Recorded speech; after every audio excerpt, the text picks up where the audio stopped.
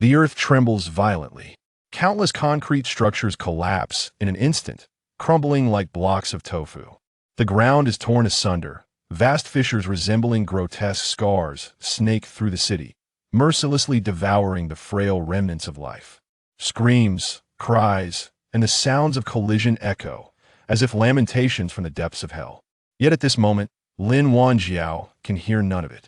She gazes up at the myriad of concrete debris, mixed with sharp rebar, cascading down upon her incessantly, striking her with heavy force. With each labored breath, a torrent of salty, earthy soil rushes into her nostrils. Finally, it's over. Amidst the onslaught of pain and suffocation, Lin Wanjiao gradually sinks into an endless darkness. Beep, beep, beep. Amidst the mechanical sounds of machinery, Lin Wanjiao slowly opens her heavy eyelids. The acrid scent of disinfectant assaults her nostrils. The glaring fluorescent lights above pierce her eyes. A dull ache radiates from her forehead. Lin Wanjiao does not blink, her bloodshot eyes swirling with tumultuous emotions. "I'm not dead." She can hardly believe it. During the cataclysmic earthquake, she had desperately fled in a panicked crowd, yet ultimately fell into the crevasse. A shard of steel had pierced her chest, followed by a deluge of falling rocks and soil that snuffed out all her oxygen, as if a colossal hand were tightening around her throat. In such dire circumstances, she was certain she could not have survived. Now, observing the syringe in her hand and the pristine hospital room, with the tender green buds of the sycamore leaves visible through the window, Lin Wanjiao is struck with astonishment. Ignoring the pain coursing through her body, she struggles to sit up. Beneath the setting sun lies a meticulously paved asphalt road, flanked by rows of sycamore trees standing like silent sentinels, while distant honks of cars occasionally pierce the air. Lin Wanjiao's heart races violently. This cannot possibly be the scene of an apocalypse. She has been reborn. Surveying her surroundings, she finds herself alone in the spacious hospital room. On the bedside table lies a coat. Lin Wanjiao rummages through it, and indeed finds a mobile phone in the pocket of the garment. With trembling hands, she activates the screen, revealing the date. April 4th, 2023, 1 month before the onset of the apocalypse. 5 years before Lin Wanjiao's death. In her previous life, on May 2nd, 2023, the city she inhabited faced an unprecedented super typhoon, with torrential rains accompanying the devastating winds. While everyone believed that once the storm passed, life would return to normal, the deluge did not relent. The rain persisted for an entire month, gradually submerging the city in floodwaters. A deluge lasted nearly 6 months, and as summer arrived, people were beset by extreme heat, followed by frigid cold, then eternal night, acid rain, plagues, and earthquakes. Just when survivors thought they could catch their breath, the heavens dealt yet another blow. Lin Wanjiao is reluctant to recall she had clung to life in the apocalypse for 5 years, only to perish in the earthquake.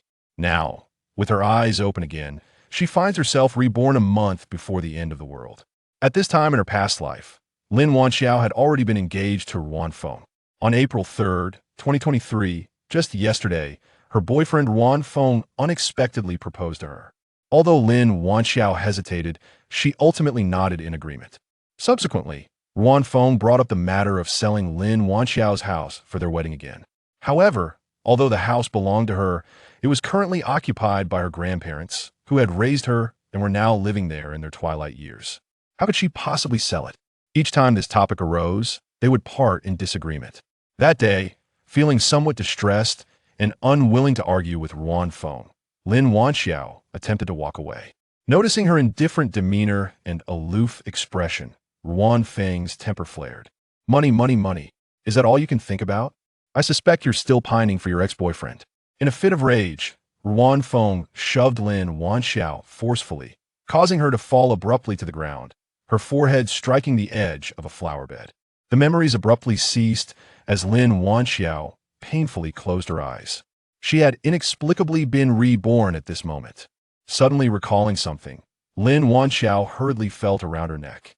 The jade gourd, no larger than her thumb, hung quietly on a red cord, its warm texture instantly soothing her unease. Thank goodness, the gourd is still here." Lin Wanjiao closed her eyes, attempting to connect with the space within the gourd through sheer will. As she had anticipated, there was no response. This jade gourd had been a gift from her grandmother, Yang Yujun, said to have been passed down through generations, and it was given to Lin Wanxiao when she came of age. Having grown up with her grandparents, Lin Wanxiao cherished the gourd dearly, wearing it around her neck at all times. Unbeknownst to her grandmother, this gourd possessed its own space, impressively expansive at over 600 square feet. Everything placed inside, except living beings, would remain in its original state. In her previous life, Lin Wanxiao was unaware of the gourd's secret and had merely regarded it as a sentimental token. It was not until a frantic escape during the apocalypse that she encountered robbers who stole the last half of her meager food. A sharp blade cut her neck, and blood stained the jade gourd. Lin Wanxiao fell into unconsciousness, unexpectedly entering the gourd space. She speculated that perhaps her blood had forged a mysterious connection with the jade gourd. Ironically, though she possessed this extraordinary treasure, it was already too late. At that time, she was emaciated, forced to curl up in a dilapidated shelter, surviving on the fetid water from gutters. In the devastating earthquake that soon followed, debris mixed with concrete struck her chest, shattering the jade gourd. Now, she had been reborn. In this life, the people she loved were still alive, and the apocalypse had yet to arrive. She was determined to live alongside her family. Surveying her surroundings, the monotonous beeping of the monitor was the only sound in the silent hospital room. Even a glass of water was absent from the bedside. Lin Wanxiao chuckled self-deprecatingly. I truly was blind back then. With a swift motion, she removed the four from her hand and began to feel her way out of bed. As soon as she touched down, her body involuntarily swayed. Though her physical form had yet to recuperate, time was not on her side. She swiftly donned her attire and, upon inspection, found her phone, identification card, and health insurance card safely in place. Pushing open the door to her hospital room, Lin Wanxiao stepped out with purpose. The corridor was bustling with people, none of whom noticed her discreet escape. On the road, traffic surged incessantly, while only a smattering of pedestrians ambled along the sidewalk, heads bowed, engrossed in their mobile devices. A delivery driver clad in blue work attire boldly navigated through the stream of vehicles at a red light, leaving behind the honks of the sedan drivers in his wake. Lin Wanxiao gazed upon the busy world before her, reflecting that such mundane days would soon become a luxury in just a month's time. Her hometown was in Sea City, where her relatives resided, and she was undoubtedly determined to return and prepare herself without delay. However, she could not forget in her past life she had been ensnared, deceived, and enslaved by that wicked family, living a fate worse than that of a dog in a time of despair. This time around, she would not allow it to transpire so easily. Chapter 2. I agreed to sell the house half an hour later. Lin Wanxiao successfully returned to her rented apartment in the city. The room was small, easily comprehensible at a glance. Without hesitation, Lin Wanxiao swiftly began packing her belongings. Whether fortunate or unfortunate at this moment, apart from a few pieces of jewelry and a computer, she possessed around 100,000 in savings, with no other valuables to speak of, making the packing process remarkably straightforward. All her valuables were stowed away in a suitcase, while her clothing was neatly packed into cardboard boxes, which she intended to send back via a courier service. Gently closing the suitcase lid, Lin Wanxiao sat on the bed and dialed the landlord. She had paid 6 months' rent in advance along with the deposit, and now, with the lease nearing its end in just over 10 days, she informed the landlord that she would be returning to her hometown and would not be renewing the lease. The landlord, a kind and agreeable woman, assured Lin Wanxiao that once she vacated the apartment and notified her, she would come by to inspect the place and promptly return the deposit. After the call, Lin Wanxiao fell into a sudden silence. In her past life, she had been injured and hospitalized after being pushed by Wan Feng, leading his parents to seek her out and request an apology on his behalf. During the negotiations about their marriage, the other party insisted on meeting her maternal grandparents. At that time, she had been foolishly naive, easily forgiving their transgressions and even consenting to the meeting of their families. Her grandparents, who eagerly anticipated her marriage, would certainly not obstruct her prospects by refusing to sell their property. Eventually, the house was sold swiftly and emboldened by their success. The father and son duo soon raised issues regarding the betrothal gifts, implying that the gifts were merely a formality and would eventually be returned. Her kind-hearted grandparents, wishing to spare their granddaughter any post-marital difficulties, readily acquiesced to the demands. Reflecting on this, Lin Wanjiao felt an overwhelming urge to chastise herself. When the apocalyptic storm arrived, Lin Wanjiao found herself trapped at the home of Ruan's parents, who had summoned her to discuss the details of the wedding, ultimately leading to the onset of her tragic existence. Lin Wanjiao glanced up at the wall clock. It was now Tuesday afternoon at 2 o'clock. She anticipated that Ruan's father would soon call, requesting a meeting. Sure enough, at 5:15, the phone rang. The screen displayed an unfamiliar number, presumably belonging to Ruan's father. Lin Wanjiao pressed the answer button. Hello? Are you Wanjiao? I am Ruan Feng's father. Yes, it's me. Xiao Qiao. I have heard about your situation from Xiao Feng. How is your health? My wife and I went to the hospital, but the doctor informed us you had already been discharged. Yes, I'm fine. Wanjiao, this time it's Xiao Feng's fault, and I apologize on his behalf. Are you free for dinner tonight at our home? Without hesitation, Lin Wanjiao accepted the invitation, requesting that they dine at Ruan Feng's residence, to which Ruan's father readily agreed. Just as she ended the call, the courier arrived. Together, they loaded her numerous packages onto the delivery vehicle, and she felt a light sheen of perspiration on her brow. Lin Wanjiao made her way to the bathroom, intending to wash her face before setting out. Pushing open the door, she beheld in the mirror a woman with hair as delicate as silk, wisps framing her face like ethereal clouds, gently swaying with the soft breeze, occasionally brushing against her smooth, fair visage. Her elongated, almond-shaped eyes, vibrant as blooming peach and plum trees, currently bore a hint of frost. Raising her hand, she tore away the white gauze at her temple, revealing a gnarled wound, roughly the length of her thumb, stark against her skin. Lacking any medicine, she merely glanced at it before reapplying the bandage. Checking the time, she noted it was already 6 p.m., nearly time. Half an hour later, Lin Wanjiao stood at the entrance of the community, a place steeped in her past, brimming with painful memories. She navigated her way to Ruan Feng's home with practiced ease.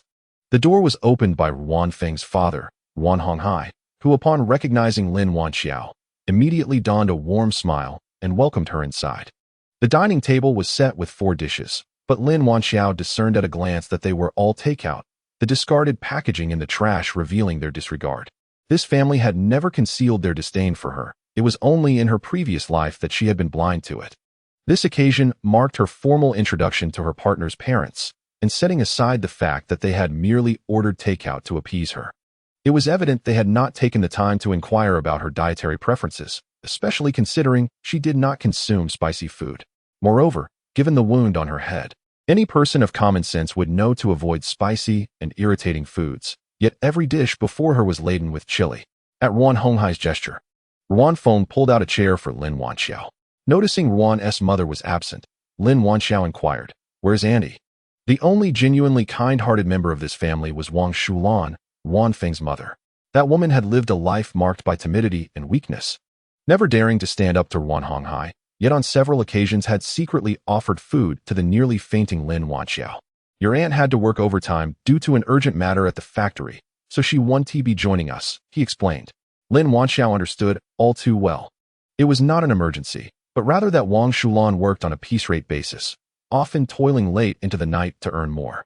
Noticing Lin Wanjiao's lack of enthusiasm, Ruan Honghai discreetly kicked Ruan Feng under the table. The latter, catching on, reluctantly raised his glass and said to her, "Wanjiao, I was wrong last time. Please don't be upset." "Yes, Xiao Qiao," he continued. "I've already spoken to Xiao Feng about this. Let us put it behind us. Furthermore, you both are no longer children. In the future, do not act impulsively. It is better to discuss matters calmly rather than resorting to fighting." Lin Wanjiao lifted her head, astonished at how they could so blatantly invert right and wrong. Fighting? How was she at fault? It had been Ruan Feng who had attacked her unprovoked. This father-son duo was truly remarkable. Lin Wanjiao stared intently at the two before her, their facade of humanity momentarily shattered by a flash of cold resolve in her eyes. "I too made mistakes." Her easy concession led Ruan Honghai to believe his admonishments had struck a chord, immediately adopting the role of a paternal figure. "It's good that you understand. You're not a child anymore. Settling down and starting a family should be your priority. Hearing Xiao Feng mention that you are an outsider and alone here, it is only fitting that matters concerning you and Xiao Feng should be discussed with your parents. However, dear uncle, I am capable of making my own decisions." "Very well. Among family, there is no need for formality. My aunt and I toil in the factory, earning a meager income. Acquiring a 100-square-meter residence here requires 4 to 5 million. We are eager but powerless. Your marriage with Xiao Feng will ultimately depend on your own efforts. Although Xiao Feng's earlier remarks were somewhat hasty, there was a semblance of reason in them. If the house could be sold, your married life would indeed be more comfortable. Rest assured, once you are wed, we shall be one family, and I will cherish you as my own daughter. When my aunt and I depart this world, everything will be yours alone. Lin Wanxiao suppressed a wave of nausea and remained silent for a moment before speaking. I have come today to discuss this matter. Instantly, 2 pairs of eyes fixated on her. I agree to sell the house. Chapter 3. Knowing people by their faces, but not by their hearts. After much contemplation, I found validity in Ruan Feng's previous statements. Henceforth, we shall be one family, prioritizing our own lives. Really? Ruan Feng exclaimed, his eyes shining with surprise as he looked at Lin Wanxiao. Yes. Which is why I intend to take advantage of my sick leave to return home and sell the house. Ruan Feng joyfully grasped her hand, gazing at Lin Wanxiao with what he believed to be profound affection. Wanxiao, it is splendid that you think this way.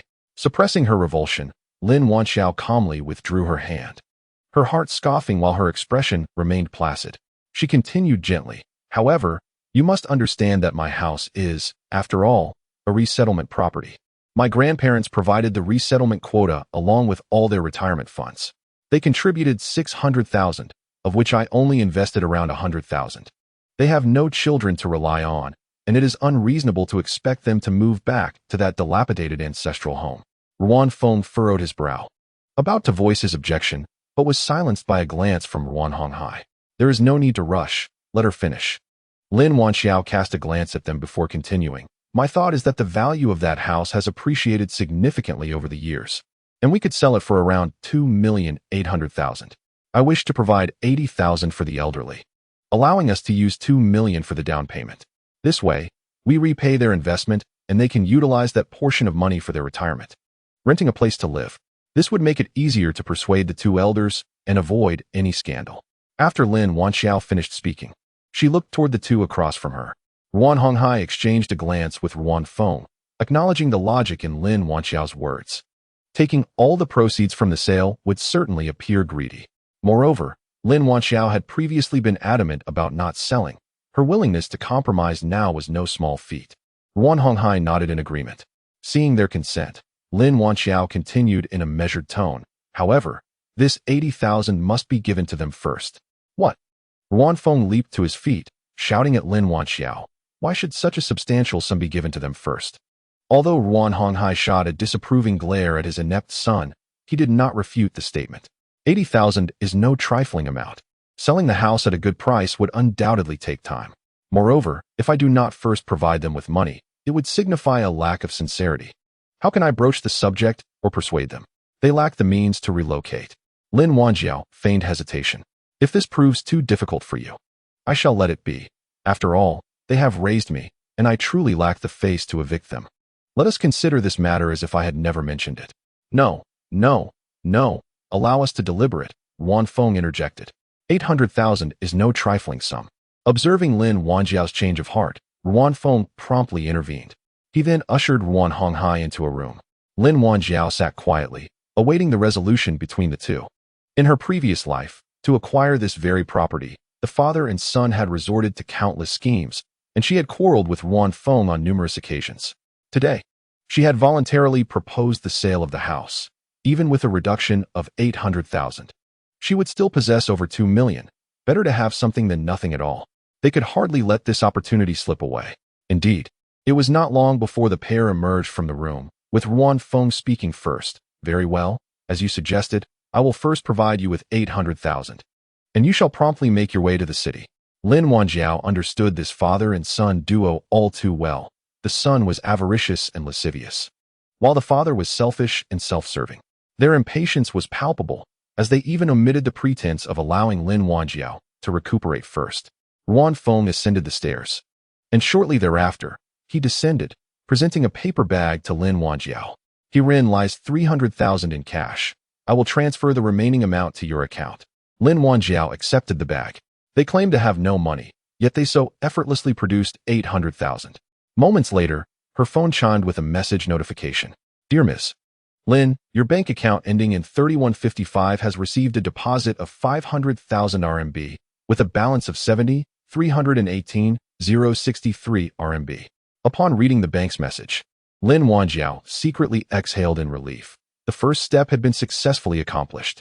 With the goal achieved, Ruan Honghai also rose to depart, graciously stating his intention not to intrude further. Once Ruan Honghai had left, Ruan Feng moved a chair next to Lin Wanjiao, making a pretense of reaching for her hand. Lin Wanjiao raised her glass, encouraging Ruan Feng to drink.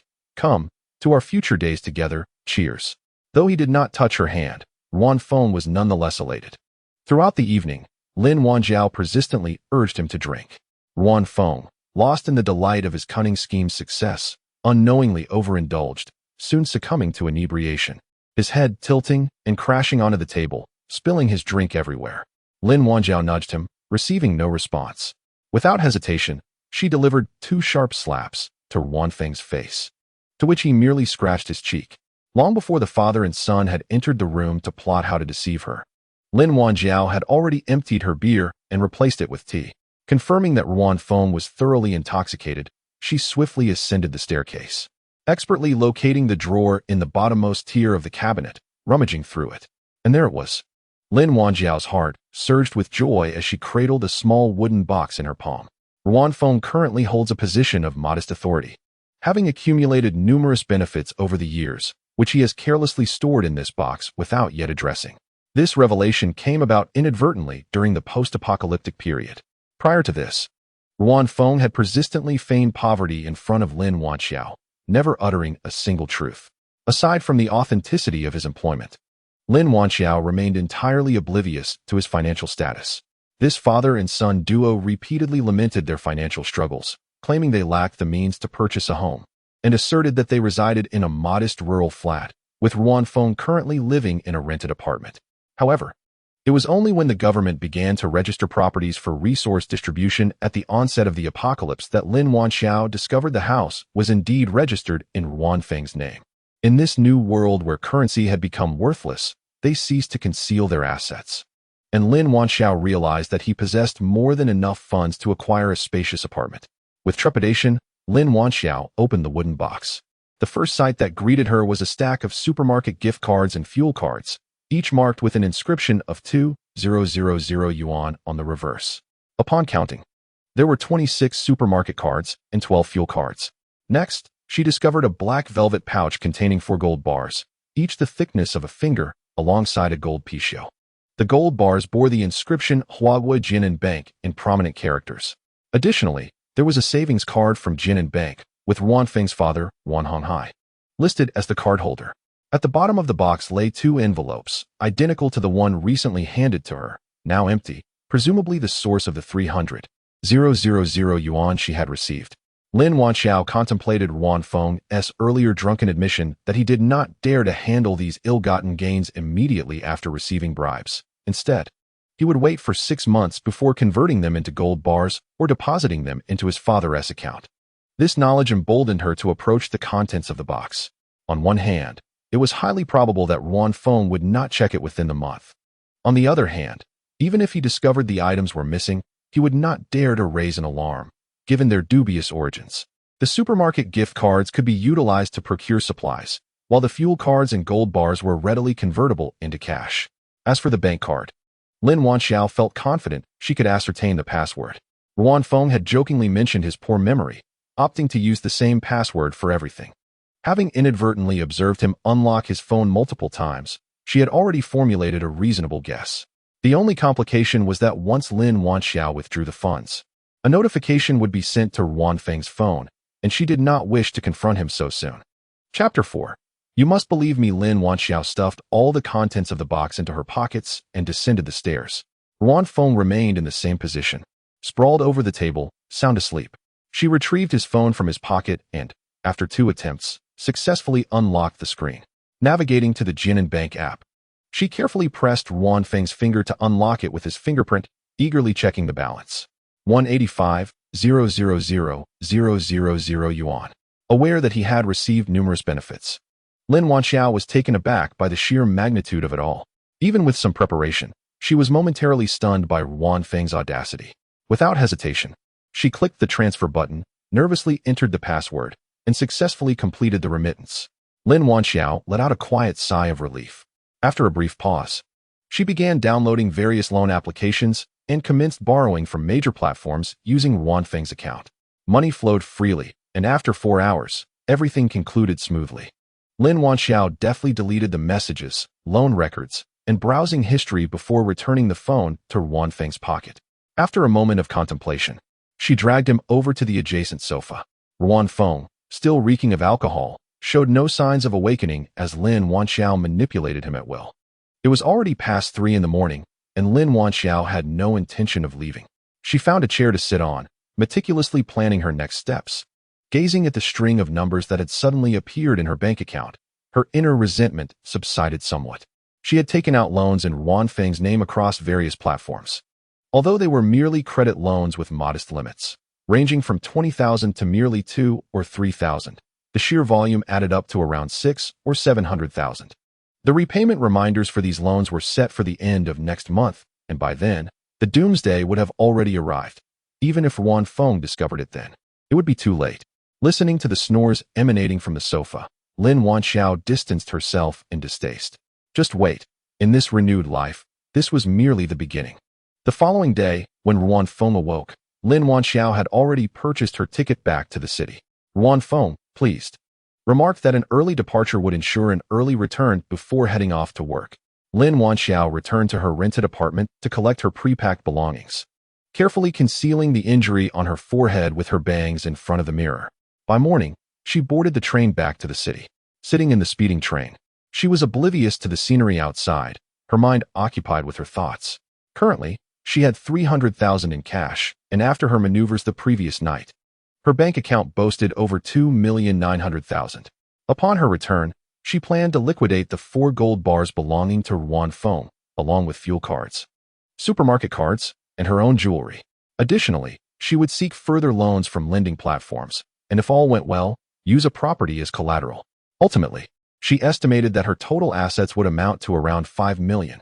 While not an extravagant sum, it was sufficient for careful expenditures and would be enough to weather the initial years of calamity. As for what lay ahead, she could only take it one step at a time. Lin Wanxiao sighed, leaned back in her seat, and picked up her phone to begin drafting a list of necessary supplies. 2 hours later, she stood before her family home with her luggage in tow. Knocking on the door, she heard her grandfather Lu Jianen's booming voice from within. "Ayin, go open the door." Coming. Who is it?" The door creaked open, revealing her grandmother Yang Yujun's slightly aged face. "Oh, Qiao Qiao is back. Jianen, hurry over here. Qiao Qiao is back." Seeing her long-absent granddaughter, Yang Yujun beamed with uncontainable joy. Grandfather Lu Jianan hurriedly approached from the kitchen, wiping his hands as he took the suitcase from Lin Wanxiao. Grandma, I'm back." Lin Wanxiao almost succumbed to tears upon seeing the familiar faces she had only encountered in dreams. In her previous life, she had heeded Ruan Feng's advice and sold their house, leading her grandparents to rent a small apartment in the countryside. In a desolate world, she had escaped from a den of horrors, finding herself utterly alone, dragging her broken body through perilous paths, gritting her teeth as she made her way back to the city. However, upon arrival, she was met with devastation.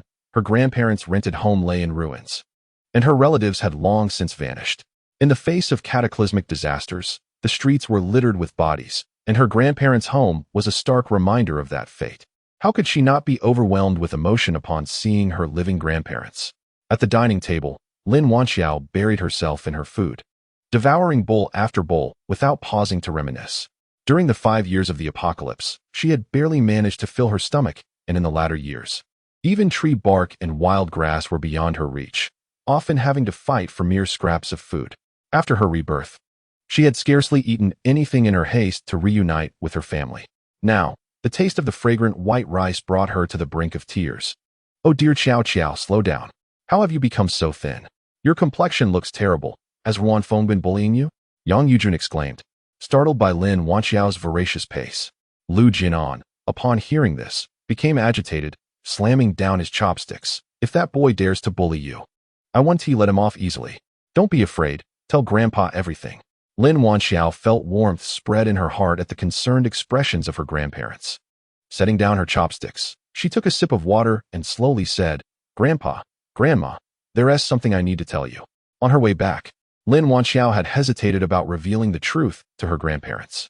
Although it would be hard to believe, the series of actions she needed to undertake could not be accomplished without their cooperation. Ultimately, she resolved to speak candidly. "Grandpa, Grandma, what I'm about to say may sound absurd, but my mind is completely clear. You must believe me." Upon hearing this, Lu Jianan immediately adopted a serious demeanor.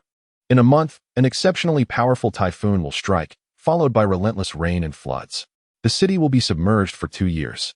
After the floods, there will be extreme cold, followed by intense heat.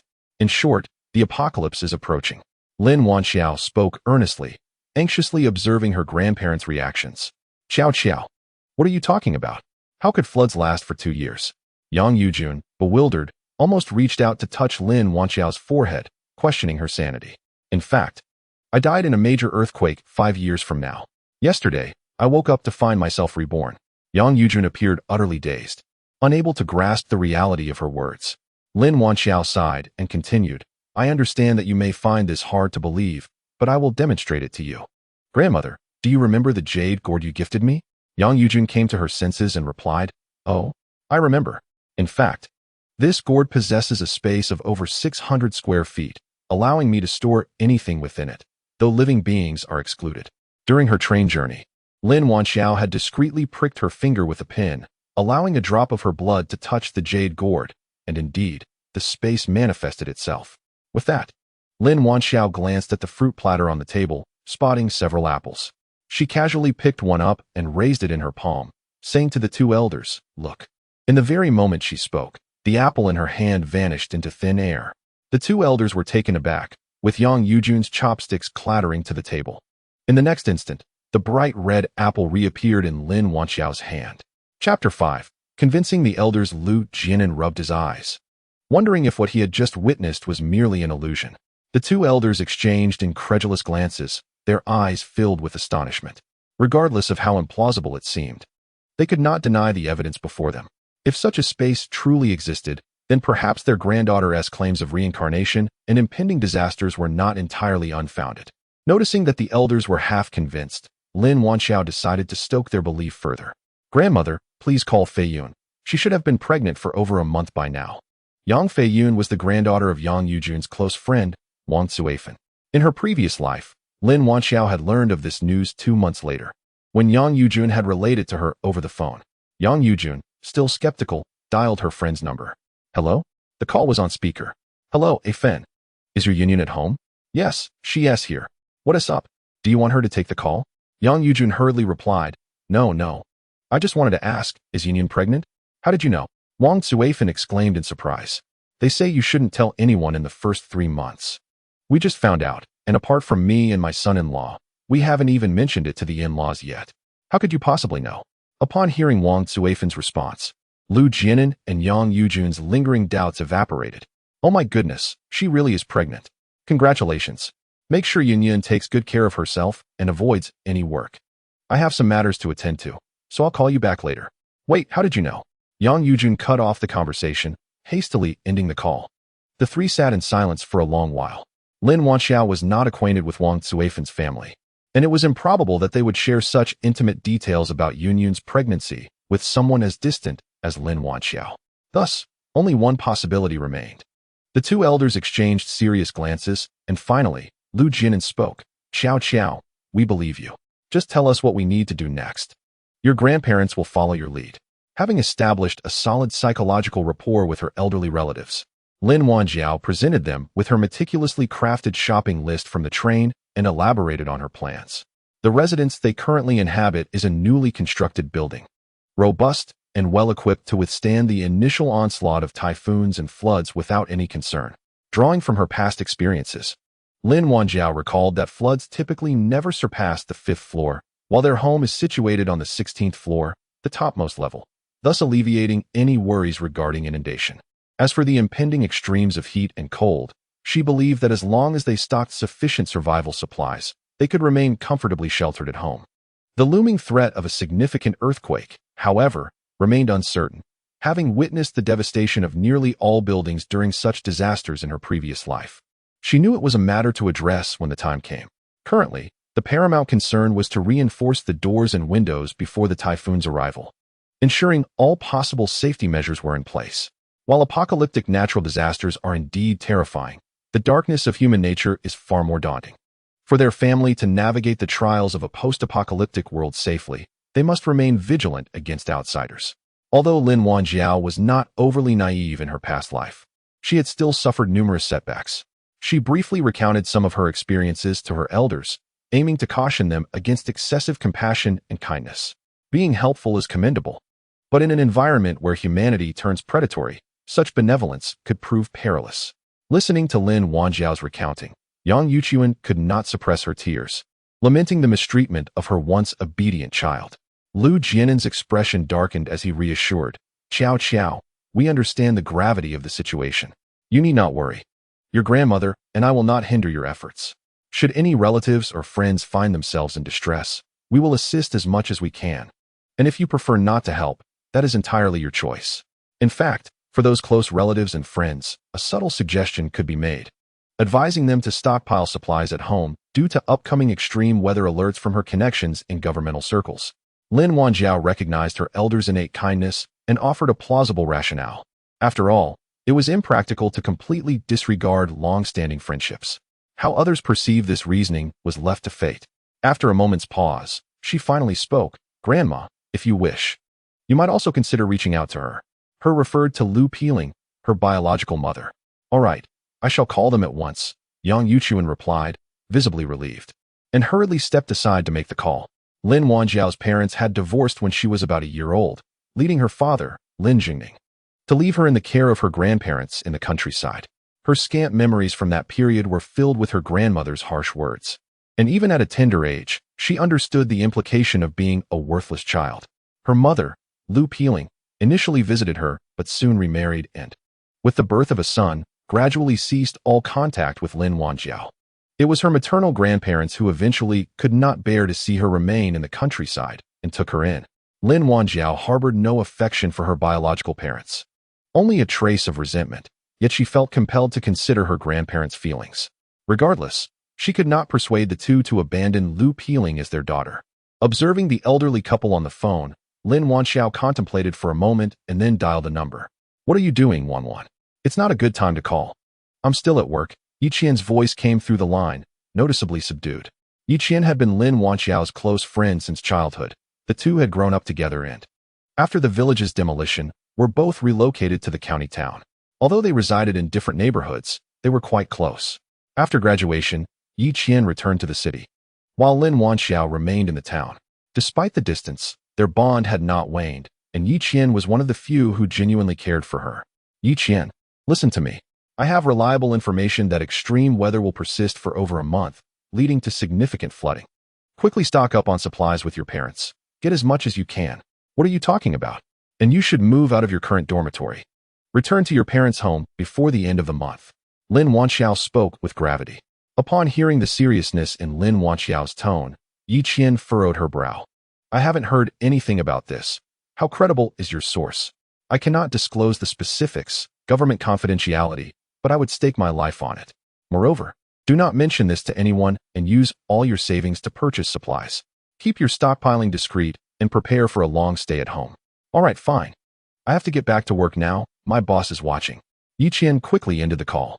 Lin Wanjiao held her phone, listening to the beeping tone, and remained still for quite some time. She understood that her few words would be hard to believe, even if Yiqian trusted her. She would likely not take it too seriously. "Well, I suppose I can bring her some supplies when I visit." Lin Wanjiao sighed helplessly. Chapter 6. Bring 5,000 gene of pork. With time pressing, early the next morning, Lin Wanjiao's family began to act independently. Her grandparents were tasked with coordinating workers to reinforce doors and windows and install solar generators, while Lin Wanjiao focused on procuring essential supplies. Just as she was about to transfer money to Lu Jianan, she noticed him waving his hand. "Your grandmother and I have saved a little. If it's not enough, I'll ask you later. You just focus on your tasks." Lin Wanjiao did not refuse. Time was of the essence. She first went to the bank to apply for a mortgage loan. The staff led her to the financial office, and due to her complete documentation and good credit. The loan process was swiftly completed. This property could only secure a loan of $1 million. Barring any unforeseen circumstances, the funds would be deposited within a week.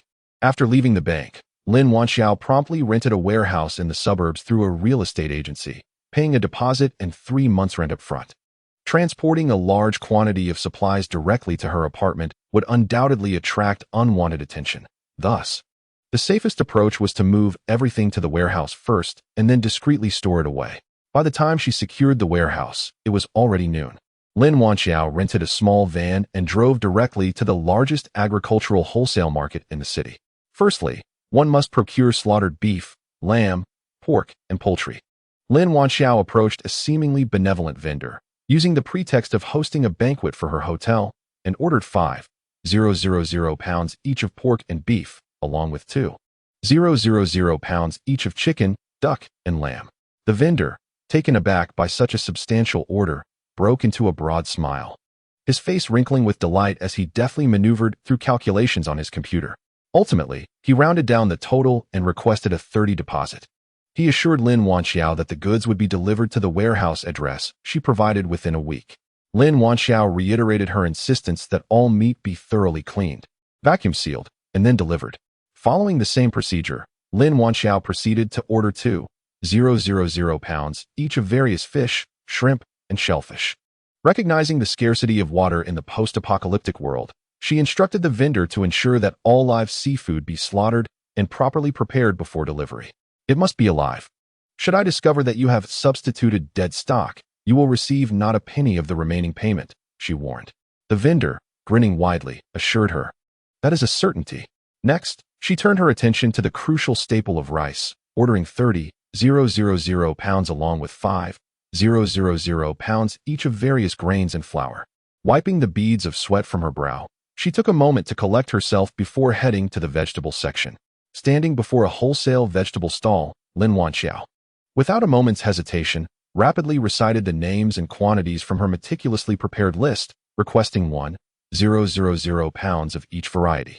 The middle-aged proprietor, holding a notepad, looked incredulous. After confirming with Lin Wanxiao multiple times that she was indeed serious, he beamed with joy, recognizing that this order would sustain his business for half a year. After making another round through the market, she suddenly slapped her forehead, realizing she had forgotten eggs. Purchasing 50 boxes of fresh eggs available on site, she promptly had the vendor load them into her van.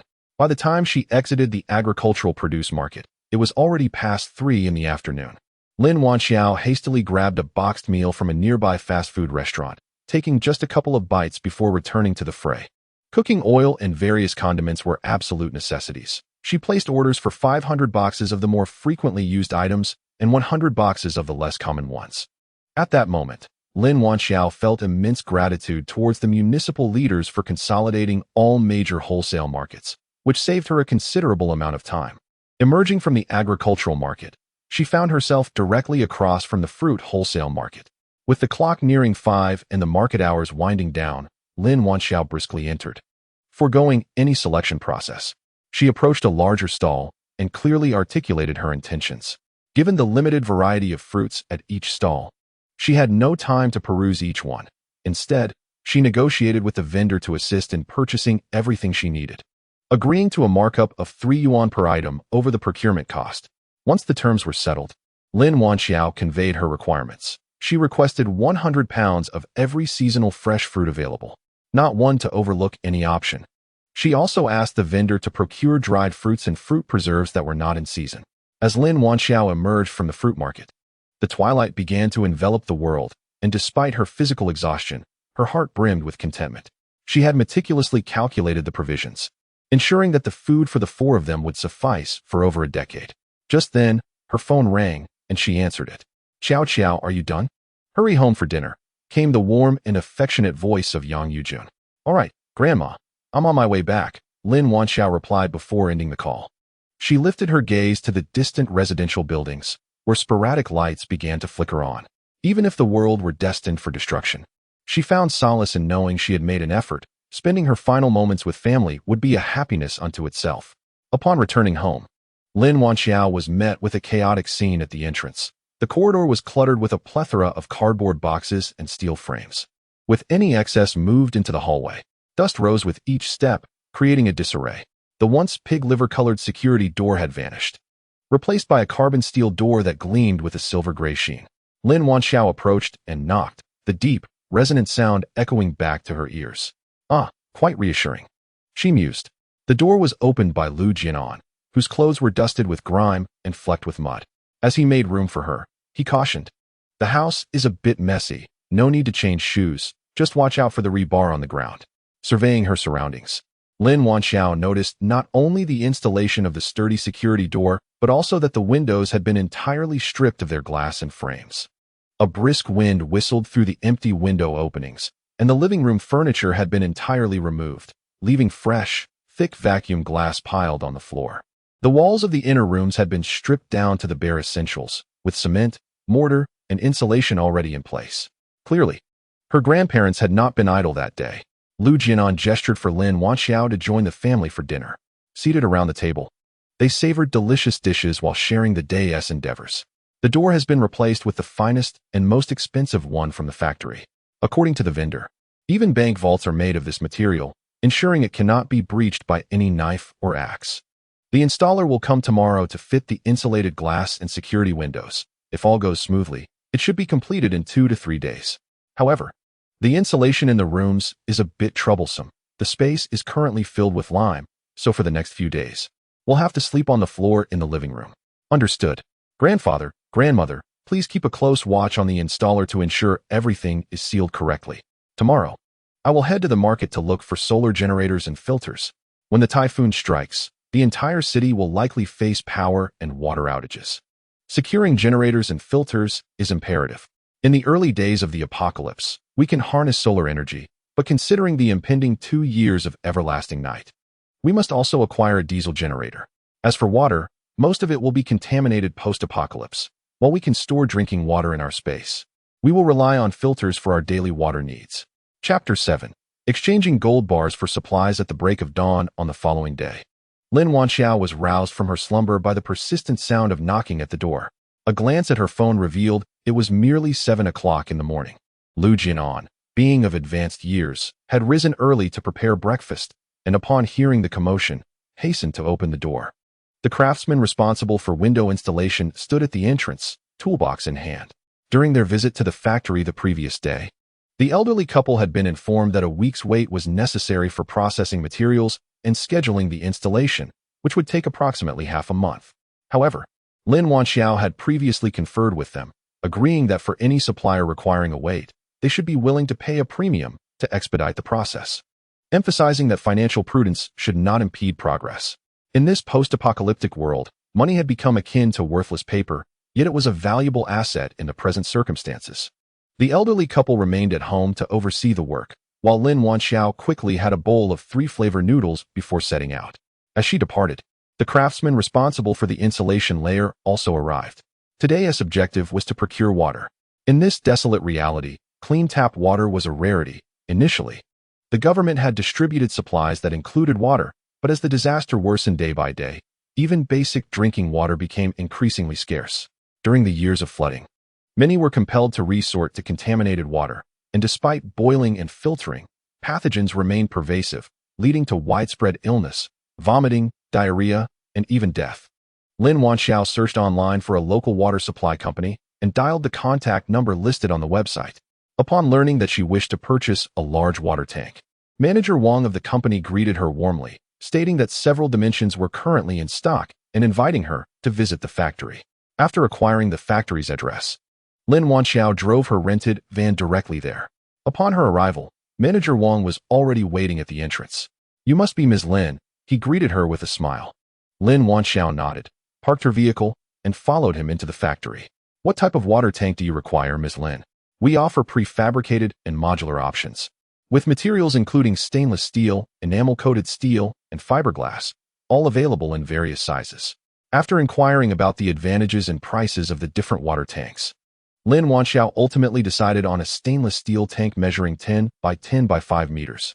Although the largest size could reach 40 by 60 by 10 meters, her available height was only 5 meters, rendering it impractical. Lin Wanxiao had researched online the previous night and discovered that an individual typically consumes around 200 tons of water annually. However, modern appliances such as washing machines, dishwashers, and showers tend to waste significant amounts of water as people lack conservation habits, resulting in the majority being squandered. Upon careful calculation, she deduced that with a focus on essential drinking, cooking, and bathing needs, a single person could survive on as little as 12 tons of water per year with prudent usage. If the drinking water were solely sourced from the tank, supplemented by filtered water for other needs, an individual could further reduce consumption to just 1 ton per day. Conservatively estimating, a single tank could store 500 tons of water, making 2 tanks sufficient for 4 individuals for over a century. Ultimately, Lin Wanxiao steeled herself and decided to purchase 2 tanks. Water is of paramount importance. While other resources can be procured through various means, in the aftermath of the apocalypse, she truly dreads the thought of consuming it. The space within the Jade Gourd measures only 600 square feet. Placing 2 water tanks would occupy a third of that area. Were it not for the concern that other supplies might not fit, she would have considered purchasing another tank. Lin Wanxiao even procured 10 stainless steel water storage barrels, each as tall as a person, intending to buy some ice at the market to store for the sweltering days ahead. She promptly paid a deposit of 50,000 yuan, with manager Wang assuring her repeatedly that the delivery would be made within 5 days. The warehouse Lin Wanxiao rented is equipped with water and electricity. Her plan is to directly place the water tanks there, connecting them to the water supply before transferring the water into her space. In the afternoon, Lin Wanxiao sought out a seemingly reputable jewelry store, planning to swiftly dispose of the gold bars she had discreetly taken from Ruanfeng. Upon entering the shop, the owner greeted Lin Wanxiao with a warm smile and inquired what assistance she required. "Do you accept gold bars?" Lin Wanxiao asked directly. "Yes, we do. But we need to inspect the bars first," the owner replied. Lin Wanxiao retrieved a gold bar from her bag and placed it on the counter. The owner examined the bar meticulously for an extended period.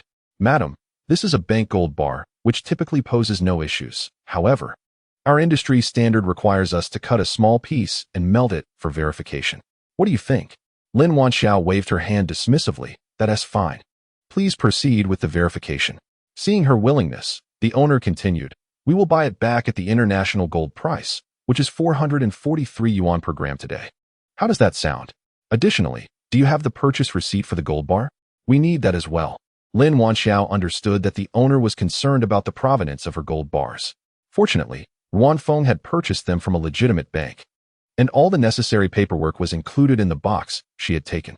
Presenting the purchase records to the owner, she said, "The price is acceptable. These gold bars were bought by my husband, totaling 4. I also have our marriage certificate if you wish to see it. Moreover, I possess some smaller jewelry pieces, but they are too old for any receipts." From her bag, Lin Wanxiao produced a small cloth pouch and emptied its contents onto the counter. 3 solid gold necklaces, 2 gold rings, a gold bracelet, a jade bracelet, and a gold pichio. Except for the pichio, which she had taken from Ruanfeng. A portion of these ornaments had been gifted to her by Yang Yujun upon learning of Lin Wanxiao's impending marriage. Last night, upon hearing that Lin Wanxiao intended to sell her jewelry, Yang Yujun specifically offered her the gold rings and jade bracelet she had kept. According to local customs, these ornaments were meant to be prepared by her mother for her marriage. However, her biological mother had all but vanished from existence over the years, leaving no semblance of a dowry. Lin Wanxiao had initially hesitated to sell these items, wishing to keep them as mementos. Yet, Yang Yujun insisted that if the apocalypse were truly upon them, clinging to such jewelry would be less prudent than investing in a warm winter coat. Observing Lin Wanxiao's unwavering confidence, the owner ceased his doubts, verified the authenticity of the items, and began calculating the total amount. "Ms. Lin, I can accept gold here, but jade is rather elusive in terms of market value, making it difficult for us to acquire. Perhaps you might consider inquiring elsewhere?" "Very well.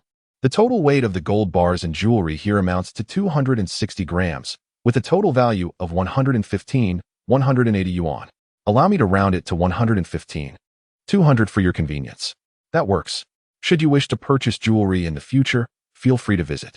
I will calculate the costs based on the international gold prices and offer you the lowest labor fees." "Excellent." Lin Wanxiao promptly accepted the payment, turning right as she exited, and casually discarded the box and receipt into the trash. Concerned about the bracelet getting scratched, she tucked it into her storage space. Not long after leaving the gold shop, Lin Wanxiao's phone rang. The rice, flour, and oil she ordered yesterday had arrived with remarkable speed. Driving to the warehouse, she found the workers had already unloaded a substantial portion. She hurriedly approached to open the large warehouse door. After meticulously checking each box, everything was in order. Once the workers departed, Lin Wanxiao secured the warehouse door. Chapter 8. The shopping spree continues, gazing at the mountain of rice bags and boxes of eggs and flour before her. Lin Wanxiao suddenly realized the necessity of purchasing a shelf. Without it, locating items would be quite inconvenient, and the utilization of space would not be optimal. Without hesitation, she plopped down onto a box and began to browse for shelves online. She ordered 20 heavy-duty carbon steel shelves and confirmed the dimensions and delivery address with customer service. Ding. Dear Ms. Lin, your bank account ending in 3155 has incurred a spending of 60,000 yuan, leaving a balance of 311,851, 214 yuan. Lin Wanxiao sighed as she gazed at her bank balance. Having only begun her procurement in recent days, her expenditures had already exceeded 1 million yuan when tallying various items. Money truly seems to slip away so easily. However, the bank's mortgage loan had yet to be credited, and she planned to borrow some funds from various online lending platforms later that evening to sustain her efforts. Nevertheless, the exhilaration of spending is undeniably delightful. In the subsequent days, the loans gradually arrived. With newfound funds, Lin Wanxiao immersed herself in her shopping endeavors with even greater fervor. Armed with over 20 supermarket cards, her initial intention was to spend them at the nearby chain store, conveniently located just 4 kilometers from her home.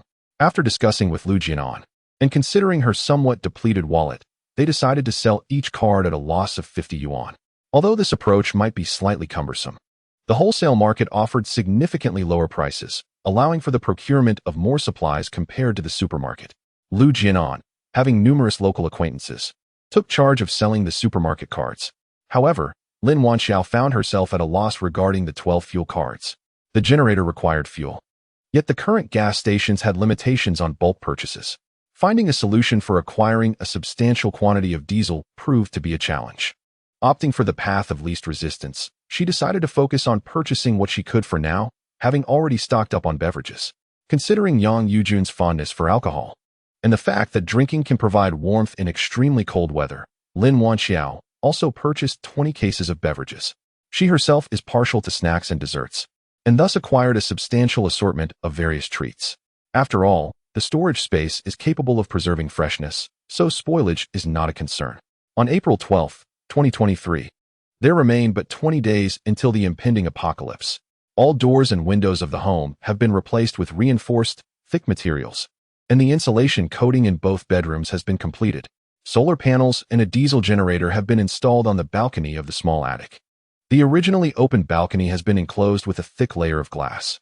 For safety's sake, Lin Wanxiao instructed Lu Jianan to order an additional generator and replacement panels as a backup from the manufacturer. Regarding heating, Lin Wanxiao initially planned to install underfloor heating. But upon further investigation, she discovered that it consumes an enormous amount of electricity, which the generator might not be able to support. Furthermore, as the floor temperature rises, it could be sensed by those on the lower levels, potentially leading to unnecessary complications. When Lin Wanxiao drew this apartment, she initially considered the rooftop unfavorable due to its cold winters and hot summers, and she had heard that it was prone to leaks. However, Lu Jianan and others found it appealing, as the developer had included a small attic and a quaint balcony, having spent a lifetime toiling in the yellow earth. The elderly were thrilled at the prospect of living in a high-rise, occasionally yearning to grow a few scallions or garlic on the open balcony, or perhaps to sun-dry sweet potatoes. Thus, they did not change residences at that time. In retrospect, it has proven to be an excellent decision.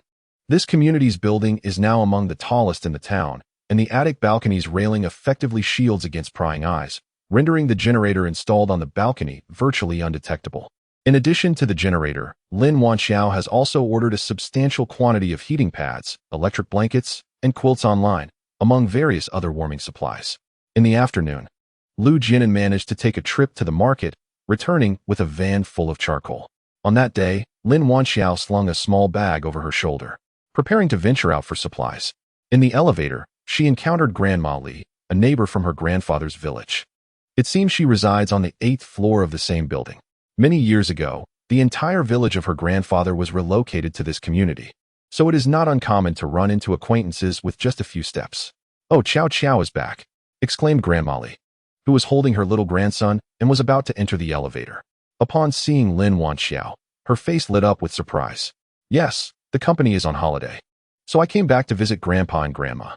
Lin Wanxiao recalled fondly how, during her childhood spent in the rural mountains with her grandparents, she often visited Grandma Li's home to watch television, as hers was the only house in the village with one. Grandma Li is a kind-hearted woman, often taking pity on Lin Wanxiao's circumstances and sharing her saved treats with her. Good, good. You've married far away. Your grandpa and grandma have missed you dearly, waiting for your return every day. By the way, how long will you be staying this time?" Grandma Li's eyes crinkled with joy, the wrinkles at the corners seemingly glowing with delight. "I took a year-long leave. I can stay for nearly a month, intending to spend quality time with them." "What a good child. Your grandparents have not loved you in vain." "Grandma Li, is this your little grandson?" Lin Wanxiao gazed at the timid child, who was shyly hiding behind Grandma Li. She rummaged through her pocket and produced a small piece of chocolate, offering it to the boy. "Yes, this is my little grandson, Qiu. He is 3 years old. I also have an older granddaughter who is already in elementary school." Qiu quickly thanked the aunt. The little boy accepted the chocolate and murmured sweetly, his voice soft and childlike. "Thank you, Auntie. Good boy." Lin Wanxiao couldn't help but ruffle the boy's hair. It felt delightful. "Chow, you are not a child anymore. Your grandma told me you are already married. Why haven't you had children yet?" Upon hearing Grandma Li's familiar urging for grandchildren, Lin Wanxiao felt a wave of unease and swiftly excused herself. "Grandma, I have things to attend to. I'll visit you another day." Just as Lin Wanxiao's family was frantically preparing supplies, a call came in from Ruan Feng.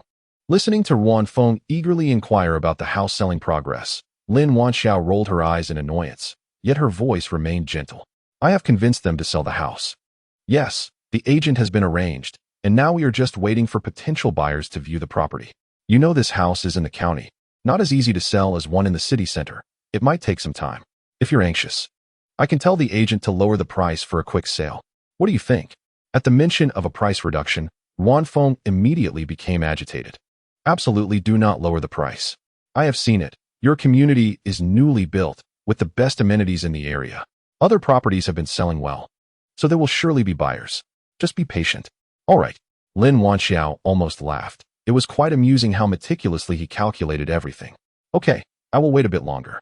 I need to help my grandparents with viewing houses and clearing out spaces, so I'm quite busy. I'll contact you when I have free time. Take care of yourself." Without allowing Ruan Feng to finish, Lin Wanxiao hung up the phone. The mere thought of engaging in further conversation with him made her feel nauseated. However, Ruan Feng's call served as a reminder. In the flurry of her recent activities, she had almost forgotten about that scoundrel. In her previous life, Ruan Feng and his family, despite their wealth, had deceived her into selling her house.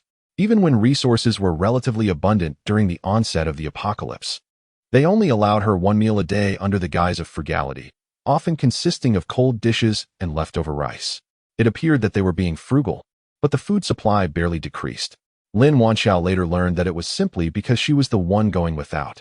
After the torrential rains, the oppressive heat arrived, and Ruan Honghai announced that the family food supply had been depleted, forcing her to scavenge for resources in sewage, leading to a bacterial infection that almost cost her life. At that moment, just recalling these memories made Lin Wanxiao's eyes burn with rage. How could she ever forget such a family? Chapter 9. Ruan Feng, get out here. The following day, in an office building located hundreds of kilometers away in the city's high-tech zone, Ruan Feng had just brewed a cup of tea and leisurely settled into his workstation.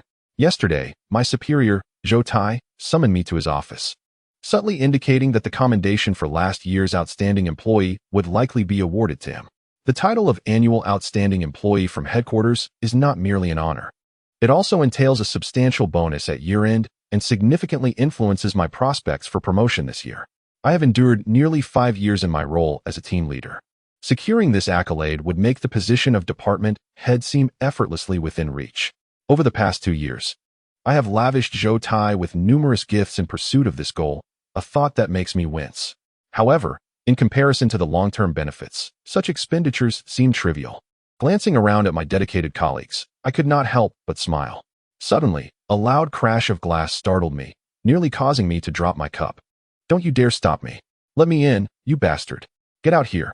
Please, don't go. No. You shameless wretch, how dare you cry? I will deal with you later. Get out of my way." The commotion at the entrance, accompanied by a woman's piercing cries, drew the attention of everyone in the office, each of us craning our necks to catch a glimpse of the source of the ruckus. Soon, we beheld a burly man in a blue work uniform, his face flushed and veins bulging ominously from his neck, threatening to burst at any moment. His coarse hands shoved against the security guard as he bellowed, his furious gaze sweeping the office, seemingly in search of someone. Behind him, a woman wept pitifully, desperately tugging at the man's arm in an attempt to pull him away, only to be flung to the ground by his forceful slap. "Which one is Ruan Feng? Ruan Feng, come out here!" The man roared at the gathered crowd. Upon recognizing the woman's face behind him, my heart sank. It was Wu Yana, Lin Wanxiao's colleague and close friend, who was also my lover. The eyes of my colleagues turned toward me, their expressions flickering with intrigue, eager for the unfolding drama. As their attention converged on my location, the agitated man swiftly zeroed in on me. Before I could react, he lunged forward, seizing my collar and delivering a punch to my face. Faced with the overwhelming might of this robust man, I found myself utterly defenseless, no matter how I attempted to evade. I was pinned to the ground like a fledgling chick, at the mercy of his relentless blows. My face bore the marks of his assault, bruised and battered. As I sat silently in Zhou Tai's office, the disruptive man had been escorted away by security, but I had endured a considerable amount of punishment. The blows had been excessively severe. Tenderly rubbing my left arm, I winced at the sharp pain. Could it be a fracture? The thought of my colleagues merely spectating, reveling in my misfortune without intervening, ignited a flicker of resentment within me. Once I ascend to that coveted position, none of them will escape my reckoning. However, he was oblivious to how that man had discovered his affair with Wu Yana. He had been exceedingly cautious, with their communications primarily revolving around work-related matters. Even when they met in private, he had utilized someone else's identification, ensuring no trace was left behind. Yet, it was evidently not a time for Ruan Feng to indulge in self-reflection. "Ruan Feng, I must admonish you. You are no longer a mere youth in your 20s. You must handle your personal affairs with more prudence. Causing such a commotion at the workplace is utterly inappropriate. The repercussions could be dire." His superior, Zhou Tai, slammed his hand heavily on the table. The sudden impact made Ruan Feng wince in pain. Earlier, upon hearing the commotion outside, he had rushed out to find one of his subordinates being ruthlessly beaten by a burly man, prompting him to intervene. In the scuffle, the back of his hand had sustained a cut, now swollen and red. Observing this, Ruan Feng hastily offered a wet wipe, only to have it swatted away by Zhou Tai. "Manager, I swear, my relationship with that woman is purely professional. I have no idea what has driven her husband to such madness. You must believe me," Ruan Feng pleaded in earnest. He was acutely aware that he could not admit to any wrongdoing. He had to firmly assert his innocence. Zhou Tai scrutinized Ruan Feng for a prolonged moment. The scandal involving an employee from his department, particularly during such a critical time for the headquarters evaluation, was untenable. Setting aside how other departments would revel in their misfortune, if his candidacy for the regional manager position were to be jeopardized, he would be in dire straits. "I care not whether your claims are true or false. Such an incident must not recur. I am granting you a week's leave. Return only after you have resolved this matter." Ruan Feng, desperate, sprang to his feet and approached Zhou Tai, humbly beseeching, "Manager, the selection meeting is tomorrow. Taking leave at this juncture is tantamount to..." Before Ruan Feng could finish, Zhou Tai interrupted sharply. "Given the gravity of this incident, the company is fortunate not to have terminated your employment. If they present any concrete evidence, I assure you, I will be powerless to protect you." As his words trailed off, a simultaneous buzzing emanated from both their phones. Ruan Feng grasped his device and glanced at the screen. In the corporate group, someone had shared a photograph. The image depicted several A3-sized posters plastered across the company's entrance and within the elevator.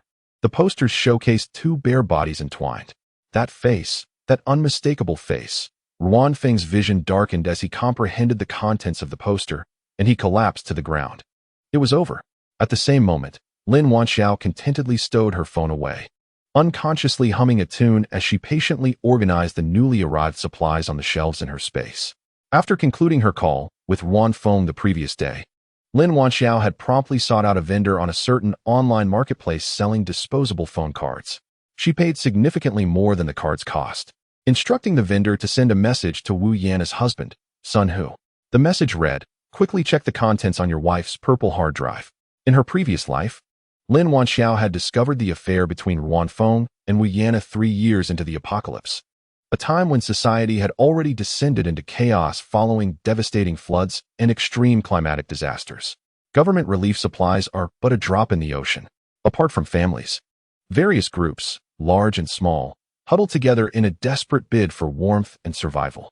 In a bid to curry favor with the team leader, Song, Ruan Feng and his son did not hesitate to drug her, sending her to the bed of an older man. The insidious idea came from her former colleague and close friend, Wu Yanna. Lin Wanxiao will forever remember that day when her heart felt like ashes, her battered body, weakened by the drug, lay helplessly on the ground, discarded like a rag doll in a room. At the doorway, Wu Yanna clung to Ruan Feng's shoulder. Her demeanor transformed from one of understanding to a victorious smirk directed at Lin Wanxiao. Had she not later fought back fiercely, incapacitating the old man, this sordid couple would have triumphed. Chapter 10. The original wife strikes back. Emerging from her memories, Wu Yanna remained unmoved by Lin Wanxiao's humble plea for dignity. As if to ensure Lin Wanxiao's misery was amplified, she retrieved a purple hard drive and plugged it into her computer. On the monitor, images of Wu Yanna entwined with her boyfriend, Ruan Feng, flashed before Lin Wanxiao's eyes. Shockingly, the earliest of these photos was taken even before Lin Wanxiao met Ruan Feng. In this life, after receiving an anonymous message from Lin Wanxiao, Sun Hu attempted to return the call only to discover it was a disconnected number. Driven by curiosity, he rummaged through his home, ultimately finding a purple hard drive in a locked drawer. Upon opening it on his computer, his fury erupted. How could he tolerate such a blatant betrayal in his life? When Wu Yanna returned home singing a tune, she was met by Sun Hu, who, without a word, seized her hair and pinned her to the ground, unleashing a torrent of fists and kicks. "Ah, Sun Hu, what are you doing? Are you insane?" Wu Yanna cried out in pain, desperately trying to fend off the assault. "How dare you ask me that? Am I not enough for you? How could you betray me?" he roared, demanding to know the identity of her lover. In a fit of rage, he smashed the computer monitor against her, causing her to gasp in pain. But upon seeing the images of her with Ruan Feng, her face drained of color, and she collapsed in despair. Sun Hu, unable to contain himself, unleashed his wrath upon her with a series of heavy blows. "Stop, please. I beg you, let me explain," Wu Yanna cried, crawling to his feet in a desperate plea for mercy. "Do not touch me," he retorted, kicking her aside. "When I return, you will tell me who it is." After extracting the name of her lover, Sun Hu stormed into Ruan Feng's company the next day, causing a scene. When security attempted to intervene, his anger only grew. He then went to a print shop and had a multitude of their scandalous photos printed, plastering them across the lobby, elevator, and hallways of the entire office building. The security guards, intimidated by the imposing figure of Sun Hu and the array of provocative images, refrained from intervening. The day after the incident, Ruan Feng was dismissed from his position. However, Sun Hu did not relent in his pursuit of him. When Ruan Feng, weary and downtrodden, returned to his neighborhood, he found a throng of neighbors gathered at his doorstep, pointing and discussing the commotion within. As he approached, the crowd parted, their gazes filled with mockery and schadenfreude. Ruan Feng quickly reached his front door, where he was met with the sight of the door ajar and the interior in disarray, furniture strewn about as if ravaged by a storm. Upon seeing him, his mother rushed forward, exclaiming, "Xiao Feng, you have finally returned. This group came and vandalized our belongings, slandering you with accusations of seducing another man's wife, and they even assaulted your father. You must call the police." In the living room stood 5 or 6 young men adorned with tattoos, cigarettes dangling from their lips, their eyes predatory, with Sun Hu at the forefront. At Ruan's mother's words, one of the younger men bristled, retorting, "You old hag, one can eat recklessly, but words must be measured. When did we ever vandalize your property? Your old man came at Hugo, and we merely pushed him away. What is that in legal terms? Self-defense." Another chimed in, "Yes, self-defense. Your furniture was damaged when you fell, and that has nothing to do with us.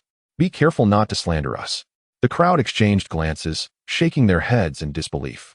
Ruan Feng, in a fit of anger, hurled his bag to the ground, shouting, "What do you want from me? You've cost me my job. Is that not enough?" "What? Xiao Feng, you lost your job?" Ruan's father exclaimed in disbelief, for he took pride in his son's accomplishments and respectable employment, often boasting to relatives and friends. Sun Hu scoffed, "How amusing.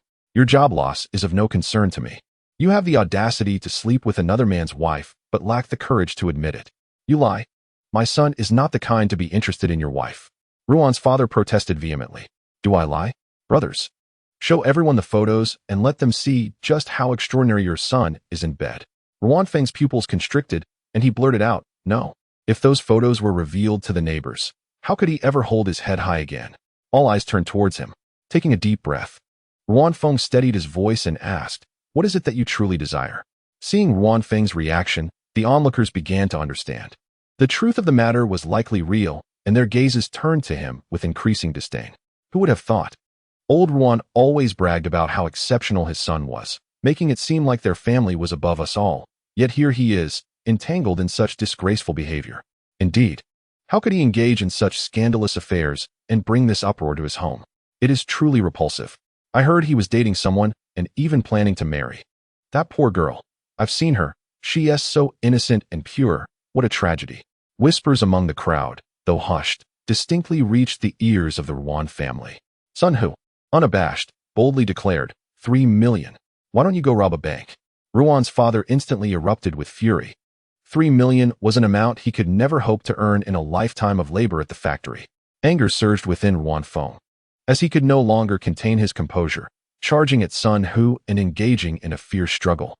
Witnessing their son being assaulted, both Ruan's parents rushed to his aid, plunging the scene into chaos. The police arrived 10 minutes later, escorting both parties to the station. Due to the absence of severe injuries and the fact that the altercation stemmed from a personal dispute, they were merely given a verbal reprimand and subsequently released. Before departing, Sun Hu menaced the Ruan family, vowing, "You'll pay for this." Later, Sun Hu resorted to his old tactics, plastering posters around Ruan Feng's neighborhood, and even managed to uncover the factory where Ruan's parents worked, causing a ruckus there as well, turning the Ruan family's plight into a matter of public knowledge among friends and relatives. For an extended period, the Ruan family refrained from venturing outside. Ultimately, they had no choice but to compromise, gathering funds to pay Sun Hu a substantial sum for emotional damages to extricate themselves from the situation. But those events were merely a prelude to what lay ahead.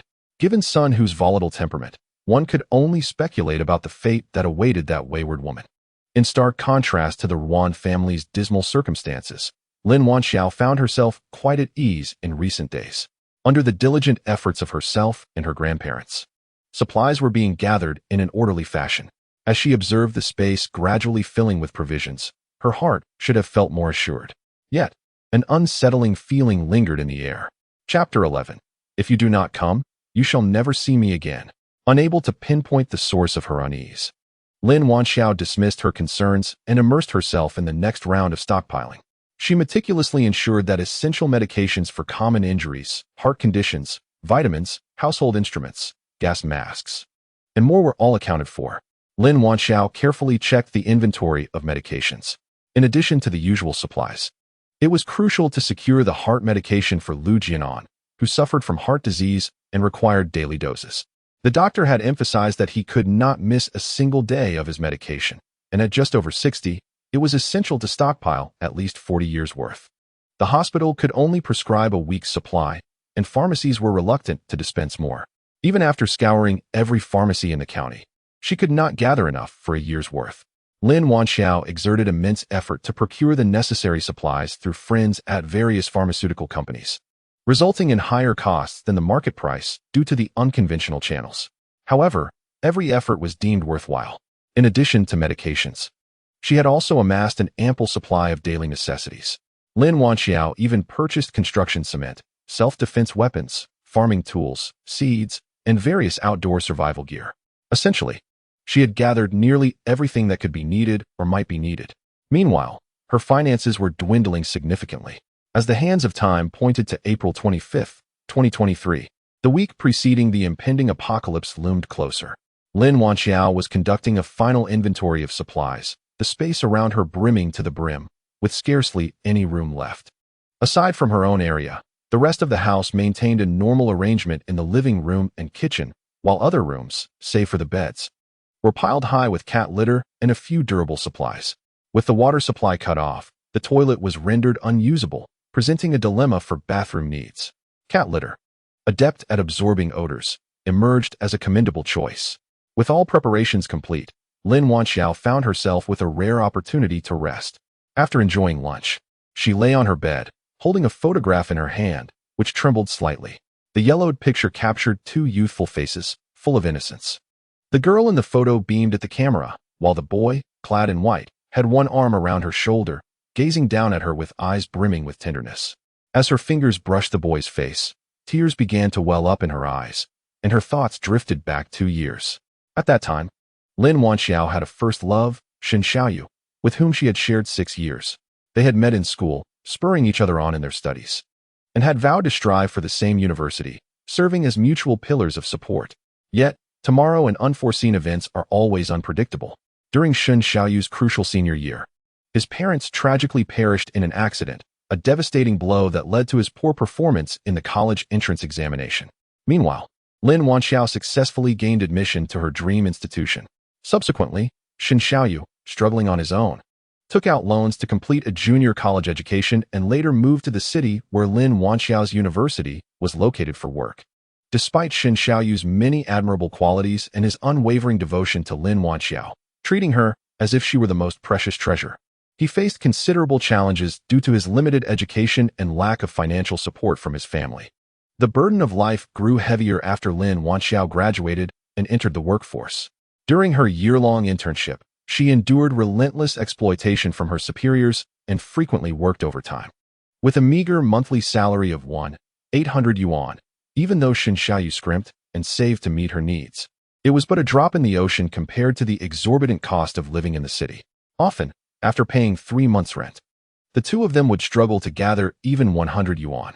At times, seated in their cramped rental apartment, Lin Wanxiao felt lost about the future.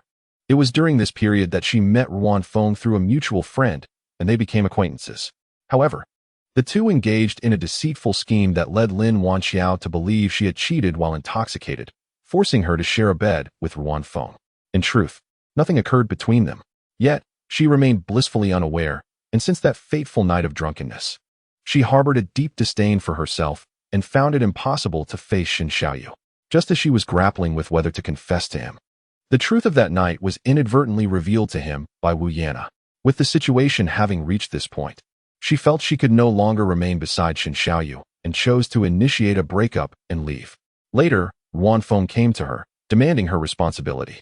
Overcome with guilt for having forced his hand, she acquiesced to his request for companionship, thus falling into a trap. The memory of Shen Xiaoyu's anguished face as she departed haunted Lin Wanxiao, causing her trembling fingers to hover indecisively over the dial pad. She understood the necessity of making this call, yet feared the possibility of hearing Shen Xiaoyu's frigid rejection or the emotionless tone of a busy signal. The veil of night unknowingly shrouded everything, both near and far. After what felt like an eternity, Lin Wanxiao finally resolved to act. Though she felt unworthy of interrupting his life, her sole desire was for him to survive the impending apocalypse, regardless of whether he harbored hatred or disdain for her. All she wished for was to ensure his well-being. The ringing of the phone resonated heavily within her heart. Lin Wanxiao found herself holding her breath, eyes fixed unwaveringly on the screen. Those fleeting seconds stretched like centuries. Just as she began to believe Shen Xiaoyu would not answer, a low, familiar voice pierced through the receiver. Her heart momentarily halted. The misty veil of emotion blurred her vision, cascading down her cheeks like a broken dam. Hello? Shen Xiaoyu's voice came through again, tinged with curiosity. Lin Wanxiao took a deep breath, and after a prolonged silence, she finally spoke. It's me. I know. An awkward silence enveloped them. Are you well? Shen Xiaoyu broke the stillness. Not at all. What do you mean?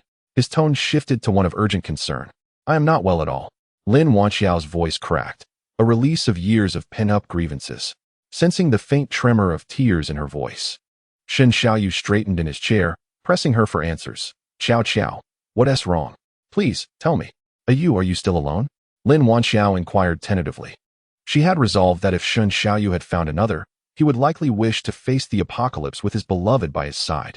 In such a case, she would choose to refrain from intruding further. However, their shared history warranted the communication of such dire news, If he did not believe her, there would be no other recourse. Silence lingered on the other end of the line. Lin Wanxiao sighed inwardly. If that is the case, I shall not disturb you any longer, but there is one thing no. What? Lin Wanxiao hesitated. I said, I am still alone. Shen Xiaoyu reiterated. Upon hearing this, she turned away from the phone, covering her mouth in silent anguish. After a prolonged absence of response, Shen Xiaoyu gently called out, Xiao Xiao. Lin Wanxiao, disregarding her emotional turmoil, spoke with a quivering voice. You, come here now. Right now? Shen Xiaoyu's delicate features furrowed in concern. In the past, when he was in a relationship with Lin Wanxiao, she would adopt the same tone whenever she was upset. Had Wan Feng been tormenting her? As this thought crossed his mind, Shen Xiaoyu felt a sudden chill, rendering him speechless. What right did he have to inquire about her well-being? Xiao Xiao. I am at a loss for words, he thought. Something is amiss, come find me. Xiao Xiao, what on earth is happening? Lin Wanxiao choked on her words. It's too complicated to explain over the phone. Come find me, or you may never see me again. Chapter 12. The diesel is ready. After hanging up the phone, Shen Xiaoyu's heart remained tumultuous for a long time. Ever since Lin Wanxiao had not returned home one night, she had inexplicably begun to distance herself from him. Initially, he believed he must have done something wrong to upset her, but the more he tried to make her happy, the more she seemed to withdraw. One day, he overheard a shocking revelation from her colleague, and he could hardly fathom it. Desperate for her to deny it and reassure him that it was merely a rumor, he found himself met with her silence, only to see her tears. What more was there to understand? Yet, how could 6 years of emotion be severed so abruptly? It would be a lie to claim that Shen Xiaoyu held no resentment towards Lin Wanxiao regarding that matter.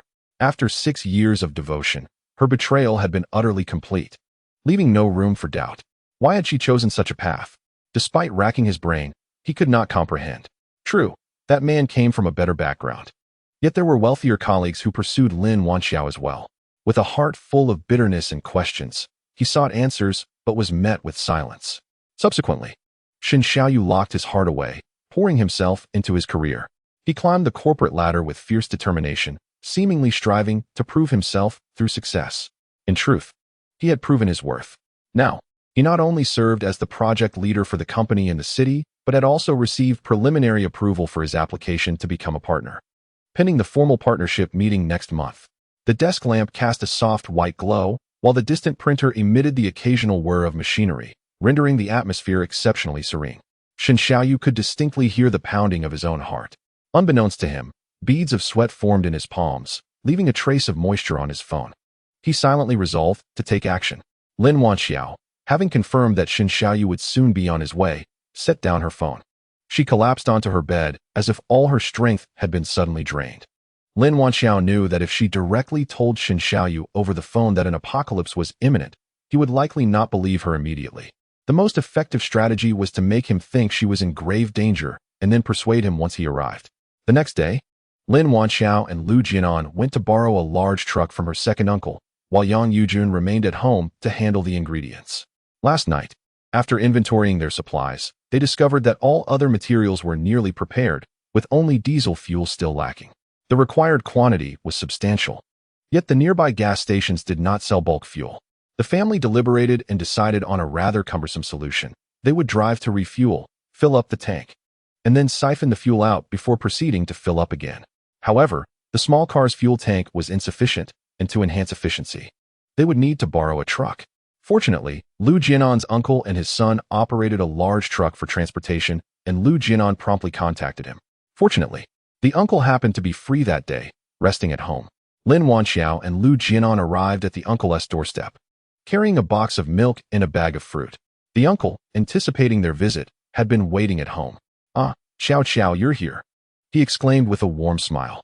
"Uncle, you really should let me know when Xiao Xiao returns. Why are you bringing things over?" He playfully chided Lu Jianan. The three settled in the living room, exchanged pleasantries, and then Lu Jianan steered the conversation towards the main topic. Upon learning that Lin Wanxiao and Lu Jianan wished to borrow his truck, the uncle curiously inquired, "Borrowing the truck is no issue, but what do you need it for? Just let me know if you need assistance. I'm at home today." Lin Wanxiao and Lu Jianan exchanged a glance. "Well, Xiao Xiao wants to renovate the house for me and my wife to make it more comfortable. We need to transport some furniture and building materials, and the prices at the market are exorbitant. Since you're home resting, we thought we might borrow the truck, Lu Jinan explained, rubbing his hands nervously. Indeed, it costs hundreds for a single trip outside, and those vans are small. If the distance is slightly longer, they charge extra. My truck is a better option. The uncle agreed, nodding. However, you need a Class 2 driver's license to operate it. I should accompany you to assist. Inviting the uncle along would surely reveal their true intentions. Lin Wanxiao quickly responded, Uncle, I have a driver's license. You just finished a long trip. You should rest. My grandfather and I will be fine. The uncle expressed skepticism. How do you possess a Class 2 license? But since you're not accustomed to driving this vehicle, I should do it. Despite their repeated refusals, Lin Wanxiao and Lu Jinan ultimately succeeded in obtaining the keys to the truck. They located the vehicle in the parking lot, and Lin Wanxiao clumsily climbed into the driver's seat, fumbled with the keys, and attempted to start the ignition. Of course, she did not possess a Class 2 license. The operation of a large truck differed significantly from that of a small car. Although she had studied the mechanics of driving a truck prior to her arrival, she still felt somewhat flustered. Lu Jinan, anxiously swallowing, urged, Qiao Qiao, don't force yourself. After 2 failed attempts that resulted in the engine stalling, she finally succeeded on her 3rd try. With trembling hands, Lin Wanxiao cautiously maneuvered the vehicle out of the parking lot. Please, let us not be unfortunate enough to encounter a traffic officer, she murmured silently, focusing intently on the road ahead while praying fervently. The large truck sluggishly maneuvered down the road, inciting a chorus of honks from disgruntled drivers in its wake. Upon reaching the gas station, Lin Wanxiao instinctively joined the queue for 92-octane gasoline, eliciting bemusement from the staff. Under their direction, she parked her vehicle at the diesel pump. Handing over her fuel card, she was relieved to find that it did not require a password. Before long, the tank was filled to capacity. Lin Wanxiao then drove her vehicle to a secluded corner nearby and turned off the engine. Lu Jinan stood at a distance, keeping watch. Utilizing the cover of trees, Lin Wanxiao unscrewed the drain plug at the bottom of the fuel tank with a screwdriver, positioning a prepared oil drum beneath to collect the diesel. Once filled, she stowed it away in the vehicle. After completing this task, they proceeded to another gas station to repeat the process. Over the course of 2 days, Lin Wanxiao and Lu Jinan navigated between various gas stations. Having already filled up at the nearby stations, they were forced to travel farther afield to avoid suspicion. Fortunate that they encountered no traffic police along the way. By the time they exhausted all 12 fuel cards, they had gathered approximately 3,000 liters of diesel. Chapter 13. The Calm Before the End, April 29, 2023. 3 days before the apocalypse, Lin Wanxiao sat before her computer, downloading a plethora of professional knowledge books, along with a variety of television dramas, novels, and even city maps. Almost every outlet in her room was occupied by large power banks charging. These items would not only alleviate boredom during the impending crisis, but the knowledge in medicine, emergency escape, construction, and agriculture could prove invaluable in critical moments. In the evening, a text from Shun Xiaoyu arrived. He would land at 7 p.m. Lin Wanxiao rarely adorned herself with makeup, but this time she applied a light touch and donned a dress, standing before the mirror for a considerable time before leaving, drawing curious glances from her parents. Arriving at the airport half an hour early, she felt the weight of the years. After 2 years apart and 5 years of apocalyptic turmoil, it had been a full 7 years since she last saw Shun Xiaoyu. Time seemed to stand still as she stood at the arrivals hall, fixated on the exit, unwilling to blink for fear of missing him. Moments ticked by, and before long, a familiar figure emerged in the distance. He stood there, resolute, directly before her. They remained there, their gazes traversing the sea of people, their eyes locked onto one another. He opened his mouth, but found himself rendered voiceless, ultimately managing only a gentle smile in her direction. In a private dining room, the two sat stiffly, akin to students awaiting punishment. The arrival of a waiter to take their order broke the awkward silence. Drawing from her memories of Shun Xiaoyu's preferences, Lin Wanxiao quickly ordered several dishes. He gazed at the vibrant Lin Wanxiao before him, hesitating several times to speak. After a prolonged moment of indecision, he finally found his courage. Xiao Qiao, what on earth has happened to you? On that day, Shun Xiaoyu listened to Lin Wanxiao's words, which weighed heavily on his heart. For the past few days, he had been in a state of unease, and as soon as he resolved the matters at his company, he hurriedly took leave to come here. He was deeply apprehensive that Lin Wanxiao would reveal to him that she had been diagnosed with some incurable illness. Observing the anxious and perspiring man before her, Lin Wanxiao felt a warmth within her. You, no matter what I say, will you choose to believe me? What? Shen Xiaoyu asked, puzzled. I mean, if what I have to tell you is too bizarre, and I lack substantial evidence to support it, would you still believe me? Aside from one particular space, Lin Wanxiao currently possessed no compelling proof to substantiate her apocalyptic theory. The private room, though secluded, was not a place where she could risk revealing the existence of that space. She wondered whether Shen Xiaoyu would think she was teasing him and simply walk away after hearing her story. Qiao, what do you want to say? Lin Wanxiao gathered her thoughts, took a deep breath, and slowly began. In truth, when I said you would never see me again, it was because, in 3 days, this world will face the greatest calamity in human history. Fixing her gaze upon Shen Xiaoyu's eyes, Lin Wanxiao articulated each word with gravity. The apocalypse is imminent. Shen Xiaoyu stood there, momentarily stunned. On the evening of 3 days hence, the Municipal Meteorological Bureau would issue an urgent warning for Typhoon Mora, advising citizens to prepare for emergency measures.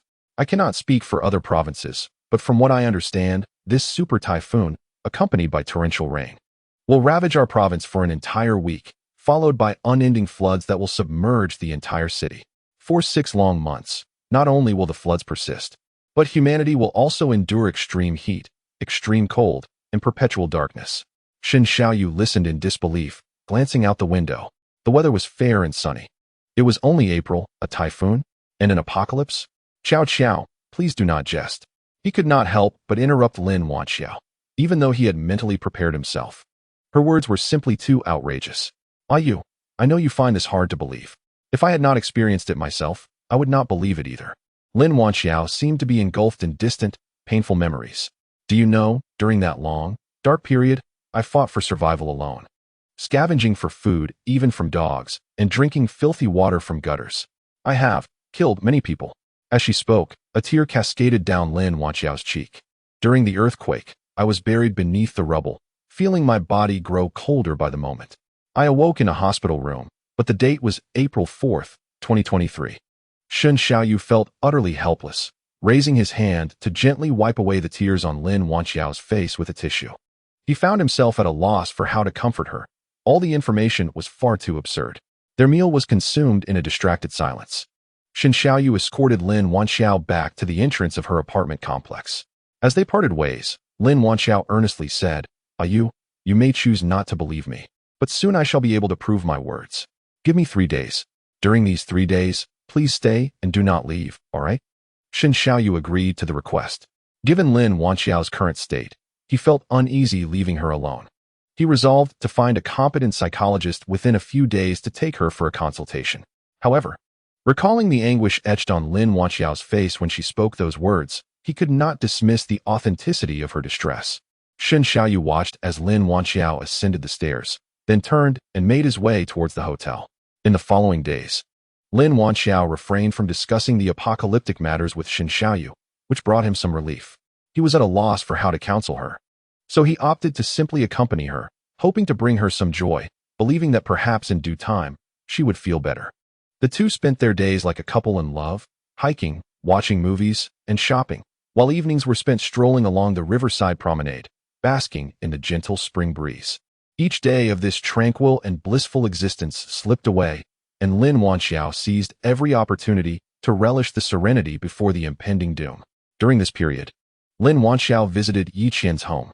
Upon arriving at Yi Qian's doorstep, she ensured that the vicinity was clear of onlookers and surveillance before quietly retrieving the supplies she had prepared from her space. These included non-perishable items such as rice, flour, cured meats, and a modest quantity of medications, along with a deflated kayak. With these provisions, the 3-member household could stretch their supplies to last approximately 3 months. She stacked the boxes at the elevator entrance and pretended to be out of breath, attempting to feign the exhaustion of moving heavy items. She found the rhythm. Lin Wanxiao knocked on Yi Qian's door. Upon seeing Lin Wanxiao arrive with several large boxes of food, Yi Qian's eyes widened in disbelief. She had thought her own stockpiling was excessive, but Lin Wanxiao had outdone her. How long would it take to consume all this? Observing the meager supplies in Yi Qian's home, it was evident that her friend had not taken her warning seriously. Although her close friend had moved back to her parents' house as advised, She had only made a token effort to purchase food, enough for at most a month. Lin Wanxiao, frustrated, pinched Yi Qian's ear and sternly insisted that she must procure more supplies before the first of the month. Yi Qian persistently inquired about the source of such alarming information. Regardless of her relentless questioning, Lin Wanxiao remained resolute, insisting it was confidential. Would you believe me if I told you the truth? Seeing Lin Wanxiao's serious demeanor, Yi Qian ultimately patted her chest and assured her that she would take it to heart and would gather supplies in the coming days. Before leaving, Lin Wanxiao reiterated the importance of keeping their stockpile a secret from outsiders. The evening breeze had begun to pick up slightly. One night, as Lin Wanxiao and Shen Xiaoyu were walking, a shadow suddenly darted towards them, heading straight for Lin Wanxiao's face. Shen Xiaoyu reacted swiftly, kicking the shadow away. A squeaking sound echoed in the darkness. Though the streetlights were dim, they illuminated the figure's true nature, a large, gray-black rat scurrying towards the greenery by the roadside. Just as their hearts began to settle, a voice abruptly exclaimed, "What the hell?" In the distance, under the streetlight, a continuous stream of shadowy figures emerged rapidly from the sewer, startling passers-by. Shen Xiaoyu jested about the declining morals of society, remarking that even rats dared to flaunt themselves in public. Yet, only Lin Wanxiao understood that these rodents were behaving unusually, perhaps sensing an impending disaster. Chapter 14. The arrival of the apocalypse on May 2nd, 2023, at 7:32 a.m. Lin Wanxiao was roused from her slumber by the rhythmic patter of rain against the window. Drawing back the curtains revealed a gloomy sky, drizzling with light rain. Below, a group of early risers sought refuge from the rain under the bus stop, clutching bags in one hand while hastily consuming pancakes and buns with the other. Everything seemed to unfold as per usual in a monotonous routine. Upon opening the door, she found Lu Jianan and another person already awake, busily preparing noodles in the kitchen. Seeing Lin Wanxiao, Lu Jianan approached her with a serious expression, seeking confirmation. "Is today the day?" Lin Wanxiao nodded. The rain remained light for now, but by afternoon, it would intensify, followed by the public receiving a typhoon warning from the Meteorological Bureau. At around 2 a.m., an extraordinarily powerful typhoon would suddenly strike. Yet, this was merely the beginning. After breakfast, Yang Yujuan and another began bustling about in the kitchen. Lin Wanxiao called her best friend, Yi Qian. "Xiao Qiao, you have no idea. I'm on the verge of being scolded to death by my parents. After you left last time, I bought a bunch of things, and they've been berating me for being frivolous with money. Did you inform them about the impending disaster?" "I did, but they keep asking where I heard such rumors. Since you mentioned it was a secret, I couldn't elaborate, and now they think I've been duped, insisting I return everything. The weather will change tonight, so if it's not necessary, please stay indoors today," Lin Wanxiao advised. It still feels surreal. Are we really going to experience a flood? I must move my car to higher ground." Not wishing to prolong the conversation, Lin Wanxiao offered a perfunctory response before hanging up. "Grandpa, Grandma, I'm heading out. I'll be back for dinner." She donned her coat, picked up her phone, and made her way outside. "Be careful out there. Return home early," Lu Jianan cautioned with concern. The previous evening, during dinner, Lin Wanxiao had laid everything bare before her elders, revealing her past with Shen Xiaoyu and her plans for the future. In truth, her grandparents had previously met Shen Xiaoyu, as their relationship was aimed at marriage. Nearing graduation, Lin Wanxiao had introduced Shen Xiaoyu to them. They had a favorable impression of him, but when Lin Wanxiao unexpectedly announced her intention to marry without elaborating on the reasons, her grandparents dared not inquire further. During her recent stay at home, Lin Wanxiao had intermittently recounted the events of her past life and the malicious nature of the Ruan family. She shared how, approximately 6 months into the apocalypse, Shen Xiaoyu had found her in a pitiful state and attempted to take her away, only to be injured by the Ruan family before departing in sorrow. Upon hearing the news, the elderly couple was incensed, ready to grab their belongings and confront Ruan Feng. They also expressed their approval of Lin Wanxiao's decision to invite Shen Xiaoyu to stay at their home. The fact that he would travel such a great distance through the perilous environment of the apocalypse to seek out Lin Wanxiao speaks volumes about his character and feelings for her. Given their advancing age, the couple realized they might not be able to protect Lin Wanxiao should any danger arise. Having someone to mutually care for her would indeed be beneficial. At noon, Lin Wanxiao and Shen Xiaoyu, armed with an umbrella, sought refuge in a bustling spicy hot pot restaurant. The moment the fragrant dish was served, a rich aroma wafted through the air, instantly stirring their appetites. Even just inhaling the scent was enough to tempt anyone. Lin Wanxiao eagerly picked up a piece of pork belly, paired it with a spoonful of rice, and savored the delightful balance of flavors as the savory meat melded perfectly with the rice, creating a rich yet not overly greasy experience, with a hint of spice and numbing sensation that lingered on her palate. After devouring a generous bowl, she found herself still yearning for more and promptly ordered an additional serving of rice. Such indulgent fare would likely become a rarity in the future. With a hearty gulp, Lin Wanxiao finished off half a bottle of chilled cola, letting out an uncouth belch. This ravenous display elicited a chuckle from Xin Xiaoyu. "Oh dear, look at the group chat. They say a typhoon is coming tonight," exclaimed a girl from the adjacent table. "No way, where did you see that?" her companion queried, seemingly doubtful. "In the class group chat. Hurry and check it out." Someone shared the meteorological information indicating that an unprecedented super typhoon has formed over the Pacific and is rapidly intensifying, expected to make landfall in the province by tomorrow morning, with maximum wind speeds exceeding level 16. "I saw that too. What on earth, a typhoon in May?" "Exactly. And how sudden is this? A super typhoon with no prior warning at all. Does that mean we still have to return to school this afternoon?" "Let's head back first," the two girls said, gathering their bags and settling the bill. "Haha, could this mean we get a day off?" "True, but don't celebrate too soon. Every time a typhoon approaches, they always say it's going to make landfall, yet it often veers off course." Even as the two girls departed, their melodious laughter echoed in the breeze. Lin Wanxiao snapped back to reality, noticing Xin Xiaoyu furrowing his brow, fixated on his phone screen. "Xiaoyu, what are you looking at?" "I'm reading the Meteorological Bureau's Weibo," he replied, his heart churning.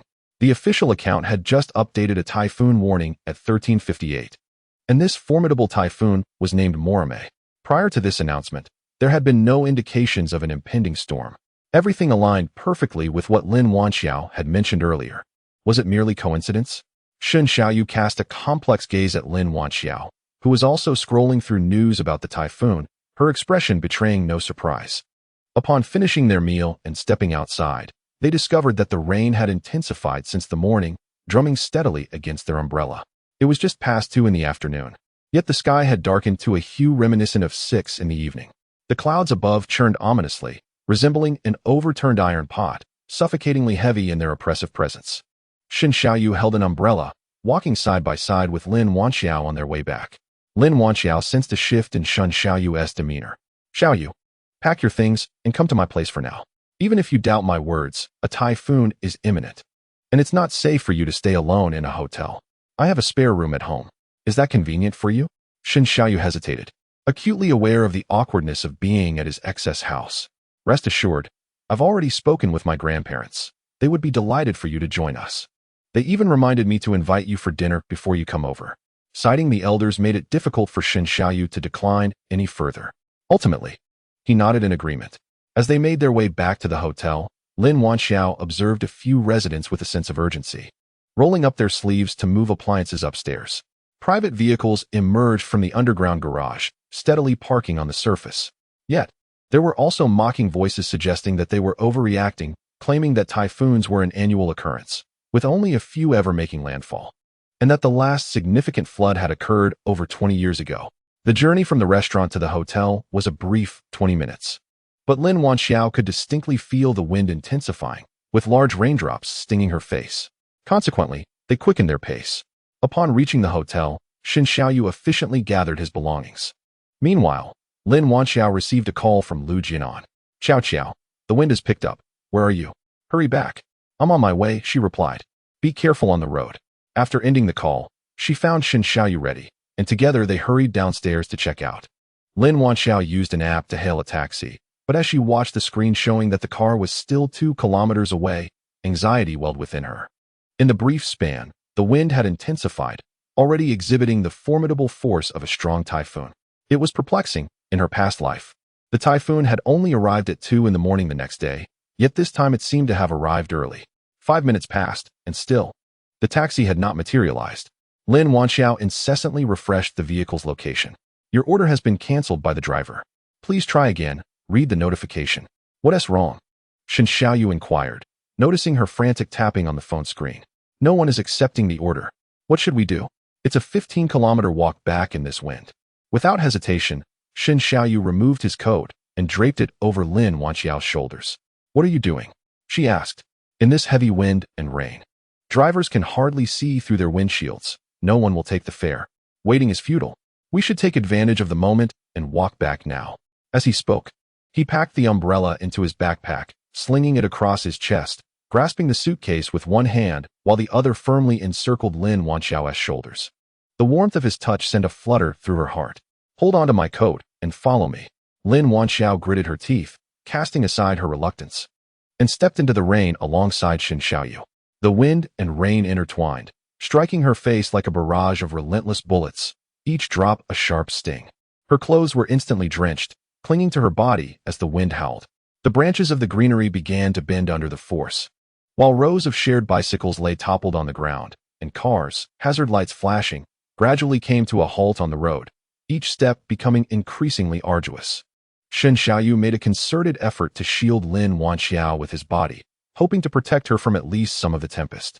The journey that typically took a mere 20 minutes stretched into nearly an hour for the pair. As Lu Jianan opened the door, the two appeared like drenched chickens. After a warm shower, they settled on the sofa with steaming ginger tea. Lin Wanxiao sighed contentedly, relishing the comfort of home.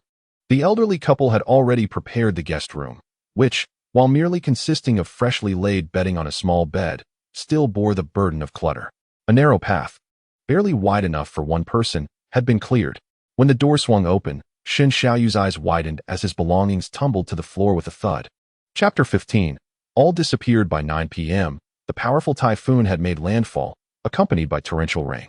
The world was engulfed in chaos, with the sounds of heavy objects crashing down and glass shattering echoing all around. Before retiring for the night, Lu Jianan and Shen Xiaoyu meticulously inspected the windows, ensuring their security against leaks before finally feeling at ease to sleep. Despite the installation of double-layered reinforced glass, the howling wind outside was unmistakably audible. Yet, for Lin Wanxiao, this night marked the most peaceful sleep she had ever experienced. Awakening the next day, she glanced at her phone, 8:45 a.m. Rising from bed, she opened the curtains and gazed outside. The wind showed no sign of abating.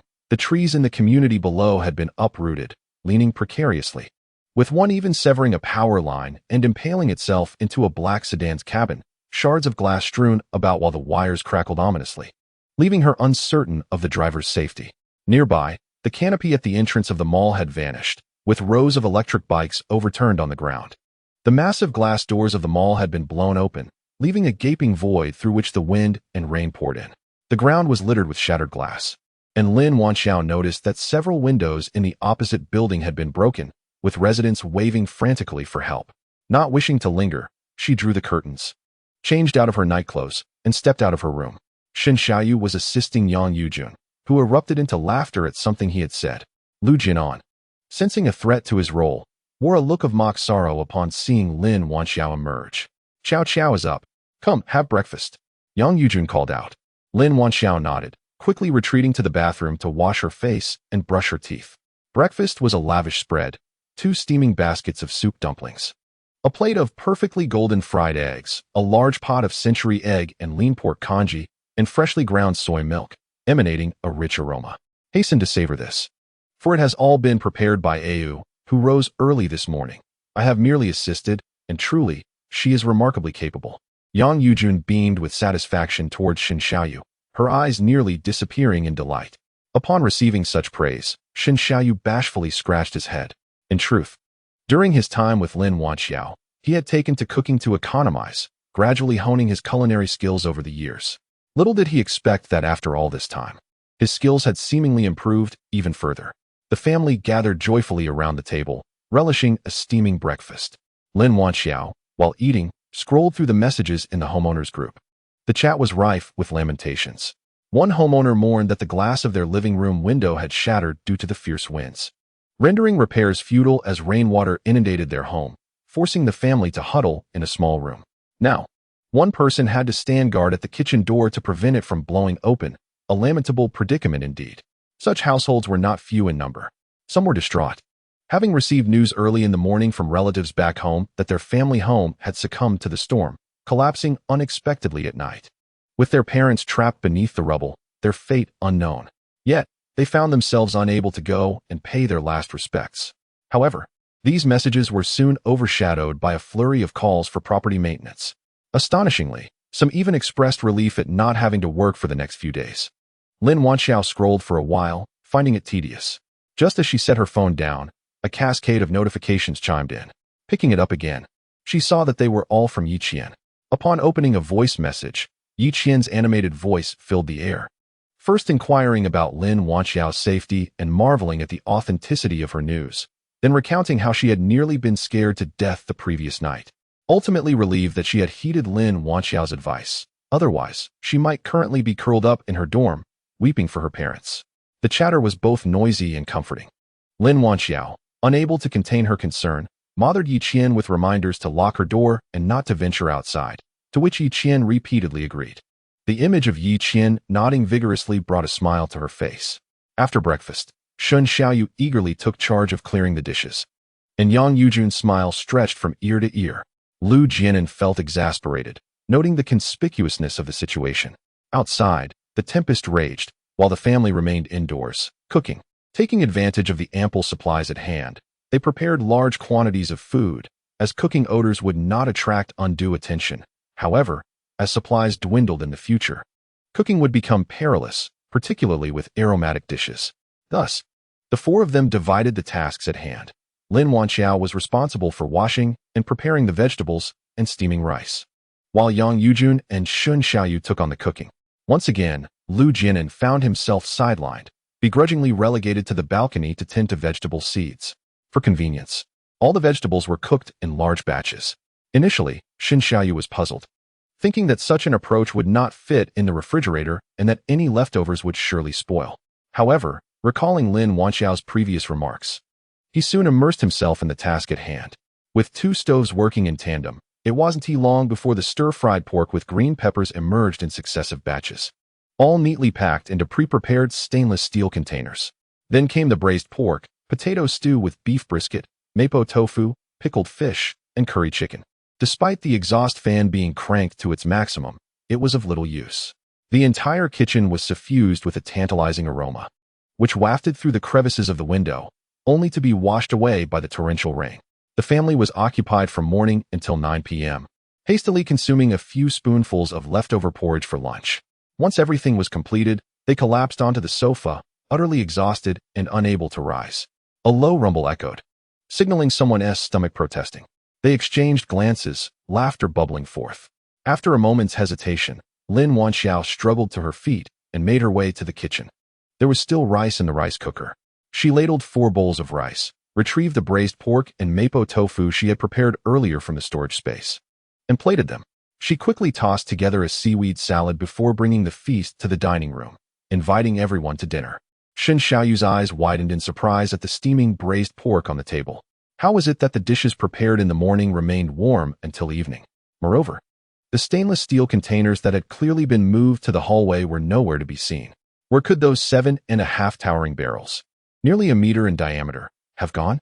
It took 2 people working together just to manage them. The group had busied themselves in the kitchen all afternoon, and Lin Wanxiao had only briefly stepped out. This was baffling. They had seemingly vanished into thin air. Shun Xiaoyu abruptly turned to Lin Wanxiao. Perceiving the astonishment and curiosity in his gaze, Lin Wanxiao understood but continued to smile contentedly as she savored her meal. Throughout dinner, Shun Xiaoyu was distracted. After washing off the scent of oil and smoke, Lin Wanxiao reclined on her bed, drying her hair with a towel while scrolling through messages on her phone. There was a knock at the door. "It's unlocked. Come in." Shun Xiaoyu entered, his expression a complex mix of emotions. Lin Wanxiao's room was cluttered with cardboard boxes, barely leaving space to step. Shun Xiaoyu moved a box aside to sit down, watching Lin Wanxiao dry her hair, at a loss for words. Observing the abundant supplies piled in everyone's rooms over the past few days, along with the unspoken understanding between Lin Wanxiao and the elders, he found it increasingly hard to deny the truth. But regarding the events of today, Chapter 16, we must be well. What is destined to come will inevitably arrive. Lin Wanxiao set down her towel and sat upright. Actually, there is something I hadn't mentioned to you last time. Shun Xiaoyu's attention peaked. He sat up straight. You must be curious about where the stainless steel containers filled with food went today. Lin Wanxiao casually dropped a bombshell. I possess a personal space that allows me to store and retrieve anything at will. Shen Xiaoyu was utterly taken aback. Without giving him a moment to recover, Lin Wanxiao produced a handful of sunflower seeds from thin air. Surely this was an illusion, Shen Xiaoyu thought, blinking in disbelief. Was it magic? He glanced over Lin Wanxiao's shoulder. Bang! A folding bed suddenly materialized, crashing heavily onto the surface, causing a jolt in Shen Xiaoyu's heart. Now do you believe it? It seems you've been struggling with indigestion. Lin Wanxiao remained unperturbed, patiently awaiting the other party's acceptance of reality. The clock by the bedside ticked away the seconds, marking the passage of time. Shen Xiaoyu's furrowed brow gradually relaxed, yet a hint of melancholy crept into his expression, as if he recalled something poignant. He lifted his gaze, fixated on Lin Wanxiao's radiant visage. His hand, resting on his lap, trembled slightly at the implications of her words. The apocalypse, rebirth, and space. She claimed to have fought for survival alone in a world gone awry, committing acts of violence until her demise. But then, why was she alone? Where was that person? Shen Xiaoyu, astute as he was, nearly unraveled the truth, yet dared not fully embrace it. If this were indeed the case, what unimaginable torment had Lin Wanxiao endured? He could scarcely fathom how such a vibrant and delicate young woman could wield a blade to fend off the demons surrounding her. And what about him? Where had he been during her trials? This line of thought led Shen Xiaoyu to reproach himself. In truth, you sought me out roughly a week after the typhoon had passed. She perceived the guilt lurking in his eyes, yet at that moment, she had been embroiled in a quarrel after discovering the deceit behind their marriage, locked away in an attic by them. He was Ruan Feng. Later, a neighbor informed me that you had merely come to ascertain my safety. They claimed I refused to see you, and without further ado, assaulted you at the door, even pushing you down the stairs. Lin Wanxiao was overcome with grief. When you were cast away, blood streamed down your forehead. It's all my fault. Shen Xiaoyu felt the corners of his eyes redden. Her dark, beautiful eyes were veiled with a chill. Much later did I learn that everything that transpired back then was a play orchestrated by him and my so-called good friend to deceive me. Even their affair had long been underway. By the time I uncovered the truth, it was too late. I was trapped by natural disasters, forced to plunge into the depths to salvage supplies for survival. I held on to the hope that one day the calamity would pass and I could escape. Yet I never imagined they could be so despicable. Even Lin Wanxiao's pristine bed sheets were marred by creases as she closed her eyes to shield the pain within. Weeping softly, they even treated me as a gift to curry favor with others, drugging me. What? Shen Xiaoyu leaped to his feet, utterly speechless with rage. His hands trembling, struggling to voice his anger. Beasts. A pack of beasts. No wonder Lin Wanxiao was reluctant to mention that man. The fiancé he believed should have protected and cherished her in the apocalypse. It was no wonder that when she first spoke of the end of the world, her words were steeped in the desolation of survival, her spirit extinguished like dying embers. Shen Xiaoyu was filled with regret, wondering why he had so easily relinquished her.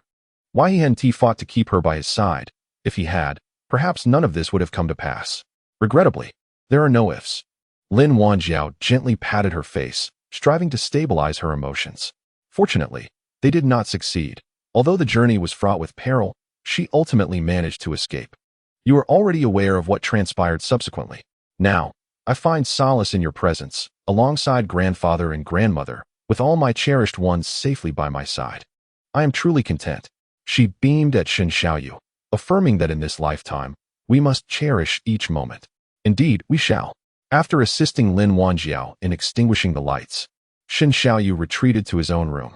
Lying on his bed, a tumult of resentment, regret, and guilt swirled within him, rendering him unable to find tranquility. The following day, both appeared at the dining table with pronounced dark circles under their eyes, startling the elderly couple. Lu Jianan and his partner, having experienced similar situations, exchanged knowing glances and surmised what had transpired, opting not to inquire further, but instead encouraged the two to enjoy their meal. After breakfast, Yang Yujun quietly prepared boiled eggs for them to soothe their eyes. They resumed their routine of browsing group messages. Unbeknownst to them, someone initiated a light-hearted exchange, and soon a flurry of individuals began to share pictures of their household supplies, blissfully unaware of the hefty price they would pay for such folly in the future. Who still looks down on homebodies? Just look at my stockpile of instant noodles and soda. Envy, perhaps? Accompanying this was a snapshot of a bed overflowing with instant noodles. Oh dear, Usually I order takeout and have never bought groceries. I've been living off snacks for 2 consecutive days. I'm on the verge of nausea. It was evident that the speaker was a young corporate worker. Ha ha ha, dear lady, my pantry is well stocked. Come over for a grand feast. I'll treat you to French wine and Australian lobster. A tattooed gentleman shared a video, flaunting his extensive collection of wines stored in a cabinet. One resident, who had been subsisting on nothing but dry bread for 2 days, lamented, by the way, yesterday. I couldn't help but notice the enticing aroma of various meats wafting from somewhere nearby. It drove me mad. I even dreamt of braised pork. Once this typhoon passes, I must indulge in a hearty meal at a restaurant. The group was soon inundated with a barrage of delectable food images. Some expressed concern that the relentless 2-day storm would lead to wage deductions by the boss due to delays. Amid the lively chatter, safety notifications from the property management were quickly overshadowed and had to be reiterated multiple times. Exiting the group chat, she scrolled through the news of the day. The municipal government's official account reported that several rescue teams dispatched yesterday encountered unforeseen danger shortly after commencing their operations, resulting in the unfortunate loss of over 10 individuals. Currently, all search and rescue efforts must be suspended until the winds abate. The incessant storm, lasting for a month, rendered the environment too perilous for governmental rescue operations. This meant that for the coming month, everyone would have to rely solely on their stored provisions. How many households possess enough food in their refrigerators to last an entire month? Those flaunting their food supplies today would appear as succulent lambs in the eyes of those who would endure starvation for over a month. Lin Wanjiao ceased to look at her phone. The dishes prepared yesterday are still far from sufficient. In the face of impending power outages, although she possesses a generator and fuel in her space, each use diminishes her resources.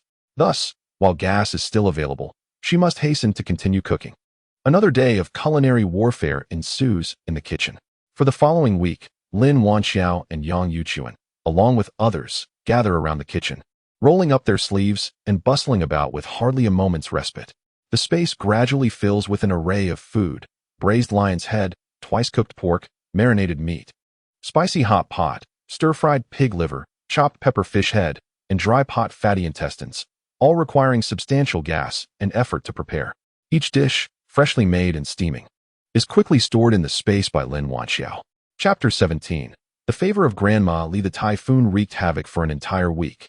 The drainage system of the small town was constructed over a decade ago, and even during light rain, low-lying areas easily accumulate water. After a week of torrential downpour, the road outside the community is now a murky expanse of yellow water, with the deepest spots likely surpassing the height of one's calves. Surrounding the community, the once dry riverbed now gurgles as it delivers brown, muddy water to the road, the surface disturbed by the frenzied winds. The typhoon shows no signs of abating. In fact, its intensity appears to be increasing. A palpable tension spreads through the homeowners group. Some are running perilously low on supplies, frantically calling for assistance from the property management. However, the replies indicate that the management is equally powerless. They have made efforts, but to no avail. The community's entrance is barricaded by the wind, rendering it impossible to push open, and anyone who dares venture outside is nearly toppled over, unable to escape. Even their own on-duty personnel are trapped within the property office. Ultimately, they can only suggest that the homeowners seek help from other residents in the same building. Who has rice? I can trade instant noodles for it. I'm sick of eating this every day. This is a plea from the last time he hoarded several boxes of instant noodles. I do. I still have rice. But we finished all the vegetables long ago. It's unbearable to eat plain rice. At least instant noodles have a few pieces of broccoli. Which building are you in? I'm in building 4, room 302. I'm in building 6. Oh, the despair of the hoarder is palpable. 55555. My food supply is nearly exhausted. Who is the kind-hearted brother offering to treat me to a meal? No one responds immediately, and the atmosphere grows dire. If this continues, someone will surely perish. Is the state doing nothing? How can they? Haven't you seen the news? It's not just us. Nearly the entire country is affected by this disaster. How many rescue teams sent by the government have lost their lives, and how many have been saved? We can only rely on ourselves. The person above is correct. This is nearly a global catastrophe. My aunt in the beautiful country is facing a similar plight, and their situation is even more dire, with no assistance from their government at all. Oh my. At that moment, someone sends a message that instantly captures everyone's attention. It is reported that a young couple renting in their building has been out of supplies for 2 days. Last night, the young man took the risk of venturing outside, with sandbags tied to his feet for weight and 2 dumbbells stowed in his backpack. As soon as she exited the residential building, a gust of wind swept her off her feet, causing the young girl to crash against the stones, weeping bitterly until someone finally answered her desperate knocks on the door, only to drag her back, uncertain whether she was alive or dead. The incident sent ripples through the group chat, transforming it into a cacophony reminiscent of a bustling market. The previous night, Lin Wanjiao had indeed heard faint cries mingled with the howling wind, though their clarity was obscured. In stark contrast to the tense atmosphere among the other residents, her own vicinity was enveloped in harmony.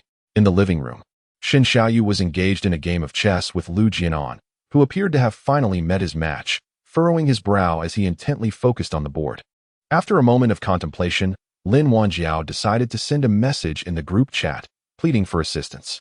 She claimed that due to recent renovations, her household had not stocked up on provisions and was on the verge of running out of supplies, hoping that kind-hearted individuals would lend a hand, promising generous rewards in the future.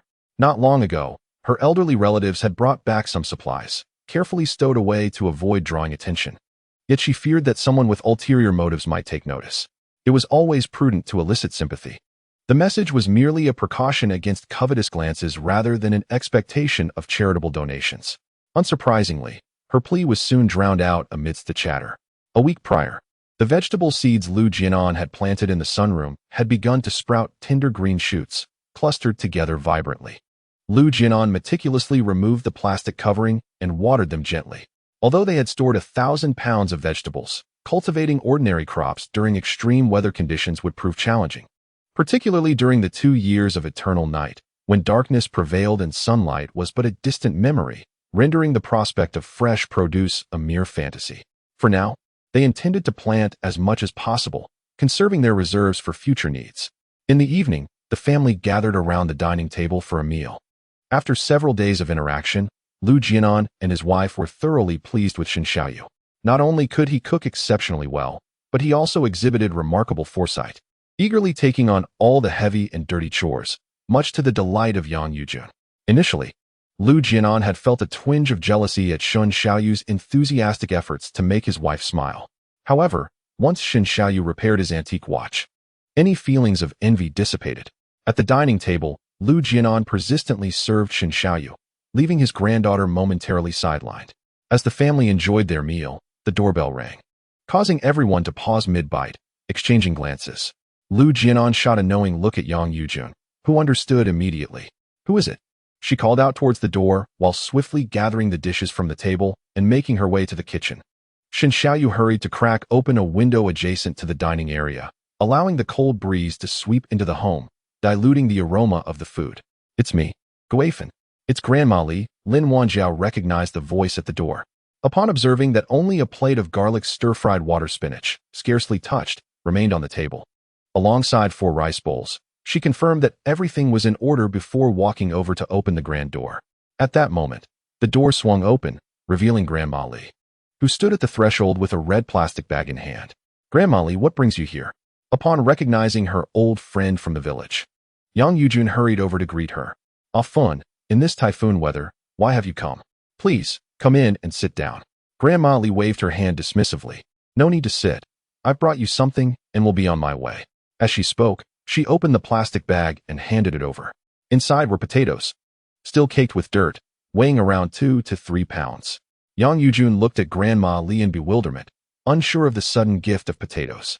Little did Yang Yujun know, Lin Wanjiao was equally oblivious. It was undoubtedly the assistance request posted in their group chat that had prompted this.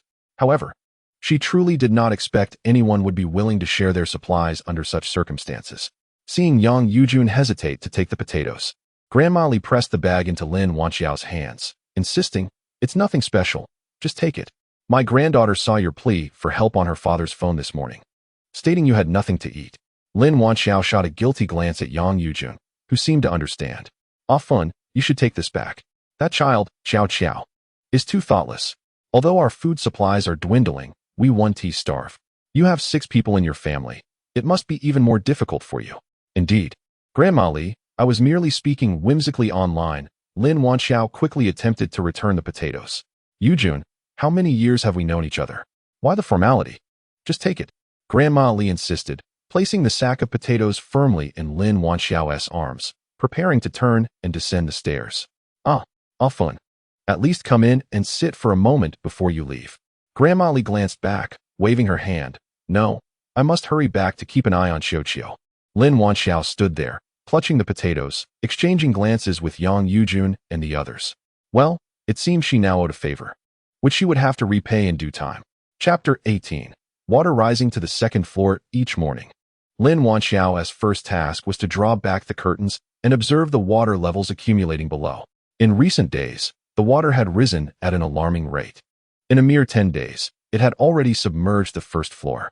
Fortunately, the first floor of the complex served as an elevator lobby, with residents beginning from the second floor. However, even though they had yet to be inundated, the relentless force of the storm showed no signs of abating, making it inevitable that the second floor would soon be affected. The residents on the second floor were already restless, their anxiety manifesting in blistering complaints within the group chat. Another household ventured out despite the risks, but unlike the luck of the previous boy, they were swept away by the flood and never returned. The property management, in a state of urgency, sent several messages urging residents to refrain from venturing outside and to remain indoors, awaiting government assistance. The atmosphere within the homeowners group has transformed drastically from the lightheartedness of merely a week ago to one now rife with resentment and discord. Previously, residents could simply leave their household waste at their doorsteps, and the property management would dispatch cleaners the following day to collect it. However, ever since the typhoon, the community's management has all but ceased operations, resulting in a 10-day accumulation of refuse piled within the corridors. After prolonged fermentation, a foul stench pervades the entire corridor, nay, the entire building. Some inconsiderate residents, unable to tolerate the trash in the hallway, have resorted to carelessly tossing their garbage bags from above into the water below. Countless bags have been swept away by the wind, some entangled in tree branches, while others have burst open due to sharp objects, scattering their contents everywhere. This predicament has severely distressed the lower floor residents, as the stench from the water is overwhelming and, despite closed windows, the pervasive breeze carries the nauseating odor into their homes. Outrage spreads through the group chat. Yet, those living above persist in their disregard, preferring to inflict suffering on others rather than confront their own culpability. Eventually, the lower floor residents, having endured in silence for several days, identified the offending household at Unit 901. Determined, they ascended to confront the residents of the second and third floors. Initially, the occupants of 901 were reluctant to open their door, shouting defiantly from within. This insolence incited the crowd, who seized bricks from the corridor and began to pound on the door, prompting the reluctant opening of 901. It seemed the pent-up frustrations of the lower floor residents erupted as they charged in, leading to a chaotic scuffle. Nevertheless, following this encounter, the situation improved significantly. Meanwhile, Lin Wanxiao's residence on the 16th floor appeared to exist in serene isolation amidst the surrounding tumult. Her neighbor, Hu Minggui, had knocked only once to discuss waste management, and they reached an agreement to refrain from taking out wet garbage unless absolutely necessary, and if unavoidable, to double bag it securely. All refuse would be placed on the fire escape landing between units 1615. Consequently, with the fire door closed, even if there were odors, they would scarcely permeate into her home. Since then, Lin Wanxiao and her family have led their quiet lives, cooking and tending to their garden, thriving in their modest existence. During this time, Ruanfeng sent several messages inquiring about Lin Wanxiao's well-being, but she feigned ignorance and chose not to respond. Noticing her silence, he soon followed up with a phone call, which she opted to ignore by turning off her device. Ruanfeng resided in an older complex with only 5 floors, his family occupying the 4th. In a previous life, floods had inundated even the 5th floor. At that time, the family was frantically salvaging their appliances. When their home first began to flood, they had to squeeze into a small loft of fewer than 5 square meters, packed with furniture to the point where it was nearly impossible to move. As the water level continued to rise, they were forced to relocate to the 5th floor corridor, which was already crowded with other families, resembling a makeshift shelter. By then, their food supplies had dwindled entirely, and before the government began distributing relief supplies, The family had relied almost entirely on Lin Wanjiao's efforts to dive into the waters to salvage provisions for their survival. In this life, she cannot be enslaved. Even the heavens shall deal with that family. After a day filled with toil, a small drink poured, and the lights extinguished, the family gathered to watch a film. Upon waking the next morning, the water had risen to the second-floor level. Lin Wanjiao descended the stairs to investigate and discovered a crowd gathered in the middle of the fourth-floor hallway, all there to observe the flooding situation. A multitude of people huddled together, lamenting the inclement weather and expressing their frustrations. "This damn typhoon, how are we supposed to survive?" one exclaimed. "In all my years, I have never encountered such a ferocious typhoon. The last time the city faced a typhoon and flood was over a decade ago when I had just begun elementary school. Back then, it was hardly more than a single story. Unlike this time, there are no signs of it letting up at all. Have you ever seen a typhoon that rages for over 10 days? It's utterly bizarre. Is this the apocalypse?" A timid voice piped up. Someone had struck a chord, and Lin Wanjiao turned to regard the speaker, a gentle young girl, seemingly from the 5th floor. "You've watched too many movies. Who knows, it might stop by tomorrow." A sigh escaped as another lamented, "It's been nearly half a month since I last worked. Our factory pays by piecework, with no minimum guarantee. What a loss this is. There are also mortgages and car loans to repay. If this continues, how shall we survive? Have you heard? The reservoir on the hillside of Pangku village suddenly collapsed in the dead of night, burying the entire village in a mudslide. On the second floor, residents waded through the murky water, cursing as they salvaged their furniture. Televisions, refrigerators, vacuum cleaners, bed linens, and food were being dragged out, piled in the narrow staircase of the upper floor, rendering the already cramped hallway even more congested, while furniture could be temporarily stacked in the stairwell of the 3rd floor. It was inconceivable for people to reside in the hallway. When emergency calls were made, all lines were busy. Undeterred, the second-floor residents persisted until they finally got through, only to be informed that the number of affected individuals was overwhelming and that local police resources were limited. They merely registered the address and advised them to await rescue. The wind howled fiercely outside. Would there be any rescue? The crowd was acutely aware. "Xiao Xiao, I recall that it's just you and your wife living in your home. Given my situation, could we stay at your place for a few days? We'll leave as soon as the rain stops." The man named was visibly troubled. "Uncle, my wife is 6 months pregnant, and my mother-in-law moved in 2 weeks ago to help. We simply don't have the space." Disappointment washed over the crowd, and hopeful glances shifted to the onlookers. However, all that met their eyes were evasive stares. Not a single person was willing to extend a helping hand. Who would dare to agree? If the rain persisted, how would they manage to send guests away? Moreover, with limited food supplies, how could they share? It was better to avoid complications. And the hallway fell into an uneasy silence. Lin Wanjiao observed for a moment before retreating upstairs. As they began to ascend the stairs to knock on the doors of acquaintances, they found that either the families had no room to accommodate them or simply chose not to answer. Ultimately, the two households returned to the corridor, disheartened, to sleep on the floor. The residents of the 3rd floor observed this scene with growing concern. The water level was visibly rising, and if this continued, it would soon encroach upon their own homes. Chapter 19. A heart attack. Lin Wanjiao stood gazing out the window, surrounded by a hazy atmosphere. Below, debris floated on the water's surface, swirling in the eddies, with the water level seemingly inching higher. "What are you contemplating?" Shen Xiaoyu had approached her silently from behind. "Ayu, something feels amiss." Lin Wanjiao turned, her expression grave. "What is it?"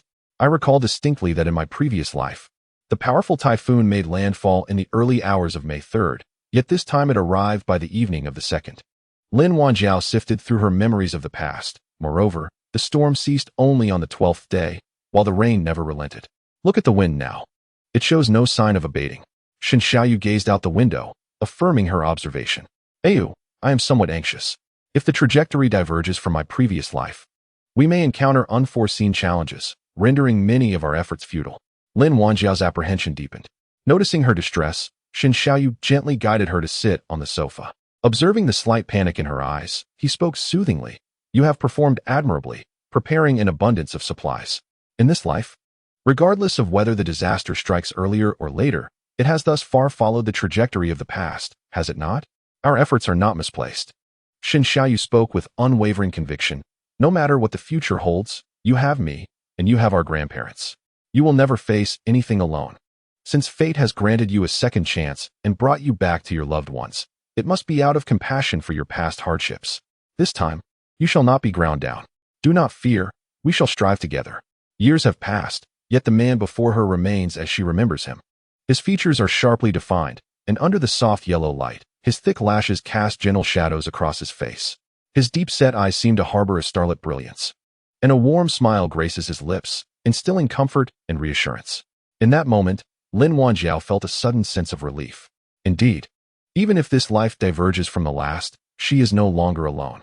All right, let us go eat, he suggested, noting her restored spirits. Today, Lu Jianan had taken to the kitchen, preparing Lin Wanjiao's favorite dish, stir-fried spring bamboo shoots with pickled vegetables. The process began with heating oil, followed by the addition of ginger, minced garlic, a hint of chili, pickled vegetables, and cured meat, all sautéed to perfection.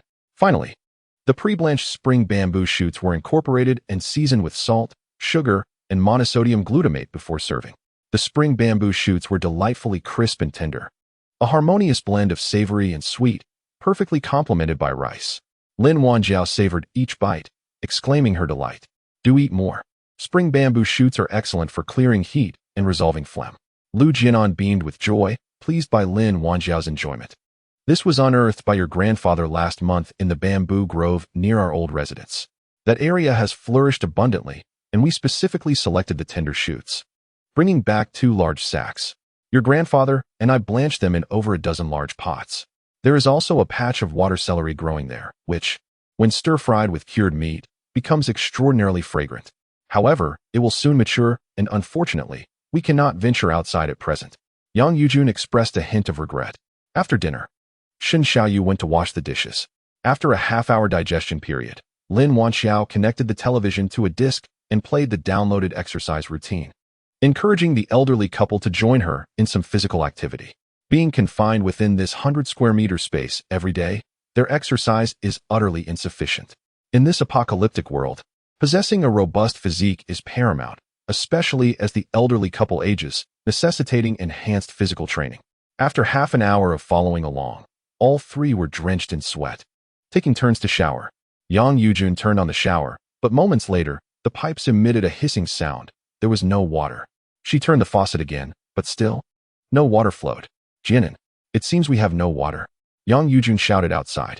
Upon hearing this, Lin Wanxiao swiftly walked to the kitchen, turned on the faucet, and indeed, after draining the residual water from the pipes, nothing else emerged. In her previous life, she had experienced a similar situation in the city, where water shortages coincided with gas supply issues. She turned on the gas stove, and it ignited, although it too would likely run out soon. Grandma, please dress warmly to avoid catching a cold.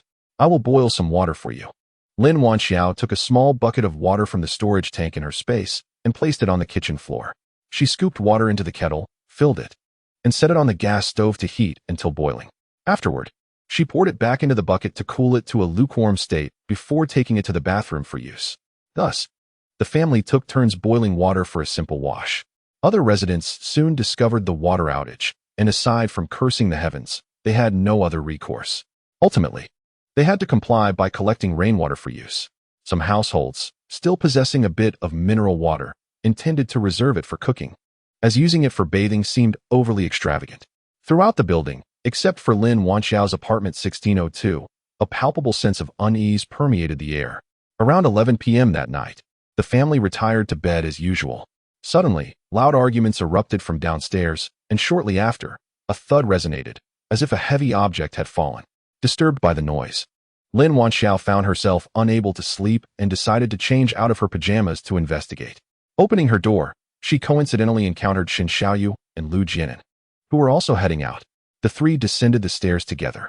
Outside apartment 1502, a crowd had gathered. This has nothing to do with me. I didn't touch her.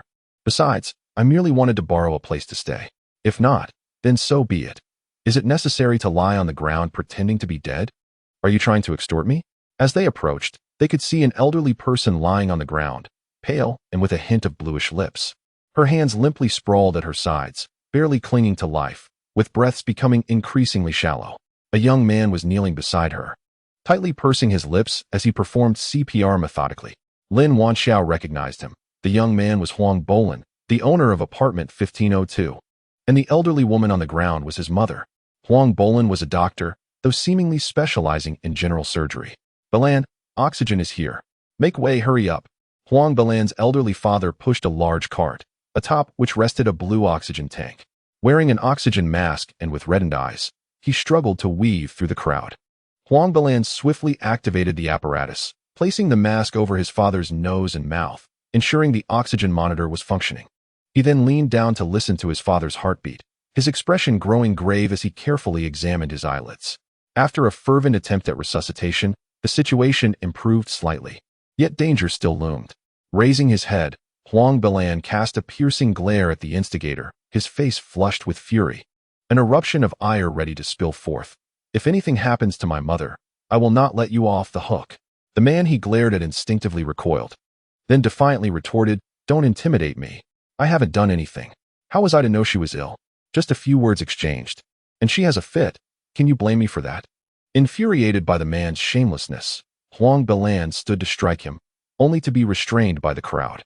"I've already told you there's no room in my home for you to stay, but you wouldn't listen. You insulted my mother." And when she snapped back in anger, you unleashed a tirade of insults, causing her heart condition to flare up. "Who else am I supposed to strike if not you? You all knew she was ill yet failed to take precautions. Who can you blame for this?" It turned out that the residents of room 301, witnessing the rising water levels, had come to seek refuge, only to be rebuffed by Huang Balan's mother. Undeterred, they resorted to moral coercion, accusing Huang Balan, a doctor, of neglecting to save a life, deeming him unworthy of his profession. Enraged by the slander against her son, Huang's mother retorted, igniting a quarrel that ultimately led to the elderly man's heart attack. "Balan, look, your mother seems to be in distress." Huang's father noticed that his spouse's complexion had grown even paler. Hearing this, Huang Balan hurriedly knelt beside her to check, growing increasingly somber with each glance. He raised his head, tears welling in his eyes, imploring the crowd, "Is there anyone who possesses fast-acting heart medication or any anti-anginal drugs? Please, I beg you. If anyone has some, lend it to me to save my mother." The supplies at home had been exhausted days prior. The onlookers exchanged glances, none daring to step forward. Many elderly individuals in the community suffered from heart conditions, but given the current circumstances, no one felt bold enough to offer their life-saving medications. Lu Jianan discreetly tugged at Lin Wanjiao's sleeve, whispering, "Xiao Xiao, Uncle Huang's family is quite good. When you were away, Dr. Huang helped me and your grandmother with various ailments for free. If you happen to have any of that medicine in the supplies you've hoarded." Lin Wanjiao understood Lu Jianan's intention. Even without his prompting, she had already resolved to act. In a world where the end seemed far off, owing a favor to a doctor might prove more valuable than hoarding a trove of supplies. A melodious female voice broke through the murmurs of the crowd. "I have some." Chapter 20, A Life-Saving Grace. Having spoken, Lin Wanjiao promptly turned and ascended the stairs. Once inside her home, she retrieved a box of fast-acting heart medication. Opening the box revealed 3 small, yellow, gourd-shaped bottles. Lin Wanxiao retrieved one of the small gourds and returned the remaining medicine to her space before rushing down the stairs. As she approached, the crowd parted to give her passage. Huang Bolan took the vial, expressed his gratitude, and immediately opened it, pouring out 15 small pills. Supporting his mother with one hand, he gently pried her mouth open with the other, placing all the medication beneath her tongue. After 3 minutes, Huang's mother's complexion visibly improved, and her breathing gradually steadied. 2 minutes later, she trembled as she opened her eyes, meeting the worried gazes of her husband and son, tears of relief streaming down her cheeks. Huang Bolan checked once more, confirming that his mother was out of danger, and he finally exhaled a sigh of relief. Seeing that Huang's mother was safe, the others exchanged polite remarks about resting well before departing. The culprit of the day had long since vanished without a trace. Huang Fu carefully assisted Huang move back to her room to rest. Lin Wanxiao and the others also turned to leave. "Wait," came Huang Bolan's anxious voice from behind. Turning back, they saw him holding the small gourd bottle, hesitating to speak. "What is it?" "Thank you, sister. If it weren't for your medicine, my mother might not have made it." "You're welcome. We are neighbors, after all. This is Uncle Lu's medicine, right? There are still 35 pills left. Please keep it." Huang Bolan offered the bottle to Lin Wanxiao, but she glanced at it and did not take it. "Keep this medicine for now. Aunt Huang needs it more than we do." Although Huang Bolan desired the pills, he understood the gravity of the situation. Each pill was crucial for someone with a heart condition. He took the medicine back, knowing that if Lu Jianan needed it in the future and there were none available, the consequences would be dire. Lin Wanxiao noticed the clarity in his eyes, devoid of greed, and her regard for him rose significantly. Not wanting to give the impression of having an abundance of medicine in front of others, she accepted the vial. Then I shall take my leave. Please take good care of Andy. If you need anything, just let me know. Thank you so much. Today has been chaotic. I will make sure to express my gratitude in person another day. Lu Jianan added, what are you being so formal for? You've treated me and Aunt Yang before. If you need anything, just ask, and I will certainly assist. The three bid farewell to Huang Bolin and returned to their apartment on the 16th floor. Yang Yujun sat in the living room with a coat draped over her. After hearing the entire account of events, she exclaimed with indignation, Dr. Huang is skilled. And Uncle Huang and his family are warm-hearted and kind. Usually, when someone has a headache or a cold, they go to Dr. Huang, who doesn't even charge them. These people, not only are they ungrateful, but they also pressured him to this extent. Thankfully, nothing serious happened. Otherwise, it would have been a grave sin. The family exchanged a few more words before retreating to their rooms to rest. The following day, they awoke to find water had already flooded the second and third floors. It turned out that the residents who had set up makeshift beds on the third floor were grumbling as they moved out, opting to relocate directly to the fifth floor to avoid the hassle of moving again in the future. Unbeknownst to him, he had subconsciously begun to feel that the rain would never cease. The resident on the third floor, who had come into conflict with Dr. Huang, was increasingly anxious as he witnessed the water level rise perilously overnight. He certainly did not wish to share the fate of those on the second floor, living in the corridor and resolving all bodily needs within a cramped space, an utterly unbearable situation. After last night's ordeal, who would be willing to take them in? All he could do was pray for the heavens to bring an end to the downpour. Today, Lin Wanjiao's family dined on coarse grains accompanied by a plate of spicy and sour shredded potatoes and stir-fried broccoli. Having indulged in rich meats and lavish dishes of late, they opted for something lighter, believing it to be beneficial for their health. The potatoes were those gifted by Granny Li during her last visit, homegrown and free from pesticides, emphasizing a commitment to health. In the afternoon, Huang Bolin knocked on the door.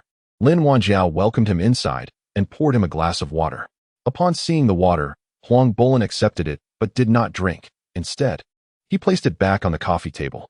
Since the water supply had been cut off, the clean water at home was reserved solely for meals, and their stored water was running dangerously low. Consequently, they would soon have to rely on rainwater, which was far from pure. Understanding the value of water, he refrained from drinking. How is Annie doing? Lin Wanjiao inquired first. Much better, and we are truly grateful to you. My mother awakened and learned that it was you who provided the medicine to save her. She insists that I come and thank you in person, he replied earnestly. It was but a small effort. You are too courteous, she responded. You saved my mother's life. Mere words of thanks feel utterly inadequate. Moreover, in these times, when everyone is concerned about their own survival, who would offer life-saving medication to a stranger? Huang Bolin said with utmost seriousness. He then produced a small red velvet box from his pocket and placed it on the coffee table. Today, I come to express my family's gratitude for your kindness. I recognize that what you most need is food. However, to be honest, our own food supply is dwindling. We can barely manage to eat enough to sustain ourselves.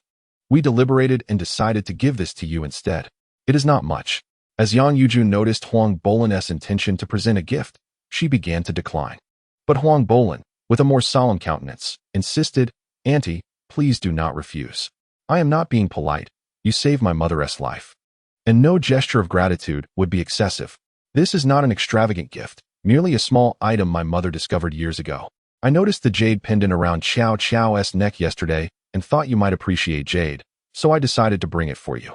Yang Yujun picked up the small box from the coffee table, attempting to return it to Huang Bolin. However, he was quicker, having already risen from the sofa and made his way to the door to bid farewell to everyone. Observing this, the family ceased their refusals and stood to see Huang Bolin off as he descended the stairs. Once the door was closed, Lin Wanjiao opened the red velvet box, revealing a quaint jade ring nestled within. Lu Jianan leaned forward to take a look, remarking, This ring appears to be quite valuable. Shin Xiaoyu picked up the object and examined it closely. Indeed, it was quite valuable. I had seen a similar piece when negotiating with a businessman, which reportedly cost over 200,000. This one appeared even more exquisite. likely commanding a higher price.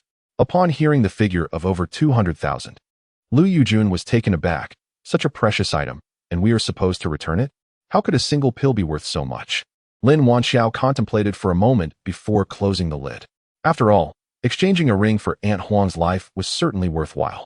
Moreover, it was a gesture of goodwill, and returning it might not even be accepted. Shen Xiaoyu nodded in agreement.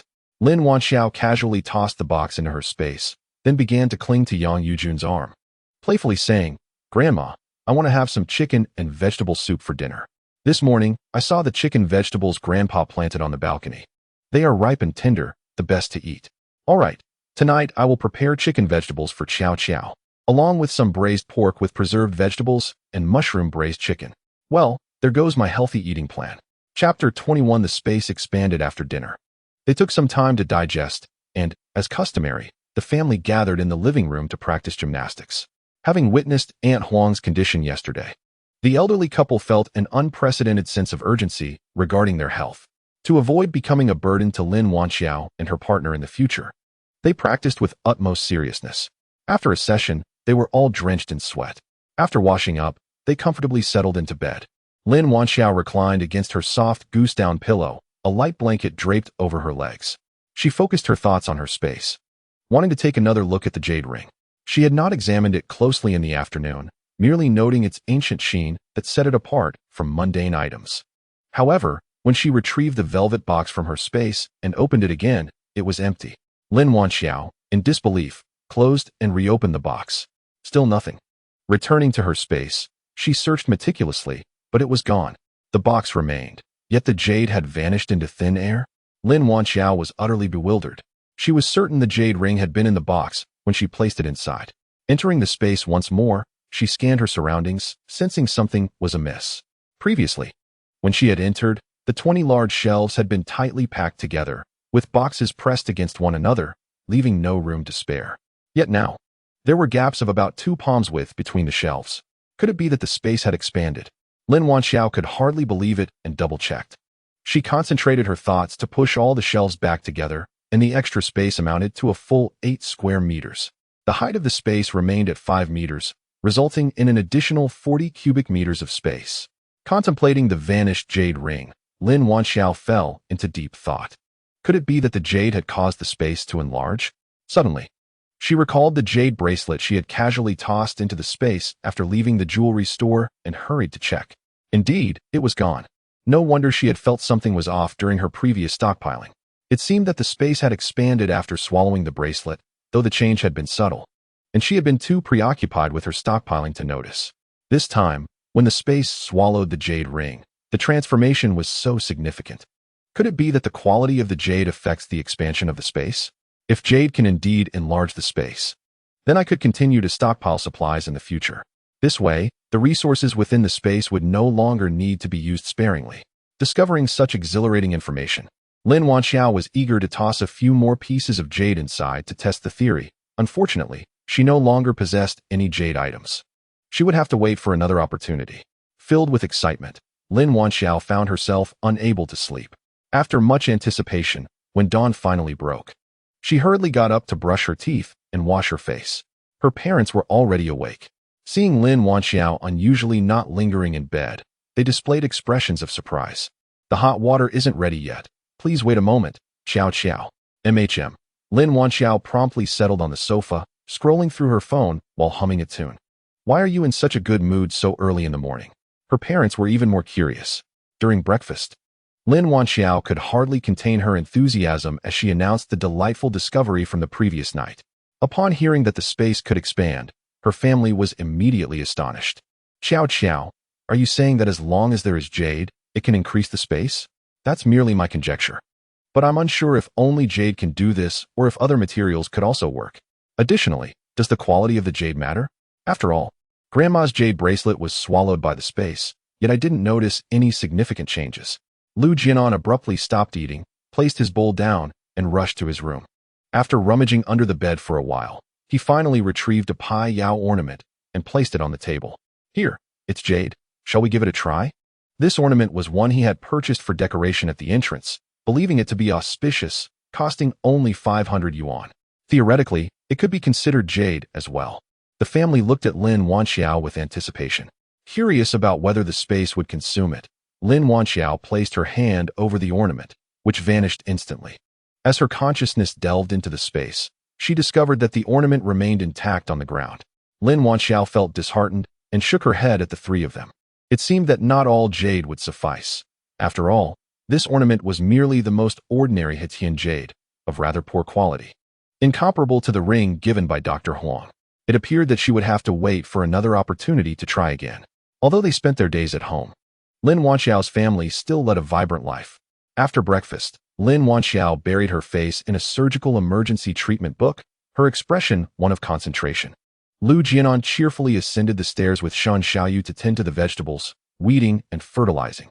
Meanwhile, Yang Yujun watched a soap opera while knitting a sweater. Before long, noon arrived, and just as Yang Yujun put down her needle and thread to prepare lunch, she heard wails echoing in the hallway. Opening the door to listen closely, she discerned, Qiao Qiao. It seems they are saying the gas has been cut off? Lin Wanxiao was not surprised at all. In her previous life, the gas had ceased alongside the water supply. Yang Yujun walked to the kitchen to check, and indeed, the stove could no longer be ignited. Fortunately, Lin Wanxiao had already prepared her companions for the impending situation, so they panicked only momentarily before regaining their composure. She retrieved the induction cooker from her home and resumed preparing lunch. The owners' group was already in an uproar over the water and gas supply being cut off, lamenting the unbearable nature of their circumstances. Lin Wanxiao understood that it would not be long before the electricity would be cut as well, leaving them devoid of power, internet, water, and gas. At that point, they would truly be at the mercy of fate. In a bid for survival, the residents began to employ various means. Those equipped with induction cookers, like Lin Wanxiao, started utilizing them, while others resorted to dismantling wooden furniture to create makeshift fires, using stainless steel buckets or basins to protect their floors from burning. The incessant rain rendered the air exceedingly damp, and the smoke from the wet wood filled their homes with a suffocating haze, making it impossible to open windows for fresh air, resulting in persistent coughing and tears. However, Lin Wanxiao had no time to concern herself with others. She quickly immersed herself in her studies. Before long, the water level had risen to the 3rd floor. Without waiting for rescue, Units 301 and 302 had to fend for themselves, mimicking the actions of those on the 2nd floor to salvage essential furniture, food, and bedding. Although they were aware that no one would take them in, the two households still ventured upstairs to knock on doors in hopes of finding refuge. As expected, not only were they denied shelter, but they also faced humiliation from Unit 901. Just days prior, a dispute had arisen between 901 and the 2nd and 3rd floors over trash being discarded, and now, with the tables turned, they seized the opportunity for vindictive mockery. Angered by the scorn, Unit 302 retreated downstairs, deciding to endure the situation in the stairwell. If the 2nd floor could manage, so could they. Only Unit 301 remained undeterred, boldly ascending to the top floor, certain it would remain above the floodwaters. When they knocked on the door of Unit 1602, Lin Wanxiao was preoccupied with her frustration over the incomprehensible terminology in her textbook, and thus opened the door with an irritable expression. Chapter 22. Will you leave or not? Lin Wanxiao swung the door open. What do you want? Standing at the threshold was a middle-aged couple who scrutinized her and the interior of her home with keen eyes. An elderly person accompanied a boy of 6 or 7, who was incessantly clamoring to watch television, only to be hushed by the elder. Lin Wanxiao recognized the middle-aged man as the one who had nearly caused Aunt Huang's demise just days earlier, which only intensified her cold demeanor. Noticing her unfriendly attitude, the middle-aged man rubbed his hands together and forced a smile. You see, I am the owner of Unit 301. The water has risen, and we find ourselves without a place to go. We are neighbors. Could we possibly stay here for a few days? Before Lin Wanxiao could refuse, the man hastily added, We want to stay for free. We can pay. I have no space to spare. Lin Wanxiao retorted. This was the man responsible for Aunt Huang's heart attack, who had offered no apology and instead sought to shift blame. It would be foolish for her to invite such a wolf into her home. As she attempted to close the door, the opposing party made an unwelcome advance, obstructing her efforts and even insisting on pushing further inside. Please, just for one night. We can sleep in the living room, they pleaded. Do not come any closer. I have already stated there is no space for you, and we are not acquainted. Seek assistance elsewhere. Upon witnessing Lin Wanxiao's blatant indifference, the woman plopped herself down at the entrance, wailing dramatically, "How can people be so heartless? You reside in such a spacious home yet refuse to lend a hand. Is this not tantamount to watching us perish?" The commotion caught the attention of the neighbors in 1601, who opened their door to investigate. The woman's cries intensified. "Oh heavens, open your eyes. Our entire family is in peril." By this time, Shen Xiaoyu and his companions had already arrived, having anticipated the man's forceful attempt to breach the threshold. Observing the woman's unreasonable outburst, they felt a wave of distaste wash over them. The ruckus attracted a gathering of onlookers, curious to witness the unfolding drama. "I am not your mother. I am under no obligation to assist you. Instead of wailing here, why not exert that energy to gather your belongings?" Lin Wanxiao retorted. Enraged, the woman pointed at Lin Wanxiao, exclaiming to the crowd, "Look at this disrespectful younger generation. How could her parents have raised her to speak so cruelly?" Some bystanders, perhaps feeling Lin Wanxiao's words were too harsh, interjected, "Young lady, you shouldn't speak so unkindly. They merely seek a place to stay for the night. There's no need for insults." Lin Wanxiao cast a cold glance at the meddler from 1601, responding, "Just for one night? Why don't you offer them shelter in your home? Anyone who feels sympathy for them should take them in. My home has no room to spare." The crowd's gaze shifted towards 1601, while 301 cast an expectant look in their direction. Terrified, 1601 promptly shut their door. Seeing his wife escalate the situation, the middle-aged man exchanged a knowing glance with the elderly woman. "Please, do not be upset. My wife is merely hasty and means no harm. We adults can manage in the hallway, but look at my mother and child. The conditions there are unbearable for them. Could we perhaps allow the elderly and the child to stay for tonight? We will find a solution by tomorrow." Receiving the man's silent cue, the elderly woman attempted to kneel with the young boy before Lin Wanxiao's family. This was an overt attempt at moral coercion, and Lin Wanxiao could not tolerate it. Just as the child was about to kneel, Lin Wanxiao swiftly drew a cleaver that she had concealed behind her, striking it against the marble wall with a resounding clang. Witnessing the flash of silver, the wall instantly bore a network of cracks, causing debris to cascade down. The crowd stood stunned by Lin Wanxiao's abrupt display of defiance. Pointing the blade at 301, she coldly demanded, "Will you leave or not?" Faced with Lin Wanxiao's unwavering resolve, 301 could only grumble and retreat. After locking the door, Lin Wanxiao returned the knife to the kitchen, only to encounter the complex expressions of Lu Jianan and the others. In truth, not only had the onlookers been startled by her actions, but even her companions had been taken aback by the sudden turn of events. The usually delicate and affectionate girl, who would cling to them for pampering, suddenly transformed into a figure radiating hostility, even wielding a blade. In an instant, the atmosphere within the home grew grim and somber. Shen Xiaoyu approached Lin Wanxiao, taking her hand and examining it intently for a considerable while. Meeting her puzzled gaze, Shen Xiaoyu wore a grave expression. "As long as your hand is unharmed, that is all that matters. In such situations, you ought to call me. How could you be so reckless? Blades are merciless, and as a young lady, you should not engage in such activities." Lin Wanxiao chuckled softly. The elderly couple quickly grasped the situation, recalling Lin Wanxiao's previous mention of the cannibalistic horrors of a post-apocalyptic world, and immediately felt a wave of regret. Had there been even a hint of hesitation today, they might have been unable to escape from room 301. If those individuals were to take up residence with them, it would be nearly impossible to evict them. The potential discovery of their supplies was a terrifying thought. Although Lin Wanxiao's actions appeared extreme, they could prevent a myriad of future troubles. At the very least, others would think twice before targeting their family. However, the memory of Lin Wanxiao discreetly carrying a knife when she opened the door and her swift draw of the blade was a reminder of the countless trials she had endured in her previous life, causing the elderly couple further heartache. "Good child, you have suffered," Yang Yujun said, wrapping her arms around Lin Wanxiao, wiping her tears with one hand. "Grandma, it's all right. I am perfectly fine," Lin Wanxiao reassured her. Lu Jian also chimed in, "All right. Enough tears." These neighbors, who usually seem so amiable, reveal their true colors in times of trouble. Human hearts are truly inscrutable. From now on, let us not provoke anyone. Yet remain wary of deceitful individuals. No matter who comes knocking, never open the door alone. Always take the knife with you. The family nodded in agreement. The commotion at room 1602 was also circulating in the group chat. Some criticized Lin Wanxiao for her cold-heartedness, claiming that no matter her grievances, she should not resort to violence. Yet, a small faction supported her, feeling a sense of vindication. Room 301 had clearly intended to impose upon them, refusing to lend assistance and resorting to shameless antics. Last time, they had nearly endangered Dr. Huang's mother. Such people deserved no courtesy.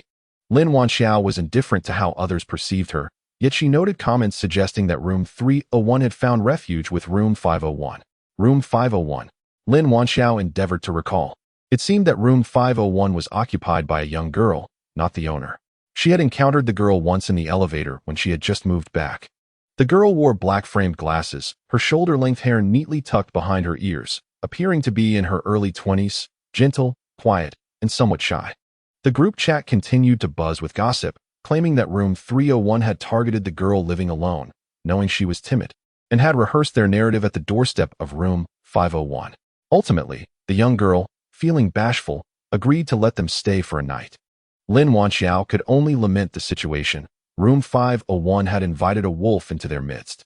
In the future, it would be easy to invite trouble, but difficult to send it away. Nevertheless, each individual must make their own choices and be accountable for their decisions. She would not meddle in others' affairs. With the storms raging outside, the family closed their doors and quietly continued their lives in peace. Chapter 23. The Resolute and the Silent. As the water level continued to rise, the lives of the lower floor residents descended into a quagmire of difficulties. The inconveniences brought about by the cessation of water and gas supply were merely the tip of the iceberg. The management of household waste had become a significant issue. Initially, residents placed their refuse in the stairwell, but as time wore on, the organic waste began to rot, filling the corridors with a foul stench that attracted a myriad of flies and mosquitoes. Consequently, some individuals resorted to discarding their trash into the toilets, items such as tissue paper, fruit peels, and cigarette butts, followed by a bucket of rainwater to flush it down. However, as time progressed, the community's sewage system became entirely obstructed by the accumulated refuse, resulting in the lower floor residents' toilets and floor drains beginning to backflow with wastewater. The noxious, brownish liquid, mingled with excrement, flowed freely across the floors, creating an unbearable stench that was simply appalling.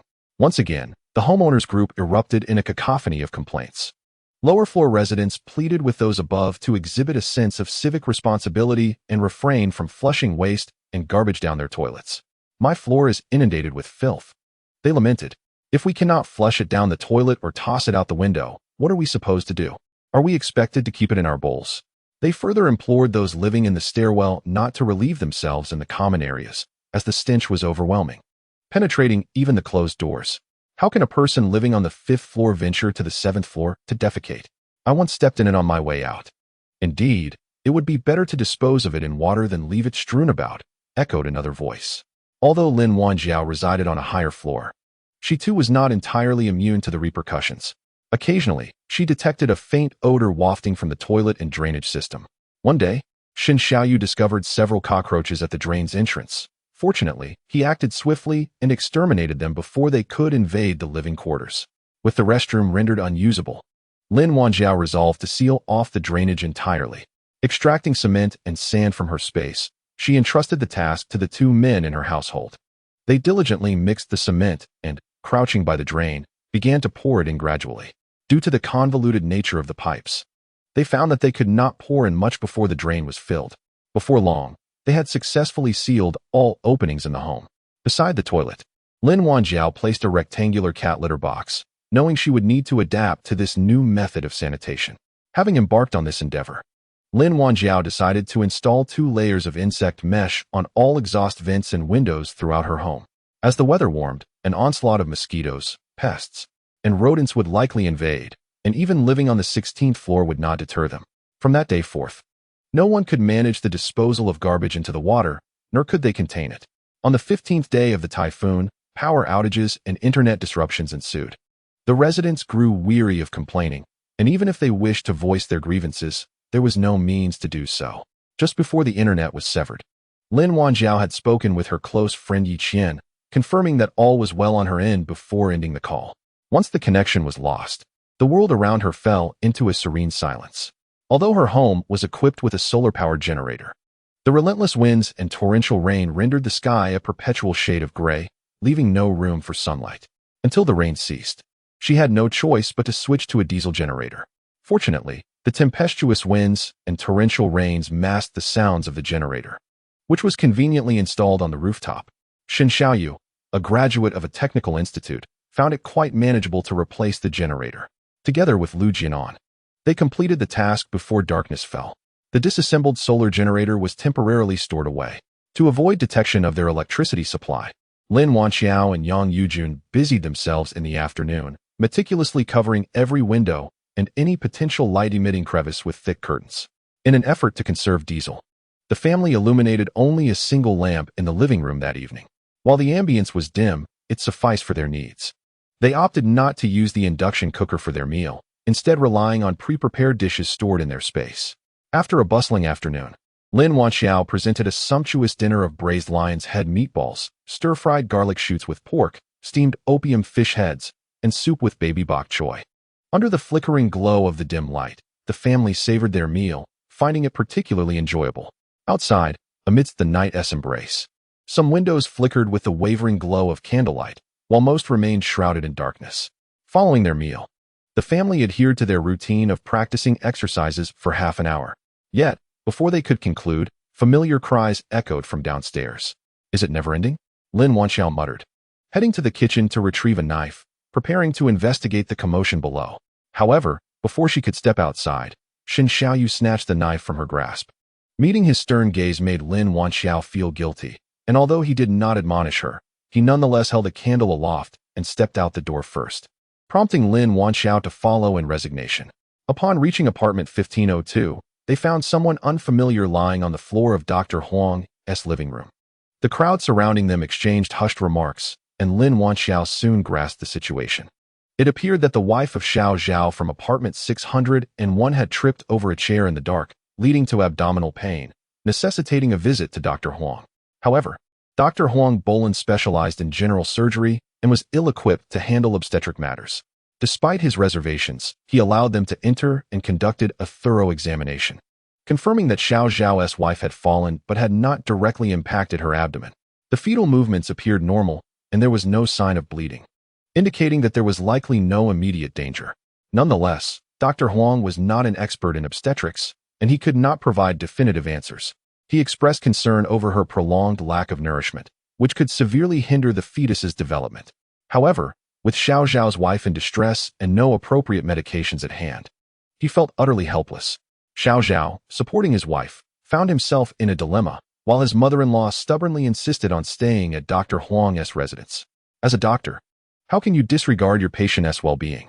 Last time, you managed to save your mother. My daughter is only experiencing abdominal pain, and you tell me there's nothing you can do? Dr. Huang, exasperated, patiently reiterated his limitations, but the mother-in-law refused to comprehend. It's not that I lack medications. Even if I had some, I am not an obstetrician and cannot administer them recklessly. Your commotion here is futile. It would be far better for the patient to return home and rest, replenishing her strength. I do not care. As a doctor, it is your duty to find a way to save my daughter. If anything were to happen to her or my grandson today, I would perish right here in your establishment. Mr. Huang, initially resting with Mrs. Huang in their room, could no longer contain his frustration upon hearing these words. He stormed out, pointing at Xiao Zhao's mother-in-law and berating her, "You old hag. You've been given enough face." Xiao Zhao, supporting his wife with one hand, attempted to lift his mother-in-law from the floor with the other. "Mother, please, let it go. Do not make things difficult for Dr. Huang. Let us return home." "You useless wretch. How could my daughter end up with such a spineless man? You barely earn enough to get by, and now you cannot even provide a warm meal. She is carrying your son." The old woman rose and slapped Xiao Zhao across the face. "Is this really happening? Family members striking each other?" The onlookers instinctively stepped back, fearing they might get caught in the fray. Lin Wanxiao seized the opportunity to sidle up to Huang Bolan.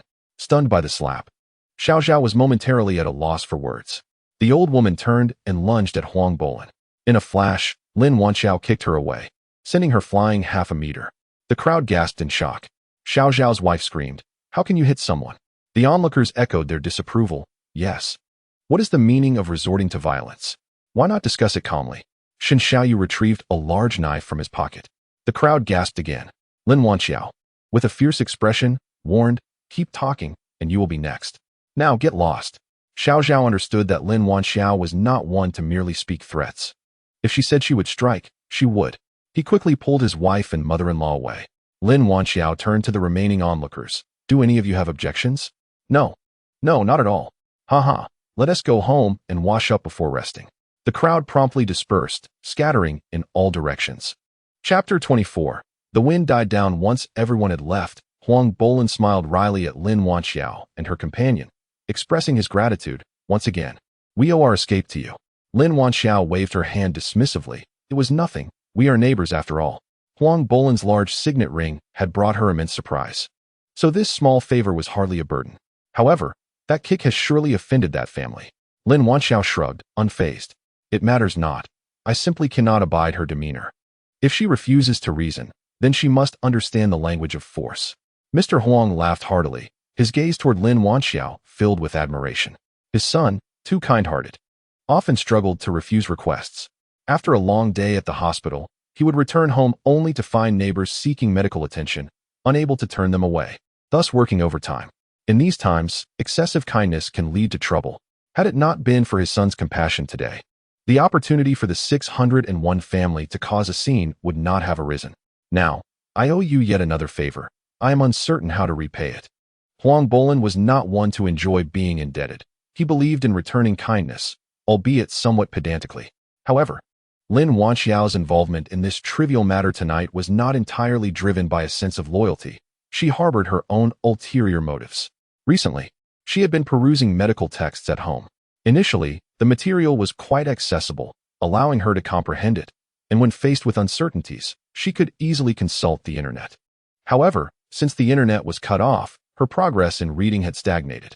If she could receive guidance from Huang Bolin, her advancement would be significantly enhanced. Should Dr. Huang feel compelled to repay this favor, she would greatly appreciate his assistance.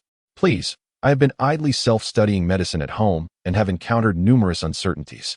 If it would not be too much trouble, could you occasionally provide some guidance?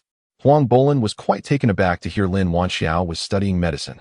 Yet, considering Lu Jianan's heart condition, it was not entirely surprising. Of course, he replied. What book are you currently using? Lin Wanxiao informed Huang Bolin of the book she was studying. After a moment of contemplation, he returned from his room with a stack of well-preserved textbooks from his medical school days. These are foundational texts suitable for those with no prior knowledge. The book you are currently using may be a bit too advanced for you at this stage. Once you grasp these, you can move on to other materials. Dr.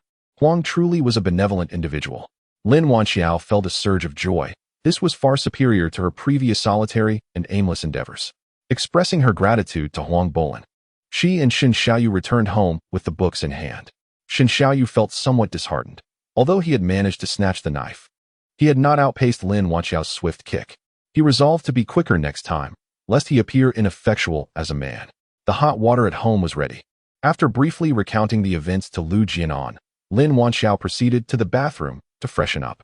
Reading at night consumed too much electricity, so it was better to conserve energy. She slept soundly without dreams. Upon rising in the morning, she found that Shen Xiaoyu had prepared a delightful bowl of 3-flavor noodles, which included a generous handful of freshly sprouted bean sprouts from Lu Jianan. The dish was crisp and refreshing. Although the windows had been sealed, the incessant rain had rendered the home rather damp. Lately, the walls had been persistently moist, and a mere touch could elicit droplets of water. Laundry was difficult to dry, and even when dry, it carried an unpleasant odor. Consequently, Lin Wanxiao decided to turn on the dehumidifier.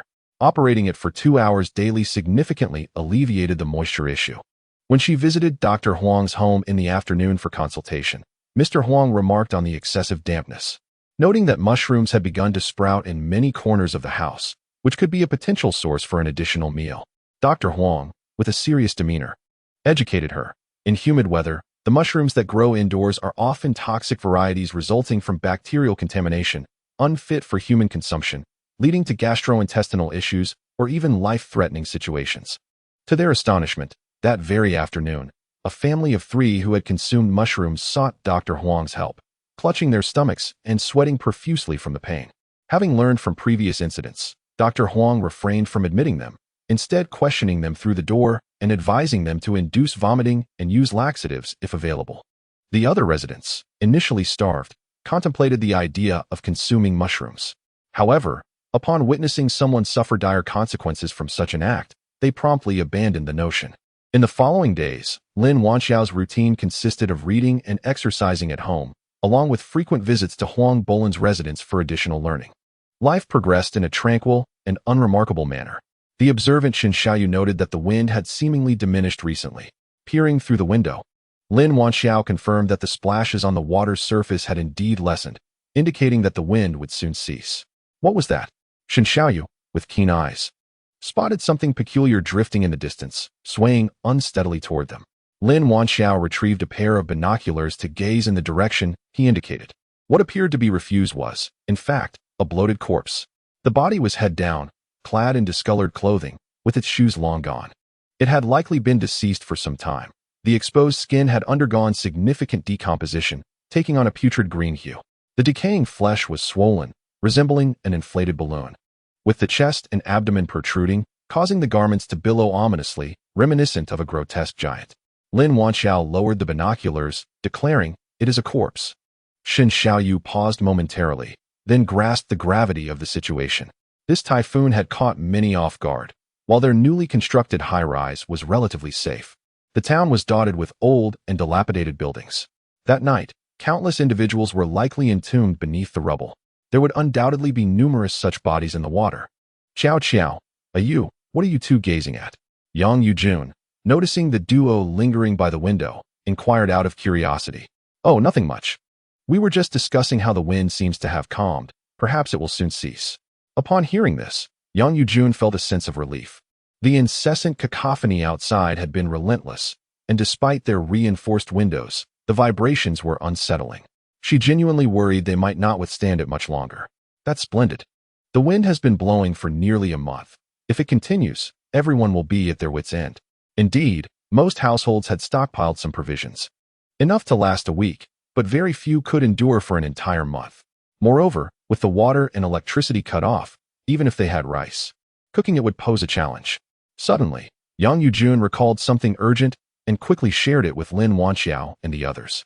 "By the way, this morning, Uncle Huang downstairs mentioned that a thief broke into 501 last night." Lin Wanxiao felt a sense of familiarity. 501? Shen Xiaoyu reminded her. "That's the family that used to reside in 301, the ones who caused a ruckus at Dr. Huang's place, and were later taken in by 501. It dawned on her that 501 was the household of a young girl. A thief? Did they catch the intruder?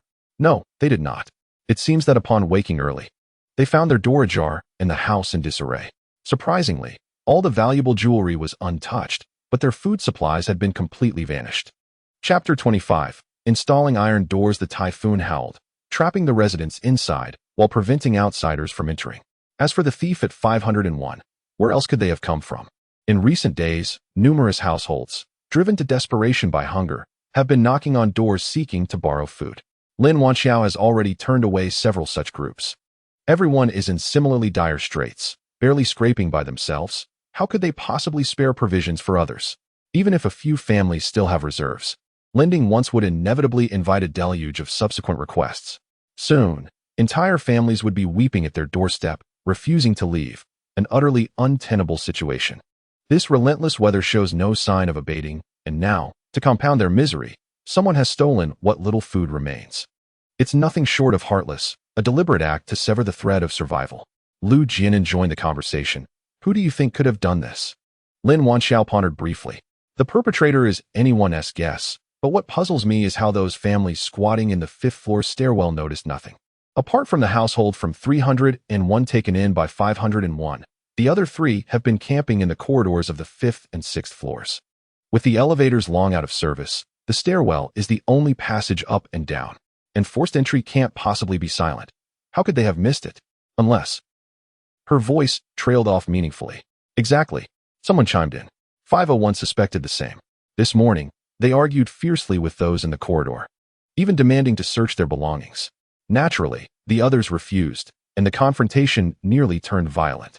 With the storm raging, if they were deep asleep, it's plausible they heard nothing, another offered. Lin Wanxiao remained unconvinced. More likely, those in the stairwell turned a blind eye. Why should they huddle like rats in damp, frigid corridors while others slept warm in proper beds? Human nature is such. Resentment festers at the sight of others' comfort. And the audacity of that family lodging with 501 to make demands. Rumor had it their own provisions had dwindled to nothing within days of moving in. The young woman living there, accustomed to solitude, had stockpiled some supplies. Initially, they agreed to stay just one night in her living room. Yet they since entrenched themselves. Their child would stare hungrily as she ate, and the soft-hearted girl eventually shared her meals. Once, then again. Until the entire family leached off her without remorse. A heavy silence settled over the group. With no police to report to and no leads. The theft at 501 faded into unresolved frustration. But for Lin Wanxiao, it served as a grim warning. This was merely the beginning, not the end. When despair and darkness consume the human heart, crime thrives in the shadows. Today, it's 501 being robbed. Tomorrow, the desperate might mask their faces to steal from others. And theft could easily escalate, knives drawn, lives at stake. She voiced these fears to her family. All agreed, yet none could devise a sure defense. What if we install another door? Someone suggested. Even if the lock is picked at night, it would buy us time. Lin Wanxiao still had the old security door from their renovation, along with a brand new iron gate and ample cement. I think it's a sound plan, Shen Xiaoyu said. The first to endorse the idea.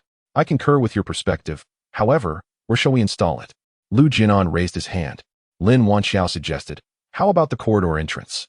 The dimensions of the iron gate are just right. Will the neighbors object? Yang Yujun expressed her concerns. Having always been a benevolent individual who revered neighborly kindness and sought not to trouble others, they should not. The installation of the gate will benefit them without any detriment. I will speak with the residents across the hall shortly. The family reached a consensus and decided to take action immediately. Shen Xiaoyu and Lu Jianan proceeded to knock on the door of Unit 1601, while Lin Wanxiao retrieved the iron railing from their space in advance. It remained pristine. To avoid raising suspicion, she and Yang Yujun smeared some dust on it with a dirty cloth. They also placed cement and sand at the entrance. Before long, Shen Xiaoyu and Lu Jianan returned. Shen Xiaoyu nodded at Lin Wanxiao. The residents across the hall have agreed. Each family will receive a key once the gate is installed. Just as the group was lifting the iron gate out of their home, the door across opened. The owner of 1601, Hu Minggui, emerged with a smile. Upon seeing the group hoisting the iron gate, he hurried over to lend a hand, exclaiming, "Oh, this gate is rather heavy. Where did you procure such a fine iron door? The cement is all ready." Lu Jianan casually replied that it was left over from previous renovations, offering no further explanation. Together, they carefully transported the gate to the staircase, leaning it against the wall. The old fire door consisted of 2 wooden panels, lacking a lock, and had been left open for years. However, from a safety standpoint, the iron door was indeed less conducive to escape. Yet, given the unusual circumstances, such considerations were secondary. In the event of an emergency, a heap of rotting wood would offer no protection. The wooden door frame had been affixed with glue and nails at the junction with the wall, making it easy to dismantle. With a hammer and chisel in hand, Shen Xiaoyu had the old door removed in less than 5 minutes. The sounds of knocking and hammering on the 16th floor attracted several residents from below, including Dr. Huang, who came to investigate. "Xiao, what is happening?" Lin Wanxiao replied with poise. "We heard there was a burglary on the 5th floor, and we were concerned. So we are installing a gate here." Among the crowd, someone remarked with a hint of sarcasm, "How much food do you have stashed on the 16th floor to warn a gate against thieves?" Another chimed in, "This is a public area. How can we access our homes if you block the way?" Lin Wanxiao shot a sharp glance at the troublemaker, who, startled by the menace in her gaze, immediately withdrew and fell silent. Indeed, it was easy to forget that this woman was capable of wielding a knife and had once kicked an elderly lady. "Though we may not have food, my elder suffers from heart disease and lacks medical supplies. Should a thief intrude at night, it could lead to grave complications." She continued, "Moreover, this is the top floor. What business do you have loitering at our doorstep, harboring ill intentions?" Dr. Huang interjected in defense. "Their installation of the door does not affect anyone else. They can do as they please. Alas, I wish I had tools. I would also like to install a door." Since being confined at home, he had no duties to attend to, yet he found himself more exhausted than during his shifts at the hospital. Every day, it is either the unclean rainwater causing stomach troubles that knocks at the door, or the unfortunate soul who has succumbed to food poisoning from undercooked meals being carried in. When people arrive at the doorstep in distress, if one were to be heartless and refuse entry, the incessant knocking would become unbearable for the entire household.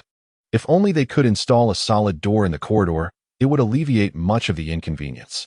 Meanwhile, Shen Xiaoyu had already drilled the installation holes in the wall, securing the iron door frame firmly within the doorway and diligently tightening the expansion bolts one by one. Lu Jianan, having prepared the cement, called upon Hu Mingwei to assist in filling the gaps between the door frame and the wall with cement. 2 hours later, a sturdy black iron door stood resolutely at the entrance to the 16th floor corridor. It is best not to open the door for the next 24 hours until the cement sets, Shen Xiaoyu reminded the others while tidying up the tools. Hu Mingwei took a key and returned to 1601. Chapter 26. Grandma Li delivers news May 24, 2023. Though the winds had diminished, the torrential rain persisted, completely submerging the 3rd floor and advancing towards the 4th. In stark contrast to the chaos experienced by others, life in 1602 was akin to a serene paradise. Lin Wanjiao and her family lived each day to the fullest.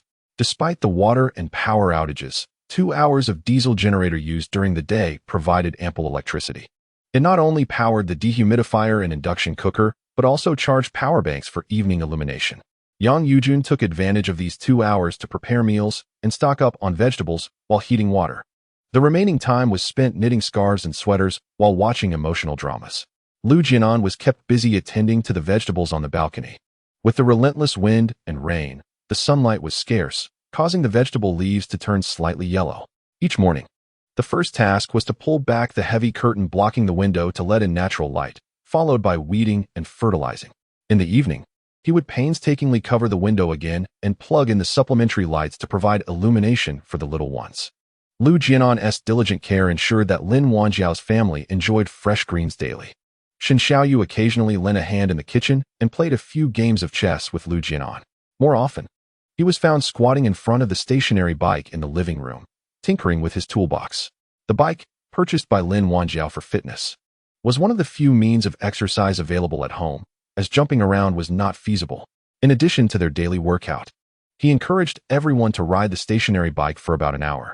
According to him, he was experimenting with installing a motor on the bike. If successful, riding for 4 hours daily could sufficiently charge a 2,000 mAh battery, providing enough light at night. In contrast, Lin Wanjiao found herself with the most leisure time. Apart from her studies, she had little else of substance to occupy her. Ever since the theft incident in 501, the frequency of burglaries in the building had escalated. During the day, everyone maintained a tacit understanding, while at night, they would discard their disguises, covering their faces and taking advantage of the darkness to enter homes.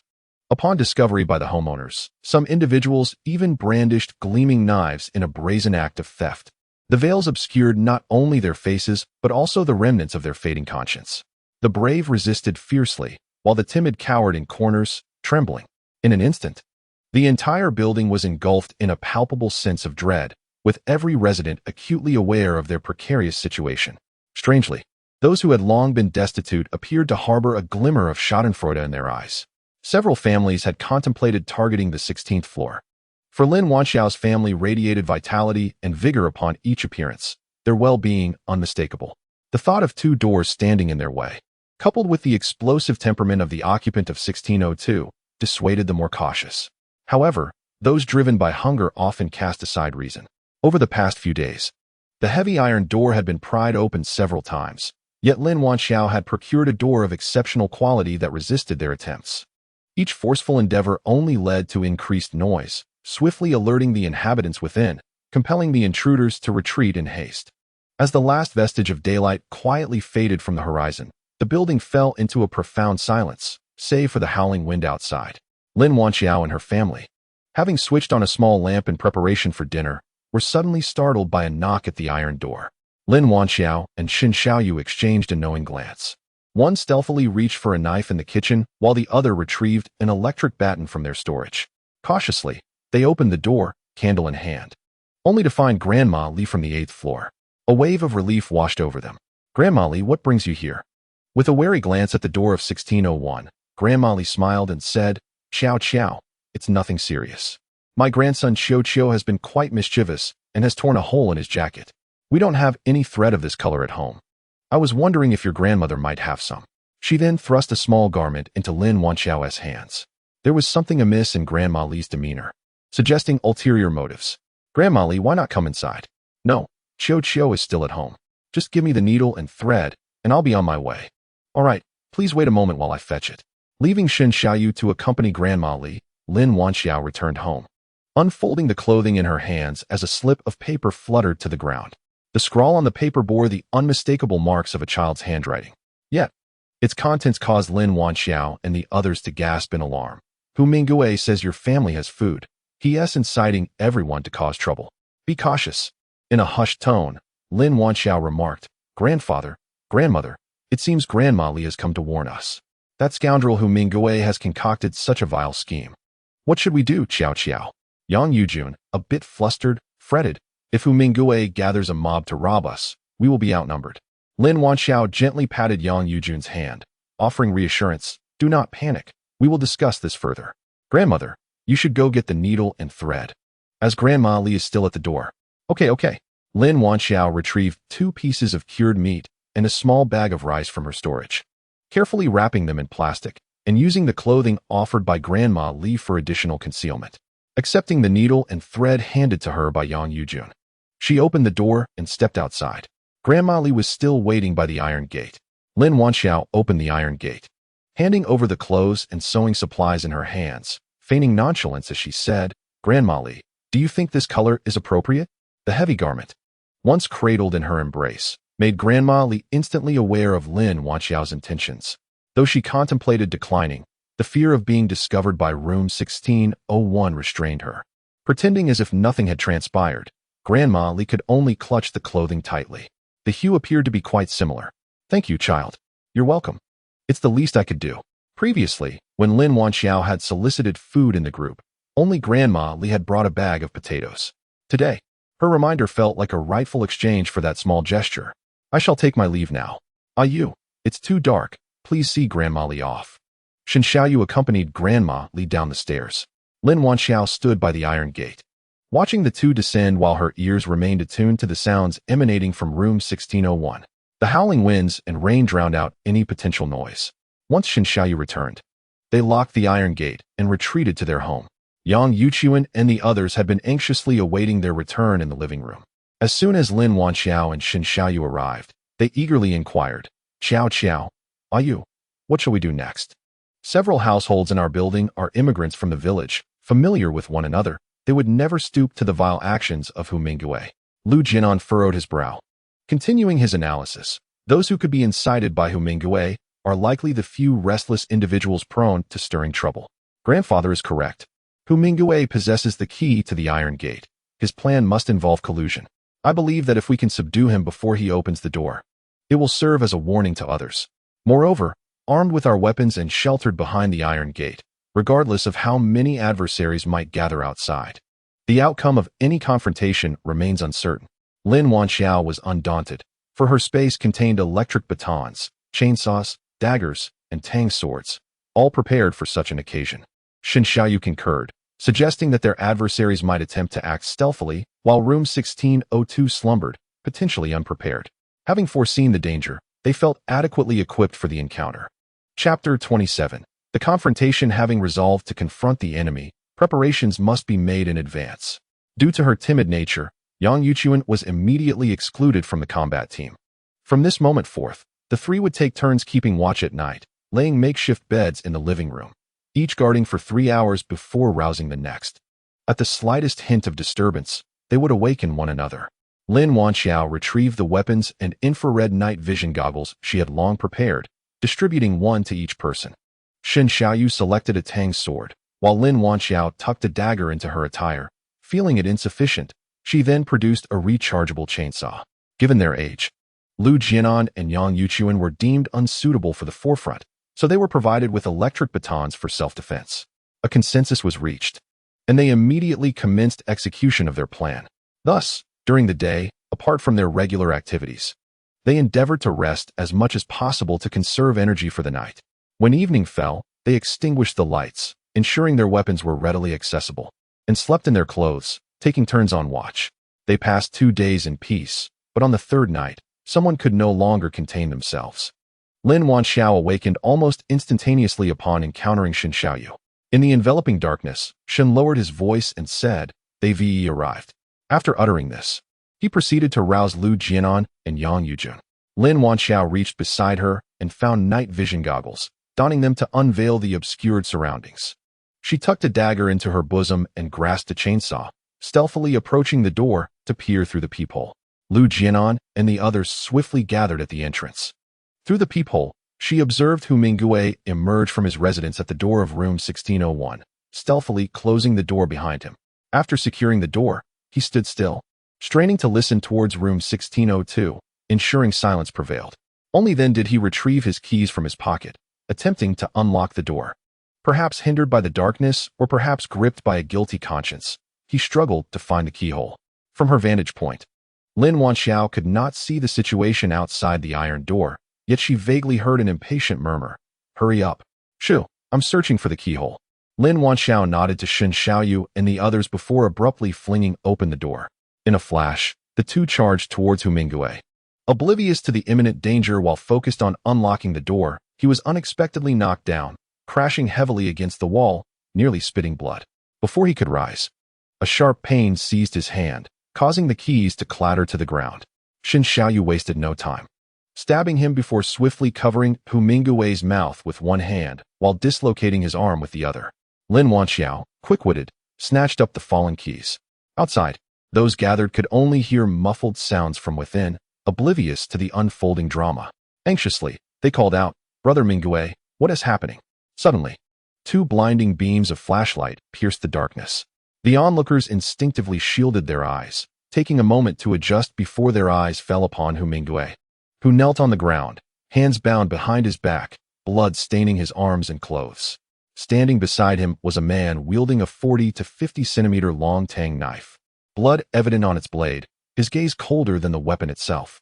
On the opposite side, a woman with a faint, enigmatic smile toyed with a chainsaw, a fleeting glint of murderous intent flashing in her eyes. Behind them, two elderly individuals brandished electric batons, pointed menacingly at the crowd outside, the blinding light emanating from them. "Good evening, everyone. What brings you here at this hour?" Lin Wanxiao greeted with a smile. Outside the iron door, several familiar faces appeared, and upon closer inspection, there were nearly a dozen of them. The group, realizing their scheme had been exposed, wore expressions of unease, their eyes darting about. Yet, that moment of trepidation was swiftly overshadowed by greed, as they boldly shouted back, "We're starving. You hoard the food while we suffer. What's wrong with sharing a little with us?" One voice rose, quickly followed by others regaining their confidence, echoing, "Exactly. Aren't you afraid of divine retribution for standing idly by? Regardless of your intentions, you will hand it over today. Be sensible and present it willingly. Otherwise, do not blame us for our lack of courtesy." Lin Wanxiao pointed at Hu Mingyue on the ground and asked, "Was it he who informed you that my family possesses provisions?" "Yes, and what of it?" "Brother Mingyue claims he detects the enticing aroma of meat emanating from your home daily. Although we cannot smell it from our floor, your radiant faces tell a different tale, brimming with vitality, while we appear gaunt and starved. After enduring hunger for so long, the pallor of the crowd outside is unmistakable, with sunken cheeks clearly indicating prolonged malnutrition. In stark contrast, Lin Wanxiao and her companions exude a healthy glow, highlighting the disparity. Even if we possess reserves, they are our lifeline. Who decreed we must share them with you? You are courting disaster." A leading man swung his knife and approached to force open the door lock. Just as his hand rested on the door, Shen Xiaoyu swiftly struck, severing two of the man's fingers cleanly. The man let out a blood-curdling scream. Shen Xiaoyu's resistance incited the crowd's fury, and they surged forward, colliding violently with the door. Lin Wanxiao unsheathed the dagger concealed within her clothing, poised to assist Shen Xiaoyu. When Yang Yuchuan's voice pierced the air, "Qiao Qiao, step aside quickly." At that moment, Yang Yuchuan emerged, carrying a kettle of boiling water, steam billowing from its open spout. The two hastily moved aside. Yang Yuchuan reached the iron gate, raised her arms, and poured the scalding water over the advancing crowd. An anguished chorus erupted throughout the building. My face! My face! Oh, the agony! I'm being burned alive. How could they do this?" Throwing boiling water. With that kettle of hot water, the front line of assailants was rendered powerless. Lin Wanxiao regarded Yang Yuchuan with newfound admiration, the seemingly delicate woman, who would shy away from harming even a chicken, displayed remarkable ferocity in this moment. Revving the chainsaw, Lin Wanjiao addressed the disorganized throng outside, those unafraid of death. Come forth. The ominous buzzing of the chainsaw made some tremble in fear. You can't kill us. It's against the law. Oh, then call the police and see if they arrive, she retorted. Besides, today we are merely defending ourselves. Even if we end up at the police station, we fear nothing. If we do not provoke you, we will not be provoked. You are forcing our family to the brink. Do not blame us for being ruthless. Whether one or two of you falls, it is of no loss to us. Come at us. With one hand gripping the roaring chainsaw and the other producing the key to the door, Lin Wanjiao prepared to unlock it. Shen Xiaoyu tightened his grip on the Tang Dao, while Lu Jianan activated the electric batons. These lunatics are reckless. They had come to seize provisions for survival, not to engage in a death struggle. In an instant, the crowd turned and fled in disarray, with one panicking individual misstepping and tumbling down several flights of stairs. Those behind were unable to evade in time and trampled over him. The stairwell devolved into utter chaos. Chapter 28. The reinstallation of the door. Once the figures had vanished from sight, Shen Xiaoyu turned to Hu Minggui at his feet and inquired, "What do you have to say for yourself?" At this moment, Hu Minggui was utterly terrified, begging for mercy. "I was wrong. Please spare me this time." Lin Wanjiao applied her weight onto his injured arm with a heavy stomp. "Ah," she exclaimed. "Spare you? Had we not discovered your scheme in time? It would be us on our knees pleading for mercy now. Do you truly think you would have spared us?" With tears and snot streaming down his face, Hu Minggui repeatedly bowed his head, pleading, "I beg you, I was wrong, I truly was. I won't dare again. For the sake of our many years as neighbors, please let me go." Suddenly, the door to room 1601 swung open. Two figures rushed out and lunged towards the man on the ground. It was none other than Hu Minggui's wife, Luo Yakin, and their daughter, Hu Tingting. Unaware of Hu Minggui's intentions, they had only been instructed to stay at home that night and not to emerge regardless of the commotion outside. However, the ruckus was so loud that even they, despite their ignorance, understood something was amiss. Despite Hu Minggui's faults, he was still their husband and father, and they could not help but rush out to plead on his behalf. "Sister, please spare my father. He is not a bad man. We have nothing left to eat at home. Dad is only doing this for me and Mom." The girl, appearing no older than 16 or 17, had tear-filled, doe-like eyes and firmly shielded Hu Minggui behind her. "Please, spare my husband," Luo Yakin implored. Observing the two women, who trembled with fear yet stood resolutely in defense of Hu Minggui, Lin Wanjiao let out a soft sigh. The intent of the day was to instill fear, not to annihilate. It was not wise to push too hard. Even a cornered rabbit might bite. Let this matter conclude here. Should there be a next time, I assure you, I shall not be so lenient. Thank you, Luo Yakin exclaimed, as if granted a reprieve, hastily helping Hu Minggui back inside their home. The night settled once more into tranquility, as if nothing had transpired. Only the howling wind and rain outside bore witness to the previous moment's intensity. After confirming that the iron door and lock were secure, Lin Wanjiao and her companions returned home, closed the security door, and finally exhaled in relief. Upon arriving home, Lu Jianan and Yang Yujun, without even setting down their gear, collapsed onto the floor. That was terrifying, they exclaimed. They had never encountered such a tense and exhilarating situation in their lives. Lin Wanjiao turned on the lights, removed her night vision goggles, and went to the kitchen to boil some water, inviting everyone to wash off the grime. She herself felt little impact. Such scenes had unfolded countless times in her past life. Wounding and even killing was not an infrequent occurrence. After a long night of turmoil, the family was exhausted. After their baths, they retreated to their respective rooms to rest. Following this ordeal, it was likely that no one would dare to challenge room 1602 again. Allowing for a peaceful night's sleep, Lin Wanjiao fell asleep swiftly, unaware of how many downstairs would struggle to find slumber that night. As the night fades, the distant sky begins to brighten, resembling a slowly unfurling sheet of white paper. The slumbering city stirs, ready to embark on the struggles of a new day. Lin Wanjiao cradles a bowl of glutinous rice, seated by the window, savoring her meal. The steamed rice grains are distinct, still exuding warmth. They are adorned with crispy fragments of fried dough, fragrant dried shrimp, and scallions, all generously drizzled with a delectable mushroom and minced meat broth. This delightful breakfast elevates Lin Wanjiao's spirits immensely. The remnants of last night's battlefield remain, a patch of blood staining the ground, untouched and uncleaned. While Lin Wanxiao and her companions tidied the corridor, Dr. Huang ascended. Xiao Qiao, how are you all? Are you hurt? The commotion on the 16th floor had been too tumultuous, and Dr. Huang, listening anxiously from behind the door, felt a sense of urgency. Though he wished to assist, he was powerless in such a tense atmosphere, and with elderly parents at home, he feared his presence would only complicate matters. Thus, he decided to check in the morning to see if help was needed. Thank you, Dr. Huang, we are all fine. Lin Wanxiao held great respect for this teacher. It's good to hear. Come here, Xiao Qiao. Dr. Huang pulled Lin Wanxiao to a corner away from room 1601, speaking softly. Several groups knocked on my door early today, asking for treatment for their injuries. I refused, citing a lack of supplies. You have offended too many people this time. It may become troublesome. Lin Wanxiao understood that Dr. Huang was concerned for his own safety, but there was little to be done.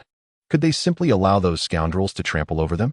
People tend to prey on the weak. Once one backs down, the next encounter will be even harsher. There is still a long road ahead, Dr. Huang. Rest assured, we know our limits.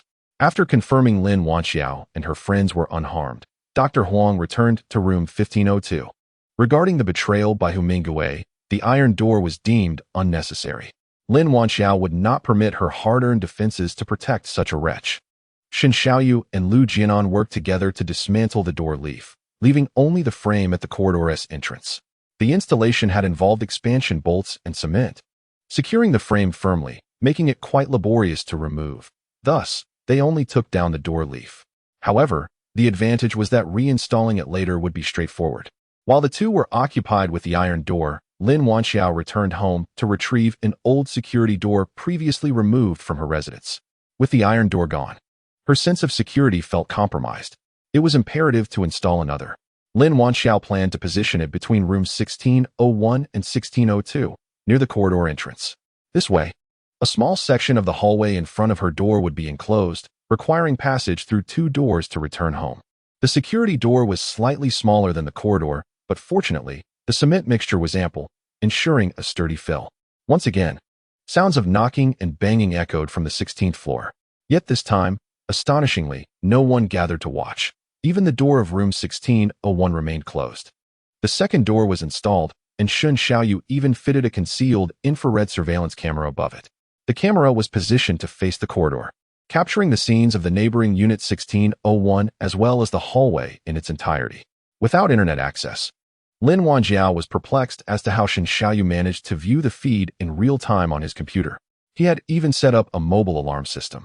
The surveillance system was powered by a battery connected to a stationary bike, consuming only 0.25 kilowatt-hours a day. While the energy generated by the family's daily cycling was sufficient to keep the monitoring system operational around the clock. In the ensuing days, life in Unit 1602 was remarkably pleasant. The vegetables on the balcony, under Lu Jianan's meticulous care, thrived abundantly, their lush greenery a delightful sight to behold. Over the past few days, both the oilseed lettuce and the lettuce were ready for harvest. Lin Wanxiao indulged in a variety of vegetable dishes: sauteed lettuce with oyster sauce, stir-fried lettuce, lettuce wraps with grilled meat, shrimp stir-fried with oilseed lettuce, and oilseed lettuce braised with tofu. With such nourishing meals and daily exercise, her physical well-being visibly improved, even making her monthly cycle much gentler than usual. Noticing Lin Wanxiao's complexion appeared slightly paler than normal, Shen Xiaoyu surmised the cause. Consequently, each night, he brewed a bowl of ginger tea sweetened with brown sugar, adding a soft-boiled egg, encouraging her to partake. Chapter 29. The wind has stilled during these days. The wind had noticeably diminished. Lin Wanxiao speculated that it would not be long before the typhoon ceased completely. Residents on the lower floors had also observed this change. More people were venturing outside to chat, their faces alight with hopeful smiles. Although they still faced hunger, the prospect of brighter days ahead had rejuvenated their spirits. On June 7, 2023, shortly after 7 a.m., what roused Lin Wanxiao was not the howling wind but the jubilant cheers of survivors. The rain continued to fall. Lin Wanxiao hurried to the window, pulling aside the curtains with urgency.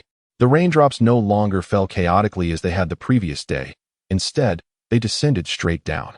The power lines that had been blown off the small building across the way had ceased their swaying, now hanging limply against the outer wall. Debris of various colors floated in the water, drifting slowly from afar, uncertain of its destination. Suddenly, A commotion erupted within the building. "Hey, over here! Here!" Several residents from the opposite building leaned out of their windows, vigorously waving their arms and shouting into the distance. Following their gaze, Lin Wanjiao spotted several dark figures swiftly approaching, leaving splashes in their wake. It was a government rescue boat. As soon as the typhoon had subsided, the government had promptly organized disaster relief efforts. The rescue boat drew nearer, revealing individuals clad in raincoats, each holding a loudspeaker.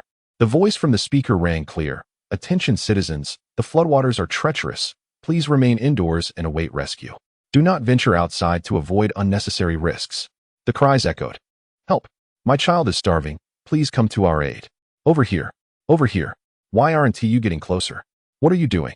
My father has fallen and has been in a state of unconsciousness for several days. We urgently need someone to take him to the hospital." The rescue boat merely circled the vicinity a few times before heading towards another residential building, leaving behind only splashes of water. Seeing that help was not forthcoming, some individuals began to devise means of self-rescue. Each person demonstrated their ingenuity, resulting in a lively scene upon the water's surface. Some produced wash basins from their homes, cleverly attaching a large tire around the basin, creating a makeshift vessel that could accommodate one person. Others, once enthusiasts of water aerobics, retrieved their long-stored inflatable paddleboards. This city, being a water town in Jiangnan, soon saw several individuals paddling bamboo rafts from below the buildings. To Lin Wanxiao's astonishment, she even spotted the little yellow duck pedal boat that had previously floated on the lake at Beiqing Park, complete with a rain canopy. A month ago, these boats, priced at 300 yuan per ride, had been utterly neglected. Now, one could easily fetch 3,000 yuan, and people would be clamoring for it. In no time, a variety of homemade tire boats, inflatable rafts, bamboo rafts, and small wooden boats filled the waters, resembling a scene from a watery Venice. The torrential rain continued, and the water level showed a subtle upward trend, with the most pressing concern for the people still being the scarcity of food. Among those venturing out, some headed directly towards the supermarket, while others paused nearby to salvage floating supplies. It was unclear which farmers' ducks had escaped, but they were now leisurely swimming in groups on the water's surface. To Lin Wanxiao's surprise, there were as many as 20 or 30 ducks, eliciting a frenzy among the crowd. Lu Jianan, noticing the ducks and even some watermelons floating by, felt a twinge of desire as he watched the joyous scramble. He suggested to Lin Wanxiao, "Dear, look at how agile the ducks are in the water. They've been at it for quite a while. Yet all they've caught is a flurry of duck feathers. It's not only exhausting, but should they accidentally fall into the water, they would be surrounded by rubbish, excrement, dead rats, and cockroaches. The bacteria levels would surely be alarming. We have enough food at home. It would be unwise to take such a risk." Hearing her grandfather's sensible reasoning, Lin Wanxiao acquiesced, and he settled down on a small stool with a cup of tea by the window, cheerfully observing the commotion below as people flailed about trying to catch ducks. The government was swift in its response. Just after Lin Wanxiao finished her lunch, rescue personnel began moving from house to evacuate affected residents. Those in the lower floors who had suffered damage were all relocated to a middle school in the southern part of the city. The choice to either seek refuge with relatives or remain at the disaster relief site was left to them. Households that had not been affected received rations of rice, flour, meat, eggs, vegetables, fruits, clean drinking water, and candles, distributed according to the number of residents. In Lin Wanxiao's building, the two families on the second and third floors, having occupied the hallway for over half a month, swiftly packed their belongings and eagerly followed the rescue boat. The residents on the fourth floor, initially hesitant about whether to leave, now faced the reality that although the water had not yet inundated their premises, if the rain continued unabated, it would be only a matter of time. "Have you all made your decision? Our rescue efforts are urgent, and we cannot afford to waste time here. If you do not decide soon, we will have to leave without you." On the fourth floor, a firm decision was made. "Let us depart." Arriving early at the disaster relief site would secure a favorable position. However, the family residing in 301, who were temporarily sheltered at the home of the young girl in 501, stubbornly refused to leave. The relief site lacked beds and toilets, certainly not as comfortable as their current abode. The young girl from 301 was on the verge of tears, having kindly taken them in, sharing her food and resources. She could not fathom the audacity of those who clung to her hospitality. Yet, the rescue personnel remained focused solely on their mission. leaving behind a week's worth of supplies after confirming that no one else in the building required relocation. Unexpectedly, a young couple from the 7th floor also decided to leave. They had run out of provisions early in the typhoon, and, in a moment of reckless bravery, the young man ventured out only to suffer a head injury, leaving him in a prolonged state of unconsciousness. Miraculously, he survived but could not rise from his bed. Thus, they too were sent to the hospital with the aid of the rescue operation.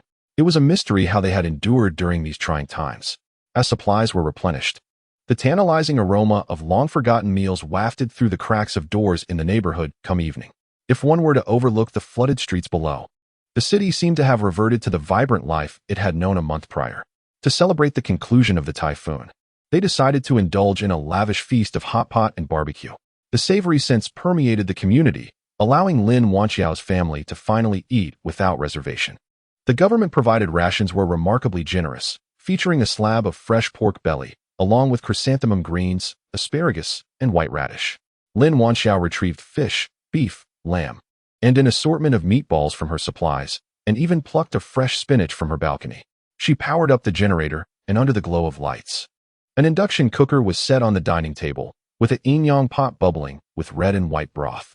Beside it lay a grilling plate, sizzling with perfectly cubed pork belly exuding its rich oils. Lin Wanxiao eagerly dipped a slice of pork belly into the chili powder before layering it with the spicy pickled cabbage prepared by Yang Yujun, wrapping it in lettuce and hastily sending it to her mouth. Delicious. Shen Xiaoyu cautioned her to be careful of the heat, while adding her favorite shrimp paste to the mushroom broth. The air in room 1602 was filled with enchanting aromas, punctuated by laughter and cheerful chatter.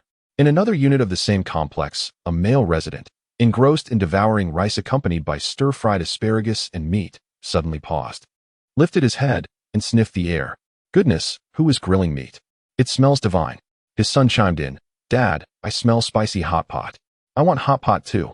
The man playfully rapped his son on the head. Dream on. Enjoy your own meal. Chapter 30. The recruitment of the dog, a new day dawned. Perhaps inspired by the successful recovery of those who had ventured out the previous day, even more individuals braved the waters today. Lin Wanxiao, with a youtiao in her mouth and a pair of binoculars in hand, scanned the ground below. On a small platform outside the wall of the adjacent complex, a black and yellow figure was moving slightly. Adjusting the focus, she peered closely. It was a small dog. The poor creature was drenched in rain, its sodden fur clinging to its frail body, trembling in the downpour. The platform was merely half a meter wide, barely enough for the little dog to rest upon, restricting its freedom of movement. Beneath the platform, the tumultuous waters surged less than a meter away, posing a significant danger. Lin Wanxiao was perplexed as to how the dog had managed to ascend to this precarious perch. The individuals in the water were preoccupied with scavenging for supplies, their heads bowed, oblivious to the potential peril above. If they were to notice the dog, it could easily become a meal. Shen Xiaoyu also spotted the small creature. Do you wish to rescue it? He inquired. Lin Wanxiao nodded slowly. In her youth, she had kept a dog at her grandparents' rural home.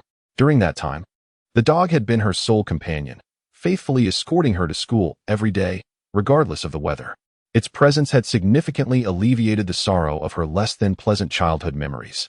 The sight of this dog, reminiscent of her own, stirred those memories within her.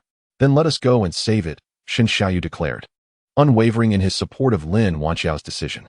All right. The two informed the elders of their plan, who consented with the caution to be careful in the water. After donning raincoats, Lin Wanxiao retrieved the inflatable boat and inflated it with a pump, while Shen Xiaoyu carried it downstairs, encountering a neighbor on the staircase. The latter's eyes sparkled upon seeing the boat. Sister, you have an inflatable boat, he exclaimed.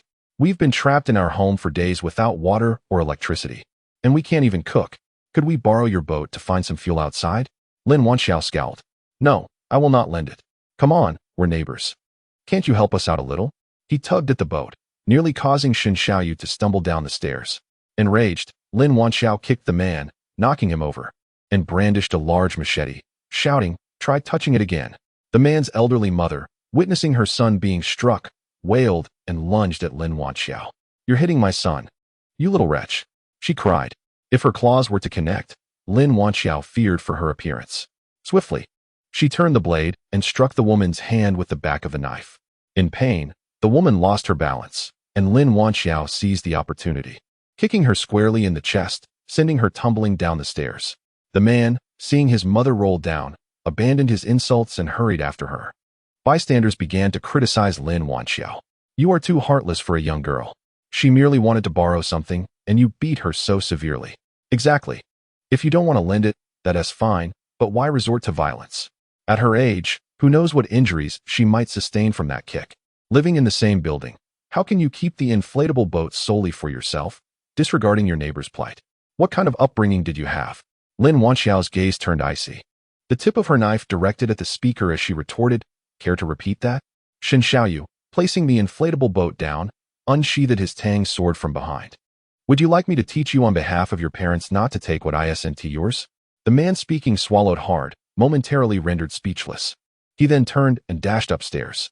Lin Wanxiao and her companion, armed with knives, lifted the inflatable boat and made their way down, the path before them instantly parting. Upon reaching the window of the third-floor platform, they found that all the obstructive windows had been shattered the previous day for the sake of rescue, leaving only a large gaping hole. They placed the inflatable boat into the water and climbed aboard, wielding paddles to row towards the opposite community. As the boat drew closer to the trembling puppy, Lin Wanxiao was able to discern its form. The small creature, huddled in a corner of the platform, shivered uncontrollably. It appeared to weigh no more than 10 pounds, suggesting it was still a puppy. Its face, ears, and back were adorned with black fur, while the rest of its body bore a golden hue, reminiscent of a wolf dog. The rain had drenched its coat, causing it to cling tightly to its bony frame. Upon closer inspection, patches of fur had fallen away, revealing fresh and old wounds. Some had healed, leaving behind scars, while others were still raw and oozing blood with the slightest movement. Its amber eyes watched Lin Wanxiao and her companion with wary vigilance. As Shen Xiaoyu maneuvered the inflatable boat closer to the platform, he steadied it and helped Lin Wanxiao to her feet.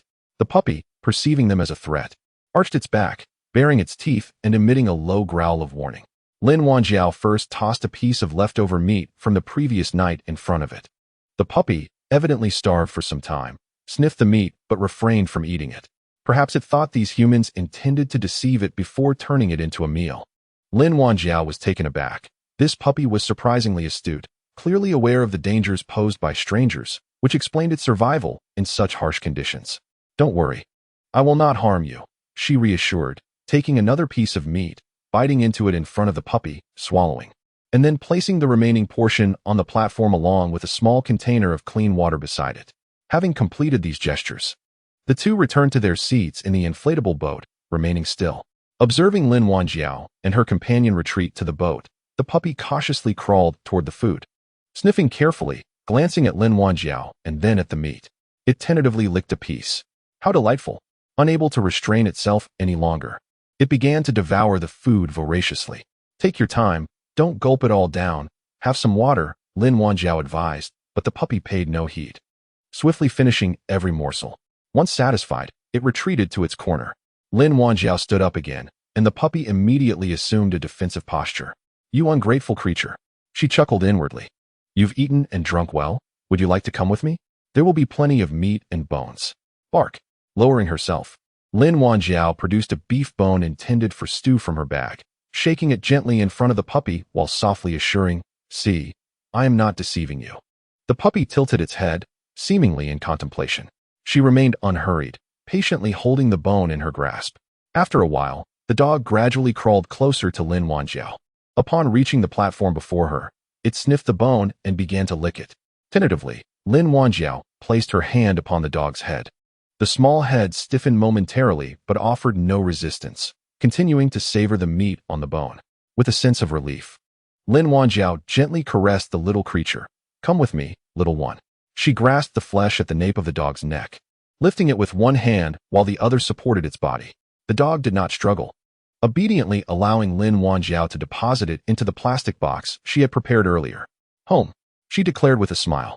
Upon returning to the third-floor window of the community, Shen Xiaoyu climbed onto the platform first.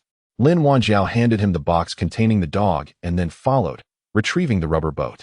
As the two steadied themselves, they were met with a variety of inscrutable gazes, some calculating, others envious. There were still those oblivious to the situation. Oh, is that a dog? Where did you get it? A woman approached, reaching towards the box. Woof. The dog bared its teeth, ready to bite. Startled, the woman recoiled. This dog isn't rabid. Is it? Can it be eaten? Mind your own business. Step aside, Lin Wanjiao exclaimed, clutching the box and preparing to leave. And you won't let me speak? Young man, could you lend me your rubber boat if you're not using it? Shen Xiaoyu, expressionless, removed the air plug. The woman was left speechless with frustration. You. Lin Wanjiao, unwilling to engage with such people, unsheathed her knife with determination. Move aside. After unlocking the first security door, they entered and changed out of their raincoats. Hanging them on a hook by the door, they then completely deflated the rubber boat and stowed it away before carrying the box and opening their home door. The elderly couple had been observing their movements from above, having prepared hot water in advance. As Lin Wanjiao entered, having just set down the box, she was immediately served a warm bowl of ginger tea. Lu Jinan crouched before the box, marveling. This is a wolf dog.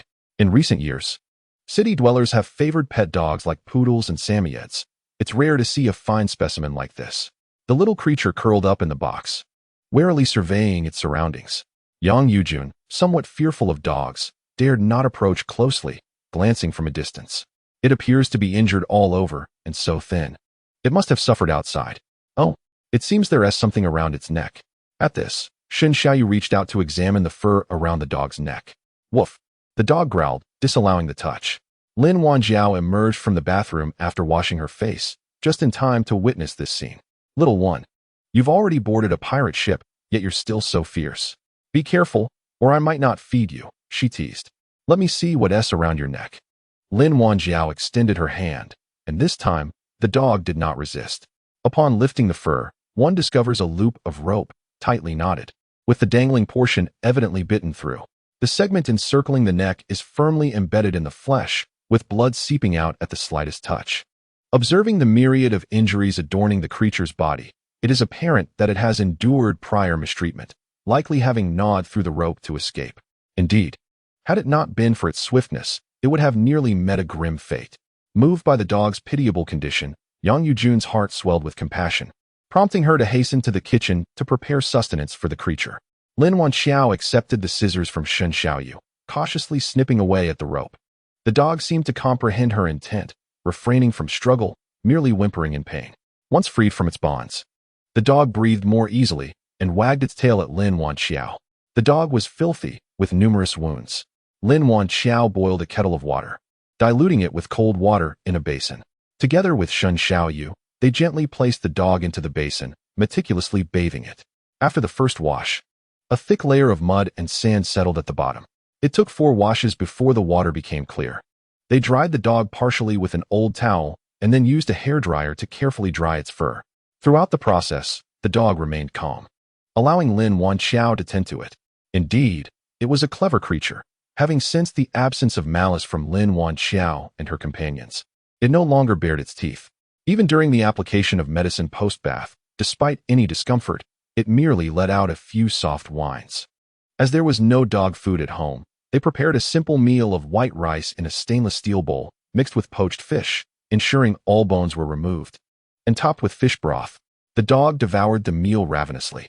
After eating, it curled up to sleep in the makeshift nest Lin Wanjiao had crafted from old clothes. With the addition of a dog to the household, the issue of dog food needed addressing. An afternoon family meeting was convened. Lin Wanjiao proposed they venture out to search for supplies sooner rather than later. Although their stockpile was still sufficient, there would inevitably come a day when it would run out.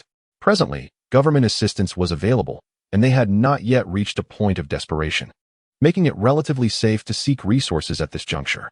Shen Xiaoyu considered the long-term implications. I concur. If the future unfolds as Qiao has suggested, we must not only stockpile food but also amass a variety of other supplies. Currently, everyone is fixated solely on food, neglecting other essential items. The elders nodded in agreement. Lin Wanjiao continued to elaborate on the necessity of venturing out. On another note, the supplies they would gather would require more space, and they still needed to seek Jade for further assistance. Additionally, there was the matter of the dog's food. Woof! Shen Xiaoyu added a crucial point. We must frequently search for supplies to rationalize the surplus at home. Indeed, if we remain confined indoors without ever lacking for food and clothing, it would be quite alarming. With the decision to venture out made, the next step was to discuss where and when to go. Meanwhile, The family in Unit 1602 spent the entire afternoon deliberating at home. Outside, torrential rains poured, and the water level visibly rose. As I gazed across the scene, the rescue boats busily navigated the waters, their occupants burdened with bags and supplies, their helpless eyes fixed on their homes, which were on the verge of being submerged and receding farther away. The roar of the boat engines echoed throughout the night. The following morning, Lin Wanxiao discovered that her dog had vomited. The remnants of yesterday's meal lay in its nest, comprised mostly of plastic wrappers. It appeared that the dog had been limited to such inedible items. Yang Yujun prepared the dog's food and placed it before the animal. But it merely sniffed and weakly wagged its tail without eating. Was it ill? It seemed so. I should consult Dr. Huang. Despite her diligent studies, she had only grasped the rudimentary aspects, and since canine medication differed from that for humans, she felt uncertain. Upon learning of Lin Wanxiao's purpose, Dr. Huang promptly arrived with her stethoscope. After conducting a thorough examination, she set down the thermometer and remarked, "The temperature is elevated. It has a fever. Unfortunately, we lack the test strips for distemper and parvovirus here, so we cannot rule out those possibilities. Given its current symptoms of vomiting and diarrhea, we can only treat it symptomatically. You can use Mommy AI, omeprazole, or montmorillonite powder, adjusting the dosage for a child. Additionally, if it continues to refuse food or water, you must administer subcutaneous injections of saline solution and nutritional fluids." Lin Wanxiao diligently noted everything down. "Thank you, Dr. Huang. By the way, you and I plan to go out this afternoon. Only my grandparents are at home, and I am somewhat anxious. Could you please keep an eye on them?" Dr. Huang chided gently. "What are you saying? Since you call me teacher, I consider you family. Go without worry, but be cautious on the road and return early." After bidding farewell to Dr. Huang, Lin Wanxiao gathered the medications and placed them in the dog's bowl. It refused to eat. She would have to pry its mouth open and force it down its throat. With one person each for the two of them and the dog remaining at home, Lin Wanxiao and her companion donned raincoats, stowed their defensive weapons close, and, having confirmed their preparations, set out. Chapter 32. Jewelry Street. The previous day, the family had deliberated and decided to visit Jewelry Street today in hopes of fortune. Although the jade ring had expanded her spatial capacity by 40 cubic meters, it was still far from sufficient for her stockpiling needs.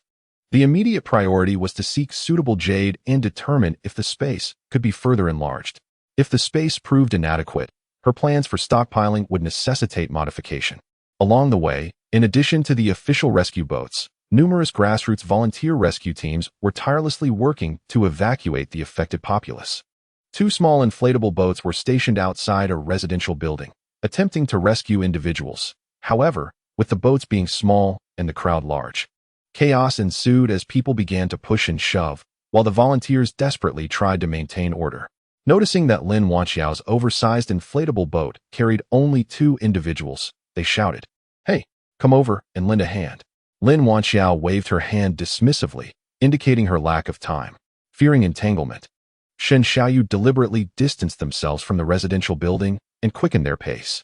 Upon witnessing this, the crowd erupted in anger, hurling accusations of inhumanity at Lin Wanxiao and her companion. Casting aside the vitriol hurled at them, the 2 individuals leaned against a towering structure to discern the direction of Jewelry Street. Ordinarily, a drive from Lin Wanxiao's residence would take no more than 10 minutes. However, today, navigating by inflatable boat while remaining vigilant to their surroundings took an entire hour to locate the iconic clock tower. The commercial street housing Jewelry Street is situated at the lowest elevation in the county, now submerged beneath a vast expanse of water, with only the spire of the clock tower remaining visible, signifying the bustling hub it once was. Aside from Jewelry Street, there are 3 shopping malls in the county, with the 2 largest located here. To develop the commercial area, local residents were relocated a year prior. The malls have long been completed and operational. Yet the high-rise residential buildings meant to accommodate them have only laid a foundation. Thus, the area now appears desolate and devoid of life. Upon identifying their location, Lin Wanxiao retrieved 2 sets of diving gear and handed one to Shen Xiaoyu, relieved that they both possessed swimming skills. Once suited up, they secured their self-defense weapons to their tool belts and descended into the water. Lin Wanxiao surveyed her surroundings carefully to ensure they were alone before stowing the inflatable boat away. The water was somewhat murky, limiting visibility, lacking diving experience. They tied ropes around their waists to prevent losing one another. Heading south from the clock tower, They found themselves surrounded by various gold and jewelry shops within a 500-meter radius. Lin Wanjiao planned to search each one methodically. The glass doors were heavily locked, and she produced a pointed hammer to strike them directly. The water's resistance dulled the impact considerably, and after considerable effort, the door remained intact. Shen Xiaoyu, wielding a flashlight, gestured for her to pass him the hammer. Taking it from her, he dove down to the base of the glass door and struck the corner edge with force. The glass door quickly developed fissures before shattering into countless pieces. Entering, they scanned the interior with the flashlight. The display cases remained orderly, showcasing an array of items: gold, jade, platinum, and silver. Lin Wanjiao focused on collecting jade artifacts while Shen Xiaoyu gathered gold and other valuables. In times of prosperity, antiques flourish. In tumultuous times, gold prevails. Having already exerted the effort of an hour's rowing, they could not leave empty-handed. She swam to the display case filled with jade, mimicking Shen Xiaoyu's method to shatter the glass. Jade bangles, pendants, rings, and ornaments were swiftly gathered into her space. After ensuring nothing was overlooked, she reunited with Shen Xiaoyu, who had also completed his search. Together, they seamlessly moved on to the next shop. After plundering 3 or 4 establishments, they surfaced to catch their breath. Lingering underwater had left them feeling constricted. Shen Xiaoyu handed Lin Wanjiao a sack filled with gold, which she accepted without a glance, dumping its contents directly into her space. "How is it?" he inquired. "Has the space changed?" Lin Wanjiao extended her consciousness into the space. The jade artifact she had just deposited numbered no less than 400, and while they had initially formed a considerable pile, now the quantity had diminished by half. The space had expanded by only 5 or 6 square meters. With a sigh of disappointment, Lin Wanjiao remarked, with half of it not being consumed, and only a meager increase in space. It seems that much of the jewelry shop's inventory is merely a tax on intelligence. Unprincipled merchants, how detestable. Several items priced at 4 to 500,000 remain undisturbed in the space. They are all counterfeit. Upon hearing this, Shen Xiaoyu offered consolation. "It's all right. Any change is a good sign. There are still several shops. Let us continue our search. One can never be certain where valuable treasures may be concealed, so let us remain vigilant." Lin Wanjiao nodded in agreement. The two took a brief respite before diving back into their endeavors. The jewelry street, stretching over 500 meters, proved to be an exhausting experience for the pair in mere minutes. Most of the jewelry stores possessed not only glass doors, but also a layer of rolling shutters. Initially, they struggled to pry open locks, but eventually, they opted to ascend to the second floor and enter through the windows, subsequently descending to the ground floor. The internal doors were predominantly wooden, easily opened with a twist, and lacking locks. This serendipitously led them to discover several hidden vaults. Particularly, in a manager's office concealed behind a secret door, they found 2 large stones and a safe atop a display shelf. The stones, pockmarked and submerged in murky water, appeared rather unkempt. Lin Wanjiao, unfamiliar with the stones, nearly dismissed them as refuse. However, Shen Xiaoyu intervened, indicating that she should collect the stones as well. By the time they had completed their sweep, darkness had enveloped the surroundings. They resurfaced, stealthily retrieved their rubber boat, and climbed aboard. Lin Wanjiao changed out of her diving suit and donned a raincoat before inquiring why Shen Xiaoyu insisted on taking those 2 shabby stones. "If my judgment is correct, those stones are likely jadeite roughs. Anything worthy enough to be treasured alongside the safe should hold value," he replied. Upon hearing this, Lin Wanjiao quickly entered the space to search for the stones. To her dismay, they were gone. The spot where the stones had been placed now housed only a solitary safe. Astonishingly, the space had expanded by over 100 square meters. Earlier, their extensive scavenging of jade artifacts had only yielded an increase of 50 or 60 square meters. Yet these 2 unremarkable stones had contributed to 100 square meters of expansion. Lin Wanjiao retrieved the safe, exhilarated, and shared the good news with Shen Xiaoyu. "Those stones truly are remarkable. They surpass all we gathered earlier. Devise a method to open the safe and discover its contents." Shen Xiaoyu reached for the safe, lifted it, and then set it down again. Lin Wanjiao, puzzled, asked, "What's the matter?" He smiled and replied, "There's no need to open it." "Why not?" she inquired. "You should hold it and see for yourself." Upon hearing this, Lin Wanjiao embraced the safe. Something was amiss. It felt significantly lighter than before. Shaking it yielded no sound. "What is this?" Shen Xiaoyu nodded. "Indeed. The contents within should also be jade, and your space has already absorbed them.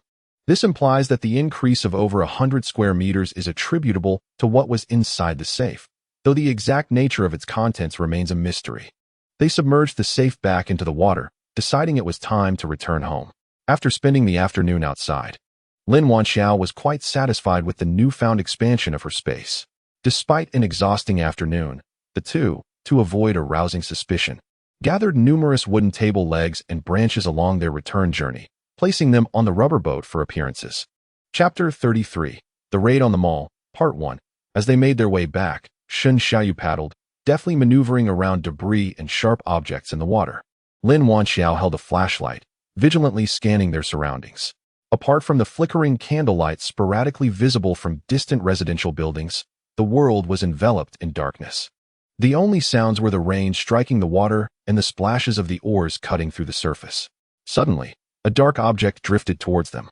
Instinctively, Shen Xiaoyu veered aside. Lin Wanxiao shone the flashlight in that direction, revealing a decomposed corpse. It was vaguely discernible as a female, her clothing intact, with no apparent external injuries, seemingly a victim of drowning. The body was infested with maggots, writhing even beneath the fabric. The corpse swayed with the current, gradually disappearing into the darkness. Upon returning to the community, the clock struck 8. The water level had risen, reducing the distance to the platform from 1 meter to approximately half a meter. Together, they transported the firewood to the stair landing, then retrieved the rubber boat. Releasing the air, some onlookers, hearing the commotion, opened their doors to investigate. Upon seeing Lin Wanxiao and Shen Xiaoyu return after a day with only firewood, they sneered in secret. What a waste. They took the rubber boat just to bring back such useless items. Before entering, they changed out of their raincoats and disinfected with alcohol, finally stepping into their home. Inside, the elders had prepared dinner and were waiting. Lin Wanxiao and Shen Xiaoyu took turns showering with hot water, changing out of their soiled clothes. Once seated at the table, the family relished their meal, sharing the day's experiences. Upon hearing that Lin Wanxiao had supposedly transported all the treasures from the street's gold and jewelry shops, Yang Yujun's jaw nearly dropped, followed by a hint of concern. You took everything from the store? What if the owner discovers it and reports it? Before she could finish, she chastised herself for her foolishness. That day, another rescue team had arrived, replenishing their supply of drinking water, explaining that the underground water had been contaminated, necessitating clean water to be sourced from elsewhere, which was becoming scarce. They advised conservation, suggesting that rainwater be used for washing. During the distribution of supplies, someone, failing to grasp the situation, cornered a staff member, lamenting about inadequate food and living conditions, insisting on immediate resolutions, refusing to let the individual leave until satisfied. It was truly embarrassing. Who didn't he endure such hardships? Lu Jianan took a bite of his meal, swallowed, and continued. Additionally, the government has instructed us to elect a building leader for each block. A building leader? Yes, they said this person would be responsible for counting residents, distributing supplies, and handling communications. Yang Yujun could not restrain herself, scoffing as she interjected. They chose Hu Minggui? Hu Minggui, indeed. Lin Wanxiao felt somewhat surprised, but soon everything made sense. Hu Minggui, being a member of the homeowners committee, had a penchant for networking and often assumed a leader's demeanor to form cliques and small factions. His ability to subtly incite a group to create disturbances on the 16th floor indicated that he was no ordinary individual. Whether the matters at hand were significant or trivial, they would invariably pass through his hands. It would indeed be peculiar if he overlooked them. However, there was no need to concern themselves with him. As long as he did not provoke them, they would refrain from conflict. Should he resort to underhanded tactics, they were not to be trifled with either. Oh, by the way, the young couple from the 7th floor returned from the hospital today. It was said that the man had undergone surgery and was now paralyzed from the waist down, rendering him incapacitated. Lu Jianan shook his head in regret. In such calamitous times, the future appeared bleak for a bedridden man and a fragile woman. After dinner, Lin Wanxiao squatted beside the dog's kennel, observing the canine. The dog still wore a listless expression, feebly wagging its tail upon noticing Lin Wanxiao before closing its eyes again in exhaustion. According to the elders, the dog had been vomiting anything it consumed today, including the medication, and had been passing only watery stools. Lin Wanxiao retrieved a syringe, drew a vial of saline solution, and injected it beneath the dog's skin at the nape of its neck. She continued until the entire 150 milliliters of saline had been administered, gently patting the dog's head. She offered words of encouragement. "Little one, you must recover swiftly." With a heart full of hope and determination, Lin Wanxiao felt invigorated by the day's accomplishments. They decided against taking a break and resolved to proceed the next day, seizing the opportunity before others could react. At 5:30 the following morning, the horizon began to glow with the light of dawn. Lin Wanxiao sat at the dining table, munching on soy milk and fried dough sticks while planning the route for the day. The tasks ahead were considerable, necessitating an early start. As the world remained shrouded in the dimness of early morning, only the sound of rain persisted, while people were still engulfed in slumber. Two figures quietly emerged beneath the residential building. Moments later, a rubber boat glided out of the community, heading toward the clock tower. The shopping mall, towering 5 stories high, had only 1.5 floors above water. The pair entered through a broken window on the 4th floor, finding themselves in a restaurant's kitchen, half submerged, with decaying ingredients on the countertop emitting a foul odor. "Let us start from the 5th floor and work our way down. It will be easier," suggested Chen Xiaoyu. Thus, the two exited through the restaurant's main entrance, climbed the stairs to the 5th floor, and began their thorough search room by room. The 5th floor housed early education classes and music rooms, but their search yielded little of value. They did, however, stumble upon an elegantly decorated tea room, where they discovered an abundance of tea gift boxes. Inside the boxes were both compressed tea cakes and loose-leaf tea. The duo dismantled the cumbersome outer packaging, retaining only a layer of plastic wrap. Lin Wanxiao found a large cardboard box and packed all the tea into it. In the end, they filled 5 substantial boxes. Additionally, they uncovered a drawer at a table containing a significant amount of neatly bundled cash. A rough count revealed over 600,000. Lin Wanxiao was open to all possibilities, collecting everything within her reach. Upon another inspection, she discovered 2 bags of cat food and 3 bags of cat litter tucked away in a corner, along with hairball paste, nutritional paste, freeze-dried treats, and canned cat food. It seemed the owner of the tea house was an ardent cat lover. Surely, the dog could partake as well. So Lin Wanxiao gathered it all into her collection. Upon returning to the 4th floor, they found that half of this level housed dining establishments, now partially submerged in water. Due to the prolonged power outage, most of the ingredients in the kitchen refrigerators had spoiled. Yet, within the cold storage of a Western restaurant, they stumbled upon premium Angus beef and tuna, along with several king crabs, regrettably rendered foul due to the lack of oxygen in the water. Although the meat had gone bad, the alcoholic beverages and soft drinks remained intact. Nearly every restaurant was stocked with a substantial supply of drinks. Lin Wanxiao, unfamiliar with wines, decided to take what she could. Alcohol was particularly effective in warding off the cold in frigid conditions. After a thorough sweep of the dining venues, they had amassed around 400 boxes, significantly reducing the space by 1/3. In addition to the restaurants, there were a few milk tea shops and a snack store. The fresh milk in the milk tea shop had all expired, so Lin Wanxiao refrained from taking it, opting instead for powdered milk, tea powder, saccharin, and packaged coconut jelly. The ice maker, water purifier, thermos, and ice cream machine also proved too valuable to pass up, certain to be useful during scorching heat. As for the snack shop, they took everything. They cleared the shelves entirely and did not overlook the warehouse. The remaining half of the 4th floor was occupied by a skincare and cosmetics store, featuring various renowned brands such as Xiang Nai and Jiaopai. Lin Wanxiao had always refrained from indulging in luxury skincare products, having saved money by using more affordable options. Every woman has an innate desire to look beautiful, and with such offerings now freely available, the temptation was irresistible.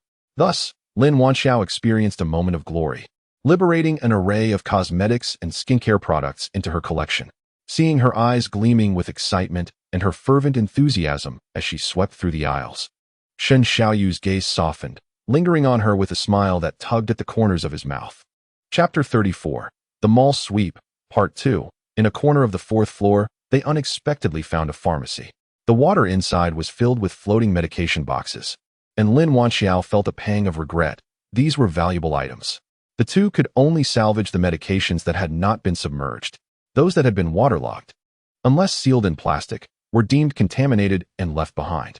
The pharmacy also contained stethoscopes, blood pressure monitors, and numerous health supplements. Lin Wanxiao even discovered several boxes of various brands in the warehouse. Should she take them? Blushing, She cast a furtive glance at Shin Xiaoyu, who was diligently unpacking a box that had fallen into the water, oblivious to her internal struggle.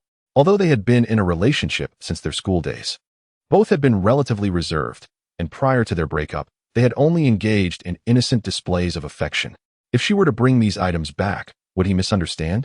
With gritted teeth, Lin Wanxiao hesitated, torn between uncertainty and desire. Ultimately, she resolved, forget it. I'll take them, having no use for it personally. One could sell it to others in the future. Such items are indeed rare in the later stages of an apocalypse. Ensuring that Shin Xiaoyu remained oblivious, Lin Wanxiao silently stored several large boxes of small umbrellas into her space. After meandering around the fourth floor to confirm that nothing had been overlooked, she finally paused. By now, it was midday, and the two ascended to the fifth floor, seeking a table to enjoy their lunch before resuming their efforts. The afternoon's tasks would be underwater and quite labor-intensive.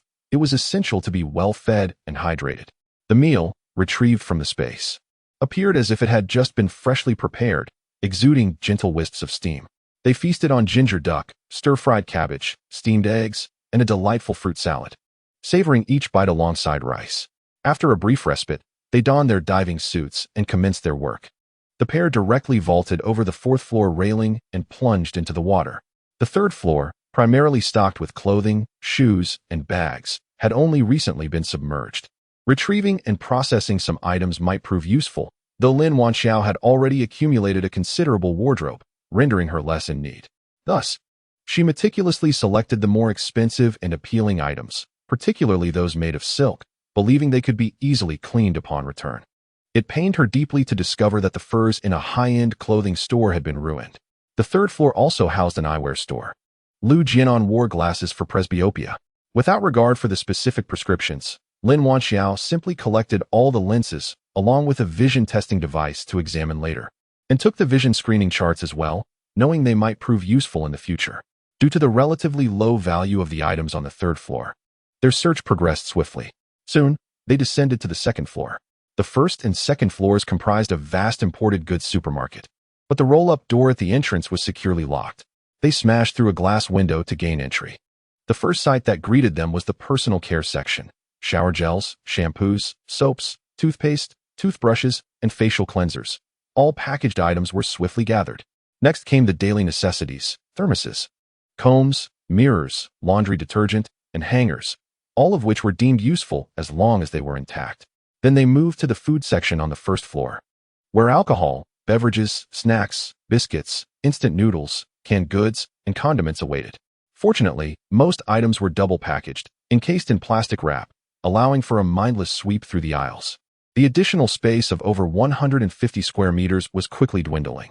The sections for fruits, vegetables, and frozen goods had been thoroughly cleared, and Lin Wanxiao chose to bypass them. However, she hesitated at the rice and flour section. What's wrong? Shin Xiaoyu gestured in inquiry. The rice and flour had been soaked. Should they take any? They certainly would not consume soaked rice themselves, yet in the latter stages of an apocalypse, even moldy rice would incite fierce competition among scavengers. With limited space remaining and the need to search elsewhere for supplies, leaving behind the rice and flour could prove inadequate. Communication underwater was challenging, so they surfaced to discuss, ultimately deciding to take the items for now.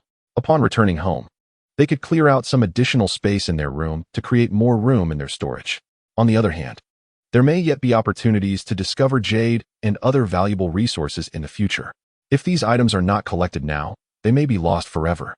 Thus, the two returned to the supermarket, gathering all the rice and flour they could find. They even took the soaked cat and dog food as its primary ingredients. Meat, vegetables, grains, fruits, salt, and fats would not pose a problem for human consumption, though they personally would not partake. The supermarket had essentially occupied the entire first and second floors, with only a few stores remaining that sold digital devices such as phones, cameras, televisions, computers, and gaming consoles, even a car showroom. In a world devoid of electricity and internet, these items would serve no purpose. However, since they were there, they did not linger on the displays but instead rummaged through the warehouse for unopened new devices, collecting a few of each type at random. After thoroughly searching the entire mall, they emerged just past 6 in the evening. Having spent the day submerged underwater, they were thoroughly exhausted and decided to call it a day. Another mall lay 200 meters away in a straight line. but they would have to return to it another day. Lin Wanxiao retrieved 3 bags of soaked rice, a bucket of oil, and a box of canned goods, placing them onto the rubber boat as they paddled homeward. As darkness had fallen, they encountered no unforeseen events on their way, but the journey against the current proved laborious, and they struggled to return to the base of their apartment complex. This was too exhausting. They would have to find a way to transport the inflatable boat across the main road. Since the typhoon had ceased, the community had seen a steady influx of people seeking supplies. The entrance to the third-floor platform was perpetually crowded with individuals whose greedy gazes fixated on the resources others had brought back, scheming ways to seize a share. Before they even approached the platform, Lin Wanxiao had already drawn her knife. Some people, having healed from their wounds, quickly forget their pain. They seemed relentless in their pursuit. As anticipated, the moment the two neared, the sight of rice and canned goods on the rubber boat ignited a spark of desire in the crowd, drawing them in. A middle-aged man with a scruffy beard smiled and extended his hand from the platform, attempting to assist Lin Wanxiao in pulling the supplies up. Shen Xiaoyu, with an icy demeanor, commanded, "Step aside, you're blocking the way." Without waiting for anyone to move, he deftly vaulted onto the platform, startling the man, who nearly lost his balance. What a nuisance. Some people fail to recognize kindness when it is offered. Shen Xiaoyu disregarded him and, once steady, turned to begin receiving the supplies handed over by Lin Wanxiao. After all the items were transferred, Lin Wanxiao also climbed onto the platform, finally pulling the rubber boat up. The bearded man, with a shameless grin, rubbed his hands together and inquired, "Young brother, where did you acquire all this rice and canned food?" Without looking up, Shen Xiaoyu, focused on deflating the rubber boat, replied nonchalantly, "We fished it out of the water." "Where did you find it? Are you going out again tomorrow? Can you take us with you?" "Yes, little brother, there's strength in numbers. You two only managed to gather this much in a day. If you let us join, we could surely collect more." "No," Shen Xiaoyu replied, resolutely refusing. As Lin Wanxiao observed Shen Xiaoyu neatly folding the inflatable boat, she lifted a bag of rice and placed it on his shoulder. She pushed through the crowd, allowing Shen Xiaoyu to proceed first while she remained behind to guard the remaining supplies. "Young lady, you are mistaken. This inflatable boat is quite spacious. It can easily accommodate more individuals. Why be so stubborn? If you feel we are taking advantage, we can negotiate. Otherwise, we can share the supplies we find." A rough-looking man interjected. Lin Wanxiao snorted, choosing not to respond. It was not a matter of being stingy. How could she maintain her advantage with such company? In the midst of their conversation, Shen Xiaoyu returned, this time accompanied by Lu Jianan, opting to carry all the supplies in one go rather than making multiple trips. "Get out of the way," he commanded. Seeing the trio preparing to leave with the supplies, the rough man grew agitated. "You ungrateful wench, how dare you?" He lunged for the canned goods Lin Wanxiao held, his hand glinting ominously. Lin Wanxiao, exasperated, was weary of having to deal with such individuals at every turn. Just as the man's hand was about to brush against her clothing, she swiftly brandished a dagger, a flash of silver slicing through the air, followed by splatters of crimson. "Ah!" The man's shriek echoed through the corridor, his hand clasped in disbelief as he stared at the 2 severed fingers lying on the ground. A small folding knife lay nearby, evidently the tool he intended to use for his blatant theft. "Curse you! I'll fight you!" he roared in fury, disregarding the blood streaming from his injury as he charged at Lin Wanxiao. Shen Xiaoyu, already vigilant of the man's movements, swiftly executed a spinning kick, targeting the man's lower body. The man experienced a sharp pain in his leg, collapsing to the ground with a dull thud as his knees struck the floor. Before he could catch his breath, Shen Xiaoyu delivered another powerful kick, sending him crashing against the wall, stirring up a cloud of dust. Crouching in the corner, the man coughed violently, each spasm sending a jolt of pain through his chest, blood trickling from the corner of his mouth in a grotesque manner. "Help! Someone has been killed!" a bystander screamed. A wiry man, resembling a monkey, who appeared to be the rough man's accomplice, took off running upstairs, seeking reinforcements. As the crowd parted in fear, Lin Wanxiao and her companions hoisted the rice and cans and attempted to leave. Yet, before they could take more than a few steps, a commotion of footsteps echoed from above. Lin Wanxiao looked up to see Hu Minggui hurriedly descending the stairs, followed closely by the wiry man. It became evident that he had gone to fetch help. Upon spotting Lin Wanxiao, Hu Minggui abruptly halted, causing the wiry man, who was trailing behind, to crash into him. Grimacing in pain, Hu Minggui stumbled slightly, nearly losing his balance. What are you doing here? Hu Mingwei felt an overwhelming surge of frustration as he contemplated the absurdity of the situation. Why, of all people, did this scrawny monkey choose to provoke this fierce lady? Brother Gui, it's her. She attacked with a knife. The scrawny man, buoyed by his perceived reinforcements, bristled with newfound confidence. Hu Mingwei, as the building's leader, had the authority to communicate directly with the officials, and he resolved to confront the woman's arrogance head-on. What on earth is going on? Lin Wanxiao retorted sharply. Can't you see? She merely asked to borrow a rubber dinghy. How did it escalate to violence? The insinuation that it was merely a request for a dinghy drew a half-smile from Lin Wanxiao as she glanced at the scrawny man behind Hu Mingwei, who averted his gaze. Is that truly the case? When they failed to borrow, they resorted to outright robbery, and the knife lies on the ground. If I do not defend myself, I would be the one lying there now. Who? As the building leader. Surely you are familiar with how residents should respond to such robbery? Hu Mingwei faltered, instinctively touching the scar on his arm, a reminder of past injuries that still throbbed with pain. The scrawny man, oblivious to the earlier events, continued to shout, My brother only intended to lend a hand, yet this woman maliciously severed 2 of his fingers and left him bleeding. I am calling the police. Calling the police? Hu Mingwei hesitated. While he had connections with government officials, they were primarily focused on post-disaster resettlement. Rumor had it that all departments were stretched thin, responding to the calamity, leaving little time for trifles such as this. However, if he could leverage this incident for some advantage with Lin Wanxiao, clearing his throat, Hu Mingwei feigned a troubled expression. Uncle Jian, this is not personal. As the building leader, I am at a loss. You claim he intended to rob, but he has yet to act, and there is no evidence. In these times, carrying a knife for self-defense is not uncommon. Yet, you have inflicted such harm. It is simply unacceptable. Lu Jianan, anxious, opened his mouth to plead, but Lin Wanxiao gently placed a hand on his back. Patience. Hu Mingwei gestured subtly to the scrawny man. You brothers have been reckless today. If you wish to assist, clarity is essential. Direct confrontation is unwise. How about this? Refrain from calling the police and let her compensate you with some supplies. We are neighbors. After all, harmony fosters prosperity. The scrawny man understood Hu Mingwei's intent. Initially, they had planned to guard the place, hoping to benefit from any supplies brought in. Therefore, he feigned reluctance and replied, Since you say so, Brother Gui, we wouldn't want to disrespect you. However, he pointed to the provisions on Lin Wanxiao and her companions. Those bags of rice and canned goods are mine, along with that rubber dinghy. Let's consider this matter settled. Lin Wanxiao smirked inwardly at the scrawny man's audacious expectations. Who? Today's incident is clear-cut. They initiated the robbery, and we acted in self-defense. If you wish to report, feel free to do so. When we reach the police station, I will still stand by my words. If you intend to deal with me, I will accept that. In the end, she coldly articulated to the scrawny man. You think you can extort the supplies I have painstakingly acquired? Not a chance. Oh, my fiery temper. The scrawny man was furious, rolling up his sleeves and preparing to charge at Lin Wanxiao. Hu Mingwei swiftly intervened. Biaozi, don't act rashly. Brother Gui, it's not that I don't respect you. Just look at this woman. She is utterly insufferable. If we let her get away with this attitude, how will we brothers survive in the future? Lin Wanxiao, do you genuinely refuse to resolve this peacefully? If it escalates to the police, there will be no turning back. Attempting to intimidate her was futile. Lin Wanxiao had encountered all kinds of people in this apocalyptic world. As I said, if you want to report, then report. Fine. Biaozi, let us leave it at this for today. You should help your brother home.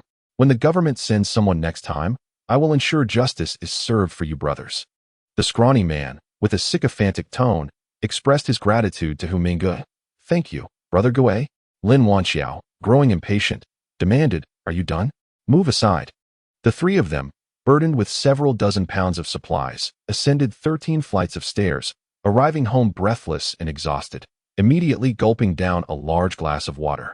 Yang Yujun, curious about why Lu Jianan had taken so long to assist downstairs, listened intently as Lu recounted the events that had unfolded. Upon hearing, Yang Yujun felt a twinge of concern. Xiao, what if Hu Mingwei truly reports us? Grandma, rest assured. The government is too preoccupied to concern themselves with such trivial matters at the moment. Besides, what is Hu Mingwei? He can only flaunt his power within this building. Outside the community, he is nothing. By the way, how is the little one? The little one was the name Lin Wanxiao had given her dog.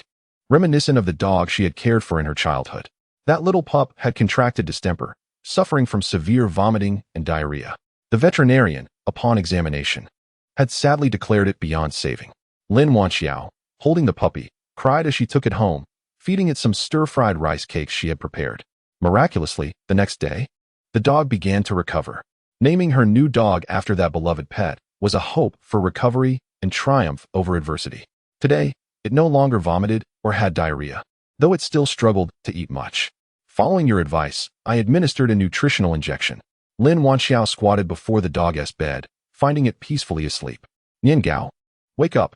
The dog opened its eyes briefly to glance at Lin Wanxiao, but offered no response. Such a childish name, it refused to acknowledge. Chapter 36. The brewing of medicinal wine after 2 consecutive days of diving for salvage. Lin Wanxiao and Xin Xiaoyu felt somewhat fatigued and decided to take a day to recuperate. The following morning, the dog's appetite had notably improved. It devoured a small yellow fish from its bowl, further affirming Lin Wanxiao's belief in the name she had bestowed.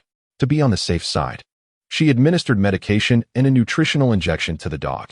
After their meal, Lin Wanxiao collapsed onto the sofa, her consciousness drifting into her space, where she began organizing the supplies gathered over the past 2 days. Non-soaked items were grouped together, while those that had been submerged were assessed individually. Well-packaged items were set aside, while those with ruined packaging were unpacked, sorted, and carefully stored in small boxes. In the digital store, Lin Wanxiao handed over the salvaged electronic devices to Xun Xiaoyu for tinkering. After a period of organization, Lin Wanxiao felt slightly fatigued, but fortunately, ample space had been cleared. Upon opening her eyes, she noticed Yang Yuchuan massaging her knee joints. The continuous rain had aggravated Yang Yuchuan's rheumatism, while Lin Wanxiao possessed a substantial supply of rheumatism medication. Such ailments are chronic and necessitate long-term treatment. However, the Western medicines were laden with hormones and immunosuppressants, which could impose a significant burden on the body if taken over an extended period. Recalling that she had brought back a considerable amount of white liquor, she contemplated concocting a medicinal wine for Yang Yuchuan. Having studied medicine for barely 2 months, she gathered a few cups of rice, placed them in a plastic bag, and, with a book in hand, descended to room 1502. Huang Bolin was delighted by Lin Wanxiao's visit. He believed that his student was exceptionally perceptive and possessed admirable character. He opened the door and welcomed her inside. Xiao Xiao, are you here to learn today? Hello, Teacher Huang. I have completed the assignments you gave me last time, but there are some areas I don't quite understand, so I came to seek your guidance. Huang Fu was equally pleased to see Lin Wanxiao.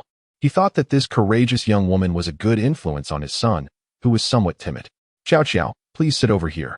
Huang Fu poured her a cup of tea and vacated the living room, returning to his room to care for his elderly spouse. Huang Bolin attentively listened to the questions posed by Lin Wanxiao and patiently provided answers. Their exchange of inquiries and responses caused time to swiftly pass. By the way, teacher, I intend to prepare some medicinal wine to alleviate my grandmother's rheumatism. What do you think of this formulation? Lin Wanxiao presented her meticulously devised recipe to Huang Bolin. Still in the foundational phase of her studies, she was a novice regarding traditional Chinese medicine and felt uncertain about her concoction, which she had developed through extensive research of various materials. Huang Bolin scrutinized Lin Wanxiao's prescription, marking several areas with his pen. Replace the Detian Qi with 25 grams of Ludang Jin and add 24 grams of Shan Hua. Jiao General use 500 milliliters of white liquor. Chop the first 3 ingredients, place them in a clean container, add the white liquor, seal it, and let it steep for 15 days before filtering out the residue. This prescription is not only effective for rheumatism, but also for acute sprains and lumbar muscle strain, suitable for both internal and external use. After revising Lin Wanxiao's prescription, Huang Bolin suddenly reflected, Xiao Xiao, you have a remarkable intuition. It's a pity that I am not originally from a traditional Chinese medicine background and have limited theoretical knowledge to impart. Our department has a Director Qi, a master of national medicine, who is quite difficult to invite to our institute. If you could learn from him, I would be eager to know what you might achieve. But Director Qi has long ceased to accept disciples. Lin Wanxiao had no such aspirations. Her interest in medicine was solely to assist her family with minor ailments, not to attain mastery. Thank you, teacher. By the way, this is for you. Lin Wanxiao produced the bag of rice from her pocket and handed it over. I appreciate your help in looking after my grandparents these past few days. Huang Bolin pushed the items back with a hint of displeasure, saying, "You've called me teacher. So this small favor is nothing. Besides, I haven't really helped much. It's you who has assisted me countless times before. If anyone should express gratitude, it's I who should thank you. Each matter has its own merit. Your guidance in my medical studies is already a form of gratitude. Moving forward, both Au and I will certainly need to venture out to gather supplies, and it is inevitable that we will trouble you to watch over the elders at home. Please accept this, or else I shall feel hesitant to come by in the future." Seeing Lin Wanxiao's resolute attitude, Huang Bolin could only accept it reluctantly. Lin Wanxiao, holding a book, intended to head upstairs for dinner. In the corridor, she encountered Hu Mingyue, who was descending from the 16th floor.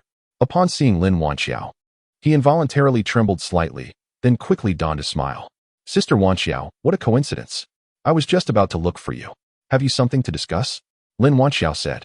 Feeling annoyed at having to deal with Hu Mingyue, he was far more cunning than the straightforward brash youth. "Well, after returning last night, I pondered it over. As the building's head, I bear the responsibility and duty to alleviate the concerns of all residents and maintain harmony among them. Let's talk. Can you get to the point?" She interjected. He rubbed his nose, chuckling awkwardly. "I just spoke with the Biao brothers and convinced them not to report to the authorities. So you need not worry." "Oh," Lin Wanxiao feigned an intention to leave. Wait. I haven't finished yet," he urged. She instinctively sensed that it was not so simple. "We discussed it, and while we can forego reporting, the condition is that your family lends us a rubber boat. I will tally everyone's needs, and I will represent them alongside a few others to use the boat. I assure you, it will be returned in good condition. What do you think?" Hu Mingyue looked at Lin Wanxiao, his eyes glimmering with expectation. After careful consideration, Lin Wanxiao realized there was more than one rubber boat in their space, and they even had 2 speedboats. Lending one would not be detrimental. More importantly, while her family was well fed, others were struggling even for a sip of soup. If this continued, the desperation might lead to another collective blockade incident, which would be troublesome. "All right," Lin Wanxiao nodded, "but let me be clear. If it gets damaged, you must compensate with grain. You are the building head. I will seek you out for that. Furthermore, you know the significance of a rubber boat in these times. I am no saint and cannot lend it without compensation, 1 pound of rice and 1 liter of water for each use, and I will determine the duration of the loan." Hu Mingyue felt a surge of joy. He had prepared himself for Lin Wanxiao's outright refusal. Since she was willing to lend the boat and her conditions were reasonable, he eagerly agreed. "Absolutely, sister, you can rest assured. With me here, I will uphold my promise." He then seized the moment to add, "I heard from government officials that the supermarket in the north of the city, having transferred its supplies upstairs in advance, suffered little damage and is now under government control, operating normally. Shall we go take a look tomorrow?" Lin Wanxiao's heart stirred. This was indeed good news. Lin Wanxiao readily agreed, stating, "Certainly. We shall gather on the 3rd floor platform at 8 a.m. tomorrow." Upon returning home, she shared the details of her arrangement with Hu Mingyue, with Shen Xiaoyu, and the others. Everyone expressed their approval. Venturing out to procure supplies was preferable to remaining under constant surveillance at their home. After lunch, Lin Wanxiao and Shen Xiaoyu commenced the preparation of medicinal wine.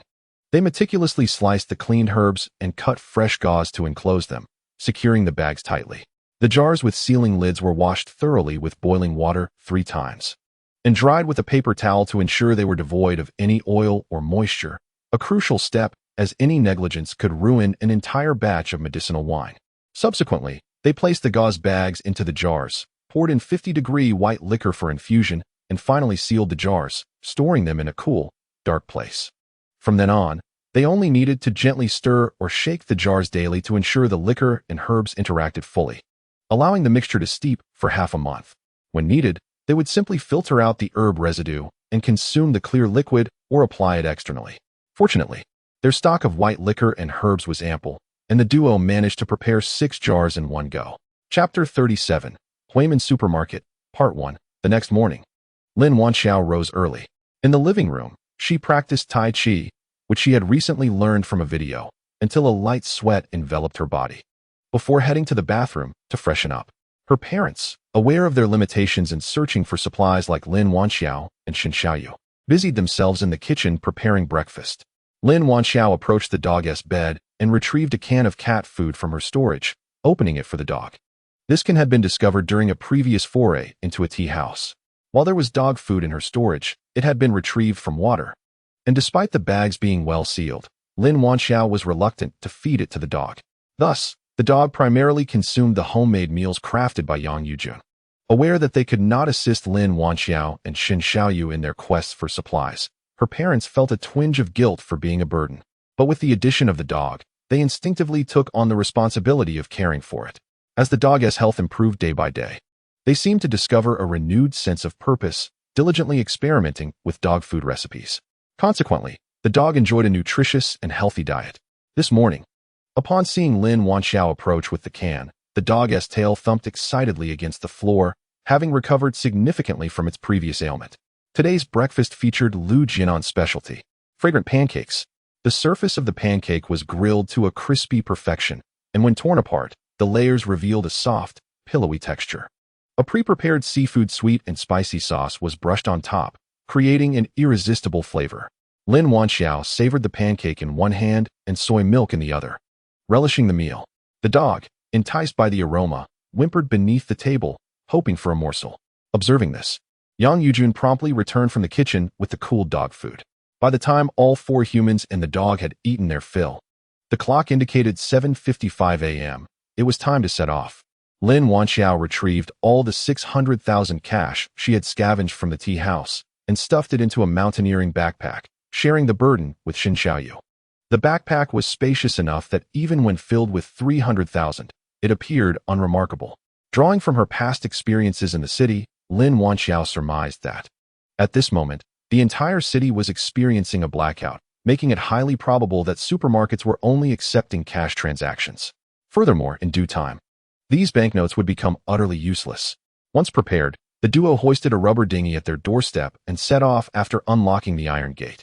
As they reached the third-floor platform, Hu Mingyue awaited them with a gathering of others, who were engaged in hushed conversations, the content of which was elusive.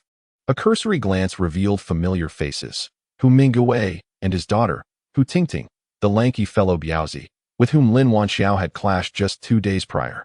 The obstinate male tenant of Unit 301, who lingered without intention to leave, and Xiao Zhao from Unit 601, who had recently caused a ruckus outside Dr. Huang's office with his pregnant wife and mother-in-law. To Lin Wanxiao's surprise, each of these individuals, with the exception of Hu Tingting, carried a bulging backpack, suggesting they too were laden with supplies. Upon seeing Lin Wanxiao and Xin Xiaoyu descend, the crowd immediately ceased their whispering, their expressions darkening as they regarded the pair. Only Hu Tingting offered Lin Wanxiao a courteous smile, inheriting her mother's exquisite beauty, particularly evident in her captivating eyes that sparkled enchantingly.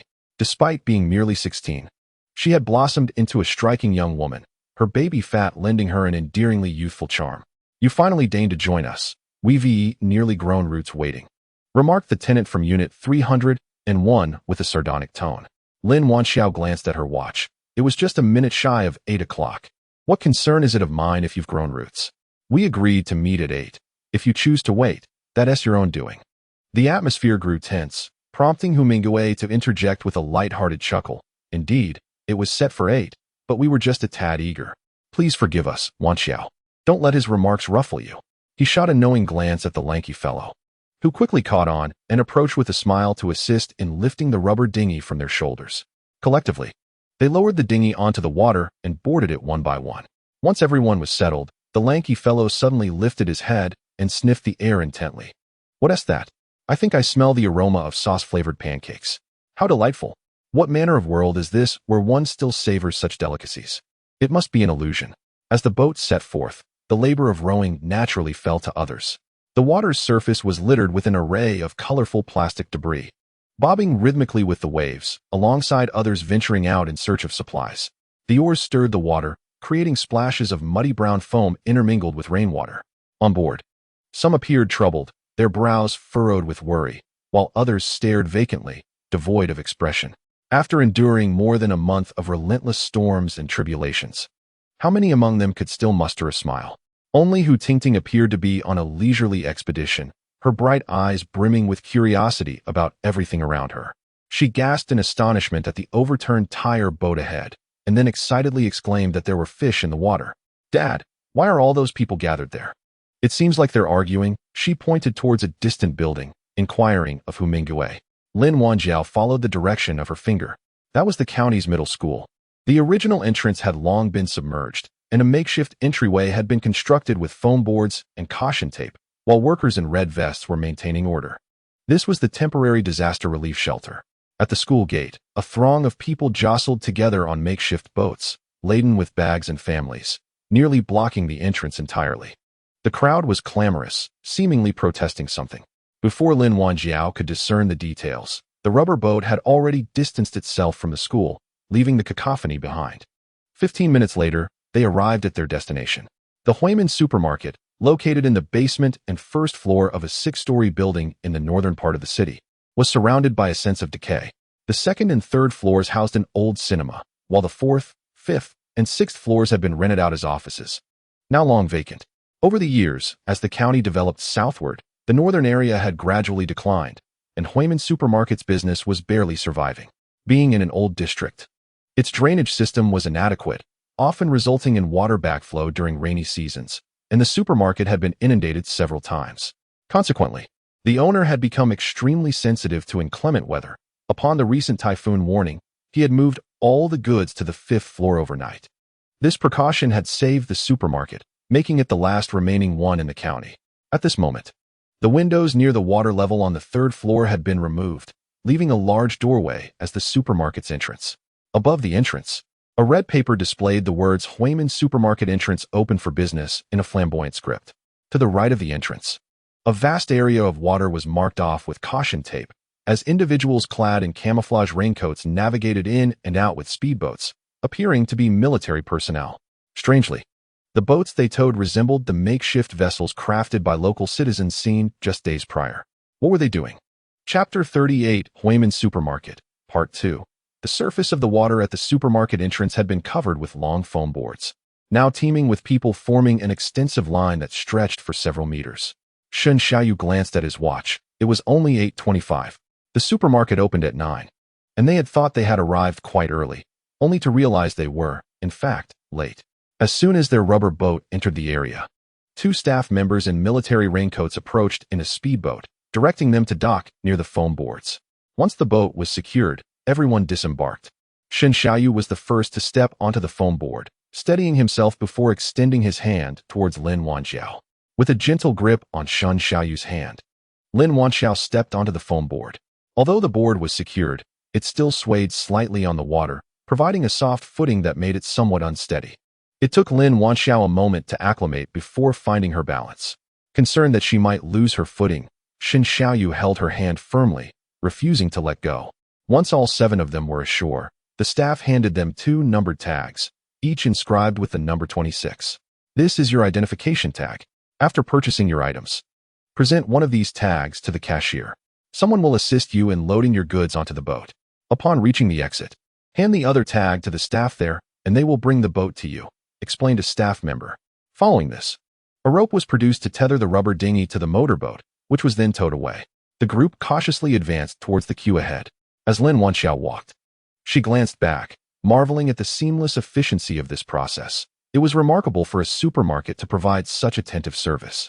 Sensing Lin Wanjiao's bewilderment, or perhaps eager to showcase his knowledge, Hu Mingyue remarked, "This is the only surviving supermarket in the entire county." Recently, the influx of people procuring supplies has been substantial. With goods being transported over water, congestion is inevitable. Just the day before yesterday, due to delays at the loading area, a crowd pressed forward, causing several individuals to lose their balance and tumble into the water, along with their goods. Even more alarming were reports of violent altercations over bags of rice, resulting in serious injuries, and some even resorted to outright theft on the way back from the supermarket. It is said that several lives have been lost. To ensure the safety of the citizens and facilitate the supply of resources, the government has taken direct control of the supermarket. Residents need only queue to pay, alleviating them of any further concerns, thus enhancing efficiency while maintaining order. Moreover, he continued, gesturing towards the distance, during operational hours, armed police patrol the waters within a 3-kilometer radius of this supermarket, ensuring safety against any potential robberies. Lin Wanjiao had never witnessed such a scene in her previous life. She had only seen the collapse of social order following disasters, where people fought tooth and nail for survival. Initially, the government had attempted to provide relief, but with little success. As the calamity escalated, even official organizations began to disintegrate, becoming fragmented and disorganized. Observing the diligent figures of patrolling officers on the motorboat in the distance, Lin Wanxiao gently squeezed Shen Xiaoyu's hand. He turned to look at her, and with a smile, she declared, "Ayu, I feel a renewed sense of confidence." With half an hour remaining before the supermarket opened, they stood in line, discussing their procurement strategy. On Hu Mingui's side, a list had already been prepared for the bulk purchases. He held the list, assigning tasks to the others, aiming for precision and efficiency. "Sister Wanxiao, what do you plan to buy?" Hu Mingui inquired after organizing the assignments. Lin Wanxiao and her companion were not in want of supplies. Their visit was primarily to expend their available cash. Thus, she casually replied, "Naturally, we intend to purchase some essentials." Upon entering, they divided into groups, agreeing to reconvene at the exit at 10 o'clock. As the clock struck 9, the supermarket finally permitted entry. The entrance led to a fire escape, necessitating a climb to the 5th floor. Upon reaching the 5th floor, they were greeted by bags of rice and boxes of bottled water stacked on the floor, accompanied by a sign stating that each person was limited to purchasing 1 bag of rice and 1 box of water. The rice appeared to have been repackaged. Shen Xiaoyu picked up a bag, weighing it in his hands, and remarked to Lin Wanxiao, £5. "Only £5. Lin Wanxiao furrowed her brow, dismayed to discover that a bag marked for 200 was merely £5, translating to an astonishing $40 per pound, when such rice typically sold for only $2 or $3. The duo proceeded to examine other grains. Glutinous rice, millet, flour, fresh meats, and leafy vegetables had all seen price increases and were also subject to purchase limits. In contrast, the prices of coarse grains like potatoes, sweet potatoes, oats, sorghum, and soybeans were somewhat more reasonable, with less stringent purchasing restrictions. Although the snack and beverage section imposed no limits on purchases, the shelves were nearly bare. Even with such outrageous prices, patrons filled their shopping carts without a moment's hesitation. Occasionally, someone would exclaim in hushed tones, "Pork tenderloin is $100 a pound. It was only 50 yesterday. How outrageous." A companion would respond quietly, "Don't say that. At least there's something to buy." With the relentless downpour showing no signs of abating, one could never be sure when supplies might run dry. Indeed, if you did not purchase, others certainly would. Lin Wanxiao did not lack for food, yet to maintain appearances, she placed some limited purchase rice, flour, pork, and vegetables into her cart, along with some cooking oil, salt, and sugar, before heading straight to the 6th floor. The 6th floor, dedicated to household goods, was far less crowded compared to the bustling 5th.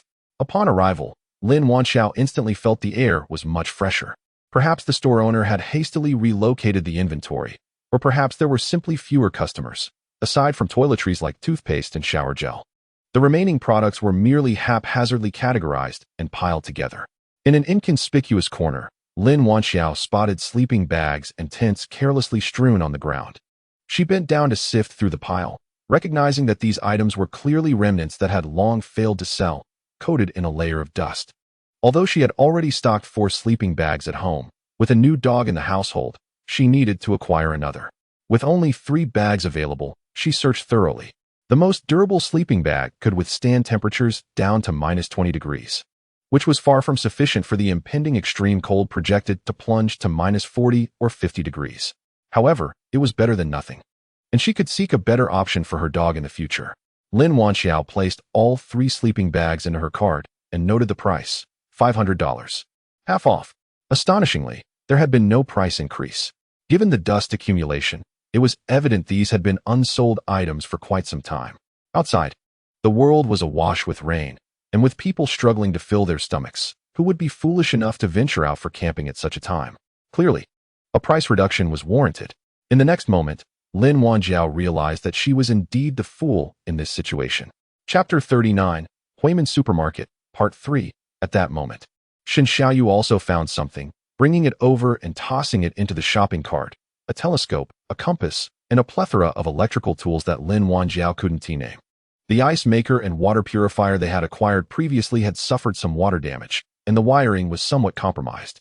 The availability of tools here was quite satisfactory. Perhaps she could attempt to repair them. "Ah, you are truly remarkable." Lin Wanxiao gazed at Shen Xiaoyu with adoring eyes. She genuinely admired him for his ability to fix anything. She herself was utterly clueless in this regard. Without Xin Xiaoyu's assistance, even if she purchased numerous generators and filters, she would only be left staring blankly at them. Upon meeting the fervent gaze of the young woman, Xin Xiaoyu felt a rush of warmth flood his mind, his ears turning crimson. He quickly averted his gaze and cleared his throat awkwardly. To mask his embarrassment, he pointed in another direction to change the subject. Are you considering purchasing cold weather gear? I saw some cold weather suits over there. Would you like to take a look? Cold weather suits? Let us go check them out. Lin Wanjiao, oblivious to the man's unusual demeanor, brightened at the mention of cold weather gear and hurriedly jogged toward the direction he indicated. The items were stored in a large cardboard box without price tags, evidently not intended for sale. Lin Wanjiao rummaged through, discovering not only cold weather suits, but also fur coats. She pulled them out one by one, examining them with increasing excitement. To her astonishment, there were 6 sets of modular polar cold weather suits, 6 pairs of mountaineering boots, and 6 fur coats. Among them, 2 sets were in women's sizes, while 4 were in men's sizes. It was simply splendid. While elated, she also found herself puzzled by the owner's reasoning. How could a small grocery store in a county town sell polar cold weather gear? The winter temperature here barely dipped below zero, making such a business model seem astonishingly impractical. With no price tags on the box, Xin Xiaoyu turned to find a staff member, while she remained in place, guarding her treasures as if afraid they might be snatched away. Before long, Xin Xiaoyu returned. I've inquired. The staff said this batch was originally prepared by the owner for himself and friends for a mountain climbing expedition 2 years ago, but they could never coordinate their schedules, so it was left untouched. No wonder. Is he willing to sell it? Lin Wanjiao was eager. The owner had evidently invested considerably in high-quality gear, designed to withstand temperatures as low as -70 degrees, far superior to what she had previously purchased online. Xin Xiaoyu couldn't help but chuckle at her anxious expression and nodded, yes. However, the owner didn't anticipate anyone would actually buy them, so he hasn't discussed a price with the staff. Someone has already approached him, so let us wait a bit. Lin Wanjiao let out a sigh of relief. As long as he was willing to sell, money was not a concern.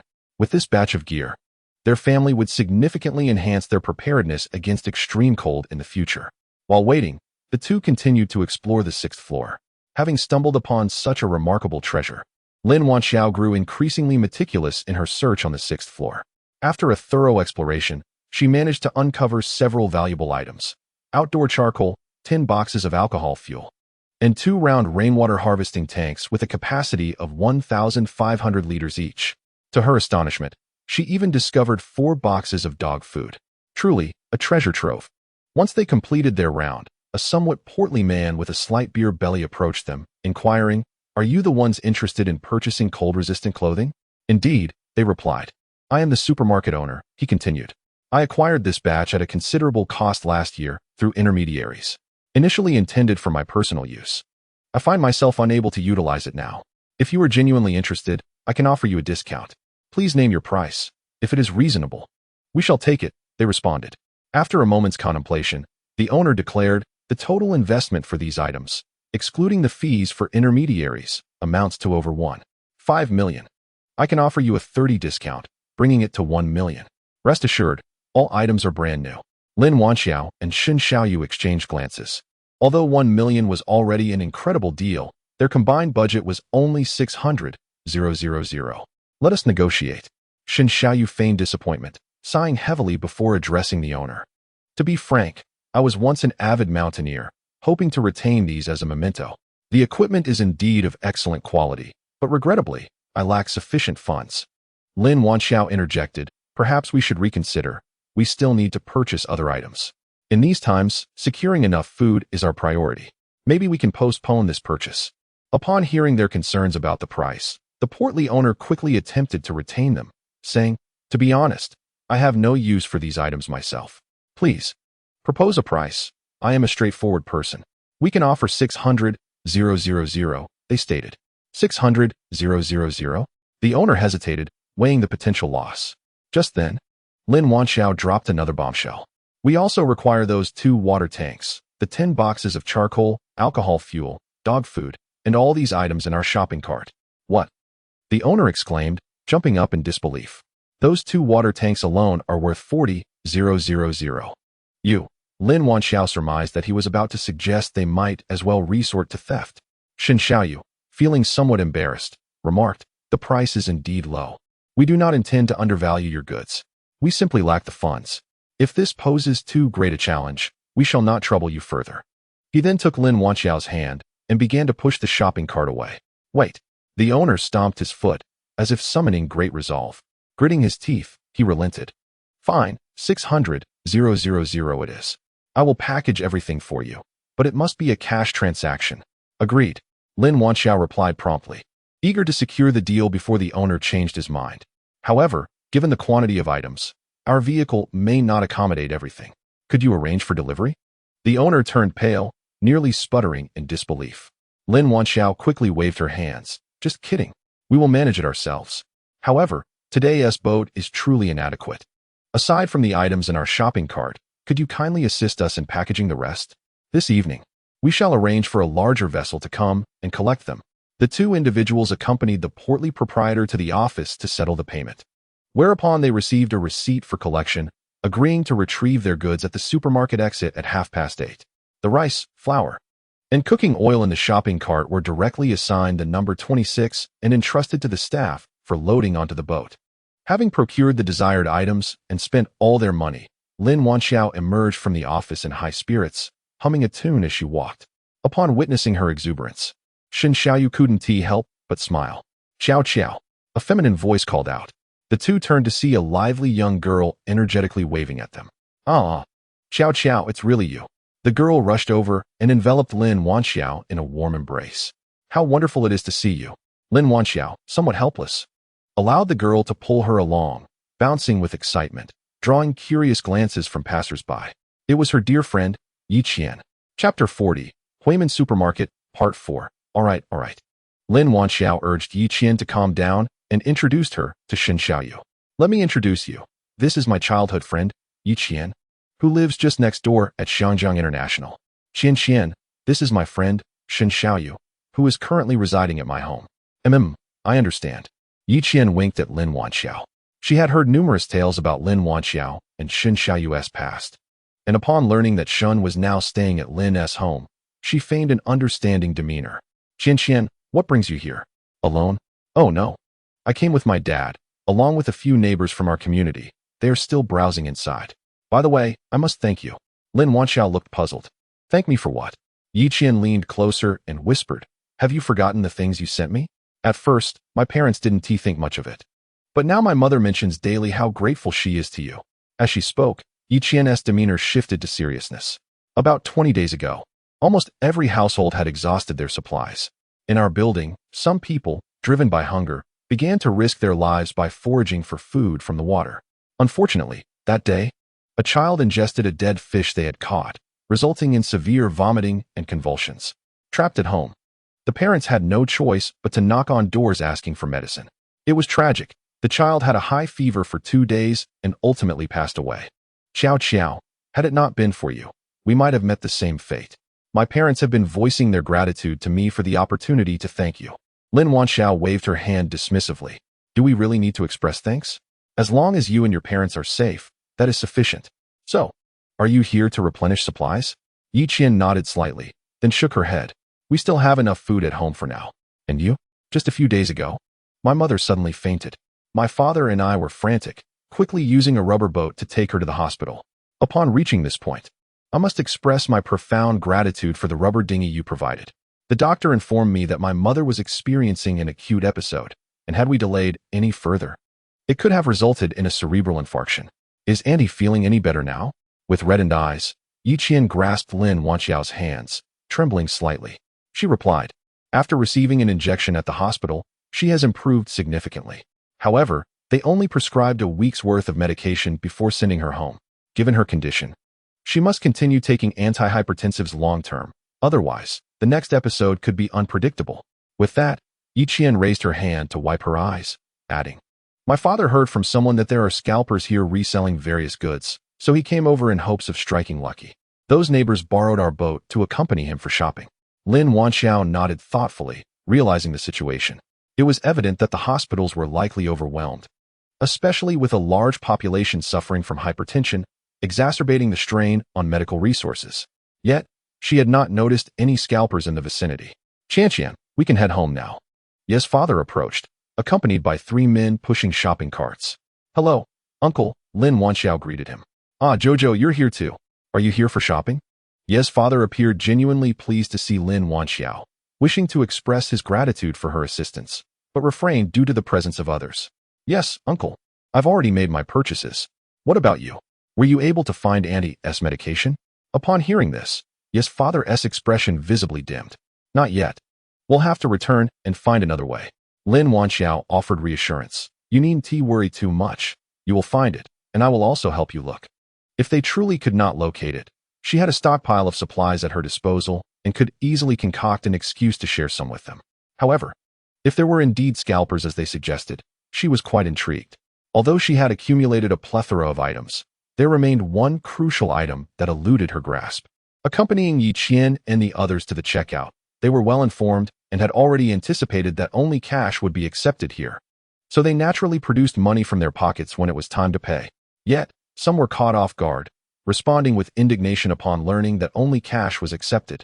On what grounds do you only accept cash? This is illegal, they protested. Exactly. You can't do this. No one informed us we needed to bring cash. We've come all this way, and this issue must be resolved. A ripple of discontent surged through the crowd, drawing more people into the uproar. We are not refusing to pay. The money is in the bank, and you can check, they exclaimed. With the network and power outage, we cannot withdraw funds. Can't the government consider helping us common folk? Faced with the crowd's mounting fury, the staff could only patiently explain that the supermarket was currently accepting only cash and urged those without it to wait at home for government assistance. However, the more submissive the staff appeared, the more emboldened the crowd became, gripping the employees' collars with an unmistakable intent to persist until a resolution was reached. An increasing number of individuals gathered at the checkout. Those with money began to voice their grievances against the ill-mannered uproar of those without funds, while the latter felt discontent watching others effortlessly acquire goods. In a moment of heated disagreement, chaos erupted. Bang, bang, bang. 3 gunshots rang out. Armed officers issued a stern warning to the crowd. Anyone causing a disturbance would be apprehended. Faced with the ominous barrels of the guns, those who had been so boisterous just moments ago scattered like quail. A group completed their transaction and made their way to the exit. Upon arrival, Hu Minghua and others awaited them, with Hu Tingting chattering incessantly.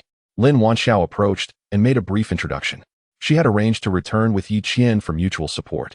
Hu Minghua readily agreed, recognizing the value of their supplies, despite the presence of patrolling officers who might not cover every angle. After handing over their ticket to the staff, a rubber dinghy soon arrived at the exit, laden with goods. They carefully assisted each other onto the vessel. Under the staff's guidance, 2 dinghies paddled away from the exit, clearing space for those behind. Although Lin Wanxiao's dinghy was spacious enough to accommodate 10 individuals, it was now filled with supplies, leaving 7 people to sit closely together as they rowed, creating a somewhat cramped environment. The majority of the cargo consisted of rice and water purchased by Hu Minghua and his companions, far exceeding a single share per person. Lin Wanxiao questioned the apparent limit on purchases. The slender monkey, somewhat smug, replied, "Of course, ordinary folks are subject to limitations, but who is our esteemed brother Gui? Preparations were made well in advance here. We are not merely after this small amount of rice and flour. We also," Hu Minghua sharply interrupted, silencing the slender monkey, who flinched at the fierceness in Hu Minghua's gaze, hastily retracting whatever he had intended to boast about. Realizing his abruptness, Hu Minghua smiled and redirected the conversation to Lin Wanxiao. Don't mind his nonsense. By the way, is this all you bought? Lin Wanxiao, perceptive, had already noticed a small portion of a dark green walkie-talkie peeking from the slender monkey's pocket. Chapter 41. A stroll to clear the mind. A walkie-talkie? It appeared to be military grade, a rarity not found in supermarkets. She had underestimated Hu Minghua's capabilities. Returning her gaze, Lin Wanxiao remarked, with a hint of a smile, "I am not as well informed as you, unaware that cash was required for the transaction. These items were purchased by a friend on my behalf." Yi Qian, following behind, felt somewhat puzzled by Lin Wanxiao's statement, but nodded in agreement. Hu Minghua understood the sarcasm in her words and sheepishly apologized. "You see, I can be quite forgetful. My apologies, Wanxiao. I've been so busy these past few days that I nearly caused you an unnecessary trip. Please forgive me this once." Lin Wanxiao merely snorted in response and chose not to engage further. Whether it was intentional or simply forgotten, everyone is well aware. If given a choice, she would prefer not to associate with such petty individuals. It remains uncertain how Hu Mingyue has managed to secure certain connections. For now, it seems prudent to avoid confrontation, provided that the other party does not provoke her. On the way back, they indeed spotted armed patrol boats gliding by from time to time. The journey was relatively calm. Yi Qian and her companions parted ways at the fork in the community, agreeing to reconvene at the supermarket at the same time in 7 days. Upon reaching the base of the building, they discovered, to their dismay, that the water level had risen yet again. When they set off, the platform on the 3rd floor was a full arm's length above the water's surface, yet within a few hours, it had begun to flood, the depth now reaching above their ankles. Zhao, who had been playing the role of the invisible man, was the first to step inside. The men quickly passed the supplies from the small boat into the building's corridor. Yaozi, please take the supplies to your place.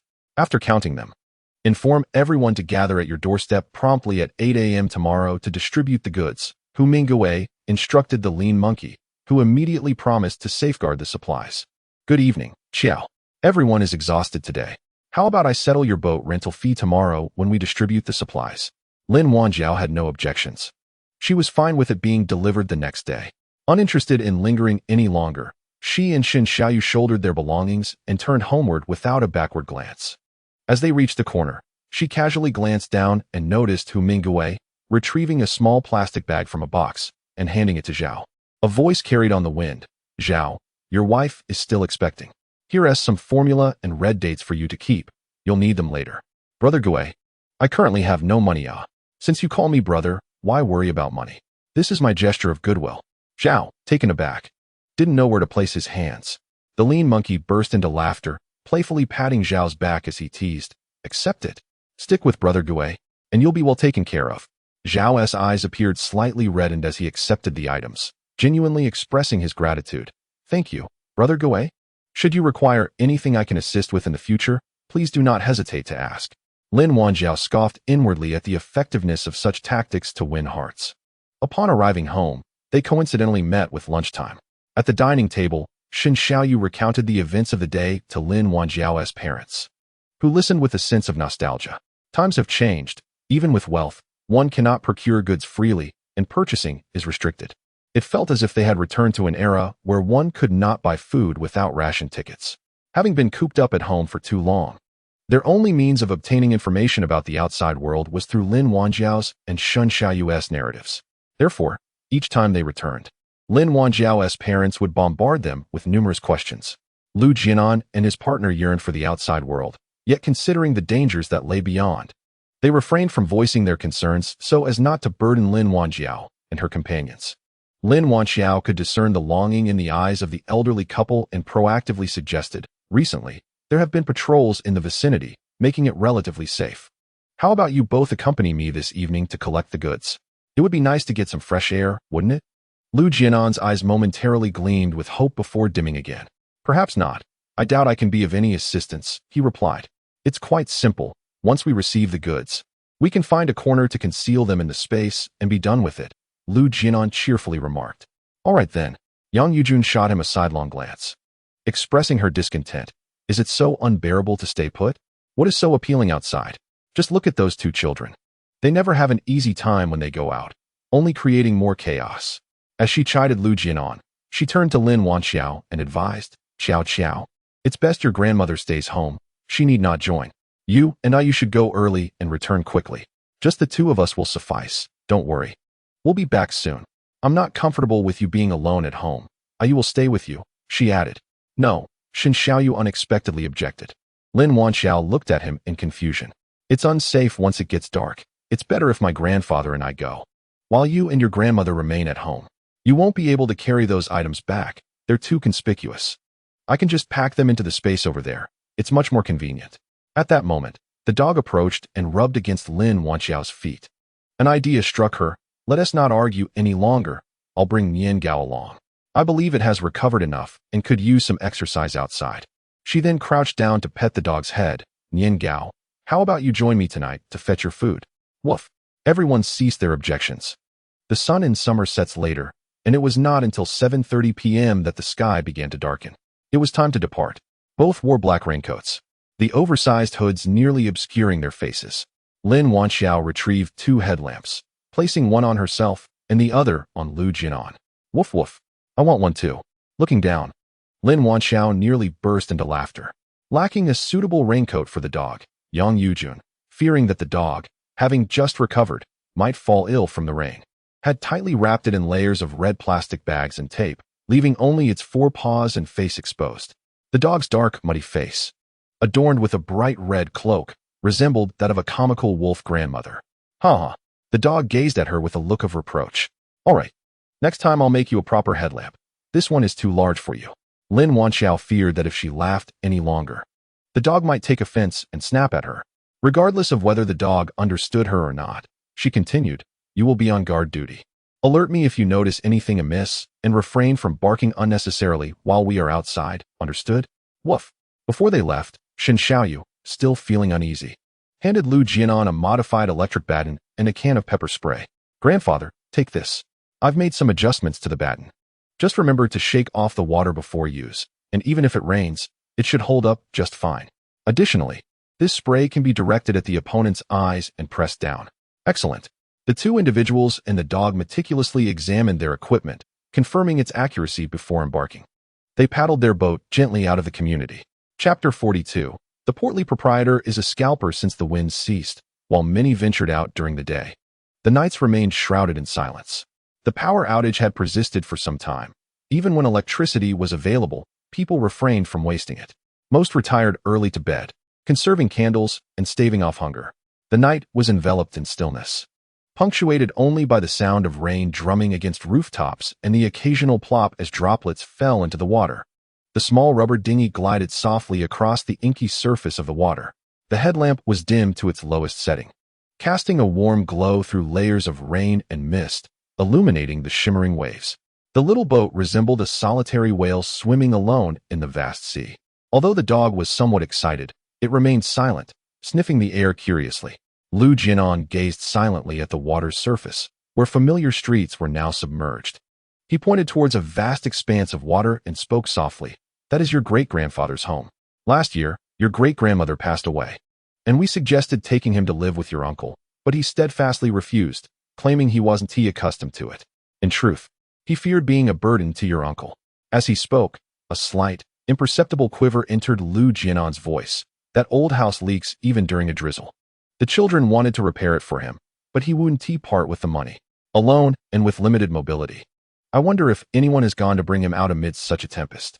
Lin Wanxiao offered reassurance. Grandfather, do not fret. Your uncle and the others are dutiful.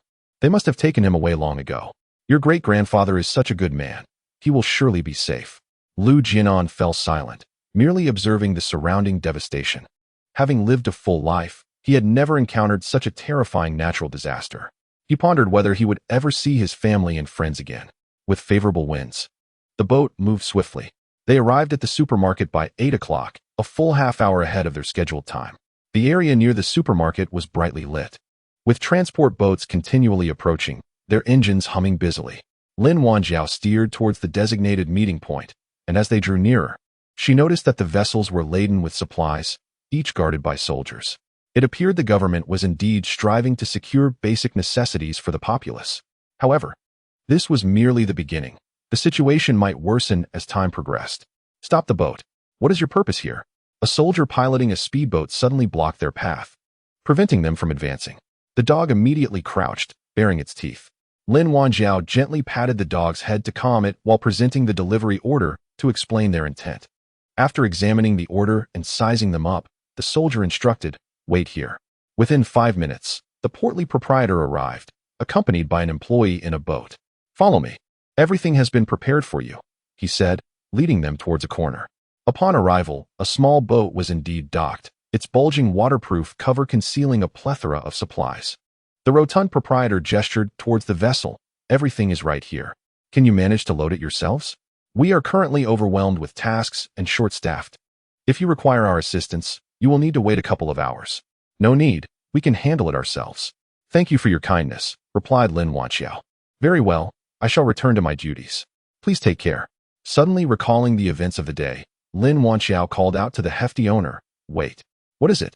He inquired. It concerns a dear friend of mine whose family member is unwell and urgently needs antihypertensive medication.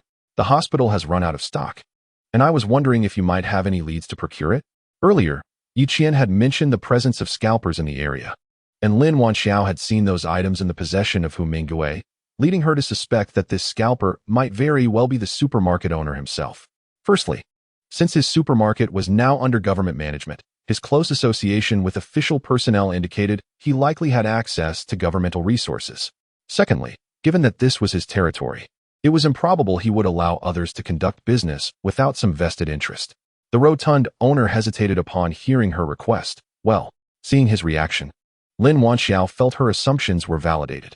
Rest assured, we only wish to purchase medication to save a life. Regardless of the outcome, we will not spread any rumors. If you have a solution, name your price. Noting Lin Wanxiao's earnestness, the owner dropped his pretense. To be honest, I do have some connections for acquiring certain items. As for the medication you mentioned, it was previously no issue. There's a pharmaceutical company in the east of the city. However, due to the recent disaster, that channel has been cut off. I will need to explore other avenues. How much do you need, and when do you require it? I will do my best to procure it for you. A pharmaceutical company in the east? Lin Wanxiao pondered. Please keep an eye out for me. The more, the better. I will return in 7 days. Understood. As per usual, I only accept cash. Agreed. Once the owner moved away, Lin Wanxiao and Lu Jianan worked together to align their boat alongside the supply vessel, securing it with ropes to ensure stability during the transfer. Due to the rain, a layer of waterproof tarpaulin covered the supplies. Grandpa, let me handle the loading while you stay on the rubber dinghy, she suggested. Their boat lacked shelter from the rain, necessitating a swift operation to avoid wetting the charcoal and other water-sensitive supplies. Fortunately, their cargo was relatively lightweight, and with their coordinated efforts, they completed the task in under 10 minutes. The dog, sensing the aroma of dog food, excitedly circled around the box containing the kibble. With the business concluded, they set off homeward. As soon as they exited the supermarket's floodlights reach, darkness enveloped them. Without the headlamp, visibility was nearly non-existent. To be cautious, Lin Wanxiao waited until the boat drifted to a secluded area before extinguishing the light and stowing the cargo in her space. Once the coast was clear, she turned the light back on. Woof! The dog paused, bewildered, eagerly running to the edge of the boat, searching everywhere, occasionally emitting soft whines. Lin Wanxiao gently stroked the dog's head, saying, "Stop looking. I've put it away. I'll show you when we get home." The dog tilted its head, seemingly unable to comprehend. However, since its owner had given no command, it quickly ceased its inquiries and returned to its post at the bow of the boat. Lu Jianan began to row and suddenly spoke up. Are you looking for antihypertensive medication for Qianqian's mother? Yes. How is her mother now? I heard she has returned home. The hospital has run out of medicine and cannot treat her, so we must find another way. Rest assured, I have some stockpiled here. If we truly cannot find any medication, I will lend her some. Okay. Lu Jianan hesitated for a moment before saying, if one day well, never mind. Lin Wanxiao was puzzled. Lu Jianan seemed to be in a rather unusual state today. She had intended to take him out for some fresh air to lighten his mood, fearing that staying cooped up at home for too long might lead to psychological issues. However, it appeared that her intentions had backfired. Grandfather, don't overthink it. As long as our family is together, everything will be all right. After pondering for a moment, Lin Wanxiao carefully suggested, Grandfather, I plan to search for supplies at the pharmaceutical company in the east of the city the day after tomorrow. You heard what that boss said. We might find something useful. Would you like to join me? Lu Jianan waved his hand in refusal. I am just an old bone. I wouldn't want to cause you trouble. You should be safe outside. All right then. Chapter 43. The quest for medicine. By the time they returned to the community, it was already past 9 in the evening. The two entered quietly, making their way towards their apartment building. The entire complex was shrouded in darkness, devoid of any light or sounds of activity. Yang Yujun and Shen Xiaoyu had been anxiously waiting in the living room all night, and as soon as they heard the sound of the doorknob turning, they hurried to open the door. Seeing the two of them and the dog return safely, Yang Yujun sighed in relief. Was the journey all right? Lu Jianan seemed somewhat distracted. Jianan. Oh, it was fine. Everything went smoothly. Yang Yujun found Lu Jianan's demeanor baffling, as if he had lost his spirit during the outing. Shen Xiaoyu discreetly exchanged glances with Lin Wanxiao, questioning what was amiss. Lin Wanxiao shook her head while removing her gear, indicating that she too was oblivious to the matter. Look at you both, soaked. Quickly go take a shower. You might catch a cold otherwise. I've saved hot water in the thermos. To conserve fuel, the generator had long been turned off, and the hot water for showers needed to be boiled in advance and poured into the thermos for later use. Lin Wanxiao and Lu Jianan took turns quickly showering. Shen Xiaoyu also grabbed a dry towel to wipe the dog's damp fur. Nian Gao, were you obedient today? Woof. Shoo, keep it down. Remember, no matter where we are, do not bark out loud. If someone discovers you, they might take you back and roast you for dog meat. Whimper. As Shen Xiaoyu observed the dog droop its head in apparent fright, he was taken aback. Could it truly comprehend his words? Meanwhile, Lu Jianan, having just bathed, was dragged by Yang Yujun back to their room for questioning. When Lin Wanjiao emerged, she noticed that Shen Xiaoyu had returned to the sofa, awaiting her, while the dog lay fast asleep in its nest. "Ayu," Lin Wanjiao said, settling beside him. "Qiao Qiao, tonight grandfather seems troubled. What has transpired? I am not entirely certain. The journey was quite smooth. Perhaps he learned about me and Qian assisting her mother in searching for medicine and being aware of his and grandmother's advancing age. He fears becoming a burden to us." This was merely her conjecture. Upon hearing this, Shen Xiaoyu nodded thoughtfully. There is a possibility. Grandfather is overthinking. As a family, we bear no burdens to one another. However, ever since the calamity, they have been confined to the house, unable to assist with external matters. It is only natural for him to harbor such thoughts. We should encourage the elderly to engage in more activities. Keeping busy will alleviate their concerns. Indeed. By the way, I wish to discuss something with you. She expressed a keen interest in the pharmaceutical company the plump boss had mentioned earlier, eager to validate her hypothesis. The owner of Huimin Supermarket engages in the business of buying and selling goods. He must have sourced the medicines from the pharmaceutical company in the eastern part of the city, which has since been cut off due to the disaster. Before Lin Wanjiao could finish her thought, Shen Xiaoyu grasped her intention. You wish to go there to find medicine? She glanced at Shen Xiaoyu, surprised at his perceptiveness. Yes. I have heard of this company before. It is said to possess some leading biotechnology, though I am not well versed in the specifics. I only know that, in the past, several county governments vied fiercely to attract this company to our region, which surely means it harbors many treasures. Though Lin Wanjiao had studied medicine for less than 2 months and realized that such advanced technology would be of little use to her, she understood that others might possess the skills to utilize it. Thus, my intentions extend beyond merely seeking medicine. I also wish to try my luck. If I could procure some medical equipment, that would be splendid. Even if we cannot use it ourselves, perhaps it could one day pave a path for us. Seeing that Lin Wanjiao had made up her mind, Shen Xiaoyu refrained from further inquiries. When do you plan to depart? I hope to leave tomorrow evening. Such urgency? Shen Xiaoyu, harboring a personal reluctance to let Lin Wanjiao go, considered the toll the calamity had taken on her. Since the disaster, she had been either scavenging for supplies or resisting those coveting their resources. Her body, though resilient, could not endure indefinitely. Yet, faced with Lin Wanjiao's rationale, he found himself unable to counter her, lamenting his own inability to shield her. Unaware of Shen Xiaoyu's internal conflict, Lin Wanjiao explained, to avoid prolonged worries. Medical supplies are becoming increasingly scarce, and there are indeed sharp minds out there. I fear that by the time everyone realizes the situation, it may be too late for us to act. Moreover, the pharmaceutical company is located within a small industrial zone housing other factories. We could also gather additional resources along the way. All right, I will heed your advice. After the two individuals concluded their discussion, they each returned to their respective quarters to rest. Before succumbing to slumber, Lin Wanxiao habitually entered her space to organize the supplies acquired that day and to calculate the quantities consumed over the past few days. Only when everything was in order did she drift into a deep sleep. Unbeknownst to her, the others had not slept a wink throughout the night. Perhaps having gone to bed too late the previous evening, Lin Wanxiao lingered in bed until after 9 the next morning. While having breakfast in the dining area, she noticed a small brown paper bag on the table. Curiosity piqued, she opened it to find some rice and 2 bottles of mineral water inside. Yang Yujun, seeing her gaze, hurriedly explained, "This was sent over early this morning from across the way, said to be a reward for our boat." Lin Wanxiao nodded and closed the bag. He also asked me to inquire if we would be going to the supermarket tomorrow. They wish to borrow our boat for another outing. Just returned with provisions, and now they want to go out again? Lin Wanxiao felt somewhat perplexed.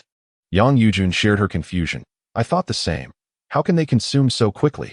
Furthermore, Grandma Li visited this morning, asking if I wanted to join her in purchasing rice, as they are collectively sourcing from Humingue.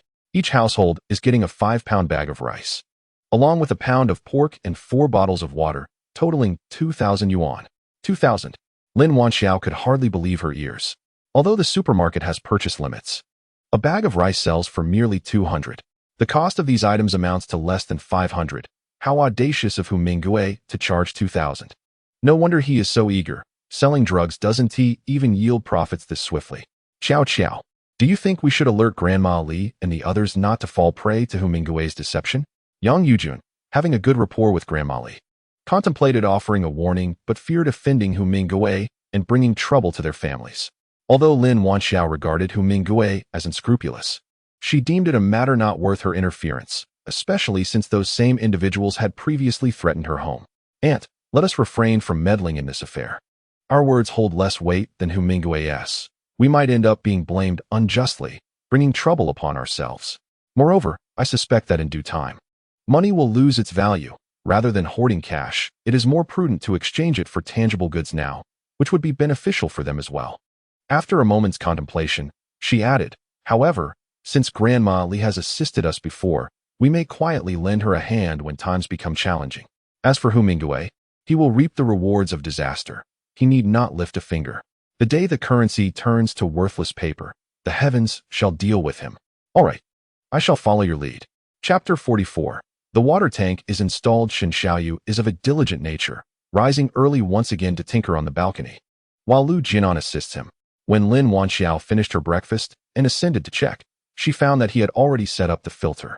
Without delay, she brought forth the 2 rainwater collection tanks she had purchased from the supermarket. They planned to position these tanks on the balcony, extending the rainwater inlet out of the window to collect rainwater, with the outlet connected to a hose leading directly downstairs. Thus, Yang Yujun and the others would no longer need to laboriously collect rainwater with a basin, as it was unsafe for the 2 elderly individuals to continuously ascend and descend the stairs with water. The rainwater collected outside remained murky even after sedimentation, and despite the addition of a filtration system, Lin Wanxiao hesitated to allow her family to consume it. Henceforth, the family's drinking and utility water would still be sourced from the reserves Lin Wanxiao had stored in her space, which were more than sufficient for the 5 members of the household. Once the water tank was prepared, she planned to periodically add disinfection tablets before use, ensuring that there would be no significant issues. This would resolve their needs for bathing and laundry. When the scorching heat of summer arrived, the 3,000 liters of stored water would sustain them for an extended period. While Lin Wanxiao was squatting on the balcony, contemplating how to connect the filter to the water tank with Shen Xiaoyu, a voice called from below, Xiao Qiao, come down quickly, Dr. Huang has arrived. I'm coming, she replied, casually wiping her hands on Shen Xiaoyu's clothing, leaving a yellow stain on the pristine white shirt. Shen Xiaoyu remarked, all right, as long as it makes you happy. Huang Bolin stood at the entrance without stepping inside, and when he saw Lin Wanxiao descend, he greeted her with a smile. Xiao Qiao, I must return to the hospital. Is that so? Teacher Huang, you're leaving? Is everything all right with Auntie? Huang Bolin's lips curled into a faint, bittersweet smile. My mother's condition requires her to rest, and my continued presence at home serves little purpose. The hospital has urged me several times to return, and I cannot delay any longer. Moreover, only by resuming work can I ensure my mother receives her medication. Lin Wanxiao nodded in understanding. Indeed, the hospital was likely overwhelmed with patients and desperately in need of staff. Huang Bolin's visit must have entailed more than just this announcement. Teacher Huang, please let me know if there is anything I can assist you with. Xiao Qiao, although you address me as teacher, I have not imparted much knowledge to you. On the contrary, you have provided me with substantial assistance. I consider you a true friend. I shall dispense with pleasantries. Once I return to work, my parents will rely on you for support, especially my mother. If any emergencies arise, I would feel more at ease knowing you are nearby. Understanding the gravity of the situation, she readily agreed. Rest assured, Teacher Huang, if anything arises with Uncle or Auntie, they can come to the 16th floor to find me. My grandparents are at home and often bored. It would be nice for them to have company. That's even better. I can return every Sunday. And if you have any questions regarding your studies, feel Feel free to ask me then. Also, if there's an urgent matter, you can come to the county hospital to find me. After Huang Bolin finished his instructions, he took his leave. Lin Wanxiao did not rush to close the door. Instead, she gazed at the opposite apartment, 1601, considering before she approached and knocked on the door. Who is it? A female voice called from within, followed by the door being opened. It was the daughter of Hu Minggui, who greeted Lin Wanxiao with a polite smile. Sister, are you looking for my father? Lin Wanxiao nodded. The family seemed to be having lunch, as the aroma of stir-fried green peppers and meat wafted through the open door. The little girl called out behind her, Dad, Sister Wanxiao is looking for you. After finishing her shout, she flashed a smile at Lin Wanxiao and returned to the dining room. Lin Wanxiao perceived that Hu Minggui was rather unimpressive himself, yet his daughter was raised remarkably well, displaying sincerity far surpassing that of her father. Upon hearing the commotion, Hu Minggui approached, and upon seeing Lin Wanxiao, his face immediately donned an insincere smile. Sister Wanxiao has arrived. Have you had lunch? Would you care to join us? Not wishing to engage in trivial conversation, she cut to the chase. My grandmother has informed me about your request to borrow the boat. I want to be going out for the next few days. You may use the boat, provided two conditions are met. It must be returned in pristine condition, and the rental fee will be calculated at 1 pound of rice and 1 liter of water per day. She planned to thoroughly search the nearby factories during her visit to the pharmaceutical company and might stay away for several days, not wanting anyone to discover that only the elderly remained at home. After all, there was still a rubber dinghy and a speedboat in her possession. Lending them out posed no issue. All right, rest assured, Hu Minggui replied, visibly pleased, knowing that the earnings from this trip would far exceed a mere pound of rice. I will leave the rubber dinghy at your doorstep tonight. Please help yourselves and do not disturb me. With that, Lin Wanxiao turned and returned to her home. Once she departed, Hu Minggui's expression soured instantly. He closed the door and resumed his meal at the table. His wife, Luo Yakin, noticing his grim demeanor, inquired with concern, Darling, what is troubling you? Hu Minggui scoffed. These young people, with a little capital, become arrogant and disrespectful, treating me with disdain. One day, they will fall into my hands, and then I shall settle the accounts with her. Seeing her husband's displeasure, Luo Yakin sought to appease him by placing 2 pieces of meat in his bowl. Do not be angry. Take care not to ruin your health. Here, eat more meat to replenish your strength. Lately, you have been working so hard, and neither Tingting nor I can be of much help. Soon, both of us will depend on you. Upon hearing Luo Yakin's flattery, Hu Minggui's expression softened somewhat. Observing this, Luo Yakin exchanged a knowing glance with their daughter, Hu Tingting. Tingting cautiously filled her father's glass with beer and spoke gently. Dad, last time at the supermarket, Uncle asked when he might accompany us next time. Life is quite difficult for Grandma at home. When Hu Minggui married Luo Yakin, he was merely a poor boy from the countryside striving to make a living. The bride's parents, both working professionals, were initially reluctant to allow their daughter to marry him. He had always felt looked down upon, unable to hold his head high before his in-laws. Now, however, they were relying on him, and he felt a sense of vindication. Understood. We shall see. If he proves himself, he can follow me, and I shall not treat him poorly. With her husband's promise, Luo Yakin's face lit up with joy. Meanwhile, Lin Wanxiao returned home and instructed Yang Yujun and the others to refrain from going out for the next few days and to keep their absence a secret. In the afternoon, feeling idle, Lin Wanxiao decided to engage with her dog, beginning to teach it some simple commands. The dog is remarkably intelligent. It learns commands after only 3 or 4 repetitions. Lu Jianan praised the dog enthusiastically upon witnessing this. Once they return from this outing, I shall attempt to train it systematically, exclaimed Shen Xiaoyu with the delight of discovering a treasure. After a refreshing afternoon rest, Lin Wanxiao revitalized her spirit and organized the equipment needed for an overnight stay. Fortunately, most essentials were already available in the space, requiring minimal preparation.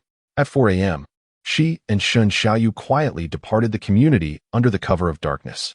Chapter 45. The Pharmaceutical Company. The pharmaceutical company is situated in a relatively remote area, heading eastward towards Xiangshan, surrounded by a vast industrial zone. The night serves both as a cloak and an impediment, making it impossible to gauge their route by nearby structures. Thus, they relied solely on a compass to ascertain their direction as they navigated eastward in a rubber boat. If their path was obstructed by buildings, they would circumvent them. After nearly an hour of rowing, The surroundings became devoid of structures. Lin Wanxiao confirmed they had distanced themselves from civilization and retrieved the speedboat from her space. The remaining journey would be undertaken in the speedboat to save time. The sound of the motor pierced the stillness of the night, and they sailed through the waves. Reaching their destination in less than half an hour, a vast expanse of factory buildings lay before them, with all floors below the third submerged in water. As the light from the flashlight swept across the scene, the sporadic structures remained steadfast amidst the undulating waves. Lacking precise coordinates, they could only rely on the flashlight to scan the area. Fortunately, each company displayed its sign atop the factory roofs. After searching for about 10 minutes, they finally spotted a tall building adorned with the name Ruiheng Pharmaceuticals in large letters. Circumventing the building, they ultimately found a shattered window. Shen Xiaoyu used a hammer to break away the remaining shards of glass, creating an opening large enough for both to pass through. Lin Wanxiao nodded to him, stowed away the flashlight, and switched on her headlamp, leading the way into the water. Shen Xiaoyu followed closely behind. After securing the speedboat, they swam into the opening. This floor appeared to be an office area, as the light from the headlamp revealed documents and office furniture floating on the water's surface. The entire floor had been cleared, rendering the space exceedingly spacious. A glance around revealed none of the items they sought. After swimming a circuit, they swiftly located the staircase leading to the fourth floor. The water level reached halfway up the third floor, and the moment they emerged, Lin Wanxiao felt a sense of lightness. The layout of the fourth floor mirrored that of the third, also comprising a large office area. Ayu, there shouldn't be many useful items here. You search that section, and I'll search this one. Let us make quick work of it, she instructed. Each floor of this pharmaceutical company was expansive, and with at least 7 or 8 more levels above, they had much to accomplish today. Once assigned, the two began to scour the office desks one by one. Most items consisted of documents and office supplies. Lin Wanxiao collected anything useful, tossing it into her space. Unopened tissues, gathered. Hand cream, acquired. Dried fruits, chips, and soda, a connoisseur's delight, collected. A power bank, secured. Worn-out shoes, oh, next. Unopened parcels, open them. Upon realizing what lay in her hands, Lin Wanxiao immediately regretted it. Goodness, who purchased this intimate apparel? She hastily discarded it, as if it were a hot potato, giving it a swift kick beneath the table. Despite the spaciousness of the office, there were few useful items, and the two quickly finished their search. Shen Xiaoyu found a cardboard box to contain the items, and Lin Wanxiao glanced at it, noting that the contents were largely similar to what she had discovered. They stowed everything away and made their way to the 5th floor. Attempting to push open the fire door, they found it locked. Exchanging glances, they realized the main party had arrived. In this remote wilderness, they no longer hesitated, opting instead for a forceful entry. Before them lay a long corridor, with doors on either side, all securely shut. Testing the nearest door, they found it locked as well. Reading the sign, they noted it was for surgical instruments. Let us break down the door. Once inside, they found a pristine white room filled with rows of stainless steel shelves. Each shelf was meticulously organized with boxes, categorized with precision. The entire room emanated a sterile, cold glow akin to surgical instruments. Lin Wanxiao hesitated in front of the shelves. Noticing her stillness, Shen Xiaoyu inquired, "What's wrong?" With a forlorn expression, she replied, "There's too much, and there's not enough space. What should we do?" The expanded space from their previous endeavors had dwindled to merely 60 square meters after a few days of accumulation. This room alone was over 30 square meters, and there were several more floors yet to be searched. It was simply impossible to take everything back. Let us start with what we urgently need. Agreed. They gathered 20 boxes each of hemostatic clamps, tissue scissors, scalpels, and retractors. Let us move on to the next location. Shen Xiaoyu had become adept at breaking down doors, and Lin Wanxiao pried open the next one in less than 2 minutes. The adjacent room housed traditional Chinese medical instruments, which piqued Lin Wanxiao's interest. Surgical procedures were too stringent. In a world like theirs, traditional medicine proved to be the most practical. They collected 20 boxes each of stethoscopes, pulse meters, electroacupuncture devices, gua sha boards, blood pressure monitors, and other instruments whose names eluded them. They also took extra supplies like acupuncture needles and syringes. Thus, they moved from one room to the next, gathering items such as pulse oximeters, defibrillators, scanners, oxygen machines, masks, and gas masks. Unbeknownst to them, the darkness of the corridor had faded, replaced by a soft, ethereal white light. Dawn had arrived. The two settled on the floor of the corridor, leaning against the wall to rest. Lin Wanxiao produced 2 tuna seaweed rice balls, one for each, and they enjoyed them with milk as a makeshift breakfast. After their meal and a sufficient rest, they brushed off the dust from their clothes and proceeded to ascend the stairs. The building was originally equipped with a dedicated elevator, but unfortunately, it had long since lost power. Shen Xiaoyu had no choice but to continue prying open the fire doors with her hammer. The 6th floor consisted entirely of rooms separated by transparent glass. At a glance, it was filled with laboratories. Lin Wanxiao and her companion were utterly unfamiliar with these, unable even to name the equipment present. Well, it seems we can only go with the flow.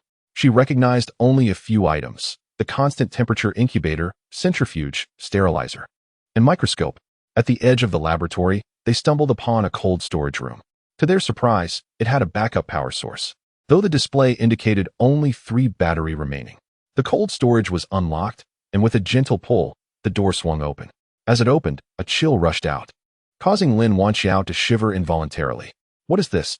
Upon seeing the contents inside, her eyes sparkled with delight. Insulin, targeted cancer drugs, a variety of vaccines. In a world like this, minor ailments could be endured, but being afflicted with cancer or diabetes would be catastrophic. Had they arrived any later, the power would have drained, and these precious medications would have been lost. The CEO of the pharmaceutical company, for reasons unknown, had failed to relocate them in time. The cold storage was small, merely about 10 square meters, and Lin Wanxiao meticulously gathered the medications, organizing them with care, unlike before. To be safe, she took the instruction manuals for each type of medication and placed them alongside the drugs.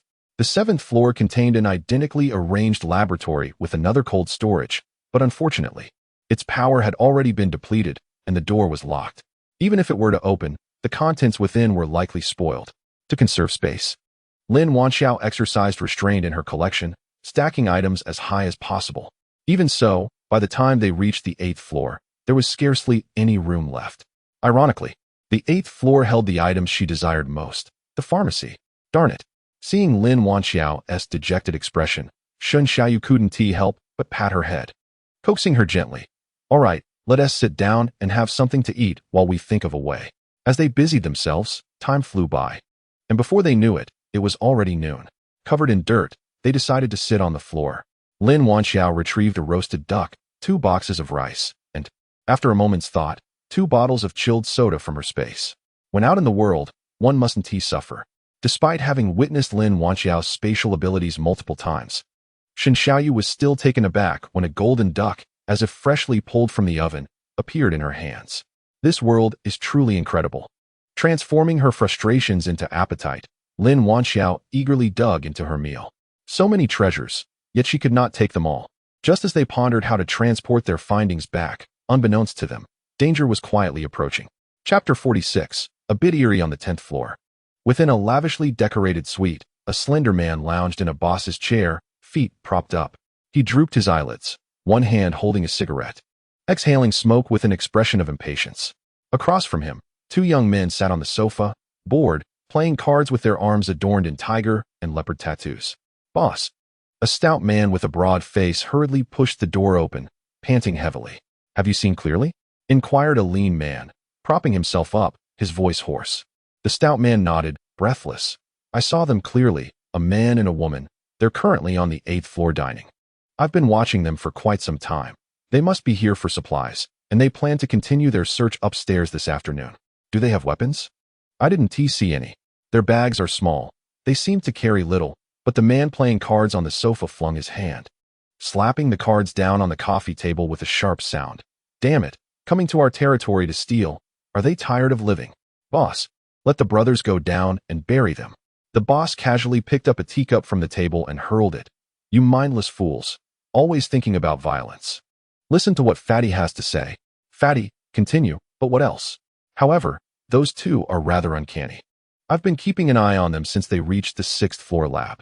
They clearly came for supplies, yet they always enter and exit empty-handed. After they left, I sneaked into the room and found it thoroughly ransacked. Many items were missing. The man who had been hit rolled his eyes. You fat fool, are your eyes defective? How can you count the missing items in that warehouse? I've told you countless times, stop staring at those adult films. It's like you're bewitched. Fatty, feeling indignant at his brother's skepticism, fervently defended himself. How could I be mistaken? All the goods in the cold storage on the 6th floor are gone. What the hell did you just say? The boss erupted in fury, standing up abruptly. He had just secured a buyer for that batch of goods, had taken a deposit, and was set to trade tomorrow. With the goods vanished, how could he explain this to the buyer? It's absolutely true. They're all gone. The boss grabbed Fatty by the collar, shouting, "You claim they entered and exited empty-handed. How could the goods have vanished? Do they have accomplices? That's why I say those two are uncanny." Fatty, with a woeful expression, furrowed his brows deeply. "I've observed for a long time and can confirm there are no accomplices. The items disappeared only after they entered. Moreover, just now, the food they consumed appeared as if conjured from thin air. It certainly didn't come from their bags." The boss and several brothers were momentarily speechless. This was indeed perplexing. The boss, incredulous, asked again, "Are you certain you saw where they got the food?" Fatty hesitated slightly. "Their backs were to me. I couldn't see clearly. Yet, to prove my assertion, I can guarantee it was absolutely not from their bags." "Boss, what do we do?" The boss, his face darkened, sat back down in contemplation, finally saying, "As long as there are no accomplices, it's manageable, which means the goods are still here. Let us first detain them. We need not fear not getting answers. Xiao Gui, Aki, you two grab a gun. Let us proceed cautiously." Xiao Gui grinned, revealing a mouthful of yellowed teeth, ominously stating, "Whether they're human or ghost, a bullet will make them confess. Be quiet. Xiao Gui, Aki, you two flank from the other side. Fatty, follow me." At this moment, Lin Wanxiao and her companion were engaged in a discussion over their meal, contemplating how to carry back as many medicines as possible, completely oblivious to the impending danger. Shen Xiaoyu's ears twitched slightly. He set down his bowl and scanned the surroundings. "You, what's wrong?" "Nothing. Perhaps I misheard something. I just feel their SA sound." After carefully examining the area and confirming there was no anomaly, he resumed his lunch. A portly figure lurked in the shadows, filled with envy, whispering to his companion, "Boss, look at them. They can still enjoy roast duck. Meanwhile, we're stuck gnawing on tasteless bread every day. Oh, the aroma is so enticing." The boss, exuding a sense of exasperation, retorted, "Shut your drooling mouth. It's about to drip on my shoes. Once this deal is done, you can feast on as much roast duck as you desire." What a pitiful sight. Meanwhile, the two younger accomplices had stealthily maneuvered to the rear door, signaling the boss with a gesture. "Go." In unison, they charged toward Lin Wanxiao and her companion. "Don't move. Damn it. Stay still." Shen Xiaoyu sprang into action as the assailants emerged, delivering an elbow strike that sent the lead assailant sprawling. His hand instinctively reached for the hammer at his waist. It was his oversight. The journey had been too smooth, and he had let down his guard, leaving his knife in his bag. The portly man, struck in the abdomen by Shen Xiaoyu's elbow, gasped in pain, nearly cursing aloud.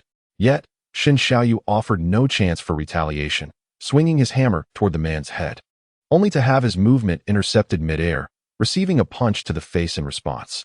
Lin Wanxiao, quick to react, drew her dagger, intent on providing support, but was suddenly seized from behind. In a swift motion, she twisted the blade and aimed it backward. A piercing scream resonated through the vacant corridor.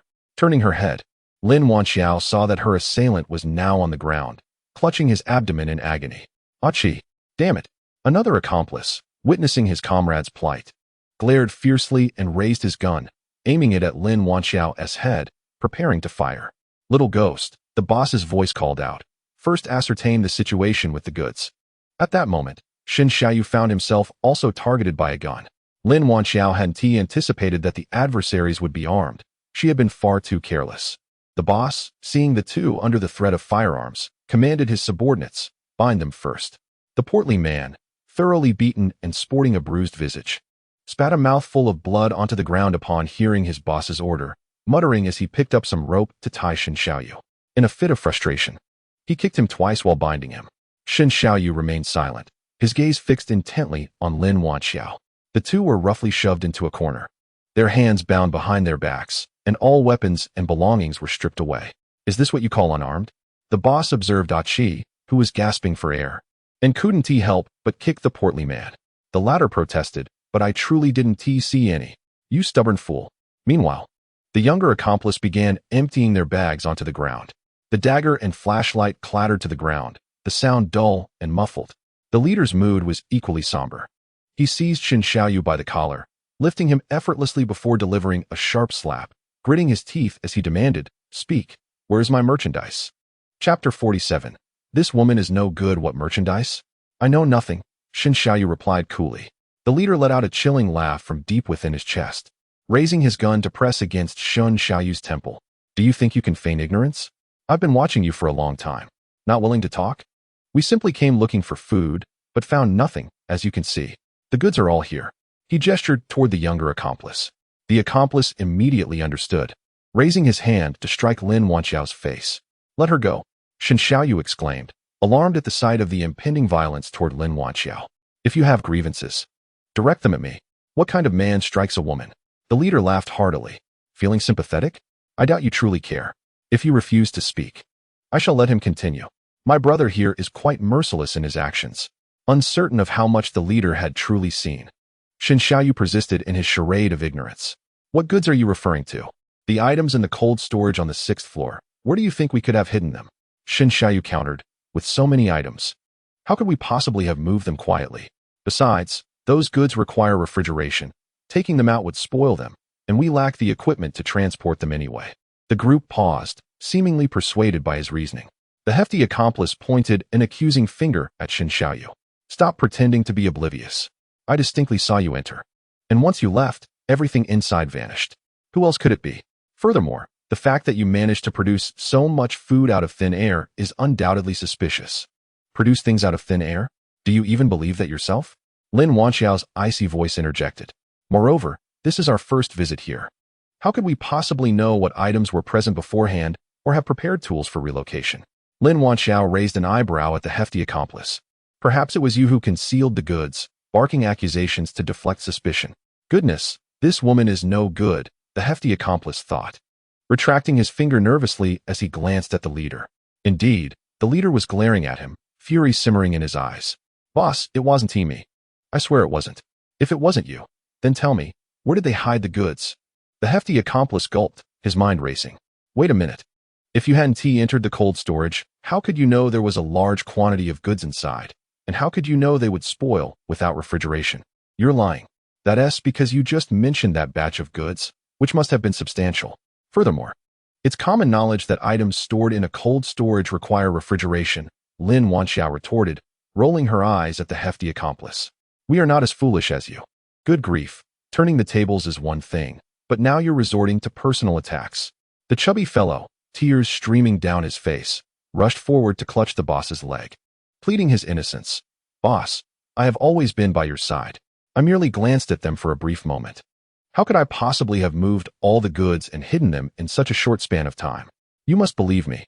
The boss, disgusted, kicked the chubby fellow away, exclaiming, what a disgrace. Enough, go away.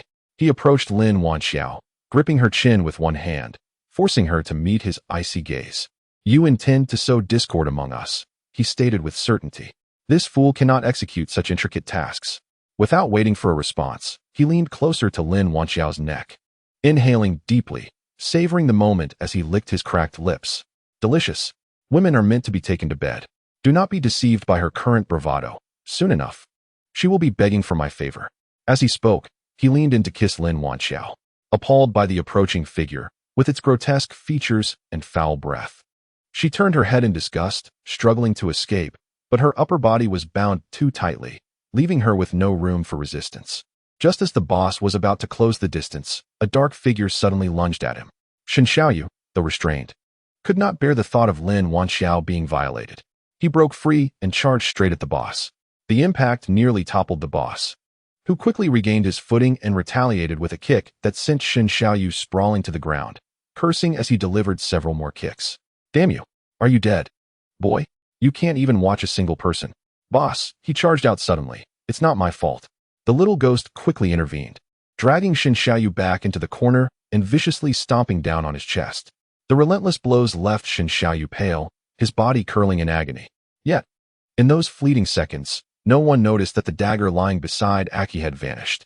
As the little ghost prepared to continue his assault, Shin Xiaoyu gasped. I have something to say. The boss, rubbing his chest where he had been struck, raised his hand to signal the little ghost to cease. Lin Wanxiao looked at him, puzzled. Shen Xiaoyu felt the metallic taste of blood rising in his throat, taking a long time to regain his composure, his voice weak. Your men are mistaken. Someone assisted us, and the goods have long been transported away. Impossible. The chubby fellow immediately protested. I watched you leave, and then I went in to check. Everything was gone. How could it have been done in that brief moment? Shen Xiaoyu let out a cold smile, mocking, the impossibility lies in your lack of intellect. You simply cannot fathom it. The chubby fellow attempted to retort, but fell silent under the boss's glare. I do not care how you transported the goods before. Since you are still here, it signifies that they will return. Shen Xiaoyu nodded. The boss then inquired about the accomplices, including their tools, numbers, and the route of entry. To which Shen Xiaoyu spun elaborate lies in response. They will come back tonight. If you release us, I can help you retrieve the goods. He was racing against time. Only by diverting the opponent's attention to a fictitious enemy could they hope to devise an escape. At that moment, he was quietly sawing at the ropes behind his back with a dagger. Meanwhile, the leader, having received the answers he desired, felt a sense of relief. Now thoroughly acquainted with his adversary, he was confident that as long as he set a trap in advance, he would inevitably ensnare them all, ensuring the safety of his goods. He gazed at the fallen Shen Xiaoyu with a sly amusement, suddenly bursting into a boisterous laugh. Let you go? Certainly. But fairness demands a reckoning for the loss of one of my brothers. As his words hung in the air, he seized Lin Wanjiao by the arm, dragging her into a nearby room. Keep an eye on them, he instructed his subordinates. Once I am satisfied, it will be your turn. Shen Xiaoyu's eyes widened in fury, nearly revealing the dagger he held. Struggling to rise, he was met once more with a barrage of punches and kicks. Damn it! Move again, and I'll end you. A young thug, infuriated, drew his gun, disengaging the safety and pressing it against Shen Xiaoyu's temple. Just before Lin Wanjiao was pulled through the door, she hastily exchanged a reassuring glance with him. Chapter 48. The enchantress, though anxious, Shen Xiaoyu understood that such actions would not resolve their predicament. He could only feign defeat, collapsing once more to the ground while intensifying his efforts to grind through the ropes. The leader shoved Lin Wanjiao into the room with great force, turning to lock the door behind him. Before the door closed, Lin Wanjiao glimpsed two large MRI machines positioned at the far end of the room. With nothing else in sight, she inwardly lamented the starkness of her surroundings. There was not even a single object she could wield for defense. As the door shut, the light was extinguished, plunging the area into darkness. A click. A flashlight flickered to life, casting its beam toward Lin Wanjiao. She saw the leader approaching, grinning menacingly, holding the flashlight he had confiscated from their belongings. She could only retreat step by step, her mind racing. Her hands were tightly bound, rendering any potential weapon useless. Soon, her back pressed against the MRI machine. There was nowhere left to retreat. The leader, seeing her predicament, burst into laughter, hurling lewd remarks. So fresh and tender. Could it be that you haven't been deflowered yet? Let your brother take good care of you. I assure you, you won't want to stop. As he drew closer, Lin Wanjiao's hands brushed against the machine behind her, and suddenly, a flash of inspiration struck her. Stop. Take another step, and you will lose your life. She shouted. The leader halted, momentarily stunned, shining the flashlight back and forth in her direction. A woman, bound and helpless, posed no real threat. It seemed merely a bluff. Ha ha. Dear sister, soon I shall give you everything. With that, the leader took another step toward Lin Wanjiao. But in the next instant, he stood frozen in shock. The enormous MRI machine behind Lin Wanjiao had vanished without a trace. What the hell? Before he could utter a cry, the vanished MRI machine came crashing down onto the very spot where he stood. Bang! The entire floor trembled under the impact.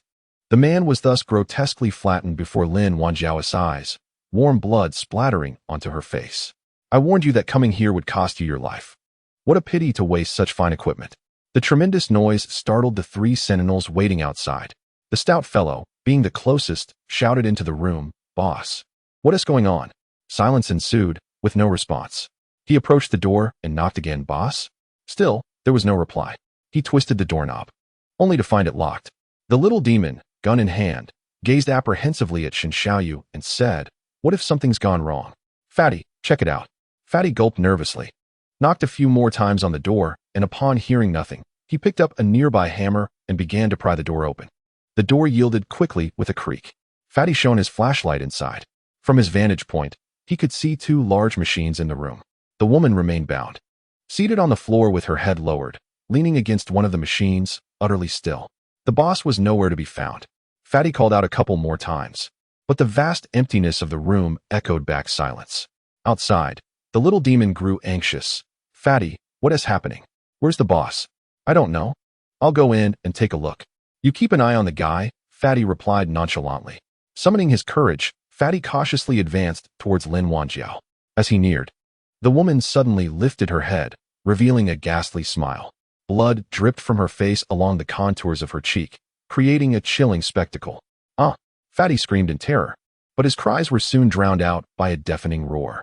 Indeed, the colossal machine behind Lin Wanjiao vanished into thin air, only to come crashing down towards Fatty a moment later. Perhaps due to the overwhelming size of the machine or the excessive mental strain from using her powers consecutively, Lin Wanjiao suddenly felt dizzy. Hearing Fatty's horrified scream, the little demon disregarded Shen Xiaoyu and rushed to the door, gun drawn. Lin Wanjiao resorted to her previous tactic. However, perhaps fatigue had dulled her aim, or perhaps the adversary had keenly noticed the bloodstains on the ground and had grown wary. Just as the machine descended, he evaded its descent, which, the little demon exclaimed in terror, pulling the trigger at Lin Wanjiao. At that moment, Shen Xiaoyu managed to free himself from his restraints and lunged at the little demon in a swift motion. Bang! As Shen Xiaoyu tackled him, the bullet veered off course, narrowly missing Lin Wanjiao's cheek. Shen Xiaoyu firmly gripped the little demon's wrist, causing him to wince in pain, while his other hand swung futilely at Shen Xiaoyu's face. Thus, the two became entangled in a fierce struggle on the ground. Lin Wanjiao, summoning her remaining strength, began to crawl painstakingly towards the two. Bang! Another gunshot rang out. The young man clutched his neck, gazing at Shen Xiaoyu in disbelief, a large gash on his throat gushing blood.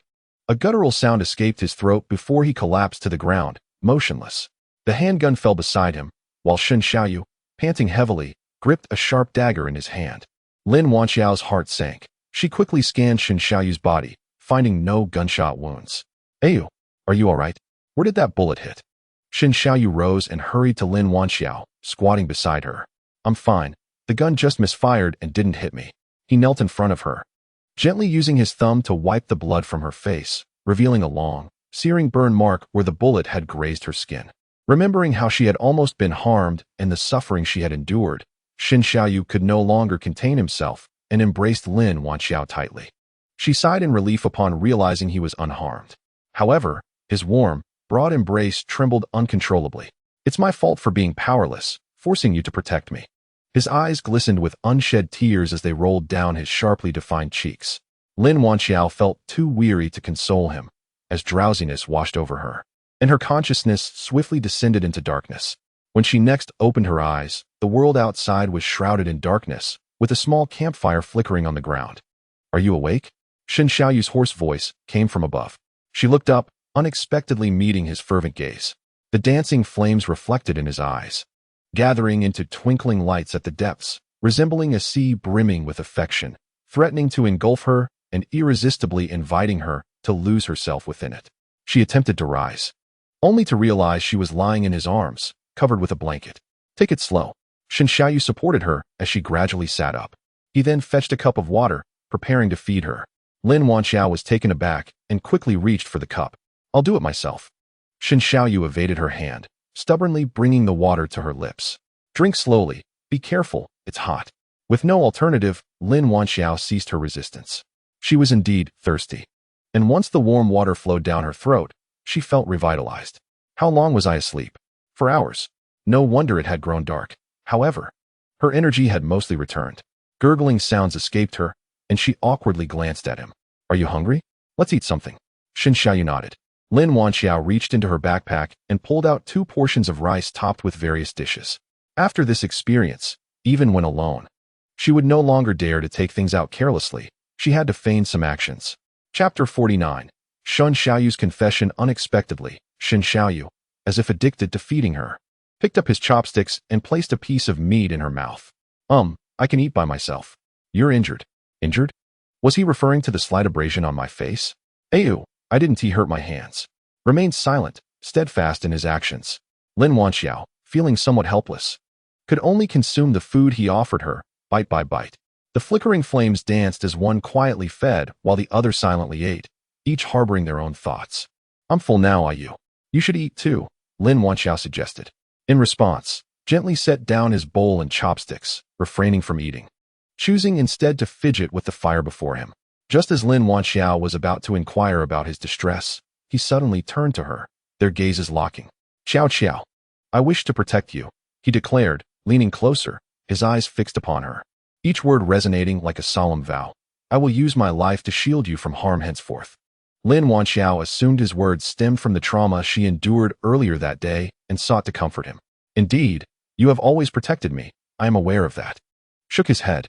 "No, what I mean to convey is that you may rely on me more. There is no need for you to be so resilient all the time.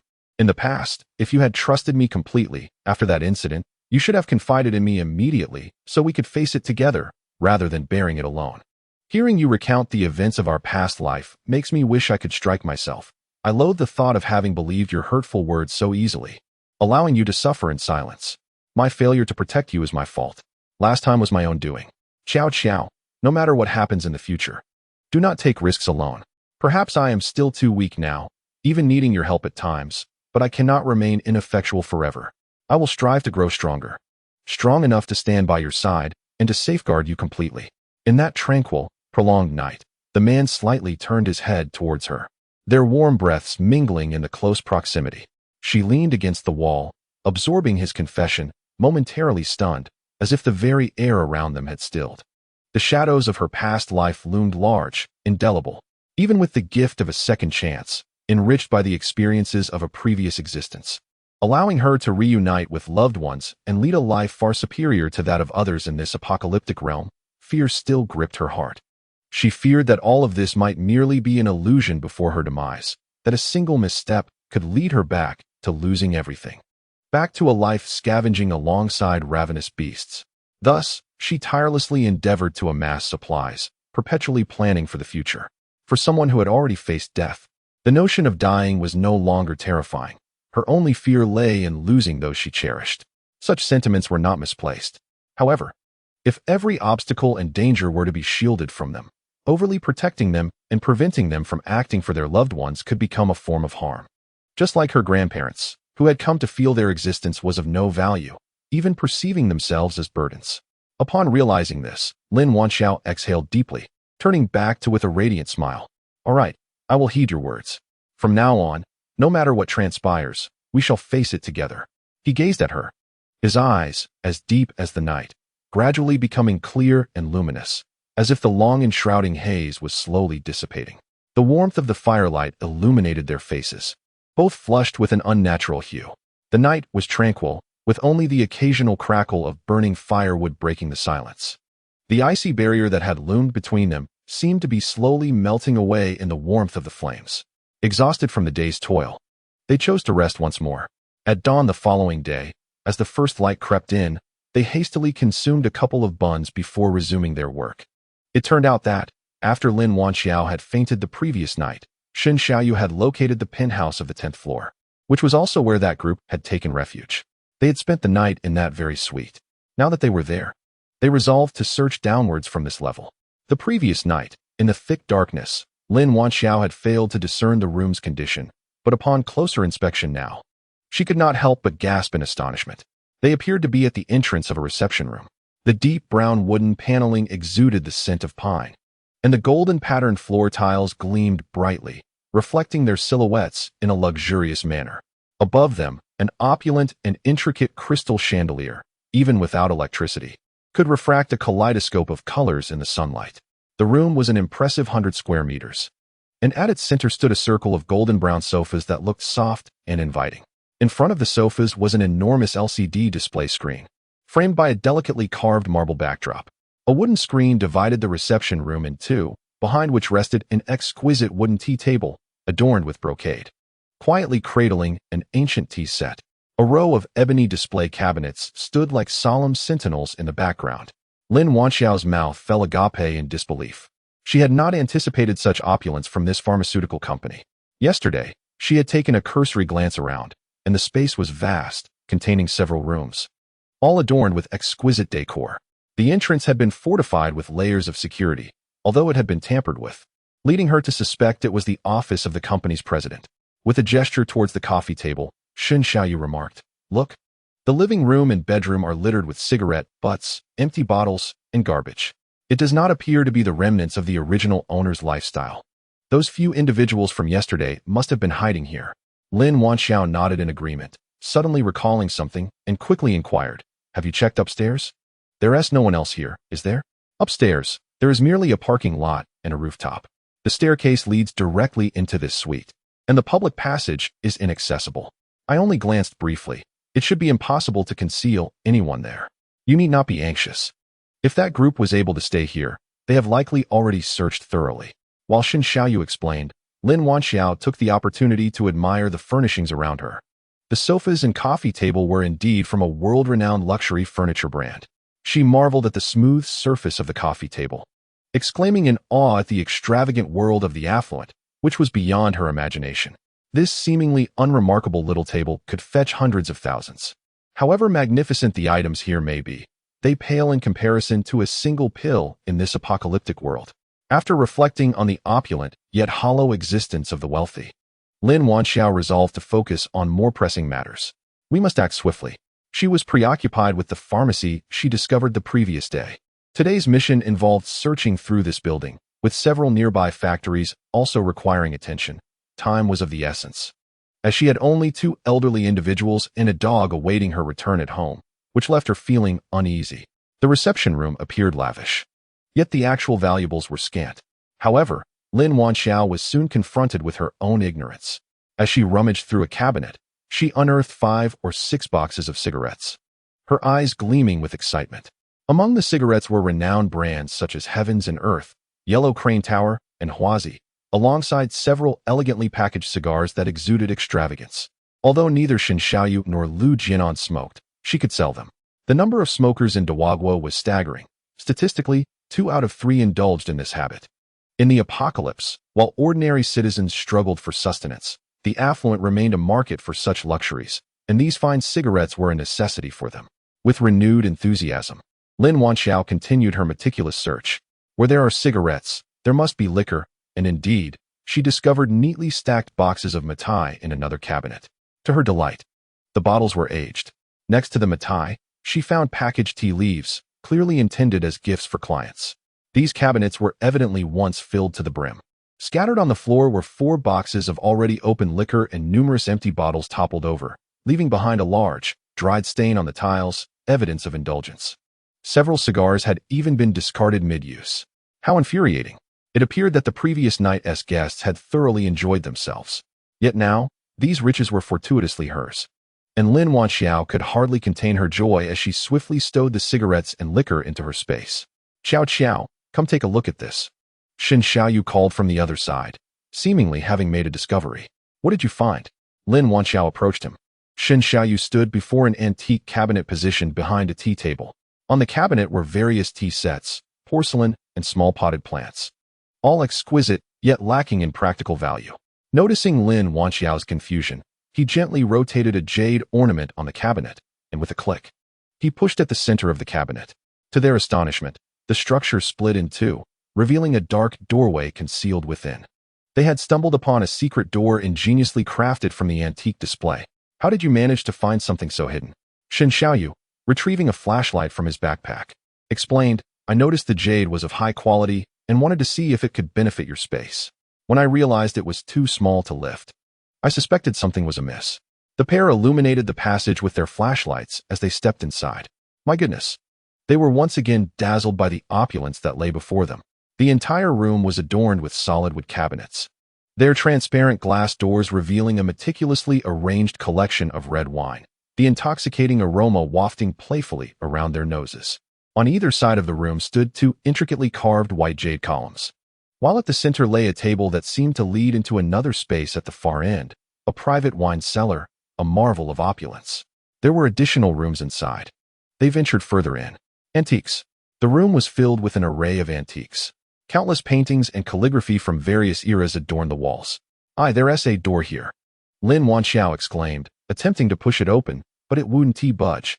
Shen Xiaoyu produced a tool and began to laboriously pick the lock, which appeared to be particularly fortified and exceedingly difficult to breach. While Shen Xiaoyu focused intently on his task, Lin Wanxiao shone her flashlight around.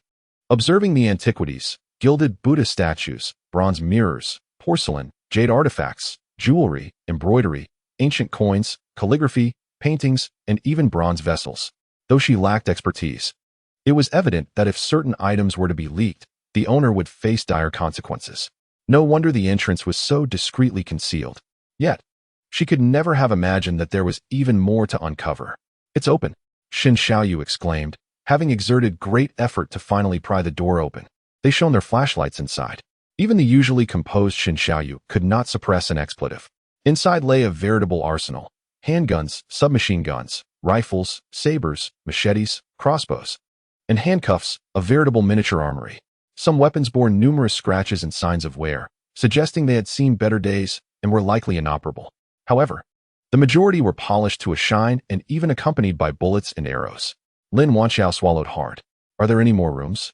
Xin Xiaoyu circled the room, inspecting it thoroughly, then shook his head. Likely not. Indeed, Lin Wanxiao could not conceive of anything more worthy of concealment than firearms. She pointed to a handgun on display. "Should we take it?" Though firearms are typically not displayed openly, they could prove life-saving in critical moments. Had their adversaries not been armed the previous night, they would not have found themselves so utterly defenseless. Xin Xiaoyu, too, felt a tinge of desire. It seemed an inherent yearning for weaponry lay within the male psyche. He picked up a handgun, gently caressing its body with great care. "Let us take some that are useful. Rifles are too conspicuous." Lin Wanxiao nodded in agreement. "Yes. Let us take the handguns and crossbows. You choose from here. I'll step outside to look around. I believe I spotted some ancient jade among those antiques. It might aid me in my endeavors." She returned to the armory's entrance, heading straight for the jade. She noticed that while most jade artifacts were haphazardly placed on display, two pieces were elegantly arranged on a pedestal covered with black velvet. Encased in a rectangular transparent glass cover, it was a pair of fish-patterned jade plaques and a string of jade beads.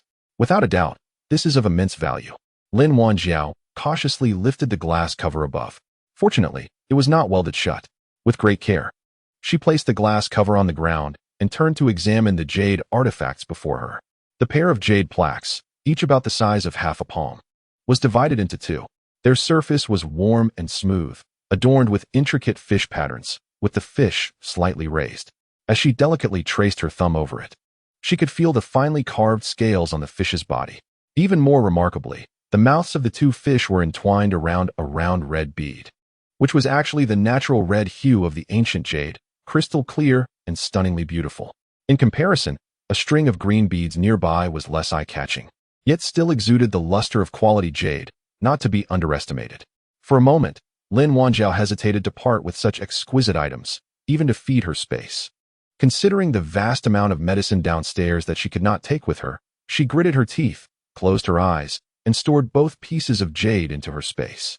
Immediately, her consciousness eagerly followed into the space. The ancient jade had indeed vanished, and the original boundaries of the space were dissipating, appearing and disappearing in the distance. Expanding further away. 10 meters, 50 meters, 100 meters, 200 meters, centered around Lin Wanxiao. The entire space continuously expanded. Just as she could barely discern the boundaries, the expansion ceased. It was impossible to estimate the extent of this space's growth with the naked eye. She could only use a steel pipe to roughly measure back and forth. Good heavens! The measurements left Lin Wanxiao incredulous. This time, it had expanded by at least 7,000 or 8,000 square meters, nearly the size of a football field, and the height of the space had increased from the original 5 meters to over 30. Remarkable! Lin Wanxiao was overwhelmed with joy, her earlier sorrow over the ancient jade dissipating instantly. Now, she could even fit a castle within her space. As her consciousness withdrew from the space, she glanced at the surrounding antiques, her throat tightening. What would happen if all these items were thrown in? Chapter 51. Helicopter. While her mind was still racing, her hands were already in motion.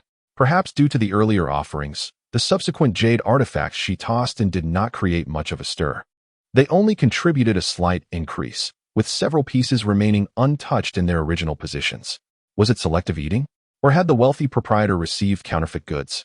With no time to ponder, unsure if the space only consumed jade, Lin Wanxiao attempted to collect other antiques. Porcelain vases, no response. Jewelry, no response. Renowned paintings, no response. Ancient bronze wares, no response. It was proven that only jade would be devoured by the space. Considering the impending earthquake, Lin Wanjiao resolved to gather these treasures of human civilization, for the space was ample enough. Should they be damaged in the future, it would be a tremendous loss. Thus, she carefully collected each item, setting them neatly in a designated corner. If humanity ever had the opportunity to rebuild their home, these artifacts could be donated. After Lin Wanxiao finished tidying up, she hurried to the outer room, bringing in both the red wine and the wine cabinet. The relief of not having to squeeze and search for space was delightful. By the time she returned to the armory, Shen Xiaoyu was still indecisively picking up and putting down a tang knife. His expression one of reluctance, as if he were parting with a piece of his flesh. Lin Wanxiao couldn't help but chuckle, boldly exclaiming, "If you like it, just take it all." Shen Xiaoyu looked up, his eyes suddenly sparkling, but our space might not accommodate it. She glanced at him, unable to suppress her smile. "Has your space expanded?" Shen Xiaoyu quickly realized that her smug demeanor suggested a considerable increase. The corners of Lin Wanxiao's eyes twinkled with mirth. "Indeed. I discovered a treasure that enlarged it by several thousand square meters. I could even fit a helicopter in there, let alone these few items." "That's incredible." Shen Xiaoyu couldn't help but express his astonishment. Having organized the guns and corresponding ammunition, Lin Wanxiao meticulously packed them all away. In no time, they had emptied the entire armory. After a moment's thought, she retrieved a small handgun and 6 additional rounds, handing them to Shen Xiaoyu. "Take one for self-defense." Exiting the secret chamber, they searched a few bedrooms, each equipped with a walk-in closet and a bathroom. The bedding was exquisite silk, and even the toiletries displayed were of premium quality. Unfortunately, Lin Wanxiao felt uneasy about using items that had been previously touched by others, so she refrained from taking them. Fortunately, each bedroom's wardrobe contained 2 unopened bags of bedding. In a storage room, less than 10 square meters between 2 bedrooms, they discovered a substantial stockpile of toiletries. With tissues categorized into kitchen paper, napkins, face towels, antibacterial skincare wipes, and moist toilet paper, among others. It was extravagantly excessive, mugging the rich to aid the poor. Lin Wanxiao muttered as she collected items. In the largest walk-in closet, she opened the cabinet doors to find an array of high-end suits and shirts, some still bearing their price tags. There was also a drawer filled with watches, Patek Philippe, Vacheron Constantin, Rolex, Cartier, none of which held any practical value for them. They continued to rummage through the space without a second glance. Shen Xiaoyu pulled out 2 bundles of cash, estimating it to be around 300,000 to 400,000. "Well, let us take it. Better to use it sooner rather than later." Lin Wanxiao accepted the money he handed over and casually opened the next drawer. Inside, she found seal oil pills, deer antler tonic spray, and an entire drawer packed with adult products. A wave of heat surged to her cheeks, and her ears, along with her neck, began to burn with embarrassment. Once she regained her composure, she swiftly closed the drawer, the wood producing a dull thud. However, it was too late. A faint chuckle reached her ears. "It's of no consequence. Let us keep searching," she stammered, quickly turning to feign continued rummaging. But her rigid movements and flushed face betrayed her mortification. Yet, as her shyness faded, she began to secretly pound her chest in frustration. In the apocalyptic world, such treasures are rare and fleeting, yet they slipped away just like that. Lin Wanxiao felt somewhat distracted, her mind torn on whether to seize the precious items, while Shen Xiaoyu was not paying attention. No. What if he discovered her actions and mistook her for a frivolous individual? One must maintain their dignity. Although she often appeared carefree, she would never dare to act so casually in front of someone she admired. In the midst of her internal conflict, Shen Xiaoyu had already packed the items into a box and placed it before her, casually remarking that she should keep it for future use before departing. Upon hearing this, Lin Wanxiao's mind buzzed, momentarily rendering her incapable of thought. For future use could also imply that the items were sellable. Yes, it must be so. Once she regained her composure, she feigned nonchalance as she accepted the items. Continuing her search, she unearthed an abundance of books and various audiovisual resources from the study. After ensuring that nothing was overlooked in the entire suite, the 2 of them made their way back down to the pharmacy. Both the 9th and 8th floors housed pharmacies. With no spatial limitations, Lin Wanxiao hesitated no longer, welcoming all that came her way, even taking the shelves and neatly organizing the contents. To her delight, the variety of medicines was extensive, featuring not only the antihypertensives that Yi Qian required, but also medications for pets. Having finished gathering the medicines, she wiped the sweat from her brow, pondering whether they had thoroughly searched the building. Shin Xiaoyu contemplated for a moment and pointed upwards. There's a parking garage on the top floor. Should we go take a look? Sure.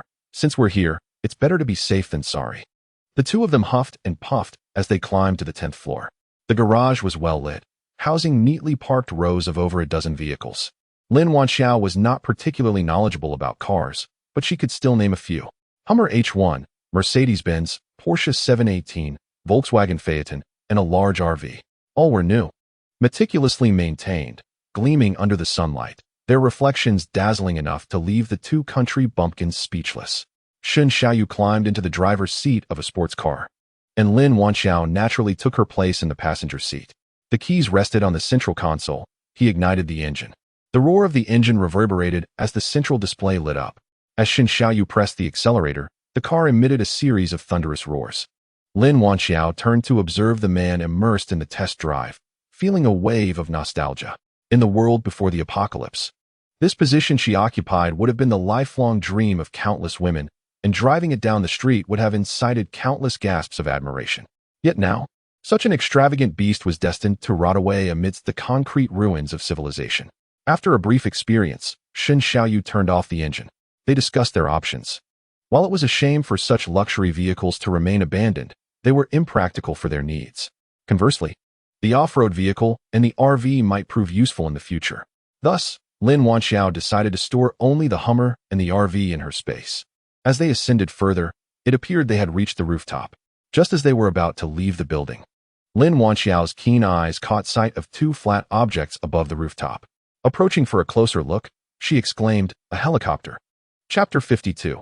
Since we're here, what kind of prowess does this boss possess to have a helicopter stationed on the rooftop? The two of them circled around the helicopter several times, attempting to pry open the cabin door, but it remained steadfastly shut. Let us search nearby. The key might be close at hand. They scoured the rooftop, yet their efforts yielded nothing. Just as they were about to surrender, Shin Xiaoyu suddenly had a flash of inspiration. That's right, it could be that. With that, he dashed down the stairs, and within mere moments, he returned cradling a small box. While I was searching the bedroom earlier, I discovered a locked drawer. Inside was this box. I thought it was useless and tossed it aside. He continued, but considering it was locked away so securely, it must be the key to the helicopter. Shin Xiaoyu opened the box and held up the key for Lin Wanxiao to see. It was a diminutive brass key, resembling an ordinary rural door key. Could this truly be the helicopter key? Lin Wanxiao expressed her skepticism. We won't know unless we try. With that, he inserted the key into the lock on the cabin door and turned it gently. A click echoed through the air. The two exchanged incredulous glances. Could it be that simple? They climbed into the cabin, eagerly surveying the interior. It was a compact helicopter with limited space, apart from the pilot and co-pilot seats. There were only 4 passenger seats arranged opposite each other. Lin Wanxiao was filled with exhilaration. Ayu, with this helicopter, we need not fear a massive earthquake in the future. Extreme heat, extreme cold, and perpetual night. I have strategies to confront all of these, but earthquakes leave me uncertain. If we possess a helicopter, we have nothing to fear. Regardless of how the ground may collapse, we can soar into the skies. Seeing her delight, Shin Xiaoyu hesitated to dampen her spirits, but felt compelled to interject. The problem is, neither of us knows how to operate it. Lin Wanxiao paused momentarily, then collected her thoughts in silence. It seemed she had an idea. As she began rummaging through the cabin. What are you looking for? Shin Xiaoyu inquired, furrowing his brow. The manual. There must be a manual. She replied without looking up. Every machine has a manual, furniture, appliances, cars. All of them do, and most people never discard them. Encouraged by her reasoning, Shin Xiaoyu joined her in the search. The cramped space offered few hiding spots. Soon, they discovered a thick flight operation manual tucked away in the cockpit's storage compartment. Wonderful. With this, we can take our time to study it. Lin Wanxiao beamed, holding the manual aloft. The two then descended to check the fuel tank, which was brimming full. Heaven truly favors us. Lin Wanxiao gazed contentedly at the treasures within the space, clapping her hands as she exclaimed, "Let us go." Onward to the next destination. Nearby the pharmaceutical company were several large factories, most of which had succumbed to the rising waters. It was already past 4 in the afternoon, and darkness would soon envelop the area. They resolved to continue their search without rest. They navigated their inflatable boat in search of a glass factory. The building stood only 4 stories tall, with 3 of its floors already submerged. True to its nature, the glass factory proved challenging. It took them considerable effort to shatter a single pane of glass. Once inside, they found the fourth floor to be an office devoid of the items they sought. Suspecting that the products were located on the lower levels, after deliberation, they decided to plunge into the water to search. During the eternal night period, the acid rain persisted for up to 6 months. Its corrosive properties were formidable, and even reinforced concrete could not withstand its incessant assault. However, one material remained impervious: glass. Donning diving suits and waterproof headlamps, they descended into the depths, one after the other. The third floor yielded nothing. The second floor, likewise, was barren. But on the first floor, they struck gold. The water was somewhat murky, yet they could barely discern their surroundings. They spotted large sheets of glass, already produced, leaning against the shipping area wall. Although the cardboard packaging was soaked, it remained intact, with the words nano-coating, acid-resistant, high-temperature corrosion-resistant prominently displayed. This was the treasure they had been searching for. Lin Wanxiao selected the largest sheets, collecting over 50 pieces in one breath. Upon exiting the glass factory, they found themselves near an automotive parts factory. Matching the models of the two vehicles in their space, they gathered compatible tires, spark plugs, headlights, and other components before departing. Thus, they continued their search through the industrial district, taking what was suitable and discarding the useless items for the next location. The industrial area was not extensive, and as the sun dipped below the horizon, the two were nearing its periphery. In their final stop, a delightful surprise awaited them: a small liquefied petroleum gas storage and distribution station. The entire facility had been engulfed by water, with only 2 enormous metal storage tanks peeking above the surface, hinting at what lay submerged beneath. As twilight descended, they hastened their pace, plunging into the water without hesitation to commence their search. The murky water, combined with the dwindling light, made visibility poor, and despite their efforts, they found no trace of the gas cylinders for over half an hour. "Let us search a bit longer. If not, we'll abandon it," Lin Wanxiao suggested, surfacing to take a breath of fresh air. Having been submerged for 2 days and nights, she worried about her elderly relatives waiting anxiously at home. After another half hour of searching underwater, just as they were about to give up, Shun Xiaoyu's hand grazed a cylindrical object. "I found it," he signaled to Lin Wanxiao with his flashlight. She swam over to his side, and indeed, a shadowy form resembling a canister appeared, flickering in and out of view with the water's undulations. Confirming its identity by touch, Lin Wanxiao proceeded to feel her way along, collecting one after another.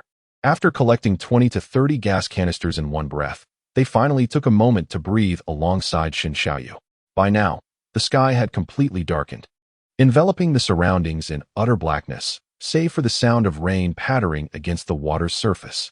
Just as they contemplated diving again to retrieve the remaining gas canisters, a distant beam of light suddenly flickered in their direction. There were people nearby. The duo swiftly extinguished their headlamps. A coarse male voice drifted through the wind. "Lao Song, are you certain the liquefied gas station is here? I can't see anything." Another voice replied calmly, "It must be here. I've been working here for years. There's no way I could be mistaken." "Hey, Lao Song, I thought I saw a light up ahead. Is it possible someone else is here to collect gas canisters too?" "You must be mistaken. This place is so remote. Who would come here?" "Stop being paranoid. Someone's coming," Lin Wanxiao whispered to Shin Xiaoyu. "Let's retreat. We've gathered enough. We should leave some for others." The two quietly withdrew, blending into the darkness, and slowly swam away. Once they were certain they had distanced themselves significantly, they retrieved their rubber boat and climbed aboard. After paddling for half an hour, they felt it was safe to switch to the speedboat. As the motor roared to life, they zipped across the water with incredible speed. Approaching the county town, Lin Wanxiao placed 2 gas canisters and a box of instant noodles at the stern of the boat, representing the supplies they had gathered on their excursion. As they continued, an unsettling feeling crept over them that someone was tailing them. Shin Xiaoyu turned back to shine his flashlight, revealing a faint shadow following in the distance. It seemed their supplies had attracted unwanted attention. The two decisively accelerated. The speedboat's pace far exceeded that of human-powered paddling. In no time, their pursuer was left behind. When nearing the residential area, they chose not to revert to the rubber boat. Once one has experienced the thrill of the speedboat, returning to the laborious paddling of the rubber boat seemed unthinkable. They resolved to simply navigate the speedboat across the main road. The roar of the speedboat drew many residents to peek out their windows, but the darkness obscured any clear view. Ultimately, the speedboat docked at the base of Building 31. This household truly had resources, even a speedboat, sparking quiet envy among onlookers. Chapter 53. Training the dog. As the two carried the gas canisters up the stairs, numerous doors creaked open for furtive glances. Upon spotting the formidable duo from room 1602, doors swiftly slammed shut. They placed the gas canisters at the entrance of the 16th floor apartment and were about to retrieve their keys to unlock the wrought iron gate when the security doors swung open from the inside. A black and brown figure bolted out first. Woof woof. The dog leaped against the iron gate, its tail wagging furiously. Lu Jianan and Yang Yujun followed, rushing to open the gate. You're finally back.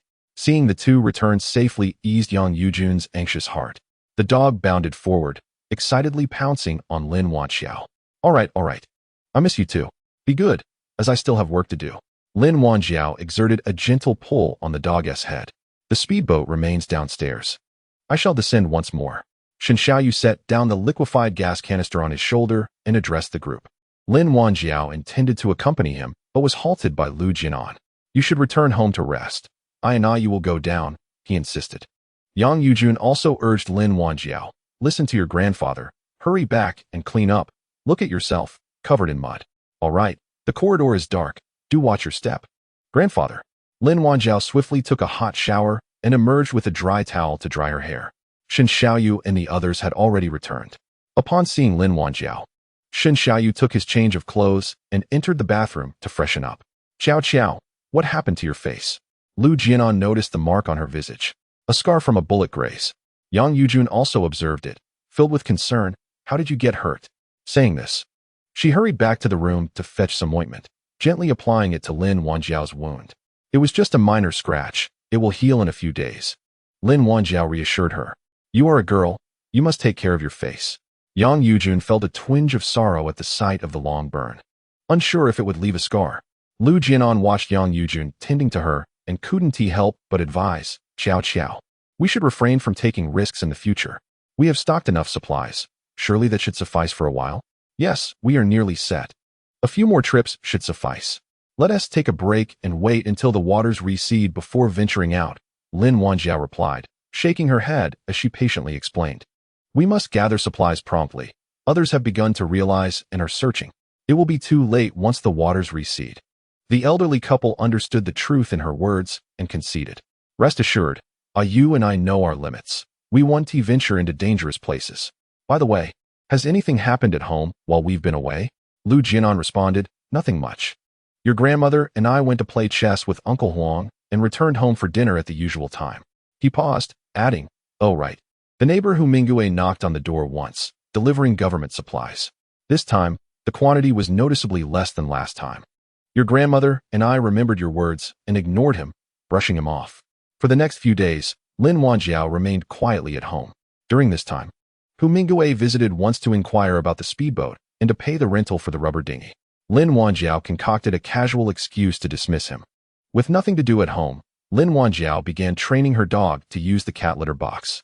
Although the dog had previously learned to relieve itself in designated areas, it required constant cleanup, and disposing of the waste bags was inconvenient, leaving a lingering odor in the house. Whenever the dog approached its usual spot, Lin Wanxiao guided it to the litter box. Initially, the dog did not comprehend her intentions and merely tilted its head in confusion. Lin Wanxiao squatted over the cat litter box, mimicking the act of defecation, while the dog remained utterly perplexed. It was not until she pinched her nose and tossed the fresh dog feces into the litter box, burying it right before the dog's eyes, that the realization struck her. Woof! Lin Wanxiao felt tears welling up. She had finally mastered the art of using the toilet. Training the dog was not her forte, so she decided to leave it to Shen Xiaoyu. However, Shen Xiaoyu had been holed up in his room for days, seemingly engrossed in some mysterious endeavor. That afternoon, the family gathered around the dining table for lunch, while the dog diligently focused on its meal beneath the table. Ayu, what have you been researching lately? Lin Wanxiao inquired with curiosity. The crossbow I found last time seems quite practical. It has significant power and is inconspicuous.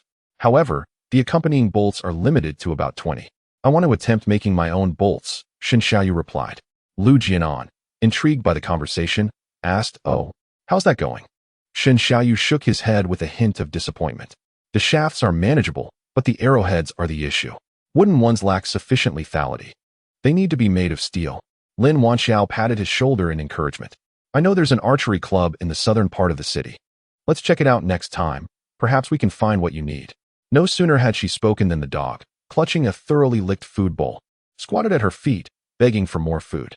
The dog had developed quite an appetite lately, although she had collected a substantial amount of dog food last time. It was hardly enough to satisfy its growing needs.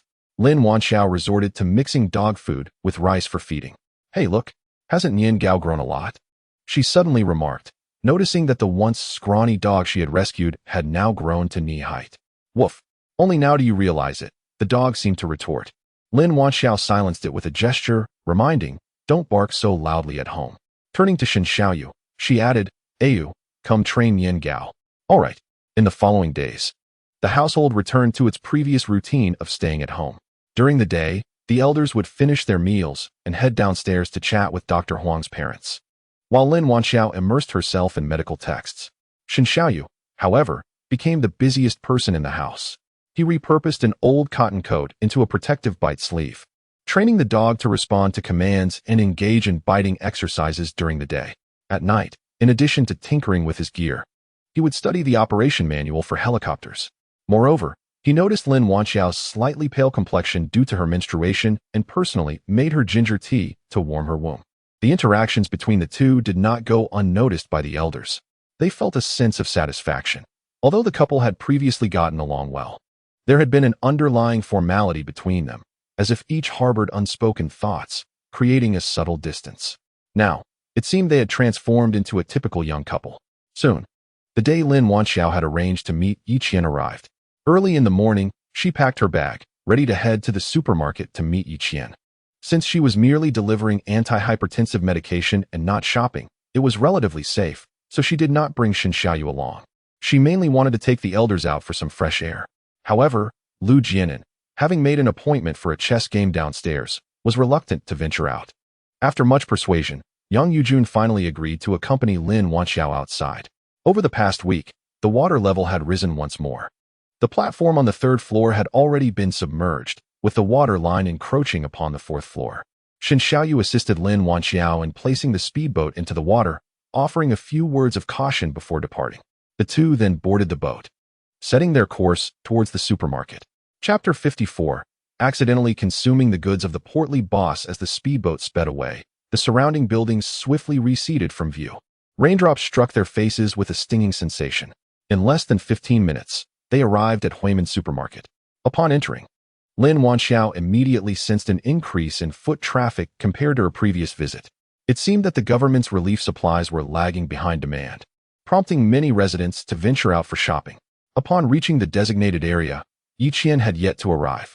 Seizing the opportunity when no one was paying attention, Lin Wanxiao discreetly slipped 100,000 yuan into Yang Yujun's backpack, encouraging her to explore the supermarket freely while she headed straight to the portly boss's office.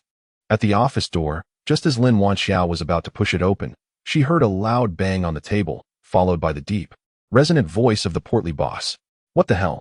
Can't get in touch? Damn it, I've paid the deposit, arranged the boat. And now you play hide and seek with me."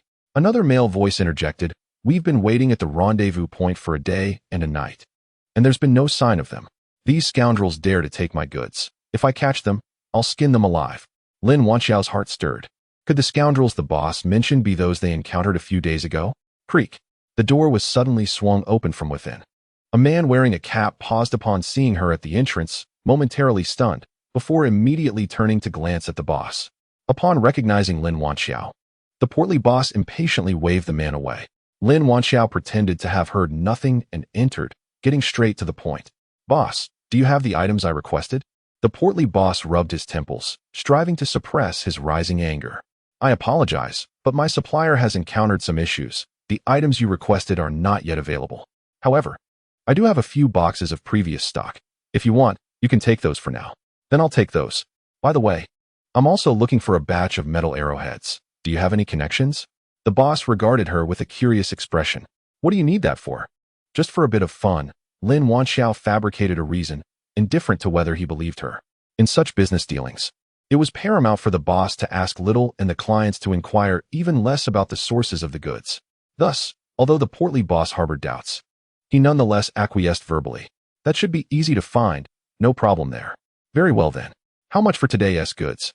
I have cash on hand. The rotund proprietor casually tore off a piece of paper and swiftly scribbled a few lines, handing it to Lin Wanjiao. A total of 10 boxes, 20,000 yuan. Head to the cashier and find Xiaoli. She will give you the items. Having achieved her objective, Lin Wanjiao rose to take her leave. The overweight boss, preoccupied with his own troubles, offered no further words, merely waving her off. As Lin Wanjiao made her way to the cashier, she unexpectedly encountered Yi Qian, who had been waiting for her. "Xiao Qiao, you're here," Yi Qian exclaimed. Ye's father, who was accompanying her, greeted Lin Wanjiao with a warm smile. "Uncle Yi, I was just about to look for you. I have procured the medicine." Yi Qian, upon hearing this, excitedly grasped her hand. "Really? That's wonderful, Xiao Qiao. You always find a way."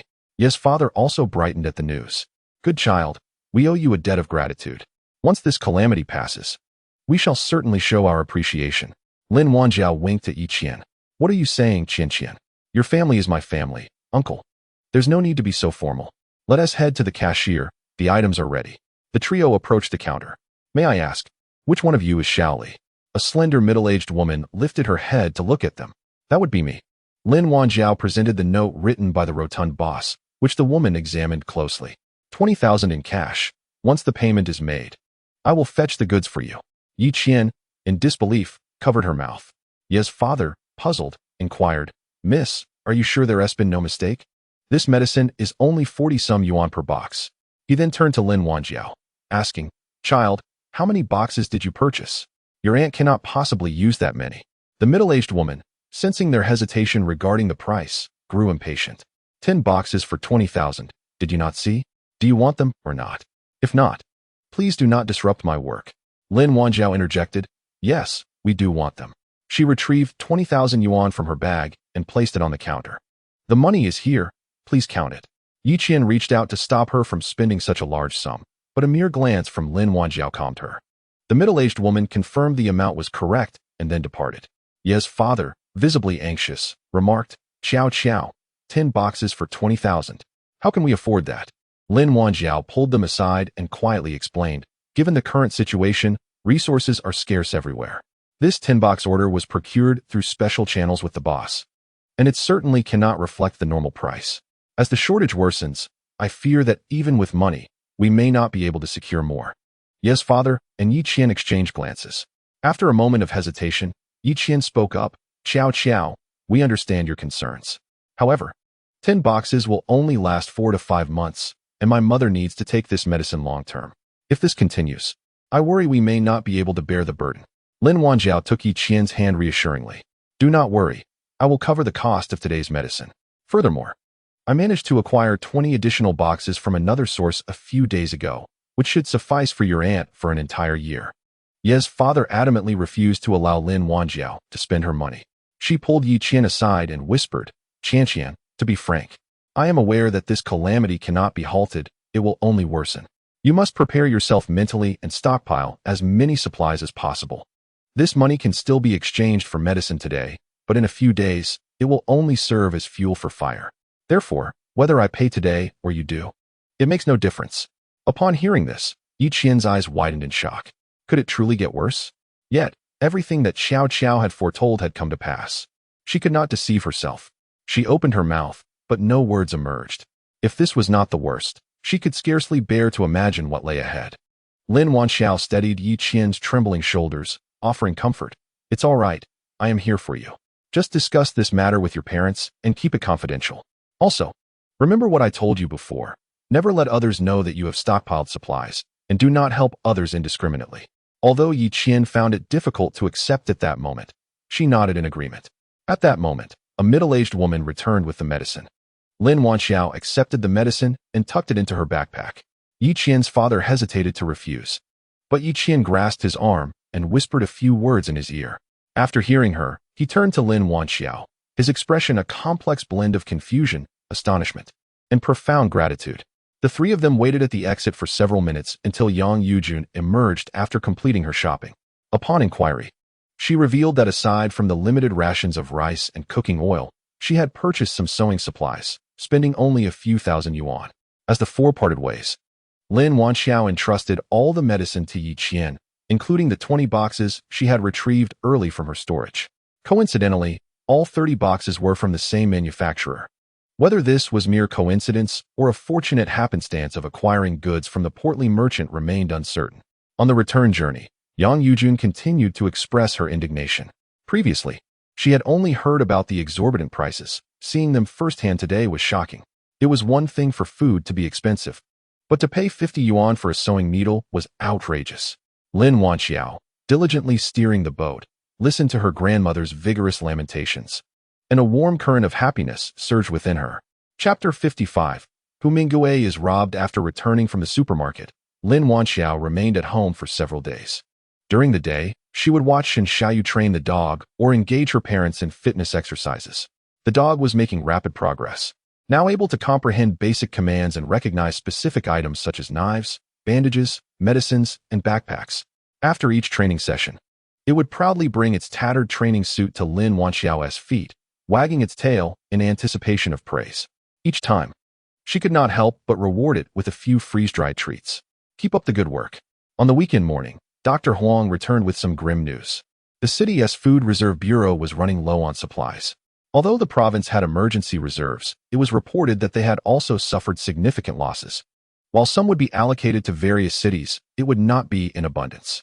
In short, frugality would be necessary in the days to come. The county hospital's backup generators operated tirelessly throughout the night to ensure a stable power supply for the hospital. However, even in such circumstances, the scarcity of medicine renders the doctors powerless, akin to a skilled cook unable to prepare a meal without ingredients. When faced with patients exhibiting mild symptoms, prescriptions are often withheld, and they are simply sent home to fend for themselves. The hospital reverberates with the sounds of helpless cries and curses, descending into chaos. Lu Jianan and his companions were deeply moved by this scene. Nevertheless, Huang Bolan's remarks served as a reminder that the government was experiencing a shortage of supplies, which likely meant that they would cease external sales. With approximately 200,000 in cash at her disposal, it was prudent to spend it quickly. Just as she contemplated this, Hu Mingyue extended another invitation to accompany her to the supermarket. This time, they expressed interest in borrowing her speedboat, offering to pay her the original price for its use. Without a moment's hesitation, Lin Wanxiao declined. The speedboat consumed a significant amount of fuel, and she was reluctant to part with it. If they found the inflatable boat insufficient, they could return it, but the speedboat was irreplaceable. Hu Mingyue, somewhat disgruntled, remarked, "Let's pretend I never mentioned it." In the afternoon, Lin Wanxiao set off alone in her speedboat toward the supermarket. The plump proprietor was quite accommodating this time, providing a large box of carbon steel arrowheads, estimated to contain around 1 or 200. These items were not difficult to procure, as they were in low demand, leading to a modest price of 40,000.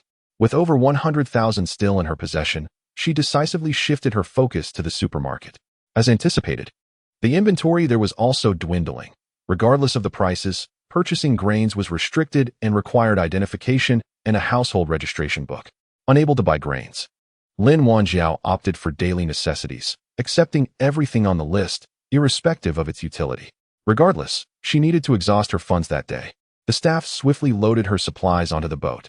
After navigating a considerable distance from the supermarket, she repeated her earlier tactic, finding a secluded spot to store most of her supplies in her space, leaving only a few items visibly on the boat as she continued her journey homeward. "Help, please." A faint cry echoed from ahead. Lin Wanxiao turned off the engine and searched for the source of the sound. Approximately 50 meters ahead, a dilapidated doorboard was bobbing in the water, upon which a feeble man lay, half submerged. The man was desperately calling for help towards an inflatable boat occupied by 3 individuals, who were none other than Hu Mingyue and his companions. The inflatable boat, capable of accommodating 10 people, was brimming with packaged supplies. Lin Wanxiao had to concede that Hu Mingyue was somewhat resourceful. It was unclear how he had managed to acquire such an abundance of provisions. "Dad, let us save him," urged Hu Mingyue's daughter, Hu Tingting, upon seeing the man's plight. Her heart stirred with compassion. The man in the water humbly pleaded, "Please save me. I cannot swim." Hu Mingyue, however, was reluctant to complicate matters. Besides the usual supplies, there were goods meant for his clients, which required careful handling. He thus commanded the lean man beside him, "Biaozi, ignore him. Keep going. This shipment must reach its destination before nightfall. Please, don't abandon me." I can pay. I have money. I'll give you 200,000. The man's voice was earnest, a glistening tear escaping the corner of his eye. I've injured my leg. Just drop me off at the hospital entrance. And I won't trouble you further. I can write you an IOU for the money. Hu Tingting's sympathy surged at his plea, and she tugged at her father Hu Mingue's sleeve, urging him to help the man. As she pleaded, she cast a hopeful glance at the slender figure nearby. Brother Gue, why don't we give him a ride? The hospital is just up ahead. It won't take much time. Besides, it's 200,000. Hu Mingue glanced at the sky and ultimately acquiesced. With this delay, the goods can still be delivered. Yaozi, help him up, but be careful not to topple the cargo. They remained oblivious to the fact that the man's lower back was wet, clinging to his skin, revealing a long, ominous outline. Lin Wanjiao observed the scene with cold detachment, a sardonic smile curling at her lips. Foolishness. She scrutinized the surroundings ahead. Indeed, a glimmer of cold light flashed from the derelict building to the left. The man had been rescued, his pant legs hanging down, revealing no visible signs of injury, as he sat on the inflatable boat, gasping for breath. Hu Tingting, seeing this, offered him a bottle of water. Here, drink some water. Thank you, young lady, the man replied with a smile, reaching for the water she extended. Yet, in the instant before his fingers touched the bottle, his smile vanished, his gaze turning cold and menacing. His hand morphed into a claw, lunging for Hu Tingting's neck. Ah! The bottle fell to the ground as Hu Tingting screamed. Before Hu Mingue and the others could react, a sharp knife was pressed against Hu Tingting's delicate throat. What are you doing? Hu Mingue shouted angrily. Before the man could respond, a speedboat emerged from behind a building, approaching them. 3 additional men aboard also wielded knives. One of them, sporting a bushy beard, brandished a gleaming long knife.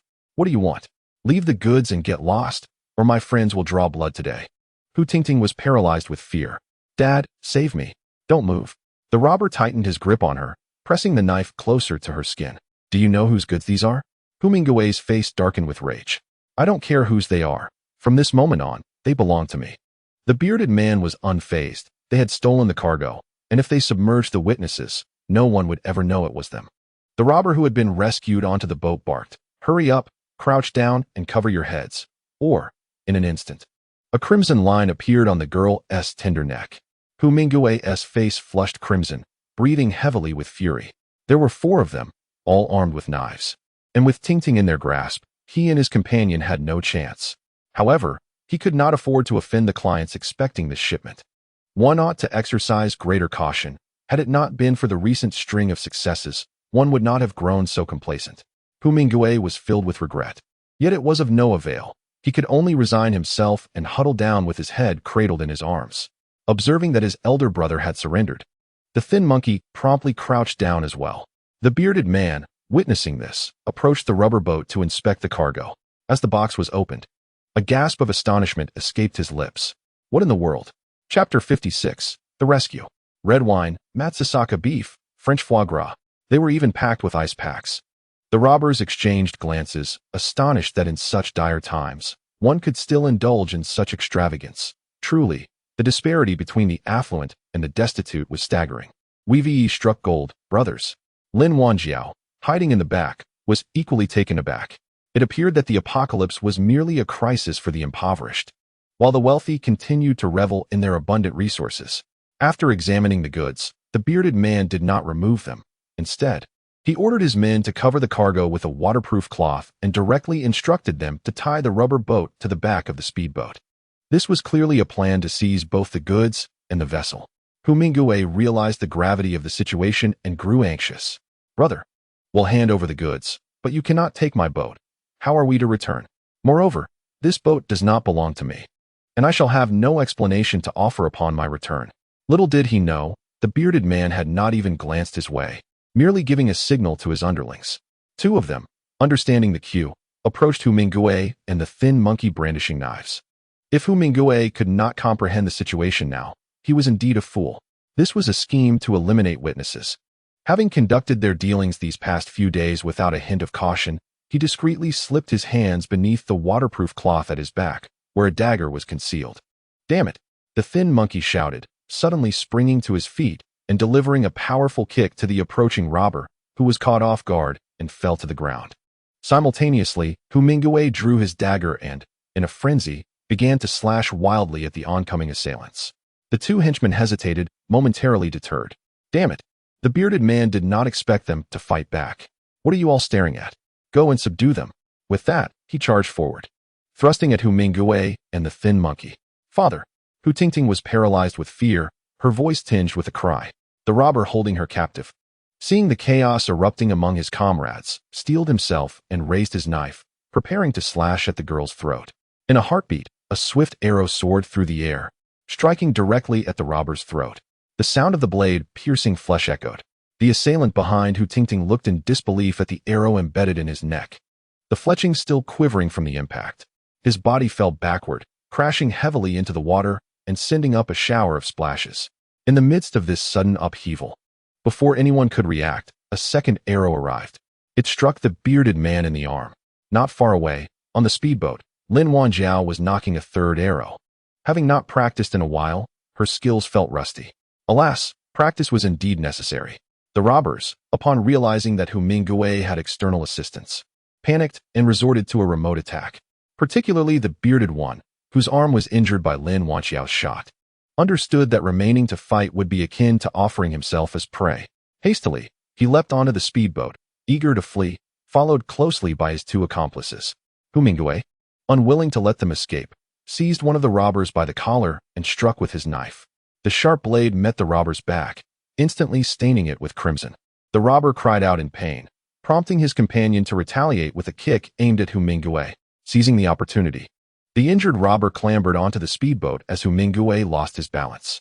Lin Wanxiao refrained from releasing another arrow, knowing her supply was limited. Each shot was precious and not to be wasted on someone like Hu Mingui. Had it not been for the danger posed to her inflatable boat, she would not have intervened at all. In their haste to start the speedboat, the bearded man and his accomplices overlooked the fact that the inflatable boat was still tethered to it. The speedboat surged forward, pulling the inflatable boat along. The cargo aboard tilted dangerously due to inertia, and the stacked goods began to topple into the water. Seeing his belongings fall, Hu Mingui's vision turned red with rage. He gritted his teeth and prepared to confront the robbers aboard the speedboat. The robbers, recognizing the peril, swiftly cut the rope and sped away, splashing water onto Hu Mingui's face. Lin Wanxiao navigated her vessel alongside the inflatable boat, surveying the scattered boxes floating on the surface, feeling a pang of regret at such wastage. "Are you all right?" she inquired of Hu Tingting. "I'm fine. Thank you, sister," Hu Tingting replied timidly, clutching her neck wound. Lin Wanxiao, noticing the lifeless body of the robber she had shot floating in the water, showed no hesitation as she reached down to pull the corpse closer. With deft precision, she extracted the arrow, the sound sharp and clear, before wiping the tip and stowing it away. The thin monkey, witnessing Lin Wanxiao's composed demeanor, instinctively shuddered and recoiled. This woman exuded an unsettling calmness, clearly no stranger to taking lives. At that moment, Hu Mingui regained his composure and expressed his gratitude to Lin Wanxiao. She shook her head dismissively, mistaking her gesture as an indication that no thanks were necessary. He forced a smile and prepared to offer further pleasantries. However, she interjected, 2 arrows, 2 boxes of beef. What do you think? Is that unreasonable? These arrows are limited in number. Each one counts. Besides, your 3 lives are worth more than just 2 boxes of beef. Lin Wanxiao's tone turned displeased. Hu Mingui quickly waved his hands in protest. No, that's not it. It's just that this is all I have left, my client. Before he could finish, the thin monkey tugged at Hu Mingui's sleeve, signaling him to let it go. This woman was formidable. He was afraid. All right, Hu Mingui reluctantly conceded. Without further ado, Lin Wanxiao seized 2 boxes of beef and loaded them onto her speedboat. Before departing, she cast a remark towards him. Do not forget to pay the rent for these 2 days. With that, she strode away, leaving Hu Mingui behind, seething with rage. After Lin Wanxiao left, the 3 hurriedly retrieved the box that had fallen into the water. Upon opening it, they discovered everything soaked. While the red wine fared relatively well, the foie gras and beef were ruined, certainly not fit for delivery. Hu Mingui, in a fit of anger, hurled the beef onto the ground, veins bulging on his forehead. Speechless with fury, observing Hu Mingui's terrifying expression, Hu Tingting, aware that today's predicament was entirely due to her inviting trouble, shrank back and remained silent. Brother Gui, what shall we do next? We only have less than half the goods left. Should we still deliver them? Yes. Not delivering would be even worse. We can only go and speak some comforting words. Having endured this mishap, they arrived at their destination, only to find it already dark. The black-clad individuals waiting at the entrance scolded them upon arrival. What is the matter with you? Why are you only just arriving? Young master, he has been waiting inside and is furious. Hu Mingwei, with a subdued demeanor, kept apologizing. Upon inspecting the cargo on the ship, the black-clad man erupted in anger. Hu Mingwei, how could you manage this? Being late is one thing, but the goods are wrong. The meat is already turning pale. Do you dare deliver this to young master he? With a woeful expression, Hu Mingwei recounted the perilous events that transpired on the way, embellishing the narrative with drama. The black-clad man showed no interest in his lamentations, simply gesturing for his subordinates to move the acceptable items inside. Turning back to Hu Mingwei, he bluntly stated, "You need not share your grievances with me. Young master, he provides you with so many benefits not to hear your complaints. If you can do the job, do it. If not, get lost." Yes, yes, Hu Mingwei bowed his head, repeatedly assuring, "It was an unexpected incident today. I guarantee it will not happen again." Fine. Out of respect, consider this shipment as a tribute to young master he. Today's incident will not be pursued. If this occurs again, you will be dismissed immediately. With that, the black-clad man turned and entered the building, leaving Hu Mingwei with a somber countenance. The loss incurred from this shipment rendered all their prior efforts nearly futile. Brother Gui's thin frame hesitated, and Hu Mingwei, gritting his teeth, managed to utter two words with great difficulty: "Go home." Chapter 57. Scarcity of supplies. The water level continued to rise, and soon, the residents on the fourth floor had no choice but to evacuate. An anticipated announcement soon followed. The supermarket declared its closure, leaving everyone to await government assistance. However, it became increasingly evident that the relief supplies from the government were dwindling. In the most recent distribution, each person was allotted merely 2 pounds of rice and 2 white radishes for an entire week, while meat and water were completely unavailable. After delivering this news, the government vessel's crew departed, leaving the residents in despair. How are we supposed to survive on 2 pounds of rice for 7 days? Not even 50 grams per meal, and that's not even the size of my fist. My child is still growing, and subsisting solely on white rice and radishes is simply inadequate. Indeed, last week every household had half a pound of pork, and now there is none left. What is the government doing? Someone spotted Hu Mingwei in the crowd and hurriedly inquired, "Building manager, please help us find a solution. We are willing to continue paying." Hu Mingwei was taken aback by this sudden news. What is happening? Is the government also running out of supplies? The supply line he relied on had been relatively stable. Yet this morning, they suddenly claimed they could not find the goods. What about all those orders in his possession? Those clients held considerable standing. He could not afford to offend them. This situation is untenable. He must venture out again later. Feeling troubled, Hu Mingwei's words turned a bit brusque. "I am merely a messenger. What can I do? Moreover, the supermarket has long ceased supply. Where can I procure goods for you?" Seeing Hu Mingwei's unsatisfactory demeanor, some members of the crowd expressed their discontent, stating, "Mingwei, what is this attitude? Do not presume we are unaware. You profit from the price difference. You purchase rice at 40 a pound and sell it to us for 100. Once you have made your profit, you disregard our plight." The crowd erupted in indignation. "Indeed, I have heard that you are quietly profiting at our expense. In such dire times, how can you exploit us without conscience? Do you not fear divine retribution? I have noticed him and Zhang Biao frequently venturing out to procure goods, often hauling items back home." The crowd's agitation grew. Let us pay him a visit and ascertain the truth. Observing the escalating tension, Hu Mingwei realized he needed to intervene. "Dear villagers, please do not be agitated. I have never claimed to disregard your well-being. I have indeed been out collecting supplies, but I am volunteering to deliver materials from the government to every household. The government's provisions are accounted for. There is no hoarding. If you do not believe me, you may inquire with Zhang Biao and Xiao Zhao." Everyone turned their gaze towards the thin monkey, who complied with Hu Mingwei's performance by nodding vigorously. "Yes, indeed, we are volunteers. Do not wrongfully accuse Brother Gui." As they spoke earnestly, some were half convinced, yet still expressed skepticism. "You are in cahoots with Hu Mingwei. Of course, you would defend him." Hu Mingwei shot a glance at the taciturn Xiao Zhao. After some hesitation and recalling the items he had previously received, Xiao Zhao softly stated, "It is true. When the government supplies arrived by boat, I heard they indeed asked Brother Gui for assistance in transportation." Perhaps due to Xiao Zhao's usual honesty, the crowd felt reassured by his words and ceased their doubts. So, what do you propose we do next?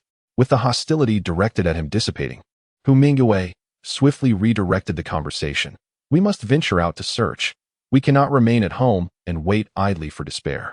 While this was said, the lack of a boat remained a pressing concern. Yet, where can we possibly look? There are ways to procure a boat. There are many capable individuals in our community. I trust they will not stand idly by in our time of need, Hu Mingwei remarked, casting a glance at Lin Wanjiao. It is easy to speak. But even if we possess a boat, everywhere is submerged, and the government cannot locate supplies. What use is it for us to venture out? There is no water on the surface, yet there is plenty beneath it. Moreover, if any of us have surplus grain at home, it is high time to share it rather than hoarding it. Only through collective effort can we navigate this crisis. Oh, how peculiar. Of Hu Mingwei's 3 statements, 2 were clearly directed at her. Lin Wanxiao was not foolish enough to take the bait and openly acknowledge it. She collected her share of rations and returned straight home. Upon arriving, she handed the sack of rice to Yang Yujun for safekeeping. Yang Yujun opened the bag, and Lin Wanxiao caught a glimpse. The rice's color seemed off. Unsure, she called Lu Jianan to inspect it. It appeared somewhat yellowed, and Lu Jianan lifted a handful to examine closely, detecting an indescribable odor. There was something amiss with this rice. Even aged rice did not emit such a scent. Having farmed for a lifetime, Lu Jianan could not possibly be mistaken. It was then that Shun Xiaoyu remarked, "Could this rice have been dredged from the water?" They suddenly grasped the implication. It made perfect sense. Yang Yujun had initially intended to pour the rice into the storage jar, but upon hearing this, she hesitated, unsure of what to do with the sack. Would it still be edible? If it were indeed retrieved from the water, it was better left untouched. Given the myriad of bacteria in the water and the uncertainty regarding how the rice had been processed, the consequences of consuming it could be dire. Should they discard it? Yang Yujun felt conflicted. Many outside could scarcely find a meal, and to throw it away would weigh heavily on her conscience. Lin Wanxiao had no intention of discarding it either. Let us hold on to it for now. We shall wait and see. If others consume it without issue, then we shall partake as well. Since that day, Hu Mingwei genuinely began leading people to scavenge for supplies, although they returned with some gains each time. The abundance of seekers relative to the scarcity of resources did not alleviate the predicament. Furthermore, lacking professional diving equipment, their reliance on mere breath-holding for retrieval proved inefficient. And after several days of strenuous effort, several young individuals had collapsed. These individuals had previously considered schemes against her. Having learned from past encounters, they dared not confront her directly, opting instead for a strategy of feigned victimhood. A group of elderly women gathered at the corridor of the 16th floor, weeping and lamenting their wretched existence from behind the iron gate, attempting to appeal to emotions, as though her refusal to lend them equipment rendered her a villain robbing them of their livelihood. Lin Wanxiao remained as calm as a still lake, completely disregarding them. She closed the door, indifferent to their cries. During the renovation of the building, soundproofing had been installed. With the security door shut, not a whisper could be heard. Their lamentations only proved they still had strength. After an hour of fruitless wailing, the elderly women, seeing no sign of the door opening from Unit 1602, dared not knock and had no choice but to retreat. Without achieving their objective, they turned to seek Hu Mingwei for assistance. They knocked persistently, yet no one answered. Unbeknownst to them, Hu Mingwei was at home, seething with anger. At this moment, his face turned an ashen hue, his eyes widened with fury, and the veins in his neck throbbed visibly. Anything he could grasp was hurled with reckless abandon, resulting in a cacophony of shattered dishes strewn across the floor. For days, he had been striving to reach out to his family, only to receive the disheartening news that monetary transactions were no longer viable. All his recent toil, his subservience, and the entirety of his amassed wealth had been exchanged for a mere pile of worthless paper. How could one not be enraged? His wife and daughter, witnessing Hu Mingwei's near loss of sanity, dared not approach him, trembling in the confines of their room. From behind the door, they could hear the commotion, and the elderly women outside, fearing bad luck, retreated homeward in defeat. The residents of the 16th floor were indeed a peculiar lot. Chapter 58. Grandma Li's injury. Life in the idyllic Zidawayuan continued day by day. Lin Wanxiao had little interest in the affairs of others. But each time the elderly couple returned from Dr. Huang's, they would bring back snippets of gossip. During this period, nearly every household in the building took turns accompanying Hu Mingwei to scavenge for supplies in the water. Initially, they reaped considerable rewards. But as more people ventured out in search of resources, it became increasingly challenging to find sufficient provisions. More alarmingly, those who had endured hunger for too long began to covet the supplies of others. Several cases of robbery had already surfaced in the vicinity.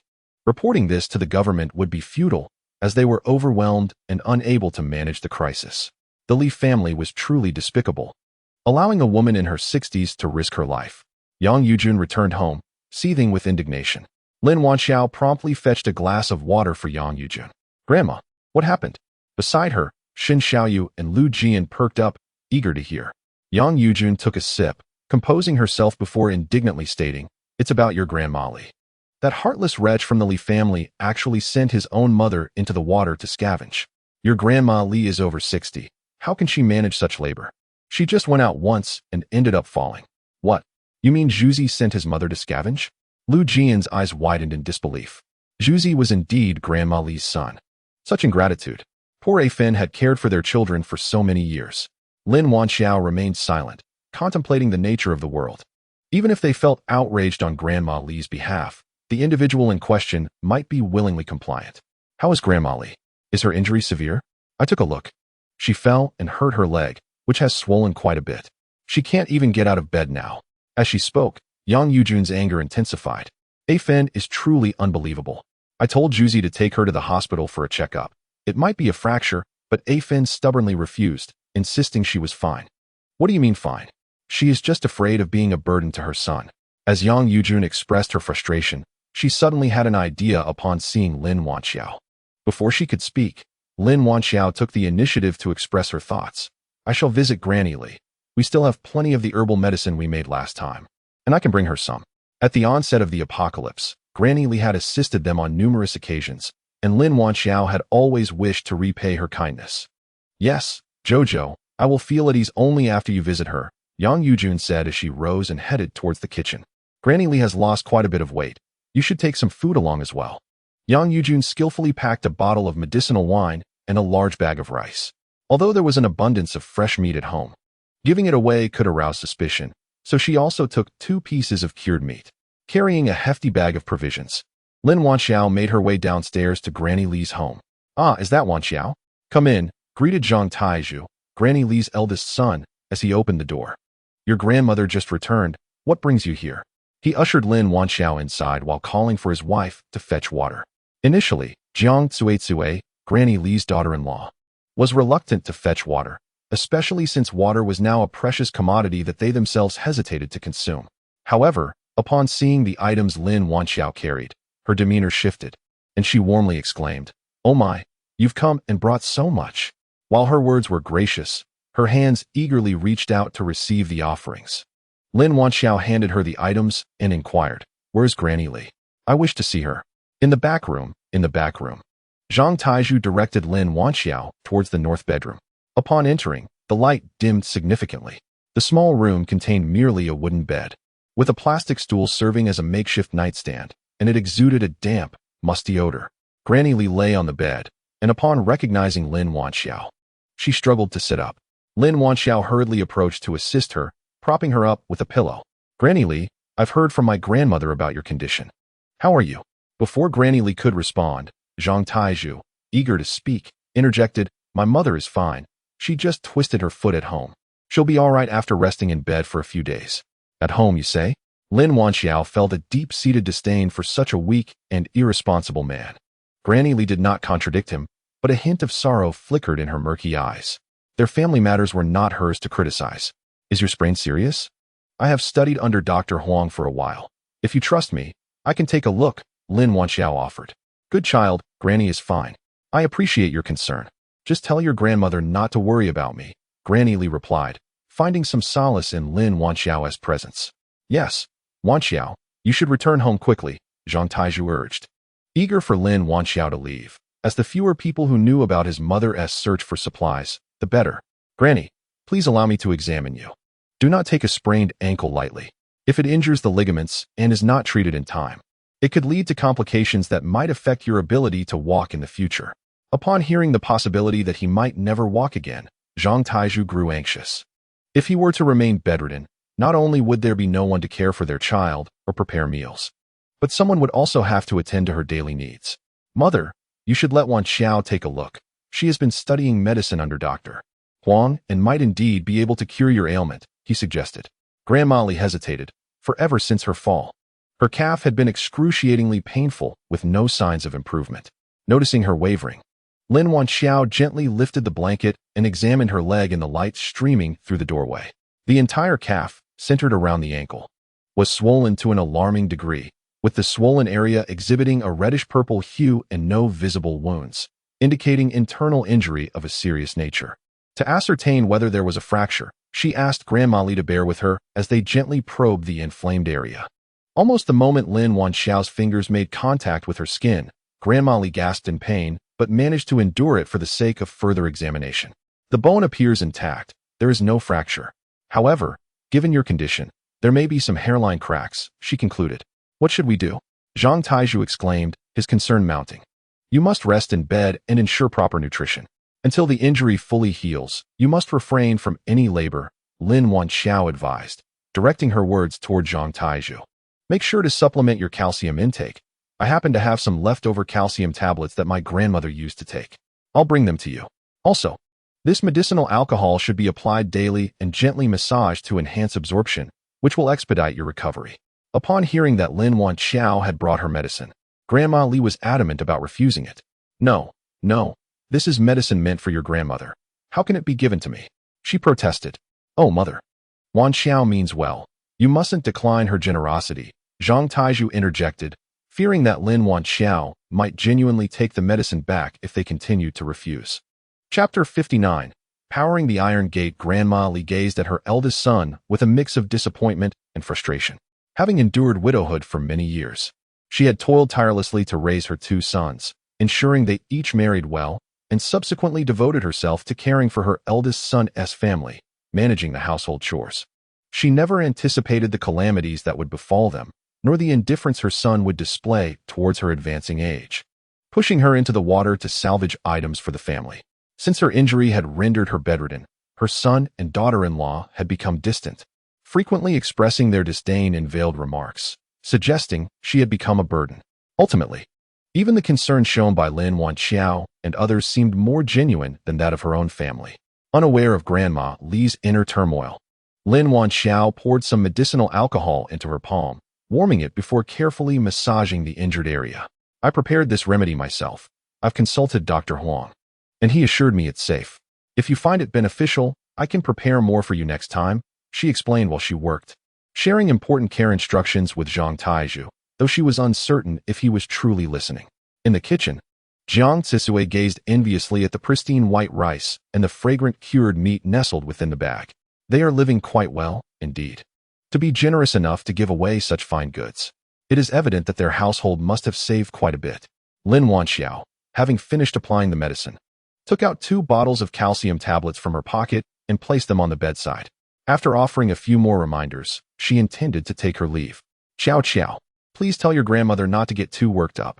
I am fine, and you are always welcome to visit when you have free time. All right, Grandma. Please take care of yourself.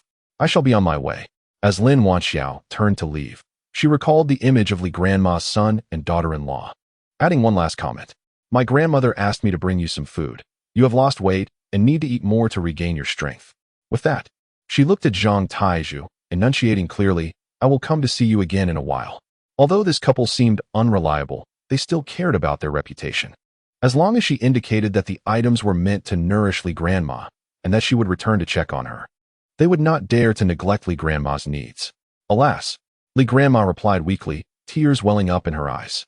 Having lived a long life, she could easily discern that Lin Wanxiao was subtly admonishing her son and daughter-in-law on her behalf. After Lin Wanxiao left, Jiang Zuizui mysteriously pulled Zhang Taizhu into the kitchen, pointing at the items Lin Wanxiao had sent and whispered, Darling, look at what she brought.